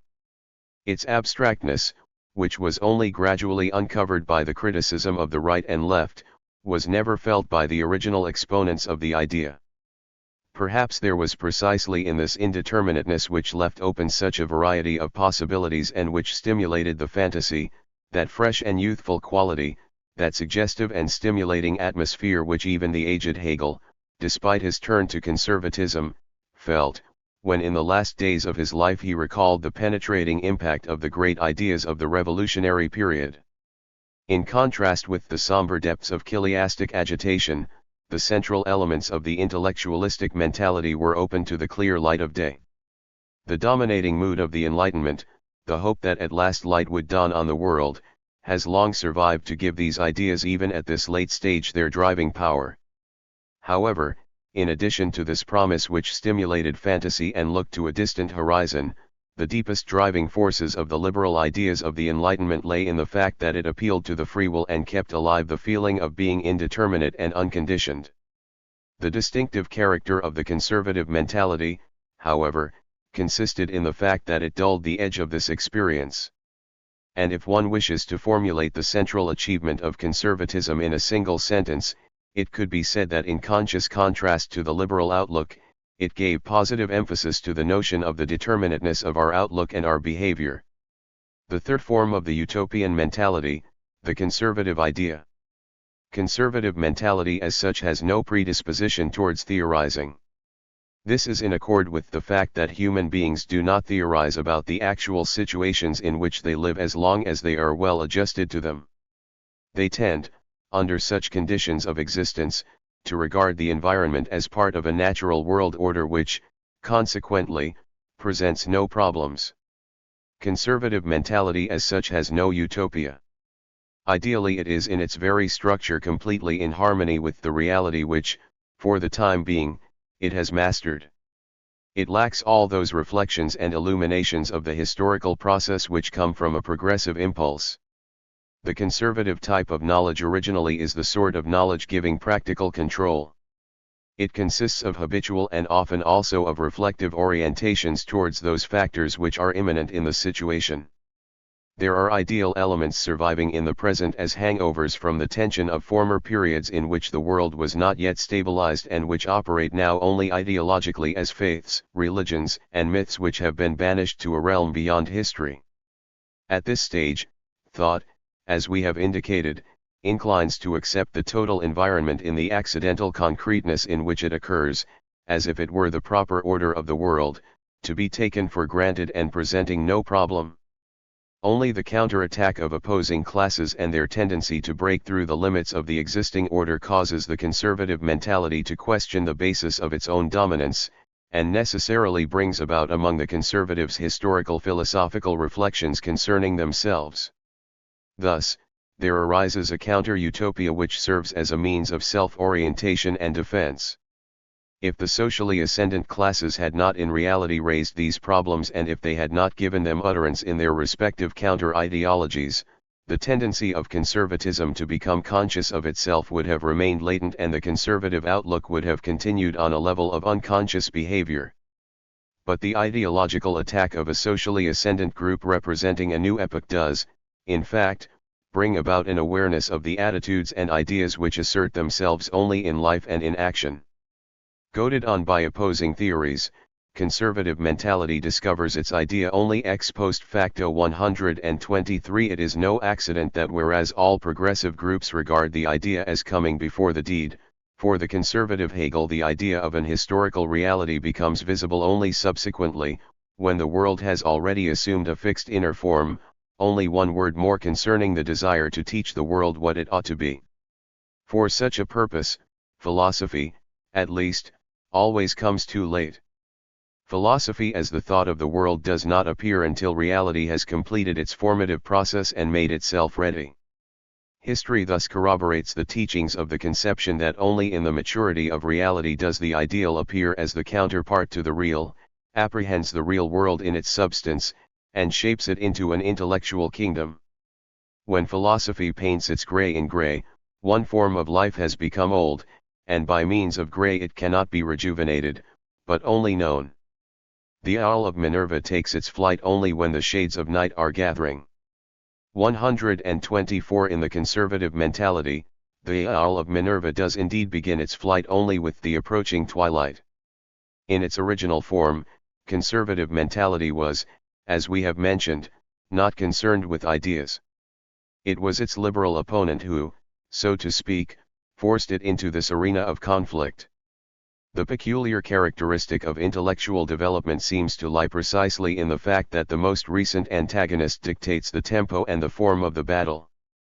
Certainly there is little truth in the so-called progressive idea that only the new has the prospect for further existence, and that all else dies off gradually. Rather, the older, driven by the newer, must continuously transform itself and must accommodate itself to the level of the most recent opponent. Thus, at present, those who have been operating with earlier modes of thought, when confronted with sociological arguments, must also have recourse to these same methods. In the same manner, at the beginning of the 19th century, the liberal intellectualist mode of thought compelled the conservatives to interpret themselves by intellectualist means. It is interesting to observe that the original conservative social classes, which earlier had acquired stability through closeness to the land, did not succeed in the theoretical interpretation of their own position, and that the discovery of the conservative idea became the work of a body of ideologists who attached themselves to the conservatives. The accomplishment in this direction of the conservative romantics, and particularly Hegel, consisted in their intellectual analysis of the meaning of conservative existence. With this as a point of departure, they provided an intellectual interpretation of an attitude toward the world which was already implicit in actual conduct but which had not yet become explicit. Hence, in the case of the conservatives, what corresponds to the idea is in substance something quite different from the liberal idea. It was Hegel's great achievement to set up against the liberal idea a conservative counterpart, not in the sense of artificially concocting an attitude and a mode of behavior, but rather by raising an already present mode of experience to an intellectual level and by emphasizing the distinctive characteristics that mark it off from the liberal attitude toward the world. The conservatives looked upon the liberal idea which characterized the period of the Enlightenment as something vaporous and lacking in concreteness. And it was from this angle that they leveled their attack against it and depreciated it. Hegel saw in it nothing more than a mere opinion, a bare image, a pure possibility behind which one takes refuge, saves oneself, and escapes from the demands of the hour. As opposed to this mere opinion, this bare subjective image, the conservatives conceived of the idea as rooted in and expressing itself concretely in the living reality of the here and now. Meaning and reality, norm and existence, are not separate here, because the utopian, the concretized idea, is in a vital sense present in this world. What in liberalism is merely a formal norm, in conservatism acquires concrete content in the prevailing laws of the state. In the objectifications of culture, in art, and in science, spirituality unfolds itself, and the idea expresses itself in tangible fullness. We have already observed that, in the liberal utopia, in the humanitarian idea as contrasted with chiliastic ecstasy, there is a relative approximation to the here and now. In conservatism, we find the process of approximation to the here and now completed. The utopia in this case is, from the very beginning, embedded in existing reality. To this, obviously, there corresponds the fact that reality, the here and now, is no longer experienced as an evil reality but as the embodiment of the highest values and meanings. Although it is true that the utopia, or the idea, has become completely congruous with concretely existing reality, i.e. has been assimilated into it, this mode of experience, at least at the highest point in the creative period of this current, nevertheless does not lead to an elimination of tensions and to an inert and passive acceptance of the situation as it is. A certain amount of tension between idea and existence arises from the fact that not every element of this existence embodies meaning, and that it is always necessary to distinguish between what is essential and what is non-essential, and that the present continually confronts us with new tasks and problems which have not yet been mastered. In order to arrive at some norm for orientation, we should not depend on subjective impulses, but must call upon those forces and ideas which have become objectified in us and in our past, upon the spirit which, up to now, has operated through us to create these, our works. But this idea, this spirit, has not been rationally conjured up and has not been arbitrarily chosen as the best among a number of possibilities. It is either in us, as a silently working force, subjectively perceived, or as an ant leche which has unfolded itself in the collective creations of the community, of the folk, the nation, or the state as an inner form which, for the most part, is perceivable morphologically. The morphological perspective, directed towards language, art, and the state, develops from that point on. At about the same time that the liberal idea set the existing order into motion and stimulated constructive speculation, Goethe turned from this activistic approach to contemplation to morphology. He set out to use intuitive apperception as an instrument of science. The approach of the historical school is in some ways analogous to that of Goethe. They follow up the emanation of ideas through the observation of language, custom, and law, etc., not by abstract generalizations but rather by sympathetic intuition and morphological description. In this case also, the idea which assumes a central position in political experience helped in shaping that segment of intellectual life which was bound up with politics. In all the varieties of these quests for the inner form, the same conservative attitude of determinateness persists and, when projected outward, finds expression also in the emphasis on historical determinateness. According to this view and from the standpoint of this attitude towards the world, man is by no means absolutely free. Not all things in general and each thing in particular are possible at every moment and in every historical community. The inner form of historical individuality existing at any given time, be it that of an individual personality or of a folk spirit, and the external conditions together with the past that lies behind it, determine the shape of things that are to be. It is for this reason that the historical configuration existing at any given time cannot be artificially constructed, but grows like a plant from its seed. 125. Even the conservative form of the utopia, the notion of an idea embedded and expressed in reality, is in the last analysis intelligible only in the light of its struggles with the other coexistent forms of utopia. Its immediate antagonist is the liberal idea which has been translated into rationalistic terms. Whereas in the latter, the normative, the should is accentuated in experience, in conservatism the emphasis shifts to existing reality, the is. The fact of the mere existence of a thing endows it with a higher value, be it, as in the case of Hegel, because of the higher rationality embodied in it, or, as in the case of Stahl, because of the mystifying and fascinating effects of its very irrationality. There is something marvelous about experiencing something of which it may be said it is.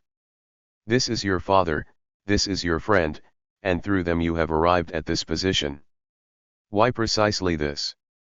Why are you just the person you are? This incomprehensibility consists in the fact that existence can never be fully subsumed in thought, and that existence is not a logical necessity but has its basis in a higher autonomous power. 126. Here the pregnant antagonism between the idea embodied and expressed in reality, on the one hand, and that which merely exists, on the other, threatens to transform itself into a complete congruence, and conservative quietism tends to justify, by irrational means, everything that exists at all. The time sense of this mode of experience and thought is completely opposed to that of liberalism. Whereas for liberalism the future was everything and the past nothing, the conservative mode of experiencing time found the best corroboration of its sense of determinateness in discovering the significance of the past, in the discovery of time as the creator of value. Duration did not exist at all for the chiliastic mentality 127 and existed for liberalism only in so far as henceforth it gives birth to progress. But for conservatism everything that exists has a positive and nominal value merely because it has come into existence slowly and gradually. Consequently not only is attention turned to the past and the attempt made to rescue it from oblivion, but the presentness and immediacy of the whole past becomes an actual experience. In this view, history can no longer be thought of as a mere unilinear extension of time, nor does it consist in merely joining onto the line which leads from the present to the future that which led from the past to the present. The conception of time here in question has an imaginary third dimension which it derives from the fact that the past is experienced as virtually present. The life of the contemporary spirit is a cycle of stages, which on the one hand still have a synchronous coexistence, and only from another view appear as a sequence in time that has passed. The experiences which the spirit seems to have behind it, exist also in the depths of its present being. 128. The chiliastic experience had its locus outside the realm of time, but on those occasions when it broke through into the temporal realm it hallowed the chance moment. Liberal experience establishes a connection between existence and utopia in shifting the idea as meaningful goal into the future, and, through progress, allowing the promises of the utopia, at least in certain respects, gradually to be realized in our own midst. Conservative experience merges the spirit, which at one time came upon us from beyond and to which we gave expression, with what already is, allowing that to become objective, to expand in all dimensions, and thereby endowing every event with an immanent, intrinsic value. The conservative mode of experience, apart from its struggle with the liberal idea, had to wage its own particular war with the chiliastic outlook, which it had always regarded as an inner enemy. The same chiliastic experience, which at the time of the Anabaptists began to play an active part in the world, had another fate awaiting it, somewhat different from those already mentioned. We have already seen three alternative tendencies in chiliastic experience. Either it remains unchanged and persists in its original eruptive form, often bound up with the most fundamentally divergent ideologies as for instance in extremist anarchism, or it subsides and disappears or becomes sublimated into an idea. It follows another path, departing from those mentioned above, when it maintains its supertemporal, ecstatic tendency by turning inward, whereupon it no longer dares to venture forth into the world, and loses its contact with worldly happenings. Compelled by external circumstances, the chiliastic ecstatic mode of experience in Germany followed to a very large extent this path of inward turning. The pietistic undercurrents which may be traced over long periods in Germanic countries, represents such an inward turning of what was once chiliastic ecstasy. Even when it is turned inward, ecstatic experience represents a danger to the existing order, for it is constantly under temptation to express itself outwardly, and only prolonged discipline and repression transform it into quietism.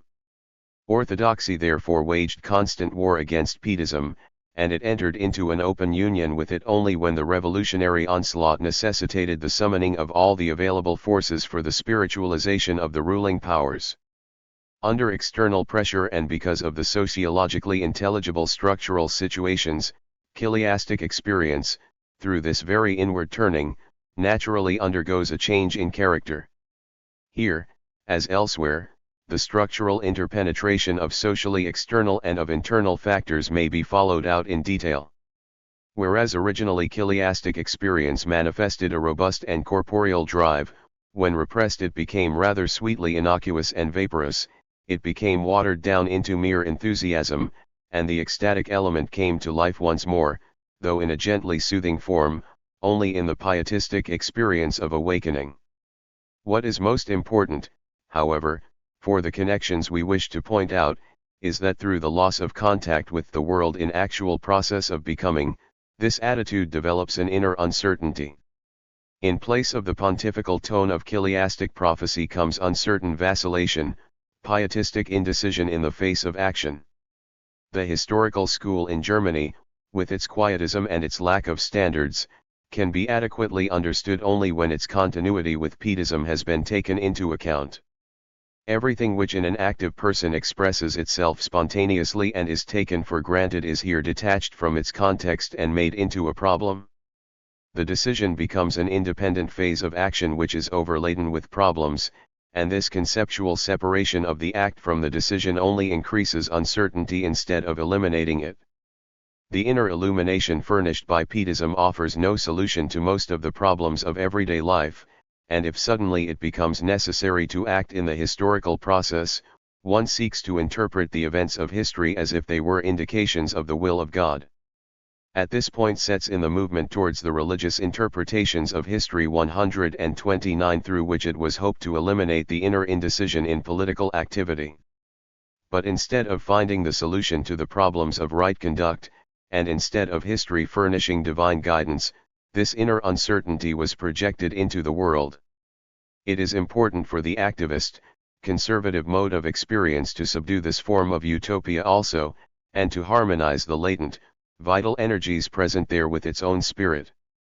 What needs to be controlled here is the concept of inner freedom, which constantly threatens to turn into anarchism. Here also the conservative idea, embedded in reality, has a subduing influence on the utopia espoused by the inner enemies. According to the dominant theory of conservatism, inner freedom, in its undefined, worldly objective, must subordinate itself to the moral code which has already been defined. Instead of inner freedom, we have objective freedom, to which the former must adjust itself. Metaphysically, this may be interpreted as a pre-stabilized harmony between internally subjectified and externally objectified freedom.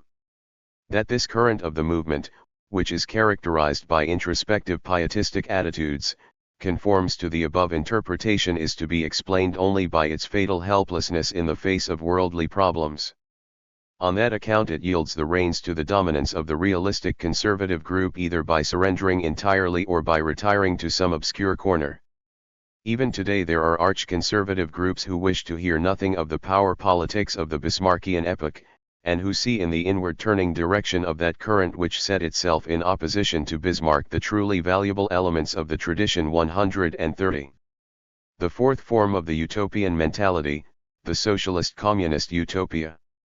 Even the socialist-communist mode of thought and experience, which, as regards its origins, may be treated as a unity, is best understood in its utopian structure by observing it as it is attacked from three sides. On the one hand, socialism had further to radicalize the liberal utopia, the idea, and, on the other, it had to render impotent or in a given case to overcome completely the inner opposition of anarchism in its most extreme form. Its conservative antagonist is considered only secondarily, just as in political life one generally proceeds more sharply against the closely related opponent than against a distant one, because the tendency is much greater to glide over into his view, and consequently a special watchfulness must be exercised against this inner temptation. Communism, for example, fights more energetically against revisionism than against conservatism. This helps us to understand why socialist-communist theory is in a position to learn much from conservatism.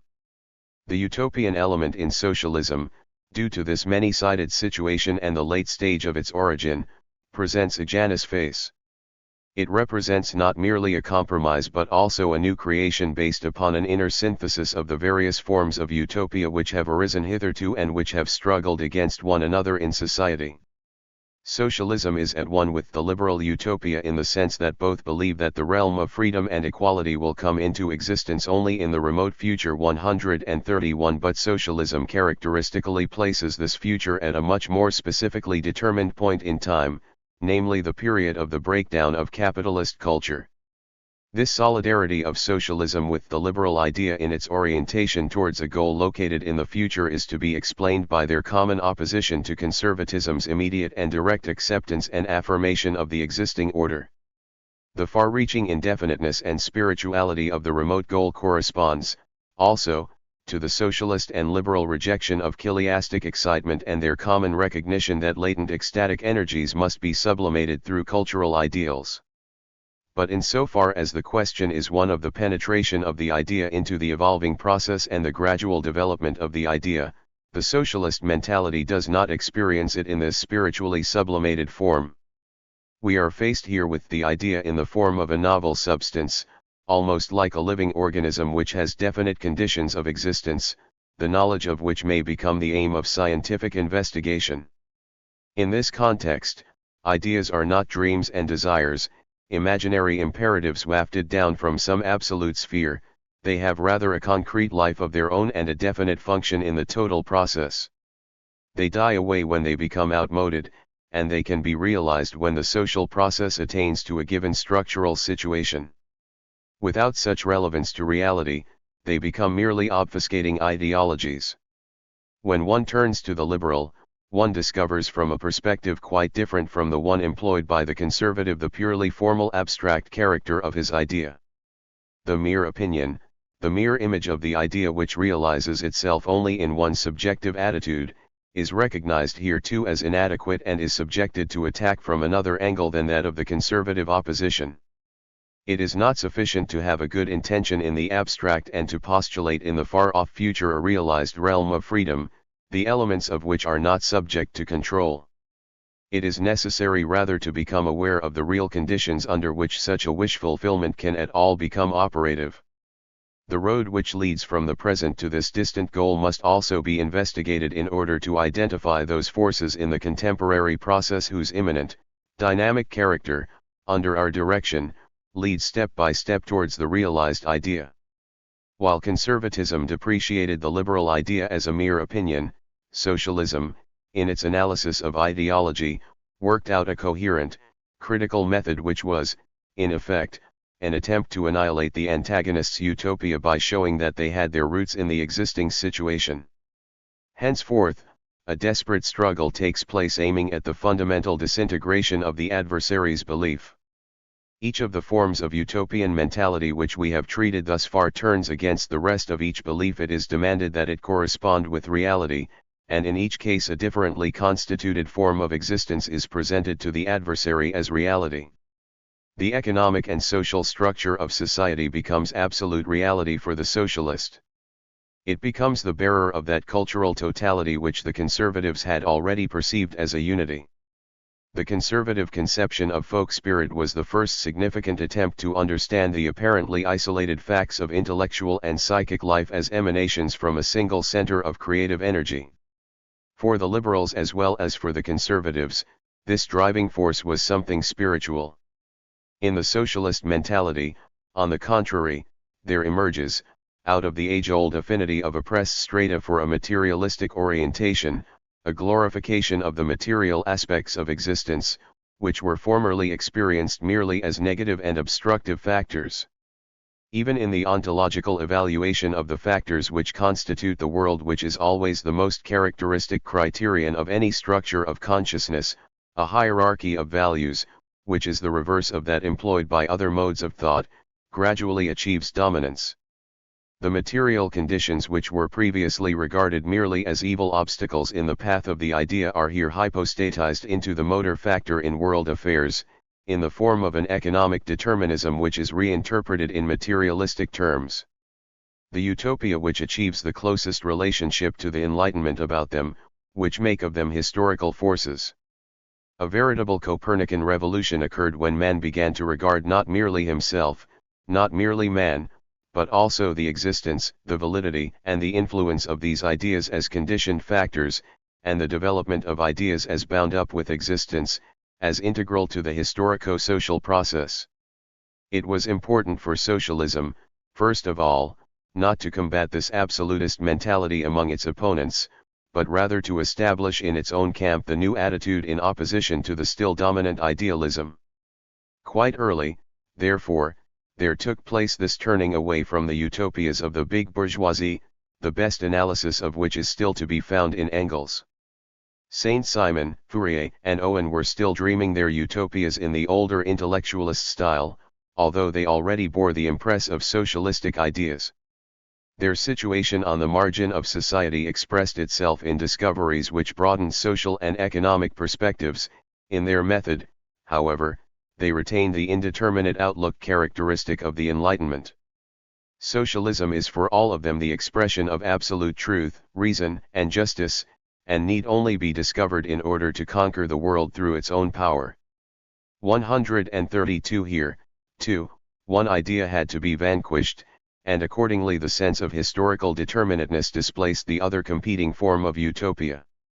Socialist mentality, in a far more fundamental sense than the liberal idea, represents a redefinition of utopia in terms of reality. It is only at the end of the process that the idea remains in its prophetic indeterminateness and indefiniteness, but the road which leads from things as they are to the realization of the idea is already clearly staked out historically and socially. Here again there is a difference in the manner of experiencing historical time, whereas the liberal conceived of future time as a direct and straight line leading to a goal, there now arises a distinction between the near and the remote, a distinction, the beginnings of which were already to be found in Condorcet and which is of significance for thought as well as action. Conservatism had already differentiated the past in such a manner, but since its utopia was tending more and more towards a complete harmony with the stage of reality already reached at the time, the future remained completely undifferentiated for the conservative. Only through the union of a sense of determinateness and a living vision of the future was it possible to create an historical time sense of more than one dimension. But this more complex perspective of historical time, which conservatism had already created for the past, has here a completely different structure. It is not alone through the virtual presentness of every past event that every present experience embodies a third dimension which points back to the past, but it is also because the future is being prepared in it. It is not only the past but the future as well which has virtual existence in the present. A weighing of each of the factors existing in the present, and an insight into the tendencies latent in these forces, can be obtained only if the present is understood in the light of its concrete fulfillment in the future. 133. Whereas the liberal conception of the future was completely formal, here we are dealing with a process of gradual concretization. Although this completion of the present by the future is, to begin with, imposed by the will and by wishful images, nonetheless this striving towards a goal acts as a heuristically selective factor both in research and in action. According to this point of view, the future is always testing itself in the present. At the same time the idea which was at first only a vague prophecy is constantly being corrected and rendered more concrete as the present lives on into the future. The socialist idea, in its interaction with actual events, operates not as a purely formal and transcendent principle which regulates the event from the outside, but rather as a tendency within the matrix of this reality which continuously corrects itself with reference to this context. The concrete investigation of the interdependence of the entire range of events from economic to psychic and intellectual must bring together isolated observations into a functional unity against the background of a developing whole. Thereby our view of history obtains an ever more concrete, differentiated, but at the same time more flexible framework. We examine every event with a view to discovering what it means and what its position is in the total developmental structure. To be sure, the area of free choice becomes more restricted thereby, more determinants are discovered, for not only is the past a determining factor, but the economic and social situation of the present also conditions the possible event. The driving purpose here no longer consists in activity on the basis of random impulses towards some arbitrarily chosen here and now, but rather in fixing attention upon a favorable point of attack in the structural whole within which we exist. It becomes the task of the political leader deliberately to reinforce those forces the dynamics of which seem to move in the direction desired by him, and to turn in his own direction or at least to render impotent those which seem to be to his disadvantage. Historical experience becomes thereby a truly strategic plan. Everything in history may now be experienced as an intellectually and volitionally controllable phenomenon. In this case, too, the point of view formulated primarily in the political arena penetrates all cultural life. Out of the investigation into the social determination of history arises sociology, and it in its turn gradually becomes a key science whose outlook permeates all the special historical sciences which have arrived at a similar stage of development. A confidence and assurance, qualified by the feeling of determinateness, gives rise at the same time to a creative skepticism and a disciplined élan. A special kind of realism permeates the realm of art. The idealism of the bourgeois Philistine of the middle 19th century has vanished, and, as long as a productive tension between the ideal and existence persists, transcendent values, which are henceforth conceived of as embodied in actual existence, will be sought in the near and the immediate. For utopia in the contemporary situation. At the present moment the problem has assumed its own unique form. The historical process itself shows us a gradual descent and a closer approximation to real life of a utopia that at one time completely transcended history. As it comes closer to historical reality, its form undergoes functional as well as substantial changes. What was originally in absolute opposition to historical reality tends now, after the model of conservatism, to lose its character as opposition. Of course, none of the forms of these dynamic forces which emerge in an historical sequence ever disappears entirely, and at no time is any one of them indisputably dominant. The coexistence of these forces, their reciprocal opposition, as well as their constant mutual interpenetration, bring into being forms from which the richness of historical experience first emerges. In order not to obscure what is decisive by an excess of details, we purposely stressed only the important tendencies in all this variety and overemphasized them by portraying them as ideal types. Even though in the course of history nothing actually ever is lost of this multiplicity of things and events, it is possible to show with increasing clarity various degrees of dominance and alignment of the forces at work in society. Ideas, forms of thought, and psychic energies persist and are transformed in close conjunction with social forces. It is never by accident that they appear at given moments in the social process. In this connection there becomes visible a peculiar structural determinant, which is at least worth indicating. The broader the class which achieves a certain mastery of the concrete conditions of existence, and the greater the chances for a victory through peaceful evolution, the more likely is this class to follow the road of conservatism. This signifies, however, that the various movements will have relinquished the utopian elements in their own modes of life. This is demonstrated most sharply in the already mentioned fact that the relatively purest form of modern chiliastic mentality, as embodied in radical anarchism, disappears almost entirely from the political scene, as a result of which an element of tension was eliminated from the remaining forms of the political utopia. It is, of course, true that many of the elements constituting the chiliastic attitude were transmuted into and took refuge in syndicalism and in Bolshevism, and were assimilated and incorporated into the activity of these movements. Thus the function devolves upon them, particularly in Bolshevism, of accelerating and catalyzing rather than deifying the revolutionary deed. The general subsidence of utopian intensity occurs in still another important direction, namely that each utopia, as it is formed at a later stage of development, manifests a closer approximation to the historical social process. In this sense, the liberal, the socialist, and the conservative ideas are merely different stages, and indeed counter forms in the process which moves continually farther away from chiliasm and approximates more closely to the events transpiring in this world. All of these counter forms of the chiliastic utopia develop in close connection with the fate of those social strata which originally espouse them. They are, as we have seen, already moderated forms of the original chiliastic ecstasy, but in the course of further development they discard these last utopian vestiges and unwittingly approach more closely to a conservative attitude. It appears to be a generally valid law of the structure of intellectual development that when new groups gain entry into an already established situation they do not take over without further ado the ideologies which have already been elaborated for this situation, but rather they adapt the ideas which they bring with them through their traditions to the new situation. Thus liberalism and socialism, as they entered a situation more conducive to conservatism, did intermittently take over the ideas which conservatism offered them as a model, but on the whole preferred to adapt the original ideologies that they brought with them to the new situation. When these strata had come to occupy the social position previously held by the conservatives, they quite spontaneously developed a feeling for life and modes of thought which were structurally related to conservatism.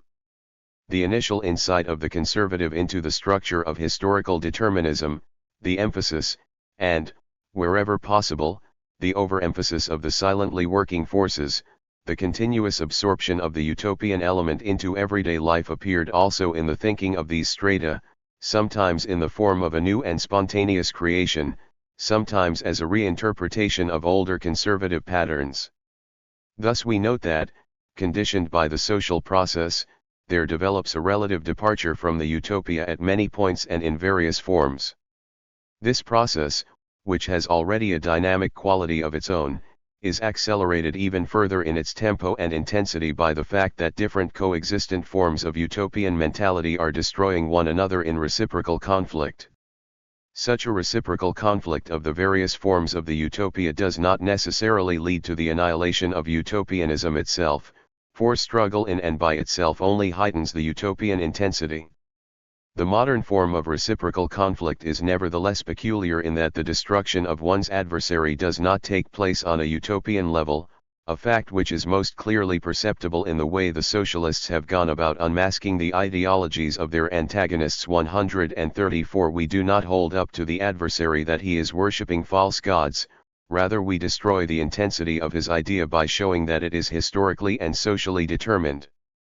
Socialist thought, which hitherto has unmasked all its adversaries' utopias as ideologies, never raised the problem of determinateness about its own position.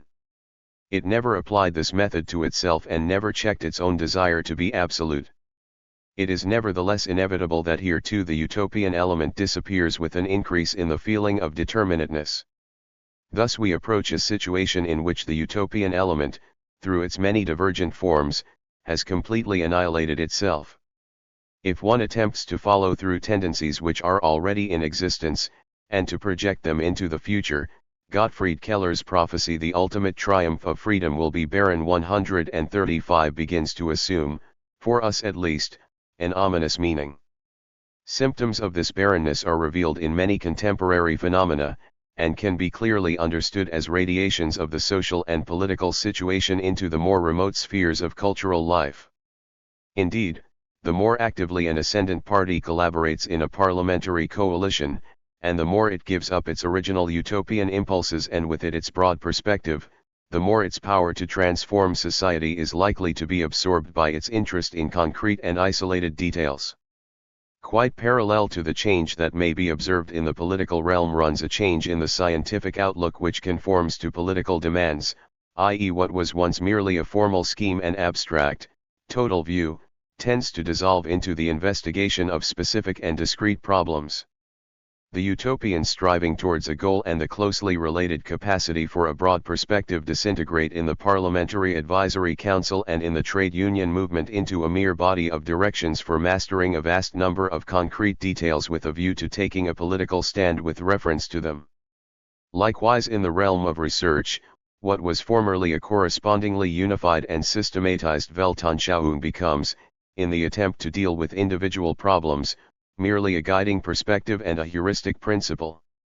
But since all the mutually conflicting forms of utopia pass through the same life cycle, they become in the realm of science, as in the realm of parliamentary practice, less and less mutually conflicting articles of faith, and more competing parties, or possible hypotheses for research. Whereas in an age of liberal ideals philosophy best reflected the social and intellectual situation, today the internal condition of the social and intellectual situations is reflected most clearly in the diverse forms of sociology. The sociological view of classes acceding to power undergoes transformation along particular lines. These sociological theories, like our contemporary everyday conception of the world, embody the conflicting possible points of view which are nothing but the gradual transformations of earlier utopias. What is peculiar to this situation is that in this competitive struggle for the correct social perspective, All these conflicting approaches and points of view do not by any means discredit themselves, i.e. do not show themselves to be futile or incorrect. Rather, it is shown with increasing clarity that it is possible to think productively from any point of view, although the degree of fruitfulness attainable varies from position to position. Each of these points of view reveals the interrelationships in the total complex of events from a different angle, and thus the suspicion grows that the historical process is something more inclusive than all the existing individual standpoints, and that our basis of thought, in its present state of atomization, does not achieve a comprehensive view of events. The mass of facts and points of view is far greater than can be accommodated by the present state of our theoretical apparatus and systematizing capacity.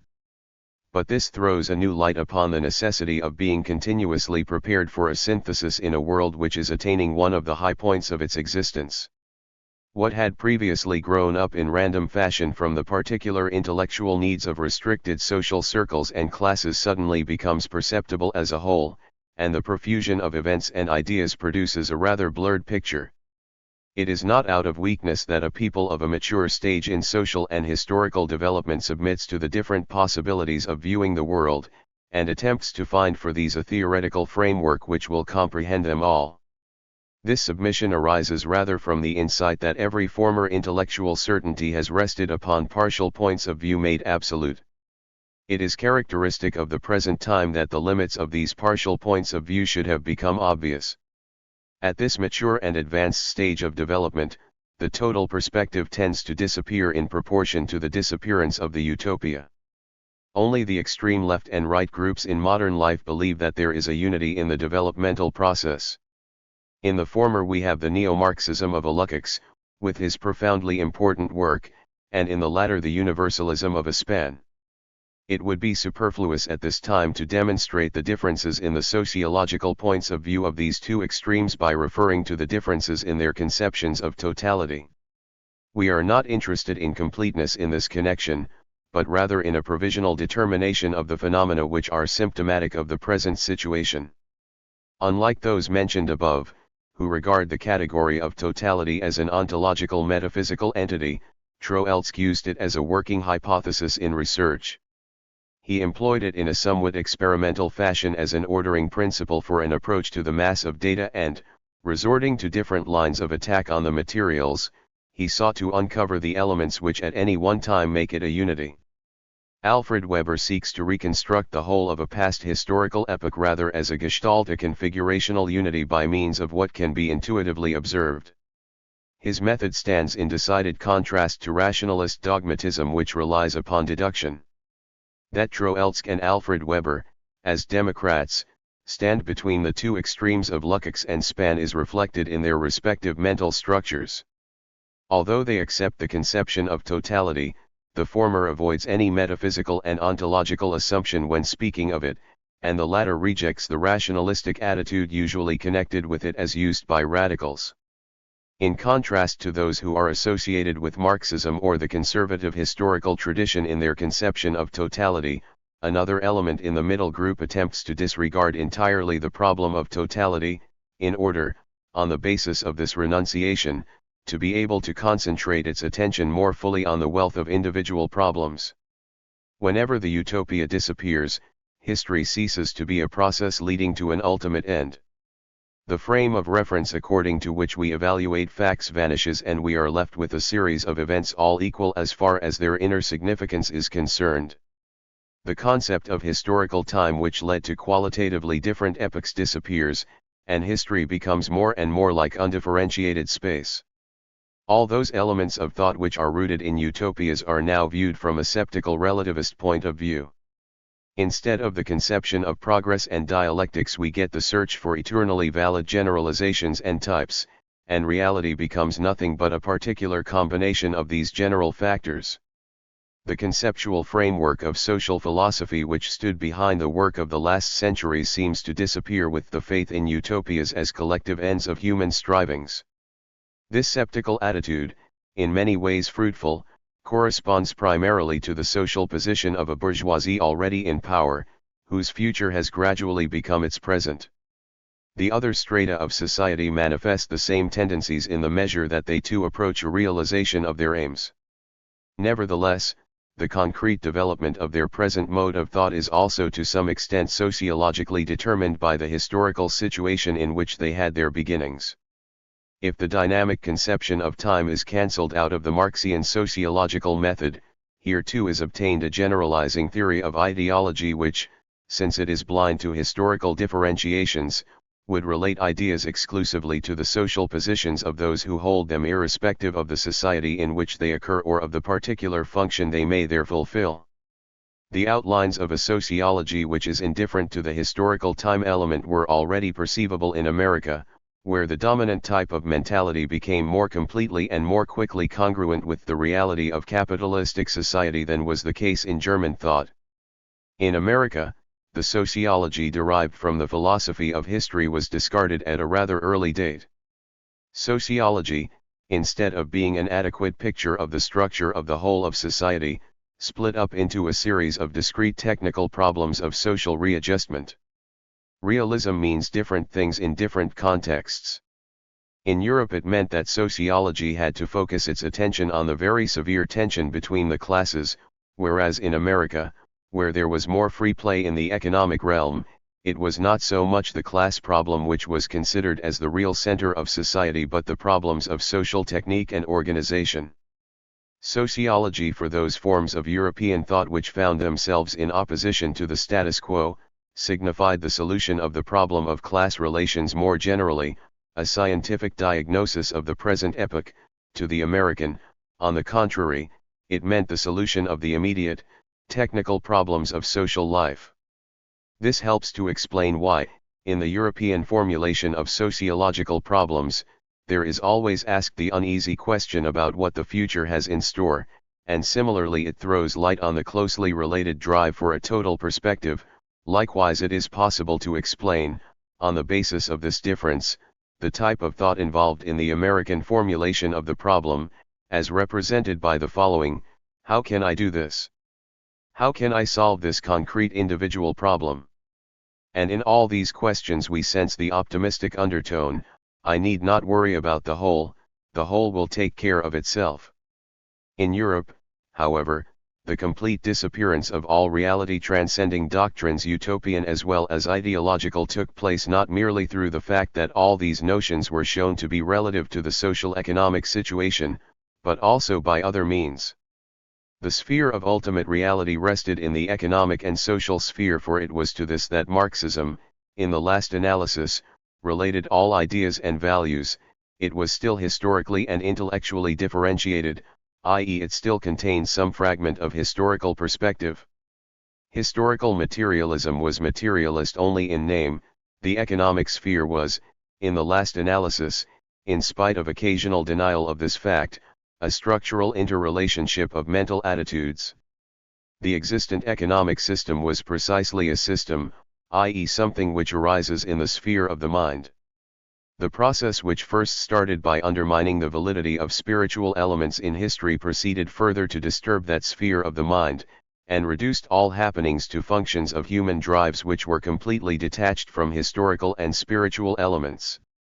This, too, made possible a generalizing theory: the reality transcending elements, ideologies, utopias, etc. were now no longer relative to social group situations but to drives, to eternal forms in the structure of human impulses.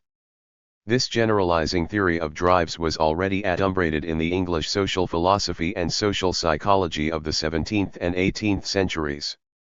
Thus, for example, Hume, in his Inquiry Concerning Human Understanding, says: "It is universally acknowledged that there is a great uniformity among the actions of men, in all nations and ages, and that human nature remains still the same, in its principles and operations. The same motives always produce the same actions. The same events always follow from the same causes. Ambition, avarice, self-love, vanity, friendship, generosity, public spirit, these passions, mixed in various degrees, and distributed through society, have been from the beginning of the world, and still are, the source of all the actions and enterprises which have ever been observed among mankind." 136. This process of the complete destruction of all spiritual elements, the utopian as well as the ideological, has its parallel in the most recent trends of modern life, and in their corresponding tendencies in the realm of art. Must we not regard the disappearance of humanitarianism from art, the emergence of a matter-of-factness in sexual life, art, and architecture, and the expression of the natural impulses in sports, must all these not be interpreted as symptomatic of the increasing regression of the ideological and utopian elements from the mentality of the strata which are coming to dominate the present situation? Must not the gradual reduction of politics to economics, towards which there is at least a discernible tendency, the conscious rejection of the past and of the notion of historical time, the conscious brushing aside of every cultural ideal, be interpreted as a disappearance of every form of utopianism from the political arena as well? Here a certain tendency to act on the world is pressing forward, an attitude for which all ideas have been discredited and all utopias have been destroyed. This prosaic attitude which is now dawning is in large measure to be welcomed as the only instrument for the mastery of the present situation, as the transformation of utopianism into science, as the destruction of the deluding ideologies which are incongruent with the reality of our present situation. It would require either a callousness which our generation could probably no longer acquire, or the unsuspecting naivete of a generation newly born into the world to be able to live in absolute congruence with the realities of that world, utterly without any transcendent element, either in the form of a utopia or of an ideology. At our present stage of self-consciousness, this is perhaps the only form of actual existence that is possible in a world which is no longer in the making. It is possible that the best that our ethical principles have to offer is genuineness and frankness in place of the old ideals. Genuineness and frankness seem to be nothing more than the projection of the general matter-of-factness or realism of our time into the realm of ethics. Perhaps a world that is no longer in the making can afford this. But have we reached the stage where we can dispense with strivings? Would not this elimination of all tension mean the elimination also of political activity, scientific zeal, in fact of the very content of life itself? Thus, if we are not to rest content with this matter-of-factness, we must carry our quest farther and ask whether there are not, besides those social strata who by their satisfied attitude promote this decreased psychological tension, other forces active in the social realm. If the question is put in this manner, however, the answer must be as follows. The apparent absence of tension in the present-day world is being undermined from two sides. On the one side are those strata whose aspirations are not yet fulfilled, and who are striving towards communism and socialism. For these the unity of utopia, point of view, and action is taken for granted as long as they are outsiders in relation to the world as it now exists. Their presence in society implies the uninterrupted existence of at least one form of utopia, and thus, to a certain extent, will always cause the counter-utopias to rekindle and flare up again, at least whenever this extreme left wing goes into action. Whether this will actually happen depends largely on the structural form of the developmental process which confronts us at present. If, through peaceful evolution, we are able, at a later stage, to reach a somewhat superior form of industrialism, which will be sufficiently elastic and which will give the lower strata a degree of relative well-being, then they too will undergo the type of transformation which has already been evidenced by the classes in power. If this later stage in industrial development can be attained only through revolution, then the utopian and ideological elements in thought will flare up once more with fresh vigor on all sides. However this may be, it is in the social power of this wing of the opposition to the existing order that there is to be found one of the determinants upon which the fate of reality transcending concepts depends. But the future form of the utopian mentality and of intellectuality does not depend only on the vicissitudes of this extreme social stratum. In addition to this sociological factor, there is yet another which should be reckoned with in this connection, namely, a distinct social and intellectual middle stratum which, although it bears a definite relation to intellectual activity, has not been considered in our previous analysis. Hitherto all classes have included, in addition to those who actually represented their direct interests, a stratum more oriented towards what might be called the realm of the spirit. Sociologically, they could be called intellectuals, but for our present purpose we must be more precise. We are not referring here to those who bear the outward insignia of education, but to those few among them who, consciously or unconsciously, are interested in something else than success in the competitive scheme that displaces the present one. No matter how soberly one looks at it, one cannot deny that this small group has nearly always existed. Their position presented no problem as long as their intellectual and spiritual interests were congruous with those of the class that was struggling for social supremacy. They experienced and knew the world from the same utopian perspective as that of the group or social stratum with whose interest they identified themselves. This applies as well to Thomas Munzer as to the bourgeois fighters of the French Revolution, to Hegel as well as to Karl Marx. Their situation always becomes questionable, however, when the group with which they identify themselves arrives at a position of power, and when, as a result of this attainment of power, the utopia is released from politics, and consequently the stratum which was identified with that group on the basis of this utopia is also set free. The intellectuals will also be released from these social bonds as soon as the most oppressed stratum of society comes to share in the domination of the social order. Only the socially unattached intellectuals will be even more than now in increasing proportions recruited from all social strata rather than merely from the most privileged ones.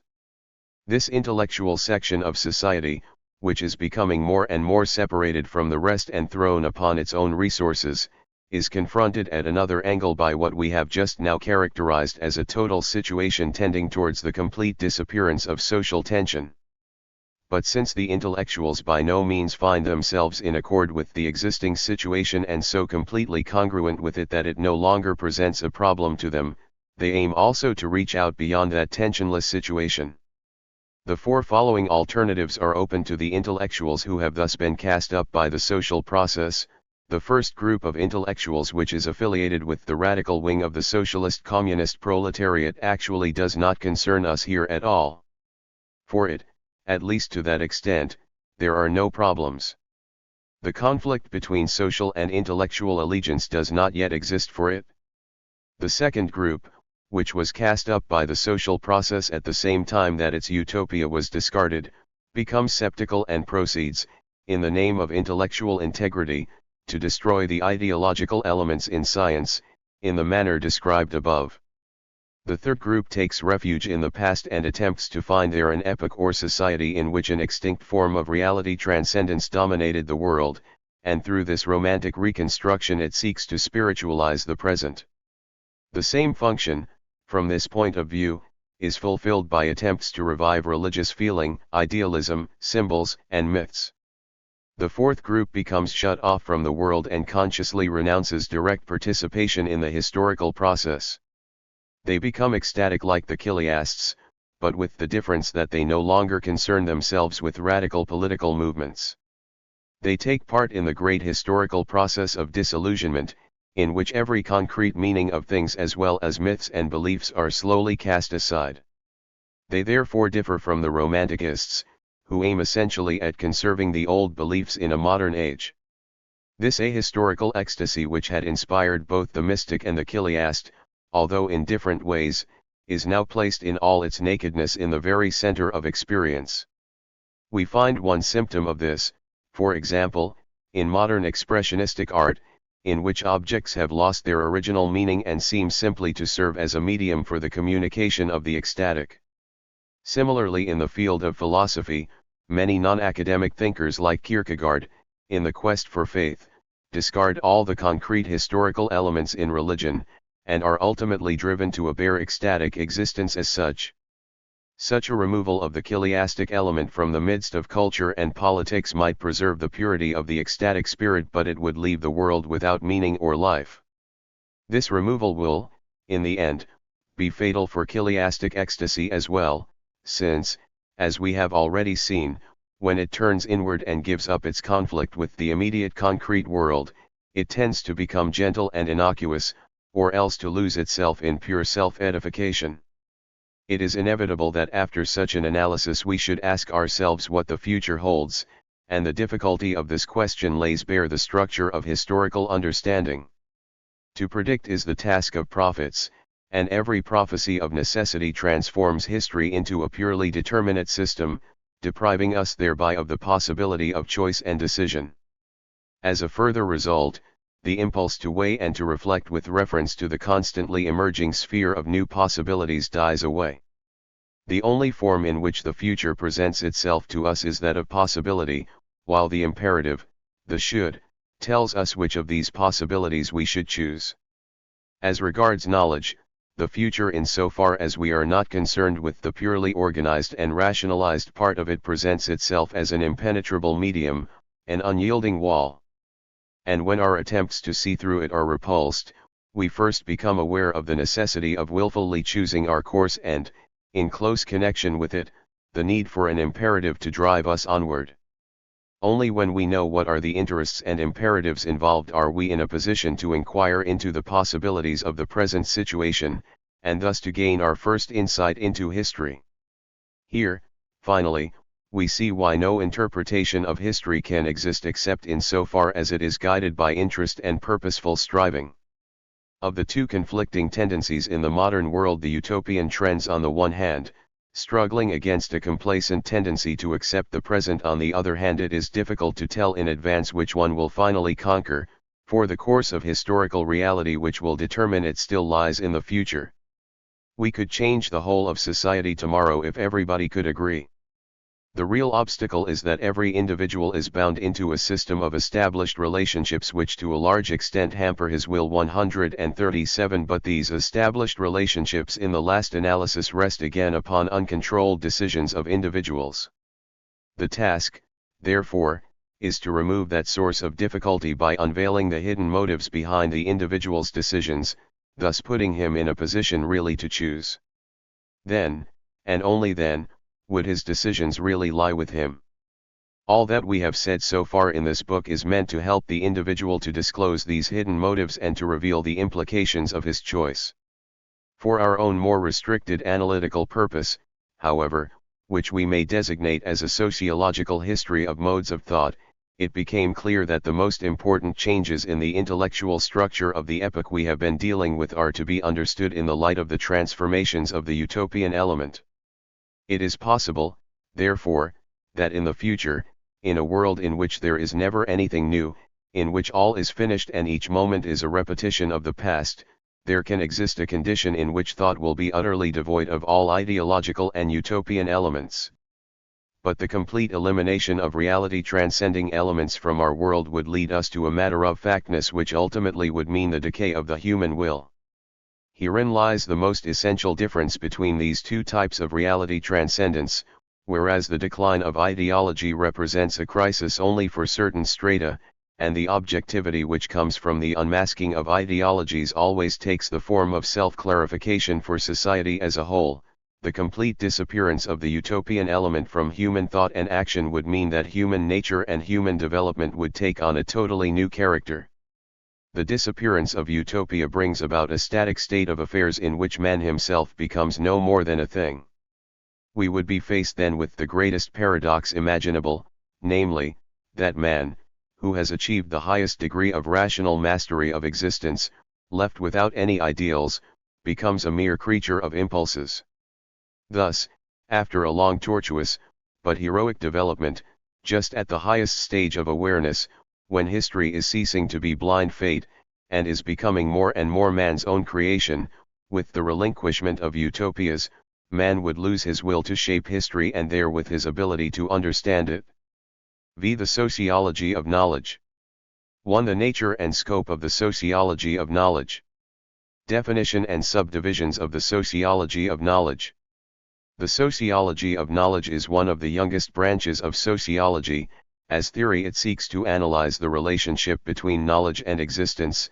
As historical sociological research it seeks to trace the forms which this relationship has taken in the intellectual development of mankind. It arose in the effort to develop as its own proper field of search those multiple interconnections which had become apparent in the crisis of modern thought, and especially the social ties between theories and modes of thought. On the one hand, it aims at discovering workable criteria for determining the interrelations between thought and action. On the other hand, By thinking this problem out from beginning to end in a radical, unprejudiced manner, it hopes to develop a theory, appropriate to the contemporary situation, concerning the significance of the non-theoretical conditioning factors in knowledge. Only in this way can we hope to overcome the vague, ill-considered, and sterile form of relativism with regard to scientific knowledge which is increasingly prevalent today. This discouraging condition will continue to exist as long as science does not adequately deal with the factors conditioning every product of thought which its most recent developments have made clearly visible. In view of this, the sociology of knowledge has set itself the task of solving the problem of the social conditioning of knowledge by boldly recognizing these relations and drawing them into the horizon of science itself and using them as checks on the conclusions of our research. Insofar as the anticipations concerning the influence of the social background have remained vague, inexact, and exaggerated, the sociology of knowledge aims at reducing the conclusions derived to their most tenable truths and thereby to cope closer to methodological mastery over the problems involved. The sociology of knowledge and the theory of ideology. The sociology of knowledge is closely related to, but increasingly distinguishable from, the theory of ideology, which has also emerged and developed in our own time. The study of ideologies has made it its task to unmask the more or less conscious deceptions and disguises of human interest groups, particularly those of political parties. The sociology of knowledge is concerned not so much with distortions due to a deliberate effort to deceive as with the varying ways in which objects present themselves to the subject according to the differences in social settings. Thus, mental structures are inevitably differently formed in different social and historical settings. In accordance with this distinction, we will leave to the theory of ideology only the first forms of the incorrect and the untrue, while one-sidedness of observation, which is not due to more or less conscious intent, will be separated from the theory of ideology and treated as the proper subject matter of the sociology of knowledge. In the older theory of ideology, no distinction was made between these two types of false observation and statement. Today, however, it is advisable to separate more sharply these two types, both of which were formerly described as ideologies. Hence we speak of a particular and of a total conception of ideology. Under the first we include all those utterances the falsity of which is due to an intentional or unintentional, conscious, semi-conscious, or unconscious, deluding of oneself or of others, taking place on a psychological level and structurally resembling lies. We speak of this conception of ideology as particular because it always refers only to specific assertions which may be regarded as concealments, falsifications, or lies without attacking the integrity of the total mental structure of the asserting subject.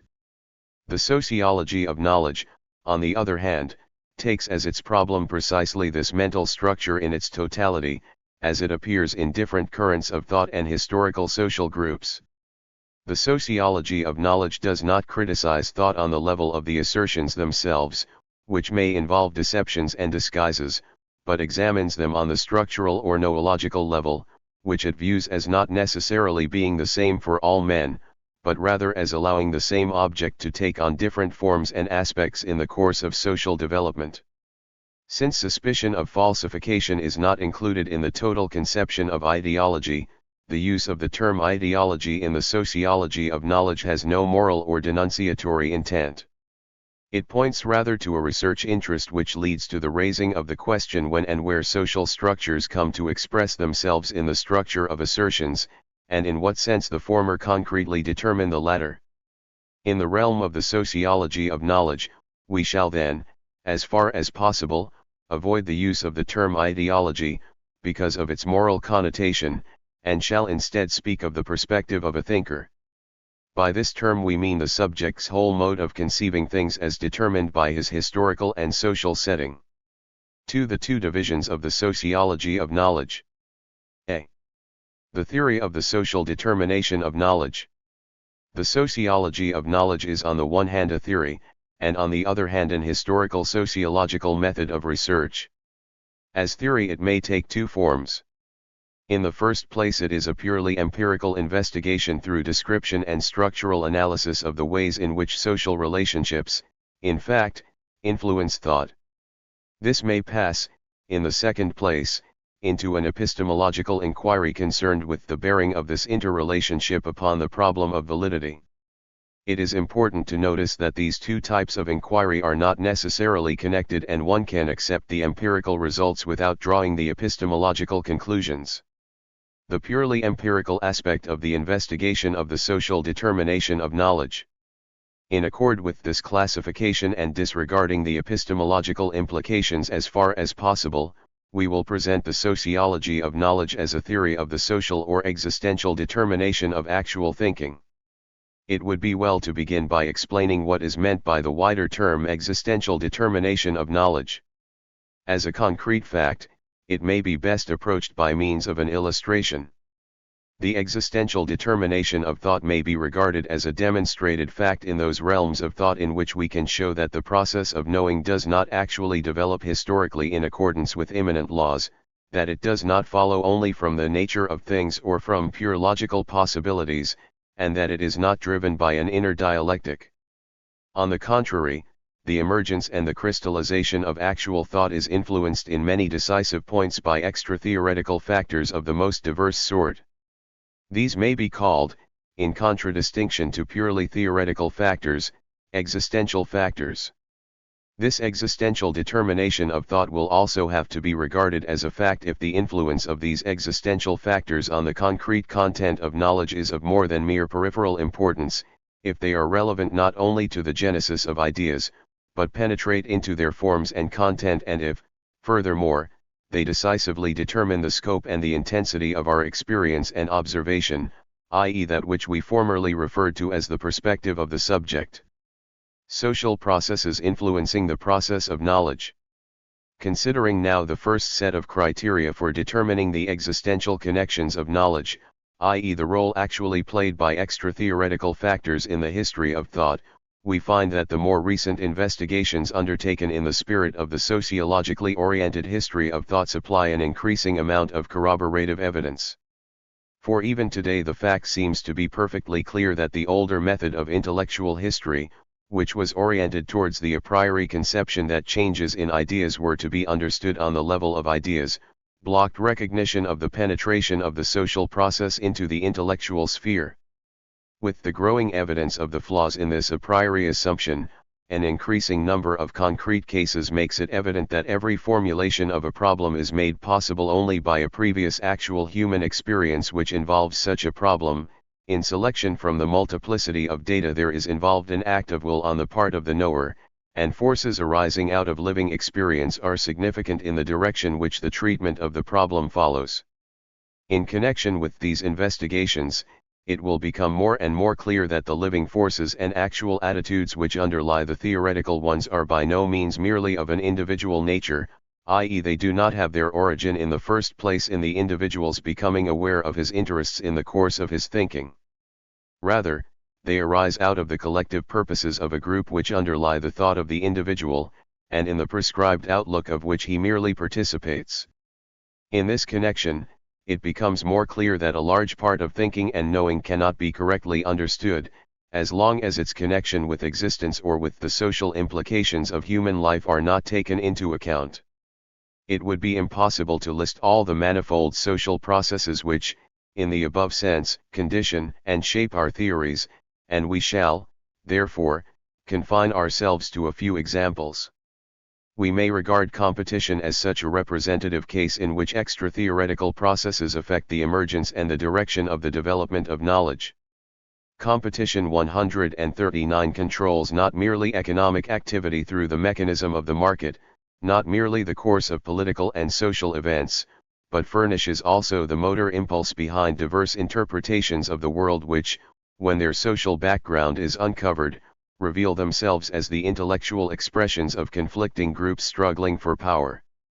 As we see these social backgrounds emerge and become recognizable as the invisible forces underlying knowledge, we realize that thoughts and ideas are not the result of the isolated inspiration of great geniuses.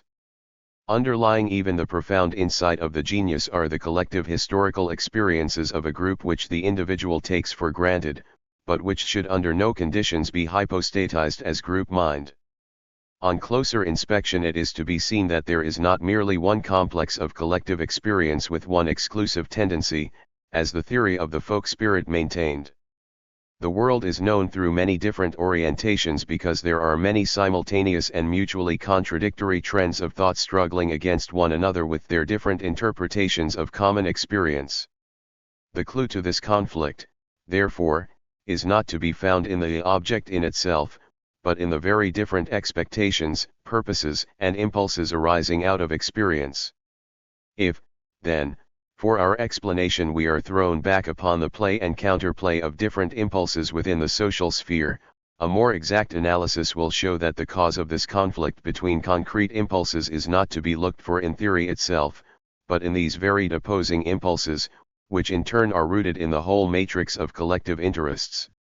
These seemingly pure theoretical cleavages may, in the light of a sociological analysis, be reduced, for the most part, to more fundamental philosophical differences. But the latter, in turn, are invisibly guided by the antagonism and competition between concrete, conflicting groups. To mention only one of the many other possible bases of collective existence, out of which different interpretations of the world and different forms of knowledge may arise, we may point to the role played by the relationship between differently situated generations. This factor influences in very many cases the principles of selection, organization, and polarization of theories and points of view prevailing in a given society at a given moment. From the knowledge derived from our studies on competition and generations, we have concluded that what, from the point of view of immanent intellectual history, appears to be the inner dialectic in the development of ideas, becomes, from the standpoint of the sociology of knowledge, the rhythmic movement in the history of ideas as affected by competition and the succession of generations. In considering the relationship between forms of thought and forms of society, we shall recall Max Weber's 141 observation that the interest in systematization is in large part attributable to a scholastic background, that the interest in systematic thought is the correlate of juristic and scientific schools of thought, and that the origin of this organizing form of thought lies in the continuity of pedagogical institutions. We should also mention at this point Max Scheler's 142 significant attempt to establish the relationship between various forms of thought and certain types of groups in which alone they can arise and be elaborated. This must suffice to indicate what is meant by the correlation between types of knowledge and of ideas, on the one hand, and the social groups and processes of which they are characteristic. The essential penetration of the social process into the perspective of thought are the existential factors in the social process merely of peripheral significance. Are they to be regarded merely as conditioning the origin or factual development of ideas, or do they penetrate into the perspective of concrete particular assertions? This is the next question we shall try to answer. The historical and social genesis of an idea would only be irrelevant to its ultimate validity if the temporal and social conditions of its emergence had no effect on its content and form. If this were the case, any two periods in the history of human knowledge would only be distinguished from one another by the fact that in the earlier period certain things were still unknown and certain errors still existed which, through later knowledge, were completely corrected. This simple relationship between an earlier incomplete and a later complete period of knowledge may to a large extent be appropriate for the exact sciences. For the history of the cultural sciences, however, the earlier stages are not quite so simply superseded by the later stages, and it is not so easily demonstrable that early errors have subsequently been corrected. Every epoch has its fundamentally new approach and its characteristic point of view, and consequently sees the same object from a new perspective.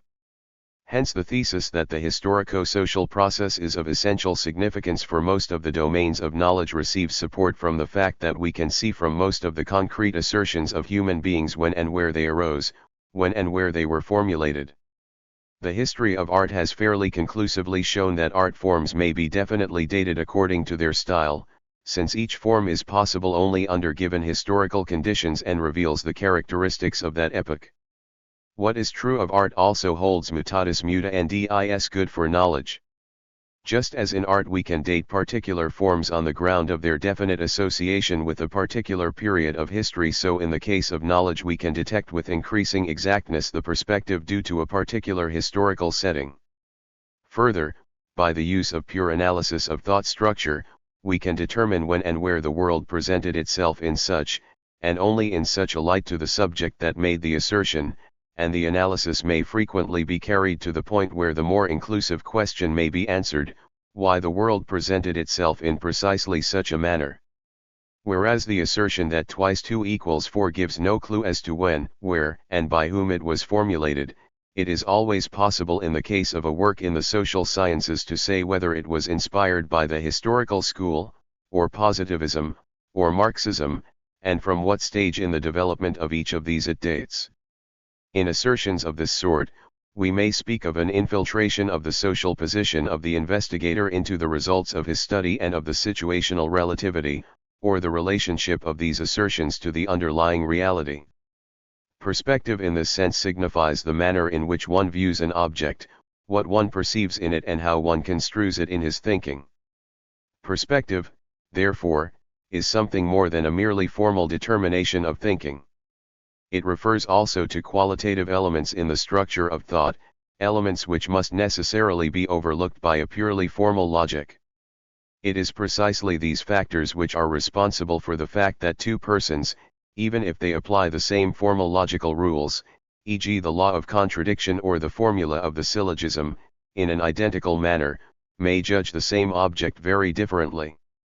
Of the traits by which the perspective of an assertion may be characterized, and of the criteria which aid us to attribute it to a given epoch or situation, we will adduce only a few examples: analysis of the meaning of the concepts being used, the phenomenon of the counter-concept, the absence of certain concepts, the structure of the categorical apparatus, dominant models of thought, level of abstraction, and the ontology that is presupposed.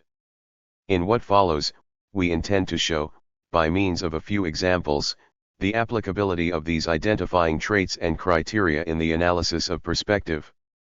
At the same time, it will be shown how far the social position of the observer affects his outlook. We will begin with the fact that the same word, or the same concept in most cases, means very different things when used by differently situated persons. When, in the early years of the 19th century, an old-style German conservative spoke of freedom, he meant thereby the right of each estate to live according to its privileges. If he belonged to the Romantic conservative and Protestant movement, he understood by it inner freedom, i.e. the right of each individual to live according to his own individual personality. Both of these groups thought in terms of the qualitative conception of freedom because they understood freedom to mean the right to maintain either their historical or their inner, individual distinctiveness. When a liberal of the same period used the term freedom, he was thinking of freedom from precisely those privileges which to the old-style conservative appeared to be the very basis of all freedom. The liberal conception was, then, an equalitarian conception of freedom, in the case of which being free meant that all men have the same fundamental rights at their disposal. The liberal conception of freedom was that of a group which sought to overthrow the external, legal, non-equalitarian social order. The conservative idea of freedom, on the other hand, was that of a stratum which did not wish to see any changes in the external order of things, hoping that events would continue in their traditional uniqueness. In order to support things as they were, they also had to divert the issues concerning freedom from the external political realm to the inner non-political realm. That the liberal saw only one, and the conservative only another side of the concept and of the problem was clearly and demonstrably connected with their respective positions in the social and political structure. 143. In brief, even in the formulation of concepts, the angle of vision is guided by the observer's interests. Thought, namely, is directed in accordance with what a particular social group expects. Thus, out of the possible data of experience, every concept combines within itself only that which, in the light of the investigator's interests, it is essential to grasp and to incorporate. Hence, for example, the conservative concept of Volksgeist was most probably formulated as a counter-concept in opposition to the progressive concept of the spirit of the age. The analysis of the concepts in a given conceptual scheme itself provides the most direct approach to the perspective of distinctively situated strata. The absence of certain concepts indicates very often not only the absence of certain points of view, but also the absence of a definite drive to come to grips with certain life problems.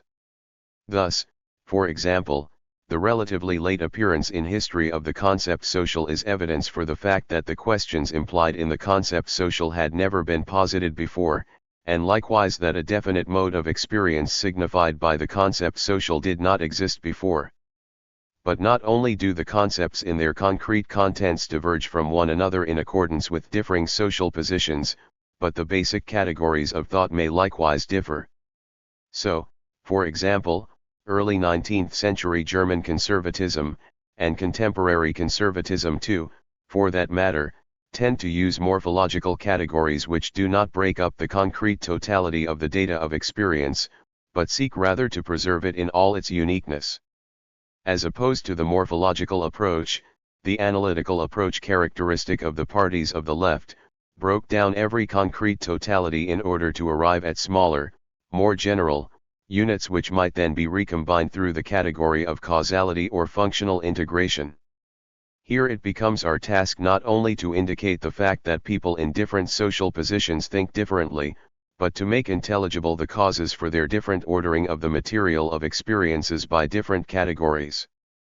The groups oriented to the left intend to make something new out of the world as it is given, and therefore they divert their glance from things as they are, they become abstract and atomize the given situation into its component elements in order to recombine them anew. Only that appears configuratively or morphologically which we are prepared to accept without further ado, and which, fundamentally, we do not wish to change. Still further, by means of the configurative conception, it is intended to stabilize precisely those elements which are still in flux, and at the same time to invoke sanction for what exists because it is as it is.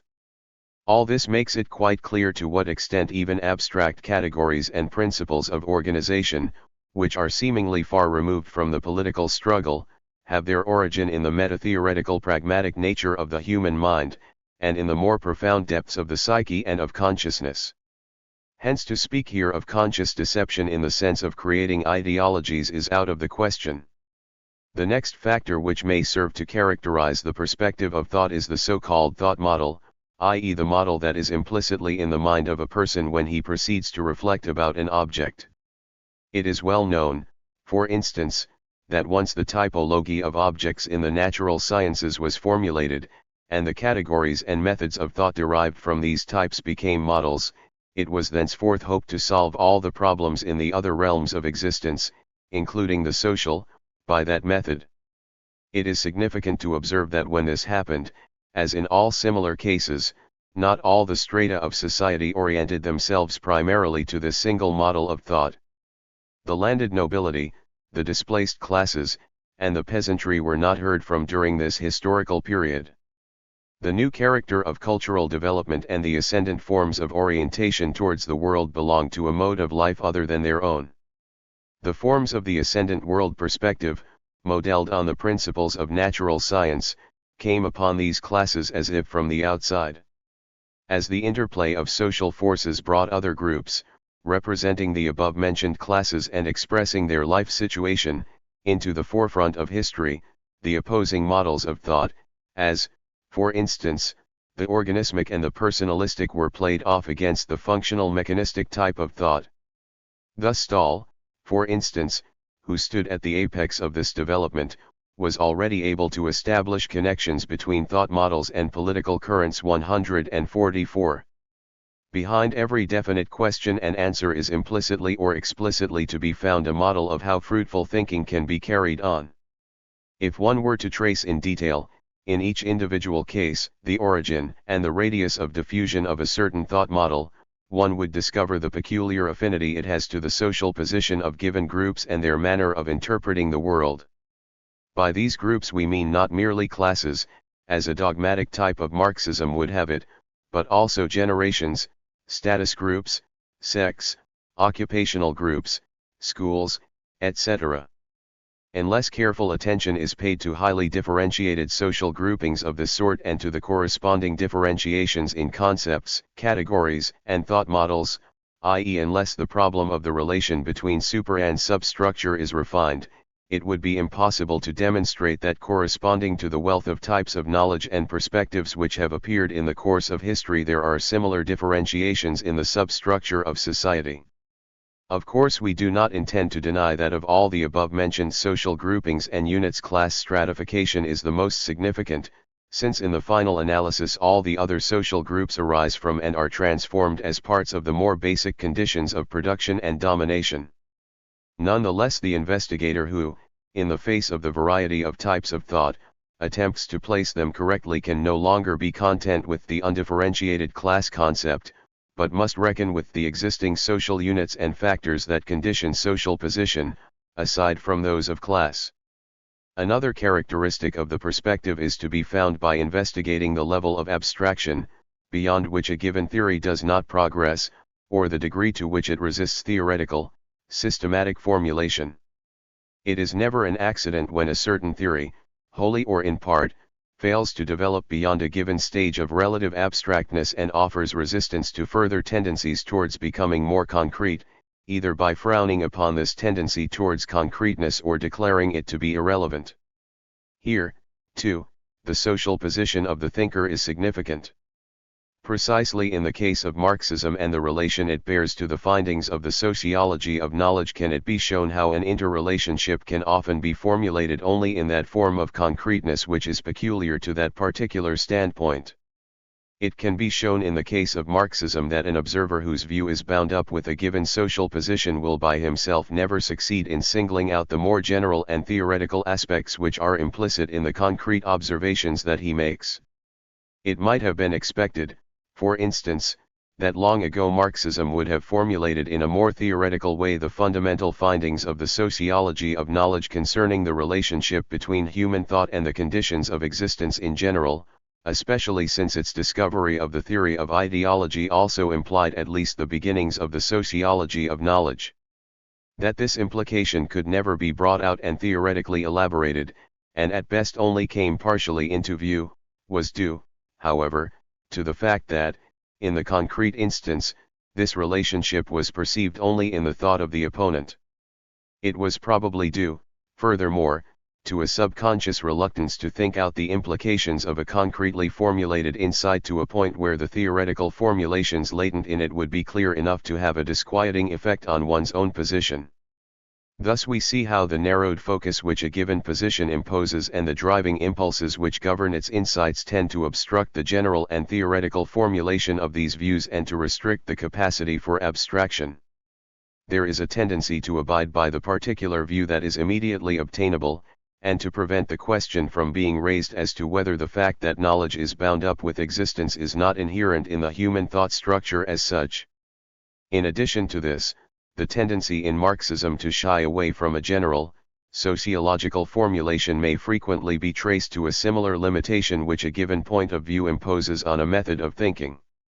For instance, one is not even allowed to raise the question whether impersonalization, as elaborated by Marx and Lukács, is a more or less general phenomenon of consciousness, or whether capitalistic impersonalization is merely one particular form of it.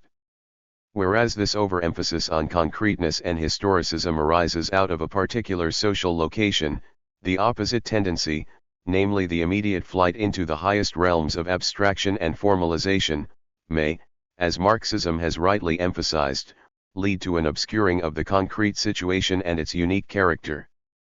This could be demonstrated once more in the case of formal sociology.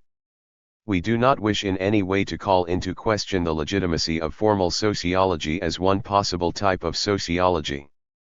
When, however, in the face of the tendency to introduce further concreteness into the formulation of sociological problems, it sets itself up as the only sociology, it is unconsciously guided by motives similar to those which prevented its historical forerunner, the bourgeois liberal mode of thought, from ever getting beyond an abstract and generalizing mode of observation in its theory. It shies away from dealing historically, concretely, and individually with the problems of society for fear that its own inner antagonisms, For instance, the antagonisms of capitalism itself might become visible.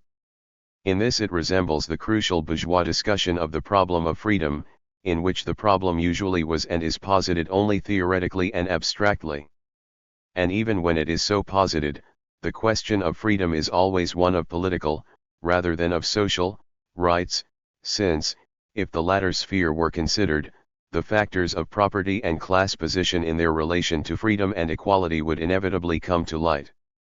To summarize, the approach to a problem, the level on which the problem happens to be formulated, the stage of abstraction and the stage of concreteness that one hopes to attain, are all and in the same way bound up with social existence. It would be appropriate finally to deal with the underlying substratum in all modes of thought, with their presupposed ontologies and their social differentiations. It is precisely because the ontological substratum is fundamentally significant for thinking and perceiving that we cannot deal adequately in limited space with the problems raised thereby, and we refer, therefore, to more elaborate treatments to be found elsewhere. 145 At this point, let it suffice to say that, however justified the desire of modern philosophy may be to work out a basic ontology, it is dangerous to approach these problems naively, without first taking into account the results suggested by the sociology of knowledge. For if we approached this problem naively, the almost inevitable result would be that, instead of obtaining a genuine basic ontology, we would become the victims of an arbitrary accidental ontology which the historical process happens to make available to us.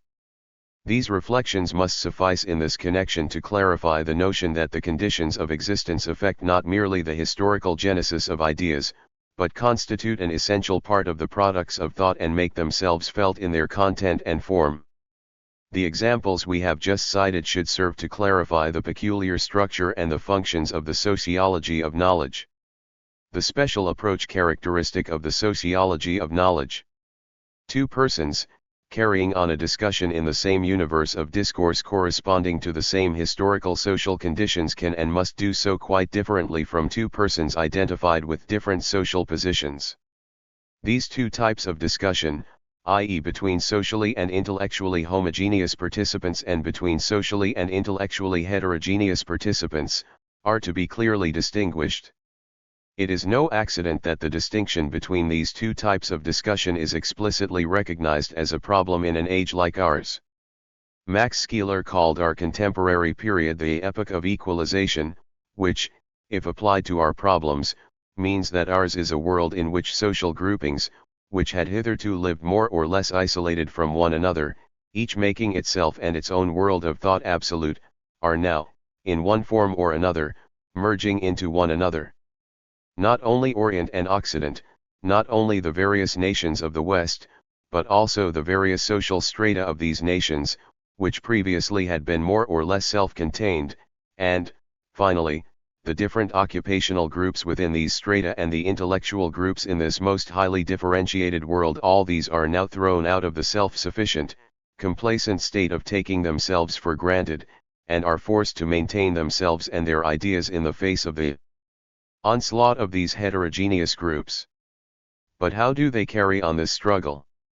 As far as intellectual antagonisms are concerned, they usually do so with but few exceptions by talking past one another, i.e. although they are more or less aware that the person with whom they are discussing the matter represents another group, and that it is likely that his mental structure as a whole is often quite different when a concrete thing is being discussed, they speak as if their differences were confined to the specific question at issue around which their present disagreement crystallized.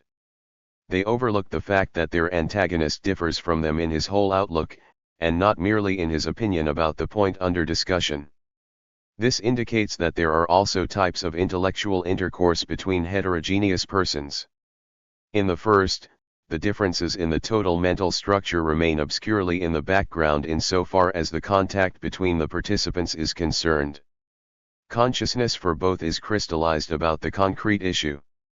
For each of the participants the object has a more or less different meaning because it grows out of the whole of their respective frames of reference, as a result of which the meaning of the object in the perspective of the other person remains, at least in part, obscure. Hence talking past one another is an inevitable phenomenon of the age of equalization.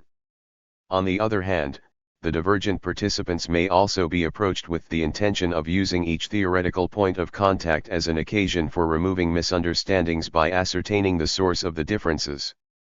This will bring out the varying presuppositions which are implied in the two respective perspectives as consequences of the two different social situations.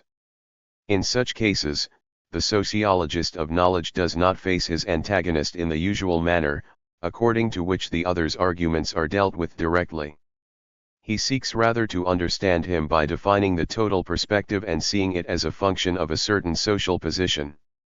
The sociologist of knowledge has been accused, because of this procedure, of avoiding the real argument, of not concerning himself with the actual subject matter under discussion, but, instead, of going behind the immediate subject of debate to the total basis of thought of the asserter in order to reveal it as merely one basis of thought among many and as no more than a partial perspective. Going behind the assertions of the opponents and disregarding the actual arguments is legitimate in certain cases, namely, wherever, because of the absence of a common basis of thought, there is no common problem. The sociology of knowledge seeks to overcome the talking past one another of the various antagonists by taking as its explicit theme of investigation the uncovering of the sources of the partial disagreements which would never come to the attention of the disputants because of their preoccupation with the subject matter that is the immediate issue of the debate. It is superfluous to remark that the sociologist of knowledge is justified in tracing the arguments to the very basis of thought and the position of disputants only if and in so far as an actual disparity exists between the perspectives of the discussion resulting in a fundamental misunderstanding. As long as discussion proceeds from the same basis of thought, and within the same universe of discourse, it is unnecessary.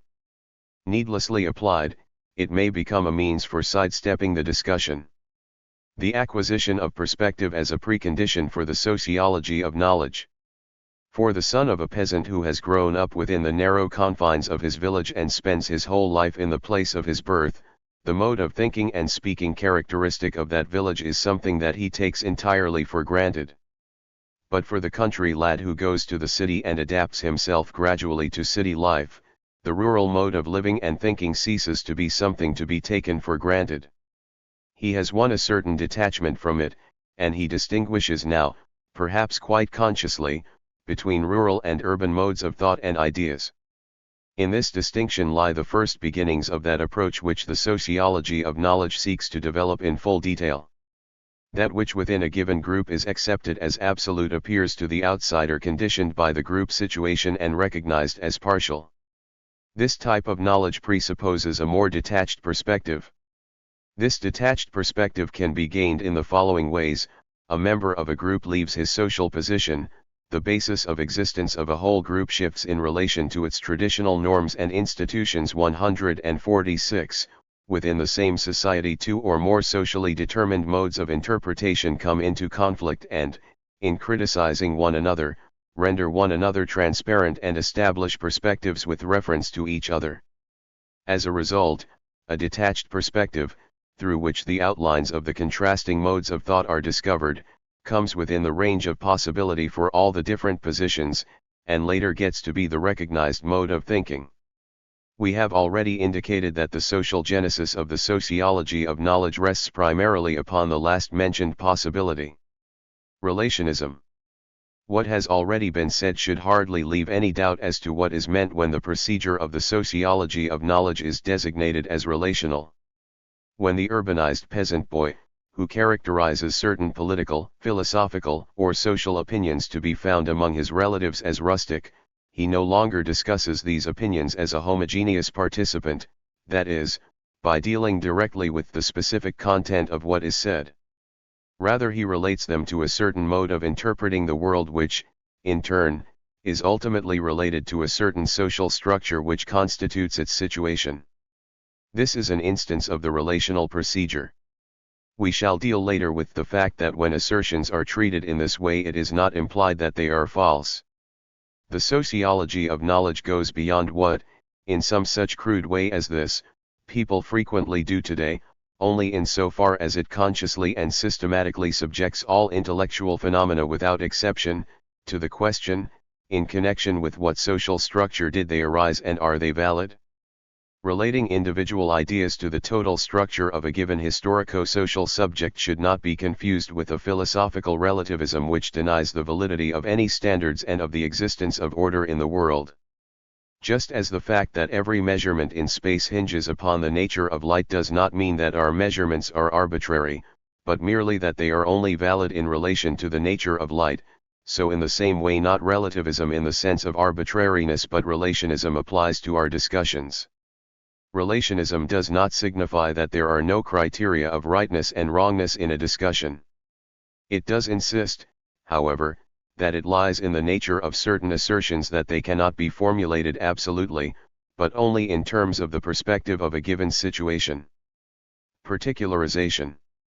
Having described the relational process, as conceived by the sociology of knowledge, the question will inevitably be raised: what can it tell us about the validity of an assertion that we would not know if we had not been able to relate it to the standpoint of the asserter?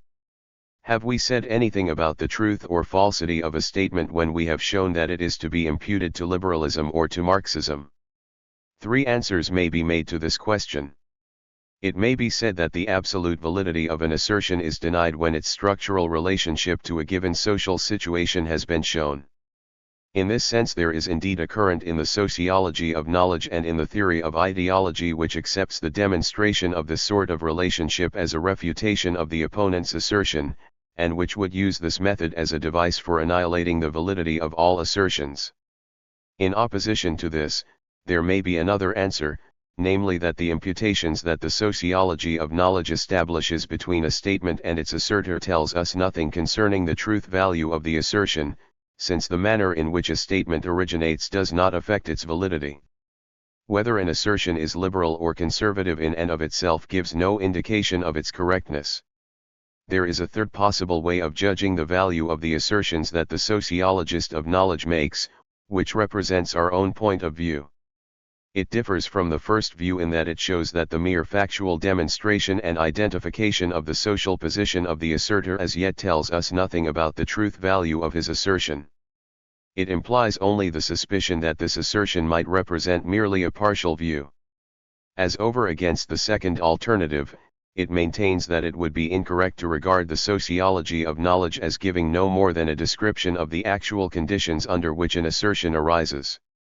Every complete and thorough sociological analysis of knowledge delimits, in content as well as structure, the view to be analyzed.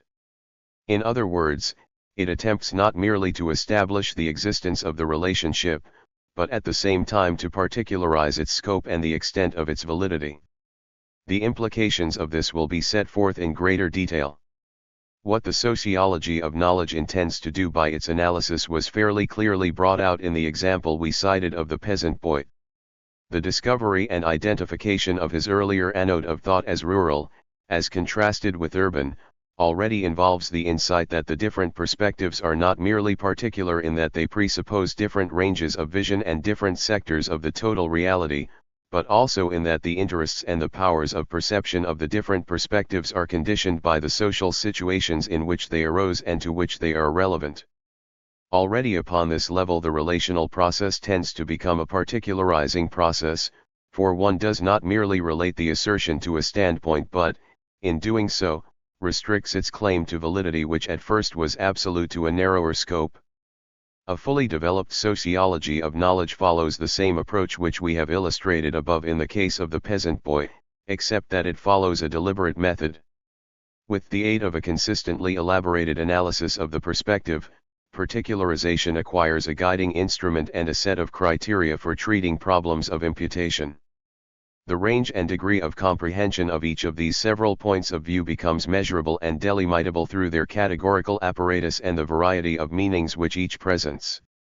The orientation towards certain meanings and values which inheres in a given social position, and the concrete reasons for the different perspectives which the same situation presents to the different positions in it thus become even more determinable, intelligible, and subject to methodical study through the perfection of the sociology of knowledge. 147. With the growing methodological refinements in the sociology of knowledge, the determination of the particularity of a perspective becomes a cultural and intellectual index of the position of the group in question. By particularizing, the sociology of knowledge goes a step farther than the original determination of the facts to which mere relationism limits itself. Every analytical step undertaken in the spirit of the sociology of knowledge arrives at a point where the sociology of knowledge becomes more than a sociological description of the facts which tell us how certain views have been derived from a certain milieu. Rather, it reaches a point where it also becomes a critique by redefining the scope and the limits of the perspective implicit in given assertions.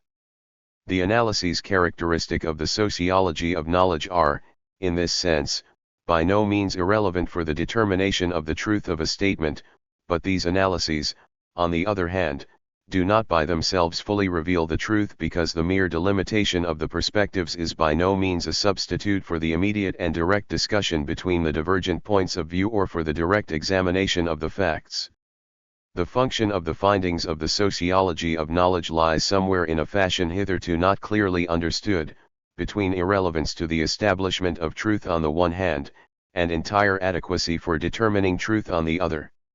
This can be shown by a careful analysis of the original intention of the single statements of sociology of knowledge and by the nature of its findings.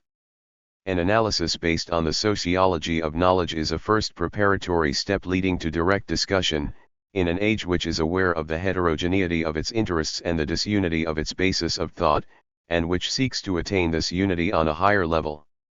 b. The epistemological consequences of the sociology of knowledge. In the opening paragraph of this chapter we maintained that it was possible to present the sociology of knowledge as an empirical theory of the actual relations of knowledge to the social situation without raising any epistemological problems.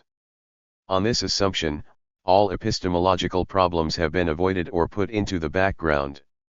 This reserve on our part is possible, and this artificial isolation of a purely abstracted set of problems is even desirable as long as our goal is merely the disinterested analysis of given concrete relationships, without distortion through theoretical preconceptions.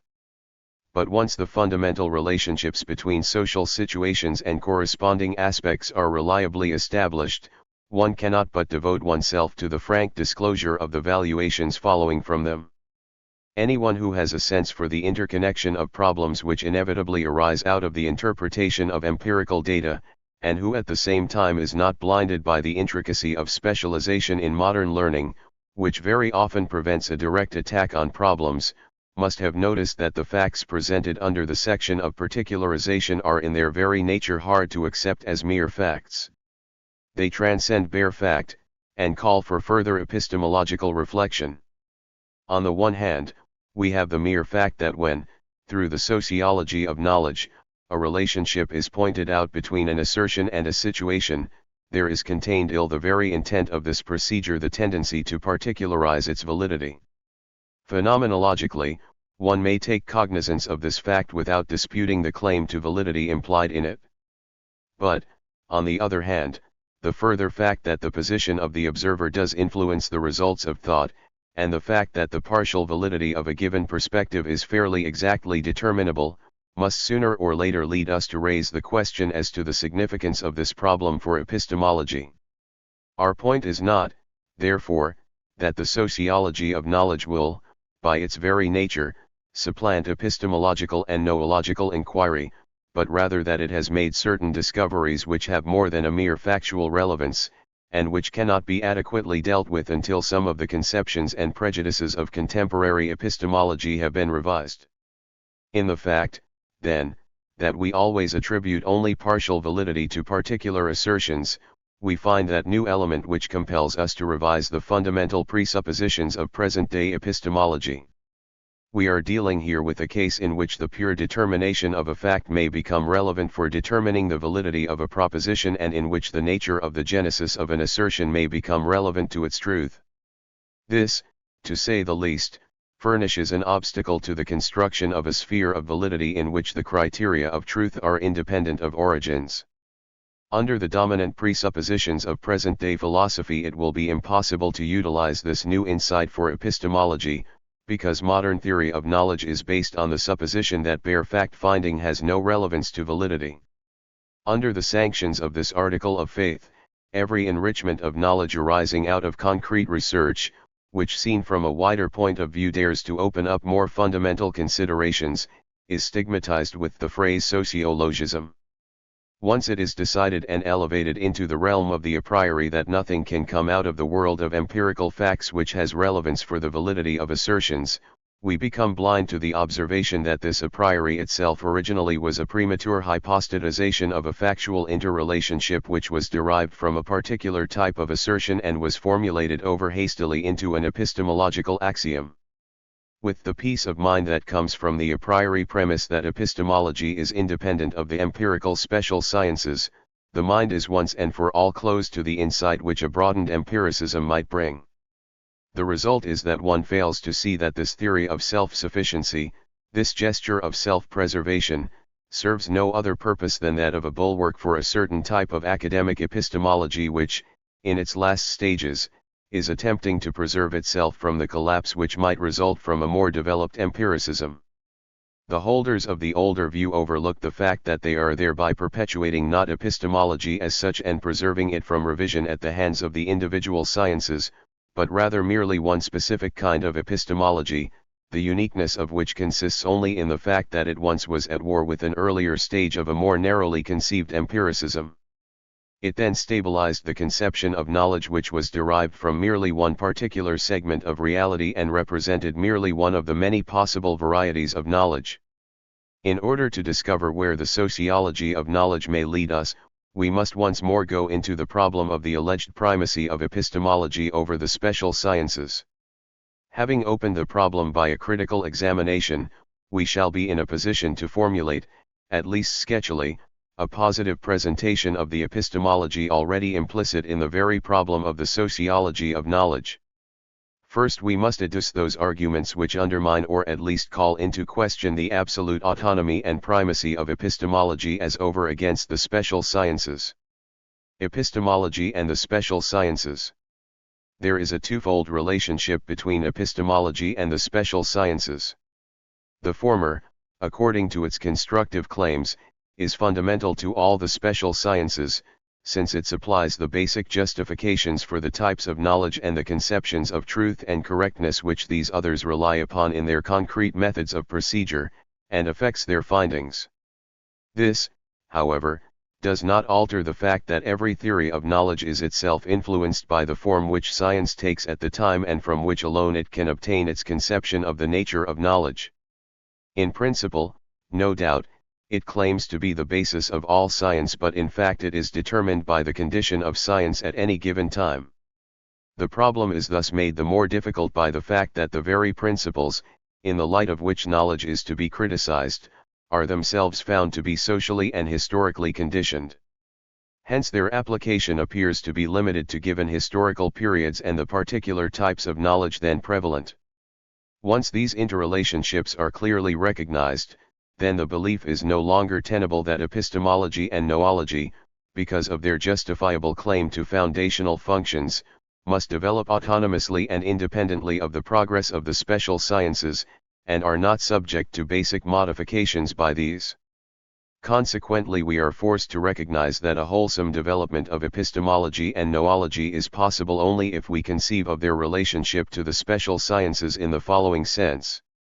New forms of knowledge, in the last analysis, grow out of the conditions of collective life and do not depend for their emergence upon the prior demonstration by a theory of knowledge that they are possible. They do not therefore need to be first legitimized by an epistemology. The relationship is actually quite the reverse. The development of theories of scientific knowledge takes place in the preoccupation with empirical data, and the fortunes of the former vary with those of the latter. The revolutions in methodology and epistemology are always sequels and repercussions of the revolutions in the immediate empirical procedures for getting knowledge. Only through constant recourse to the procedure of the special empirical sciences can the epistemological foundations be made sufficiently flexible and extended so that they will not only sanction the claims of the older forms of knowledge but will also support the newer forms. This peculiar situation is characteristic of all theoretical, philosophic disciplines. Its structure is most clearly perceivable in the philosophy of law, which presumes to be the judge and critic of positive law, but which is actually, in most cases, no more than a post facto formulation and justification of the principles of positive law. In saying this, no denial is made of the importance of epistemology or philosophy as such. The basic inquiries which they undertake are indispensable, and indeed, if one attacked epistemology and philosophy on theoretical grounds, one could not avoid dealing with theoretical principles oneself. Such a theoretical attack would, of course, precisely to the extent that it penetrates into fundamental issues, be in itself a philosophical concern. To every factual form of knowledge belongs a theoretical foundation. This basic function of theory, which is to be understood in a structural sense, must never be misapplied by using its character to give an a priori certainty to particular findings. If misused in this manner, it would frustrate the progress of science and would lead to the displacement, by a priori certainties, of views deriving from empirical observations. The errors and the partiality in the theoretical basis of science must continually be revised in the light of the new developments in the immediate scientific activities themselves. The light that is thrown by new factual knowledge upon the theoretical foundation must not be allowed to be obscured by the obstacles to thought which theory may possibly erect.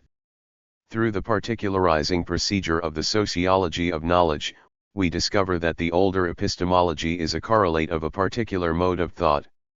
This is one example of the possibility of extending our field of vision by allowing newly discovered empirical evidence to throw new light upon our theoretical foundations. We are thus implicitly called upon to find an epistemological foundation appropriate to these more varied modes of thought. Moreover, we are required to find, if possible, a theoretical basis under which can be subsumed all the modes of thought which, in the course of history, we have succeeded in establishing. We can now examine how far it is true that the hitherto dominant epistemologies and noologies furnish only one particular foundation for a single type of knowledge. 3. The demonstration of the partial nature of traditional epistemology. The orientation towards natural science as a model of thought. The particularity of the theory of knowledge holding sway today is now clearly demonstrable by the fact that the natural sciences have been selected as the ideal to which all knowledge should aspire. It is only because natural science, especially in its quantifiable phases, is largely detachable from the historical social perspective of the investigator that the ideal of true knowledge was so construed that all attempts to attain a type of knowledge aiming at the comprehension of quality are considered as methods of inferior value. For quality contains elements more or less intertwined with the Weltanschauung of the knowing subject. At a moment when historical social forces place other types of knowledge in the center of the arena, it is necessary to revise the older premises which had been, if not exclusively, at least to a large extent formulated for the understanding and justification of the natural sciences. Just as Kant once laid the foundations for modern epistemology by asking about the already existent natural sciences, how are they possible, so today we must ask the same question concerning the type of knowledge which seeks qualitative understanding and which tends, at least, to affect the whole subject. We must ask further how and in what sense can we arrive at truth by means of this type of thought. The relationship between criteria of truth and the social historical situation. We are faced here with an even more deeply rooted connection between epistemology in its concrete historical varieties and the corresponding existential situation. The theory of knowledge takes over from the concrete conditions of knowledge of a period not merely its ideal of what factual knowledge should be, but also the utopian conception of truth in general, as for instance in the form of a utopian construction of a sphere of truth as such. The possible utopias and wish images of an epoch as conceptions of the not yet real are oriented about what has already been realized in this epoch. Similarly, the utopian pattern of correctness, the idea of truth, arises out of the concrete modes of obtaining knowledge prevailing at a given time. Thus the concept of truth has not remained constant through all time, but has been involved in the process of historical change.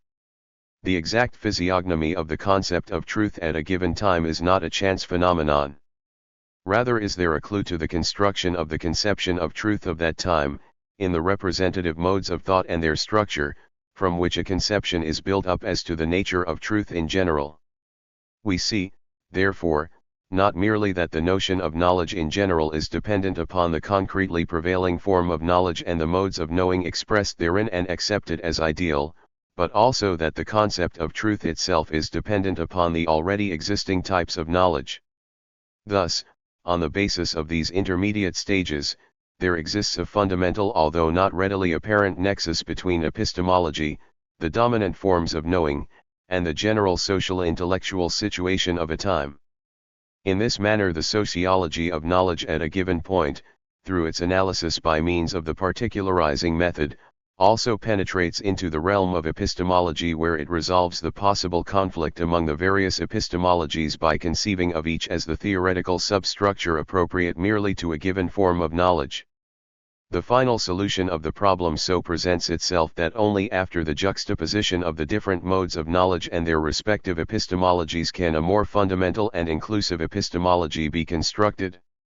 4. The positive role of the sociology of knowledge. Once we realize that although epistemology is the basis of all the empirical sciences, it can only derive its principles from the data supplied by them, and once we realize, further, the extent to which epistemology has hitherto been profoundly influenced by the ideal of the exact sciences, then it is clearly our duty to inquire how the problem will be affected when other sciences are taken into consideration. This suggests the following arguments. Revision of the thesis that the genesis of a proposition is under all circumstances irrelevant to its truth. The abrupt and absolute dualism between validity and existence, between meaning and existence, between essence and fact is, as has often been pointed out, one of the axioms of the idealistic epistemology and noology prevailing today. It is regarded as impregnable and is the most immediate obstacle to the unbiased utilization of the findings of the sociology of knowledge. Indeed, if the type of knowledge represented by the example 2 times 2 equals 4 is subjected to examination, then the correctness of this thesis is fairly well demonstrated. It is true of this type of knowledge that its genesis does not enter into the results of thought. From this it is only a short step to construct a sphere of truth in itself in such a manner that it becomes completely independent of the knowing subject. Moreover, this theory of the separability of the truth content of a statement from the conditions of its origin had great value in the struggle against psychologism, for only with the aid of this theory was it possible to separate the known from the act of knowing. The observation that the genesis of an idea must be kept separate from its meaning applies also in the domain of explanatory psychology. It is only because in this realm it could be demonstrated in certain cases that the psychological processes which produce meanings are irrelevant to their validity, that this statement was legitimately incorporated into the truths of noology and epistemology. Between, for instance, the laws of the mechanism of association and the judgment arrived at by this associative mechanism, there exists a gap, which makes it plausible that a genesis of that kind does not contribute anything to the evaluation of meaning. There are, however, types of genesis which are not void of meaning, the peculiarities of which have until now never been analyzed. Thus, for example, the relationship between existential position and the corresponding point of view may be considered as a genetic one, but in a sense different from that used previously. In this case, too, the question of genesis is involved, since there can be no doubt that we are here dealing with the conditions of emergence and existence of an assertion. If we speak of the position behind a point of view, we have in mind a complex of conditions of emergence and existence which determine the nature and development of an assertion. But we would be falsely characterizing the existential situation of the asserter if we failed to take into account its meaning for the validity of the assertion.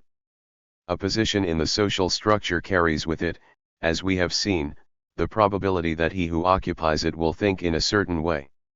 It signifies existence oriented with reference to certain meanings. Social position cannot be described in terms which are devoid of social meanings as, for example, by mere chronological designation. 1789 as a chronological date is wholly meaningless. As historical designation, however, this date refers to a set of meaningful social events which in themselves demarcate the range of a certain type of experiences, conflicts, attitudes, and thoughts. Historical social position can only be adequately characterized by meaningful designations. Social existence is thus an area of being, or a sphere of existence, of which orthodox ontology, which recognizes only the absolute dualism between being devoid of meaning on the one hand and meaning on the other hand, takes no account. 148 A genesis of this sort could be characterized by calling it a meaningful genesis as contrasted with a factual genesis. If a model of this sort had been kept in mind in stating the relationship between being and meaning, the duality of being and validity would not have been assumed as absolute in epistemology and noology. Instead, there would have been a series of gradations between these two poles, in which such intermediate cases as being invested with meaning and being oriented to meaning would have found a place and been incorporated into the fundamental conception. The next task of epistemology, in our opinion, is to overcome its partial nature by incorporating into itself the multiplicity of relationships between existence and validity as discovered by the sociology of knowledge, and to give attention to the types of knowledge operating in a region of being which is full of meaning and which affects the truth value of the assertions. Thereby epistemology is not supplanted by the sociology of knowledge, but a new kind of epistemology is called for, which will reckon with the facts brought to light by the sociology of knowledge. Further consequences of the sociology of knowledge for epistemology. Having seen that most of the axioms of the prevailing noology and epistemology have been taken over from the quantifiable natural sciences and are, so to speak, mere extensions of the tendencies singularly characteristic of this form of knowledge, it becomes clear that the noological problem must be reformulated with reference to the counter-model of more or less existentially determined varieties of knowledge. We intend now in a few words to state the new formulation of the problem which is deemed necessary once we have recognized the partial character of the older noology. The discovery of the activistic element in knowledge. That in the idealistic conception of knowledge, knowing is regarded mostly as a purely theoretical act in the sense of pure perception, has its origins, in addition to the above-mentioned orientation toward mathematical models, in the fact that in the background of this epistemology there lies the philosophical ideal of the contemplative life. We cannot concern ourselves here with the history of this ideal or the manner in which the purely contemplative conception of knowledge first penetrated into epistemology. It suffices for us to point out that this great esteem for the contemplatively perceived is not the outcome of the pure observation of the act of thinking and knowing, but springs from a hierarchy of values based on a certain philosophy of life. The idealistic philosophy, which represents this tradition, insisted that knowledge was pure only when it was purely theoretical. Idealistic philosophy was not upset by the discovery that the type of knowledge represented by pure theory was only a small segment of human knowledge, that in addition there can be knowledge where men, while thinking, are also acting, and finally, that in certain fields knowledge arises only when and in so far as it itself is action, i.e. when action is permeated by the intention of the mind, in the sense that the concepts and the total apparatus of thought are dominated by and reflect this. Activist orientation. Not purpose in addition to perception but purpose in perception itself reveals the qualitative richness of the world in certain fields.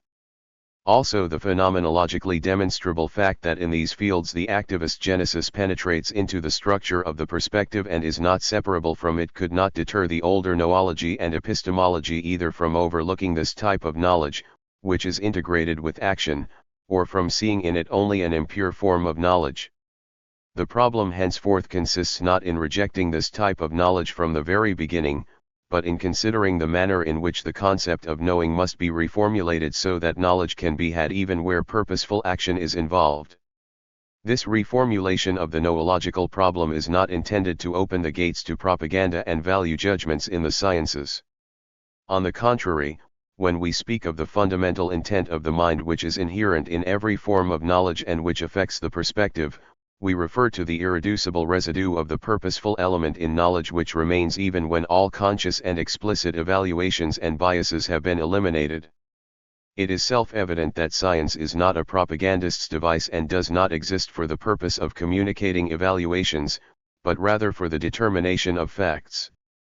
What the sociology of knowledge seeks to reveal is merely that, after knowledge has been freed from the elements of propaganda and evaluation, it still contains an activist element which, for the most part, has not become explicit, and which cannot be eliminated, but which, at best, can and should be raised into the sphere of the controllable. The essentially perspectivistic element in certain types of knowledge. The second point of which we must take cognizance is that in certain areas of historical social knowledge it should be regarded as right and inevitable that a given finding should contain the traces of the position of the knower. The problem lies not in trying to hide these perspectives or in apologizing for them, but in inquiring into the question of how, granted these perspectives, knowledge and objectivity are still possible. It is not a source of error that in the visual picture of an object in space we can, in the nature of the case, get only a perspectivistic view.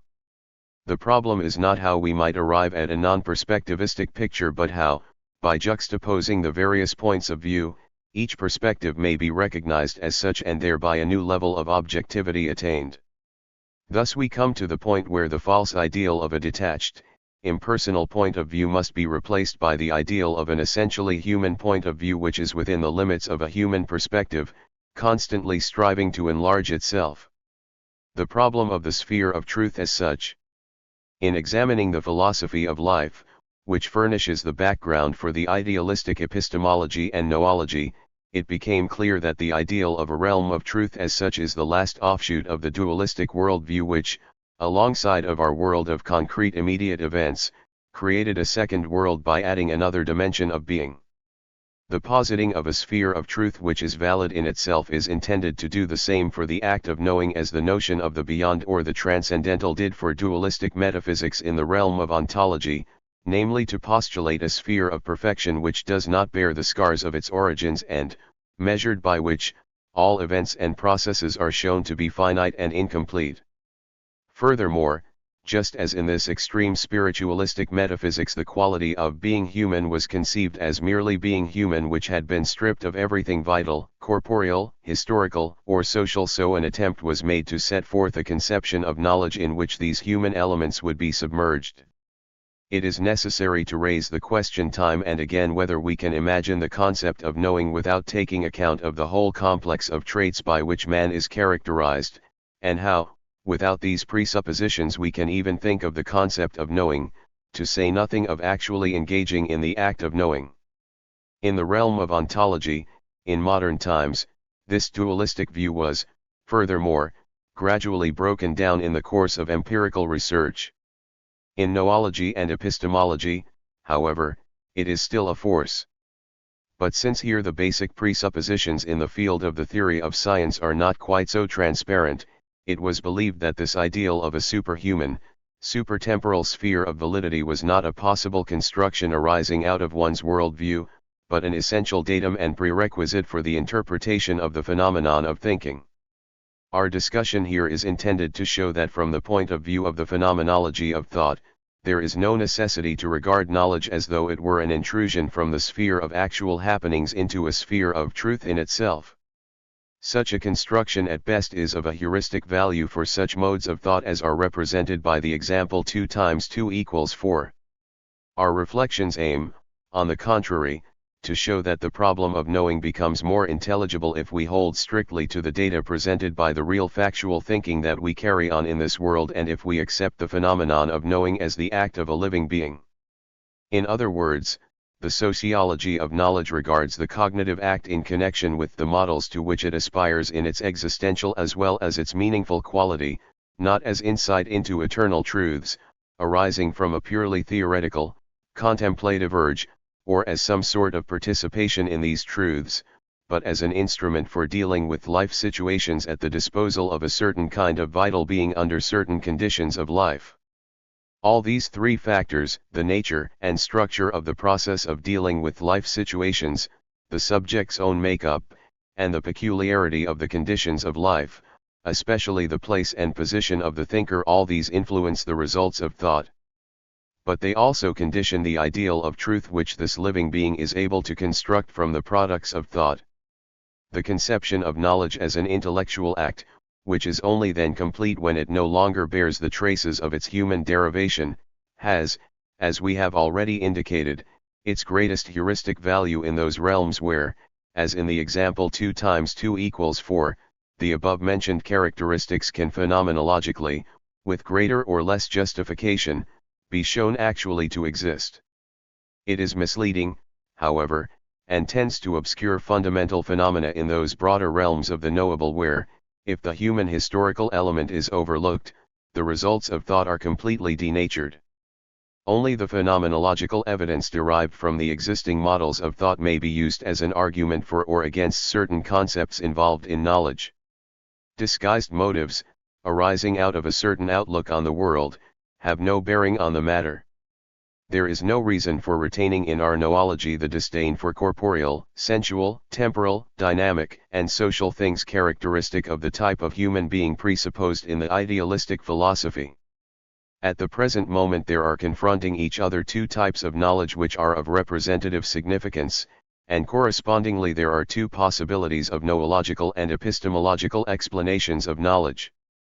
For the moment it would be well to keep these two approaches separate and to make the differences between them stand out rather than to minimize them. Only in the process of trial and error will it become clear which of these bases of interpretation is the more sound and whether we get farther if, as has been done hitherto, we take the situationally detached type of knowledge as our point of departure and treat the situationally conditioned as secondary and unimportant, or contrariwise, whether we regard the situationally detached type of knowledge as a marginal and special case of the situationally conditioned.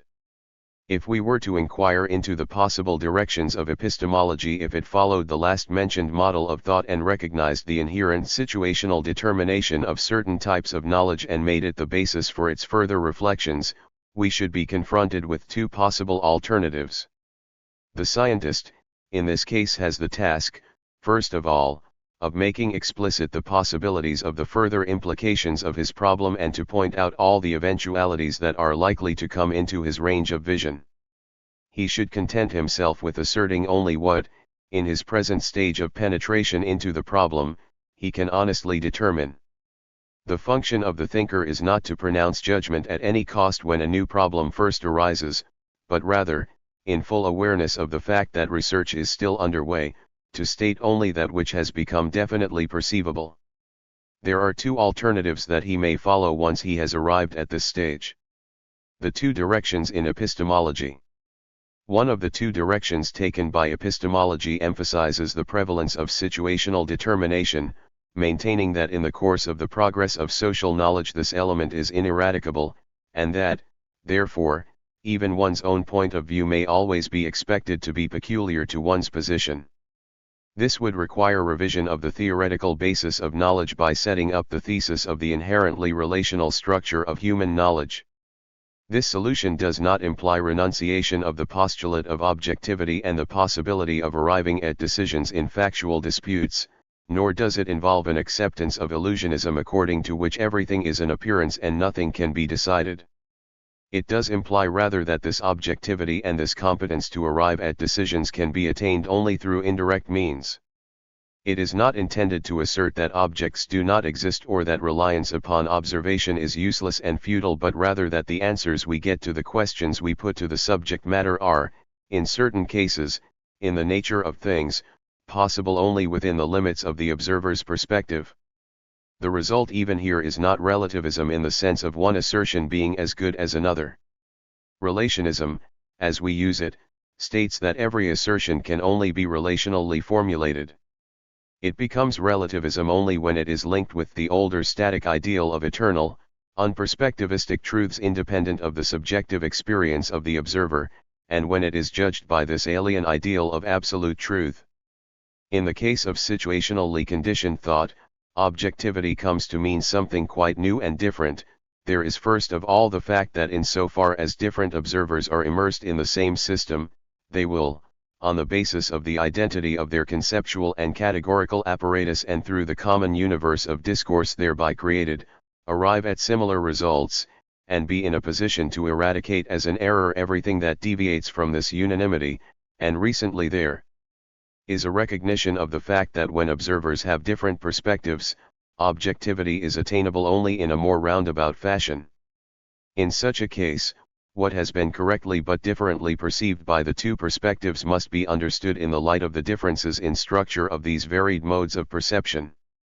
An effort must be made to find a formula for translating the results of one into those of the other and to discover a common denominator for these varying perspectivistic insights. Once such a common denominator has been found, it is possible to separate the necessary differences of the two views from the arbitrarily conceived and mistaken elements, which here too should be considered as errors. The controversy concerning visually perceived objects is not settled by setting up a non-perspectivist view. It is settled rather by understanding, in the light of one's own positionally determined vision, why the object appeared differently to one in a different position. Likewise, in our field also, objectivity is brought about by the translation of one perspective into the terms of another. It is natural that here we must ask which of the various points of view is the best. And for this too there is a criterion. As in the case of visual perspective, where certain positions have the advantage of revealing the decisive features of the object, so here preeminence is given to that perspective which gives evidence of the greatest comprehensiveness and the greatest fruitfulness in dealing with empirical materials. The theory of knowledge can also pursue a second course by emphasizing the following facts. The impetus to research in the sociology of knowledge may be so guided that it will not absolutize the concept of situational determination, rather, it may be directed in such a fashion that precisely by discovering the element of situational determination in the views at hand, a first step will be taken towards the solution of the problem of situational determination itself. As soon as I identify a view which sets itself up as absolute, as representing merely a given angle of vision, I neutralize its partial nature in a certain sense. Most of our earlier discussion of this problem moved quite spontaneously in the direction of the neutralization of situational determination by attempting to rise above it. The idea of the continuously broadening basis of knowledge, the idea of the continuous extension of the self and of the integration of various social vantage points into the process of knowledge observations which are all based on empirical facts, and the idea of an all-embracing ontology which is to be sought for all move in this direction. This tendency in intellectual and social history is closely connected with the processes of group contact and interpenetration. In its first stage, this tendency neutralizes the various conflicting points of view. In its second stage, it creates out of this neutralization a more comprehensive and serviceable basis of vision. It is interesting to note that the construction of a broader base is bound up with a higher degree of abstractness and tends in an increasing degree to formalize the phenomena with which we are concerned. This formalizing tendency consists in relegating to a subordinate position the analysis of the concrete qualitative assertions which lead in a given direction, and substituting in place of the qualitative and configurative description of phenomena a purely functional view modeled after a purely mechanical pattern. This theory of increasing abstractness will be designated as the theory of the social genesis of abstraction. According to this sociological derivation of abstraction, the trend towards a higher stage of abstraction is a correlate of the amalgamation of social groups. The corroboration of this contention is found in the fact that the capacity for abstraction among individuals and groups grows in the measure that they are parts of heterogeneous groups and organizations in more inclusive collective units, capable of absorbing local or otherwise particular groups. But this tendency towards abstraction on a higher level is still in accord with the theory of the situational determination of thought, for the reason that the subject that engages in this thinking is by no means an absolutely autonomous mind in itself, but is rather a subject which is ever more inclusive, and which neutralizes the earlier particular and concrete points of view. All the categories justifiably formulated by formal sociology are products of this neutralizing and formalizing operation. The logical conclusion of this approach is that, in the end, it sees only a formal mechanism in operation. Thus, to cite an illustration from formal sociology, domination is a category which can only be abstracted from the concrete positions of the persons involved, because it contents itself with emphasizing the structural interrelationship of the behavior involved in the process of interaction. This it does by operating with concepts like sub and superordination, force, obedience, subjectability, etc. The qualitative content of domination in the concrete is not accessible through this formula, and could be adequately portrayed only if the dominated as well as the dominator were to tell what their experiences actually were in the situations in which they live. For not even the formal definitions that we discover float in thin air, they arise rather out of the concrete problems of a situation. At this point the notion arises, which of course needs detailed verification, that the problem of perspectivism concerns primarily the qualitative aspect of a phenomenon. Because, however, the content of social intellectual phenomena is primarily meaningful, and because meaning is perceived in acts of understanding and interpretation, we may say that the problem of perspectivism in the sociology of knowledge refers, first of all, to what is understandable in social phenomena. But in this we are by no means denoting a narrowly circumscribed realm. The most elementary facts in the social sphere surpass in complexity the purely formal relations, and they can only be understood in referring to qualitative contents and meanings. In short, the problem of interpretation is a fundamental one. Even where formalization has gone farthest and where we are concerned with mere relations, so to speak, there is still a minimum of evidence of the investigator's general direction of interest which could not be entirely eliminated. For example, when Max Weber, in classifying types of conduct, distinguished between purposeful rational and traditional conduct, he was still expressing the situation of a generation in which one group had discovered and given evaluative emphasis to the rationalistic tendencies in capitalism, while another, demonstrably impelled by political motives, discovered the significance of tradition and emphasized it as over against the former. The interest in the problem of a typology of conduct itself arises out of this particular social situation. And when we find that precisely these types of conduct were singled out and formalized in precisely this direction, we must seek the source of this tendency towards abstraction in the concrete social situation of the epoch which was preoccupied with the phenomenon of conduct as seen from this angle. If another age had attempted a formal systematization of the types of conduct, it would no doubt have arrived at quite another typology. In another historical situation, different abstractions would have been found and singled out from the total complex of events. In our judgment, the sociology of knowledge, by virtue of its premises, does not need to deny the existence or possibility of formalized and abstract thought. It need show only that, in this respect, too, thought is not independent of existence, for it is not a supersocial, superhuman subject which is expressing itself in as such categories in this typology. Rather, the neutralizations of the qualitative differences in the varying points of view, arising in certain definite situations, result in a scheme of orientation which allows only certain formal and structural components of the phenomena to emerge into the foreground of experience and thought. In a rudimentary form, this process is already observable in the rules of etiquette and social intercourse which arise spontaneously in the contact between different groups. There, too, the more fleeting the contacts, the less concern there is with the qualitative understanding of the mutual relationship, which is formalized to such an extent that it becomes a formal sociological category indicating, so to speak, only the specific role of the relationship. The other party is regarded merely as an ambassador, stranger, or train conductor. In social intercourse we react to the other only with reference to these characteristics. In other words, the formalization in such cases is itself an expression of certain social situations, and the direction which formalization takes is dependent on the social situation, which enters, even though in a diluted form, into the categories that we use. In a similar vein, the observation may be made that in jurisprudence formalized law takes the place of informal justice, which arises out of concrete issues and represents a qualitative judgment derived from the situation and expressing the sense of right of a community, whenever an exchange economy reaches the point where its very existence depends on knowing in advance what the law will be. Henceforth, it is less important to do full justice to each case in its absolute uniqueness than to be able more and more correctly to classify and subsume each case under pre-established formalized categories.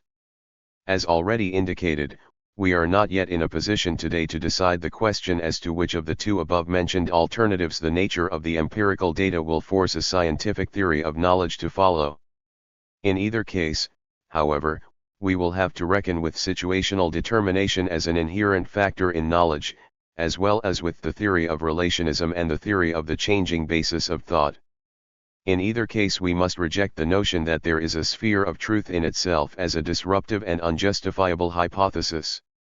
It is instructive to note that the natural sciences seem to be, in many respects, in a closely analogous situation, especially if we use as our basis for comparison the interpretation of their present plight that has been so skillfully presented by W. Westphal. According to this view, once it was discovered that our conventional standards for measurement, such as clocks, etc., and the everyday language associated with them are possible and usable only for this everyday, common-sense scheme of orientation, it began to be understood that in the quantum theory, for instance, where we are dealing with the measurement of electrons, it is impossible to speak of a result of measurement which can be formulated independently of the measuring instrument used. For in the latter case the measuring instrument is interpreted as an object which itself relevantly influences the position and velocity of the electrons to be measured.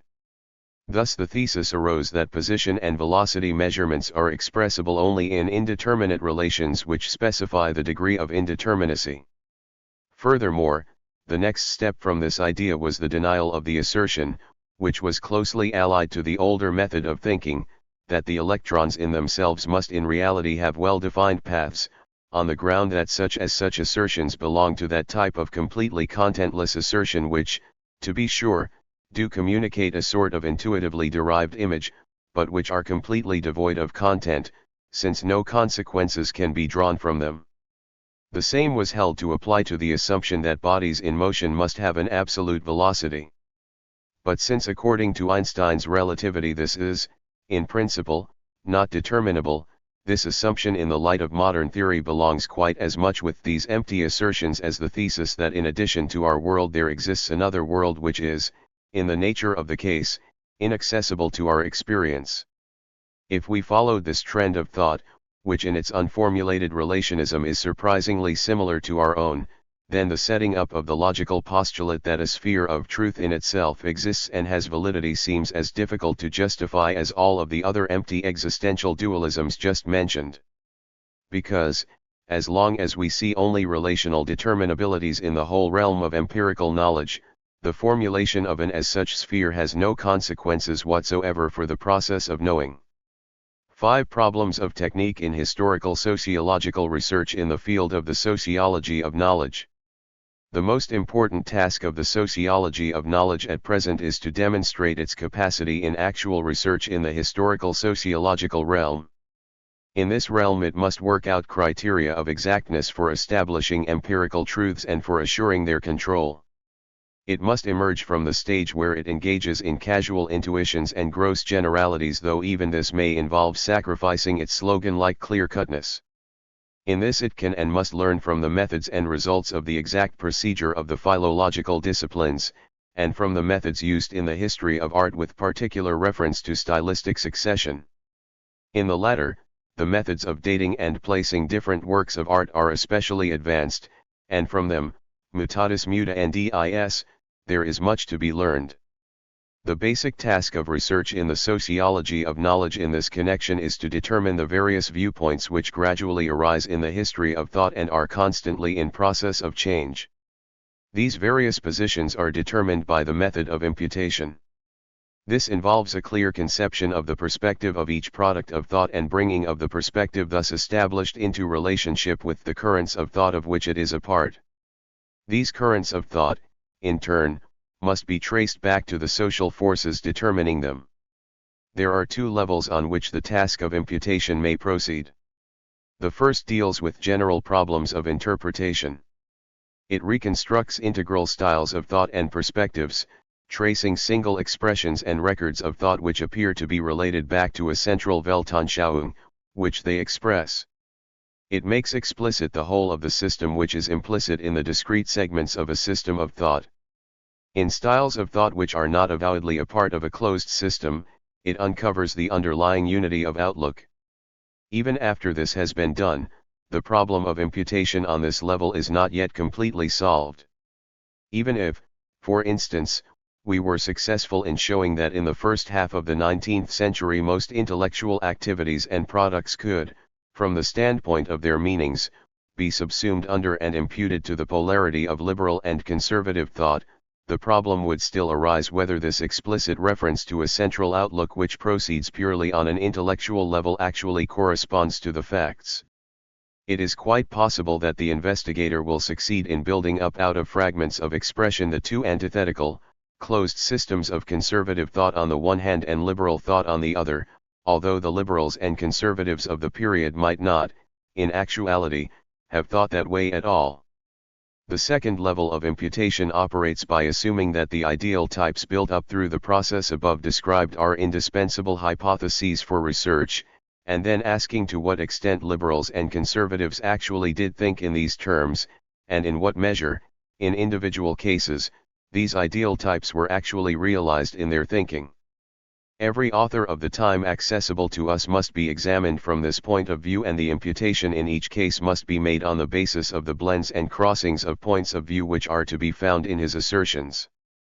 The consistent carrying out of this task of imputation will finally produce the concrete picture of the course and direction of development which has actually taken place. It will reveal the actual history of these two styles of thought. This method offers the maximum reliability in the reconstruction of intellectual development, since it analyzes into its elements what at first was merely a summary impression of the course of intellectual history, and by reducing this impression to explicit criteria makes possible a reconstruction of reality. Thereby it succeeds subsequently in singling out the anonymous, unarticulated forces which are operative in the history of thought. It does this, however, not merely in the bare form of surmises, nor in narrative terms, but rather in the form of the controllable determination of facts. Of course, it is precisely in the process of detailed investigation that much that previously appeared to be certain becomes problematic. Thus, for example, there may be a great deal of controversy, in view of the ambivalent character of mixed types, as to the style to which they should be imputed. The fruitfulness of the historical method in the study of artistic styles, however, is not refuted but rather reinforced when questions arise as to whether the work of certain artists is imputable to the Renaissance or to Baroque. When the structures and the tendencies of two styles of thought have been worked out, we are faced with the task of their sociological imputation. As sociologists, we do not attempt to explain the forms and variations in conservative thought, for example, solely by reference to the conservative Weltanschauung. On the contrary, we seek to derive them firstly from the composition of the groups and strata which express themselves in that mode of thought. And, secondly, we seek to explain the impulse and the direction of development of conservative thought through the structural situation and the changes it undergoes within a larger, historically conditioned whole, and through the constantly varying problems raised by the changing structure. By constantly taking account of all the various types of knowledge, ranging from earlier intuitive impressions to controlled observation, the sociology of knowledge seeks to obtain systematic comprehension of the relationship between social existence and thought. The whole life of an historical social group presents itself as an interdependent configuration. Thought is only its expression, and the interaction between these two aspects of life is the essential element in the configuration, the detailed interconnections of which must be traced if it is to be understood. Foremost among those who are advancing the sociology of knowledge and the sociological history of ideas are those scholars who, in their specific researches, use a conscious method in dealing with concrete materials. The controversy concerning particular problems of imputation in the sociology of knowledge is evidence of the transition from impressionistic conjectures to a stage of actual empirical research. 6. Brief survey of the history of the sociology of knowledge. The most essential causes which gave rise to the sociology of knowledge have already been treated in the preceding pages. Because it is a discipline which arose out of the exigencies of social development, it is clear that the intellectual steps and attitudes which led up to it were made slowly, under the most diverse conditions and at different times. Here we must confine ourselves exclusively to the most important names and stages in its history. The sociology of knowledge actually emerged with Marx, whose profoundly suggestive apérisis went to the heart of the matter. However, in his work, the sociology of knowledge is still indistinguishable from the unmasking of ideologies, since for him social strata and classes were the bearers of ideologies. Furthermore, although the theory of ideology appeared within the framework of a given interpretation of history, it was not as yet consistently thought out. The other source of the modern theory of ideology and of the sociology of knowledge is to be found in the flashes of insight of Nietzsche, who combined concrete observations in this field with a theory of drives and a theory of knowledge which remind one of pragmatism. He too made sociological imputations, using as his chief categories aristocratic and democratic cultures, to each of which he ascribed certain modes of thought. From Nietzsche the lines of development lead to the Freudian and Peirtian theories of original impulses and to the methods developed by them for viewing human thought as distortions and as products of instinctive mechanisms. A related current leading to the development of a theory of ideology is to be noted in positivism, which led from Ratzenhofer through Gumplaus to Oppenheimer. Jerusalem, who stimulated more recent discussions, may also be counted among the positivists. However, he did not see the difficulties in the problem arising from historicism and from Dilthey's position on the cultural sciences 149. The method of the sociology of knowledge was worked out in a more refined manner on two main lines. The first was through Lukács, who goes back to Marx and who elaborates the fruitful Hegelian elements contained in the latter. In this manner he arrived at a very fertile, schematic, and dogmatic solution of the problem, but one which suffers from the one-sidedness and the hazards of a given philosophy of history. Lukács did not go beyond Marx in so far as he failed to distinguish between the problem of unmasking ideologies on the one hand and the sociology of knowledge on the other. It was to Skeeler's credit that, in addition to many valuable observations, he attempted to integrate the sociology of knowledge into the structure of a philosophical worldview. The emphasis in Skeeler's achievement, however, is to be sought more in the direction of a metaphysical advance. This accounts for the fact that he more or less ignored the internal conflicts inhering in this new intellectual orientation and the dynamic implications and new problems arising out of it. It is true that he desired to do full justice to the new perspective opened up by the sociology of knowledge, but only in so far as it could be reconciled with the ontology, metaphysics, and epistemology which he represented. The outcome was a grandiose systematic sketch, full of profound intuitions, but lacking in a clear practicable method of investigation suited to a sociologically oriented, cultural science. If in this summary presentation of the sociology of knowledge we did not present it in all its variety but only in the form in which the author conceives of it and which is elaborated in the first 4 parts of this book, it is because we desired to present the problem in as unified a form as possible in order to facilitate discussion.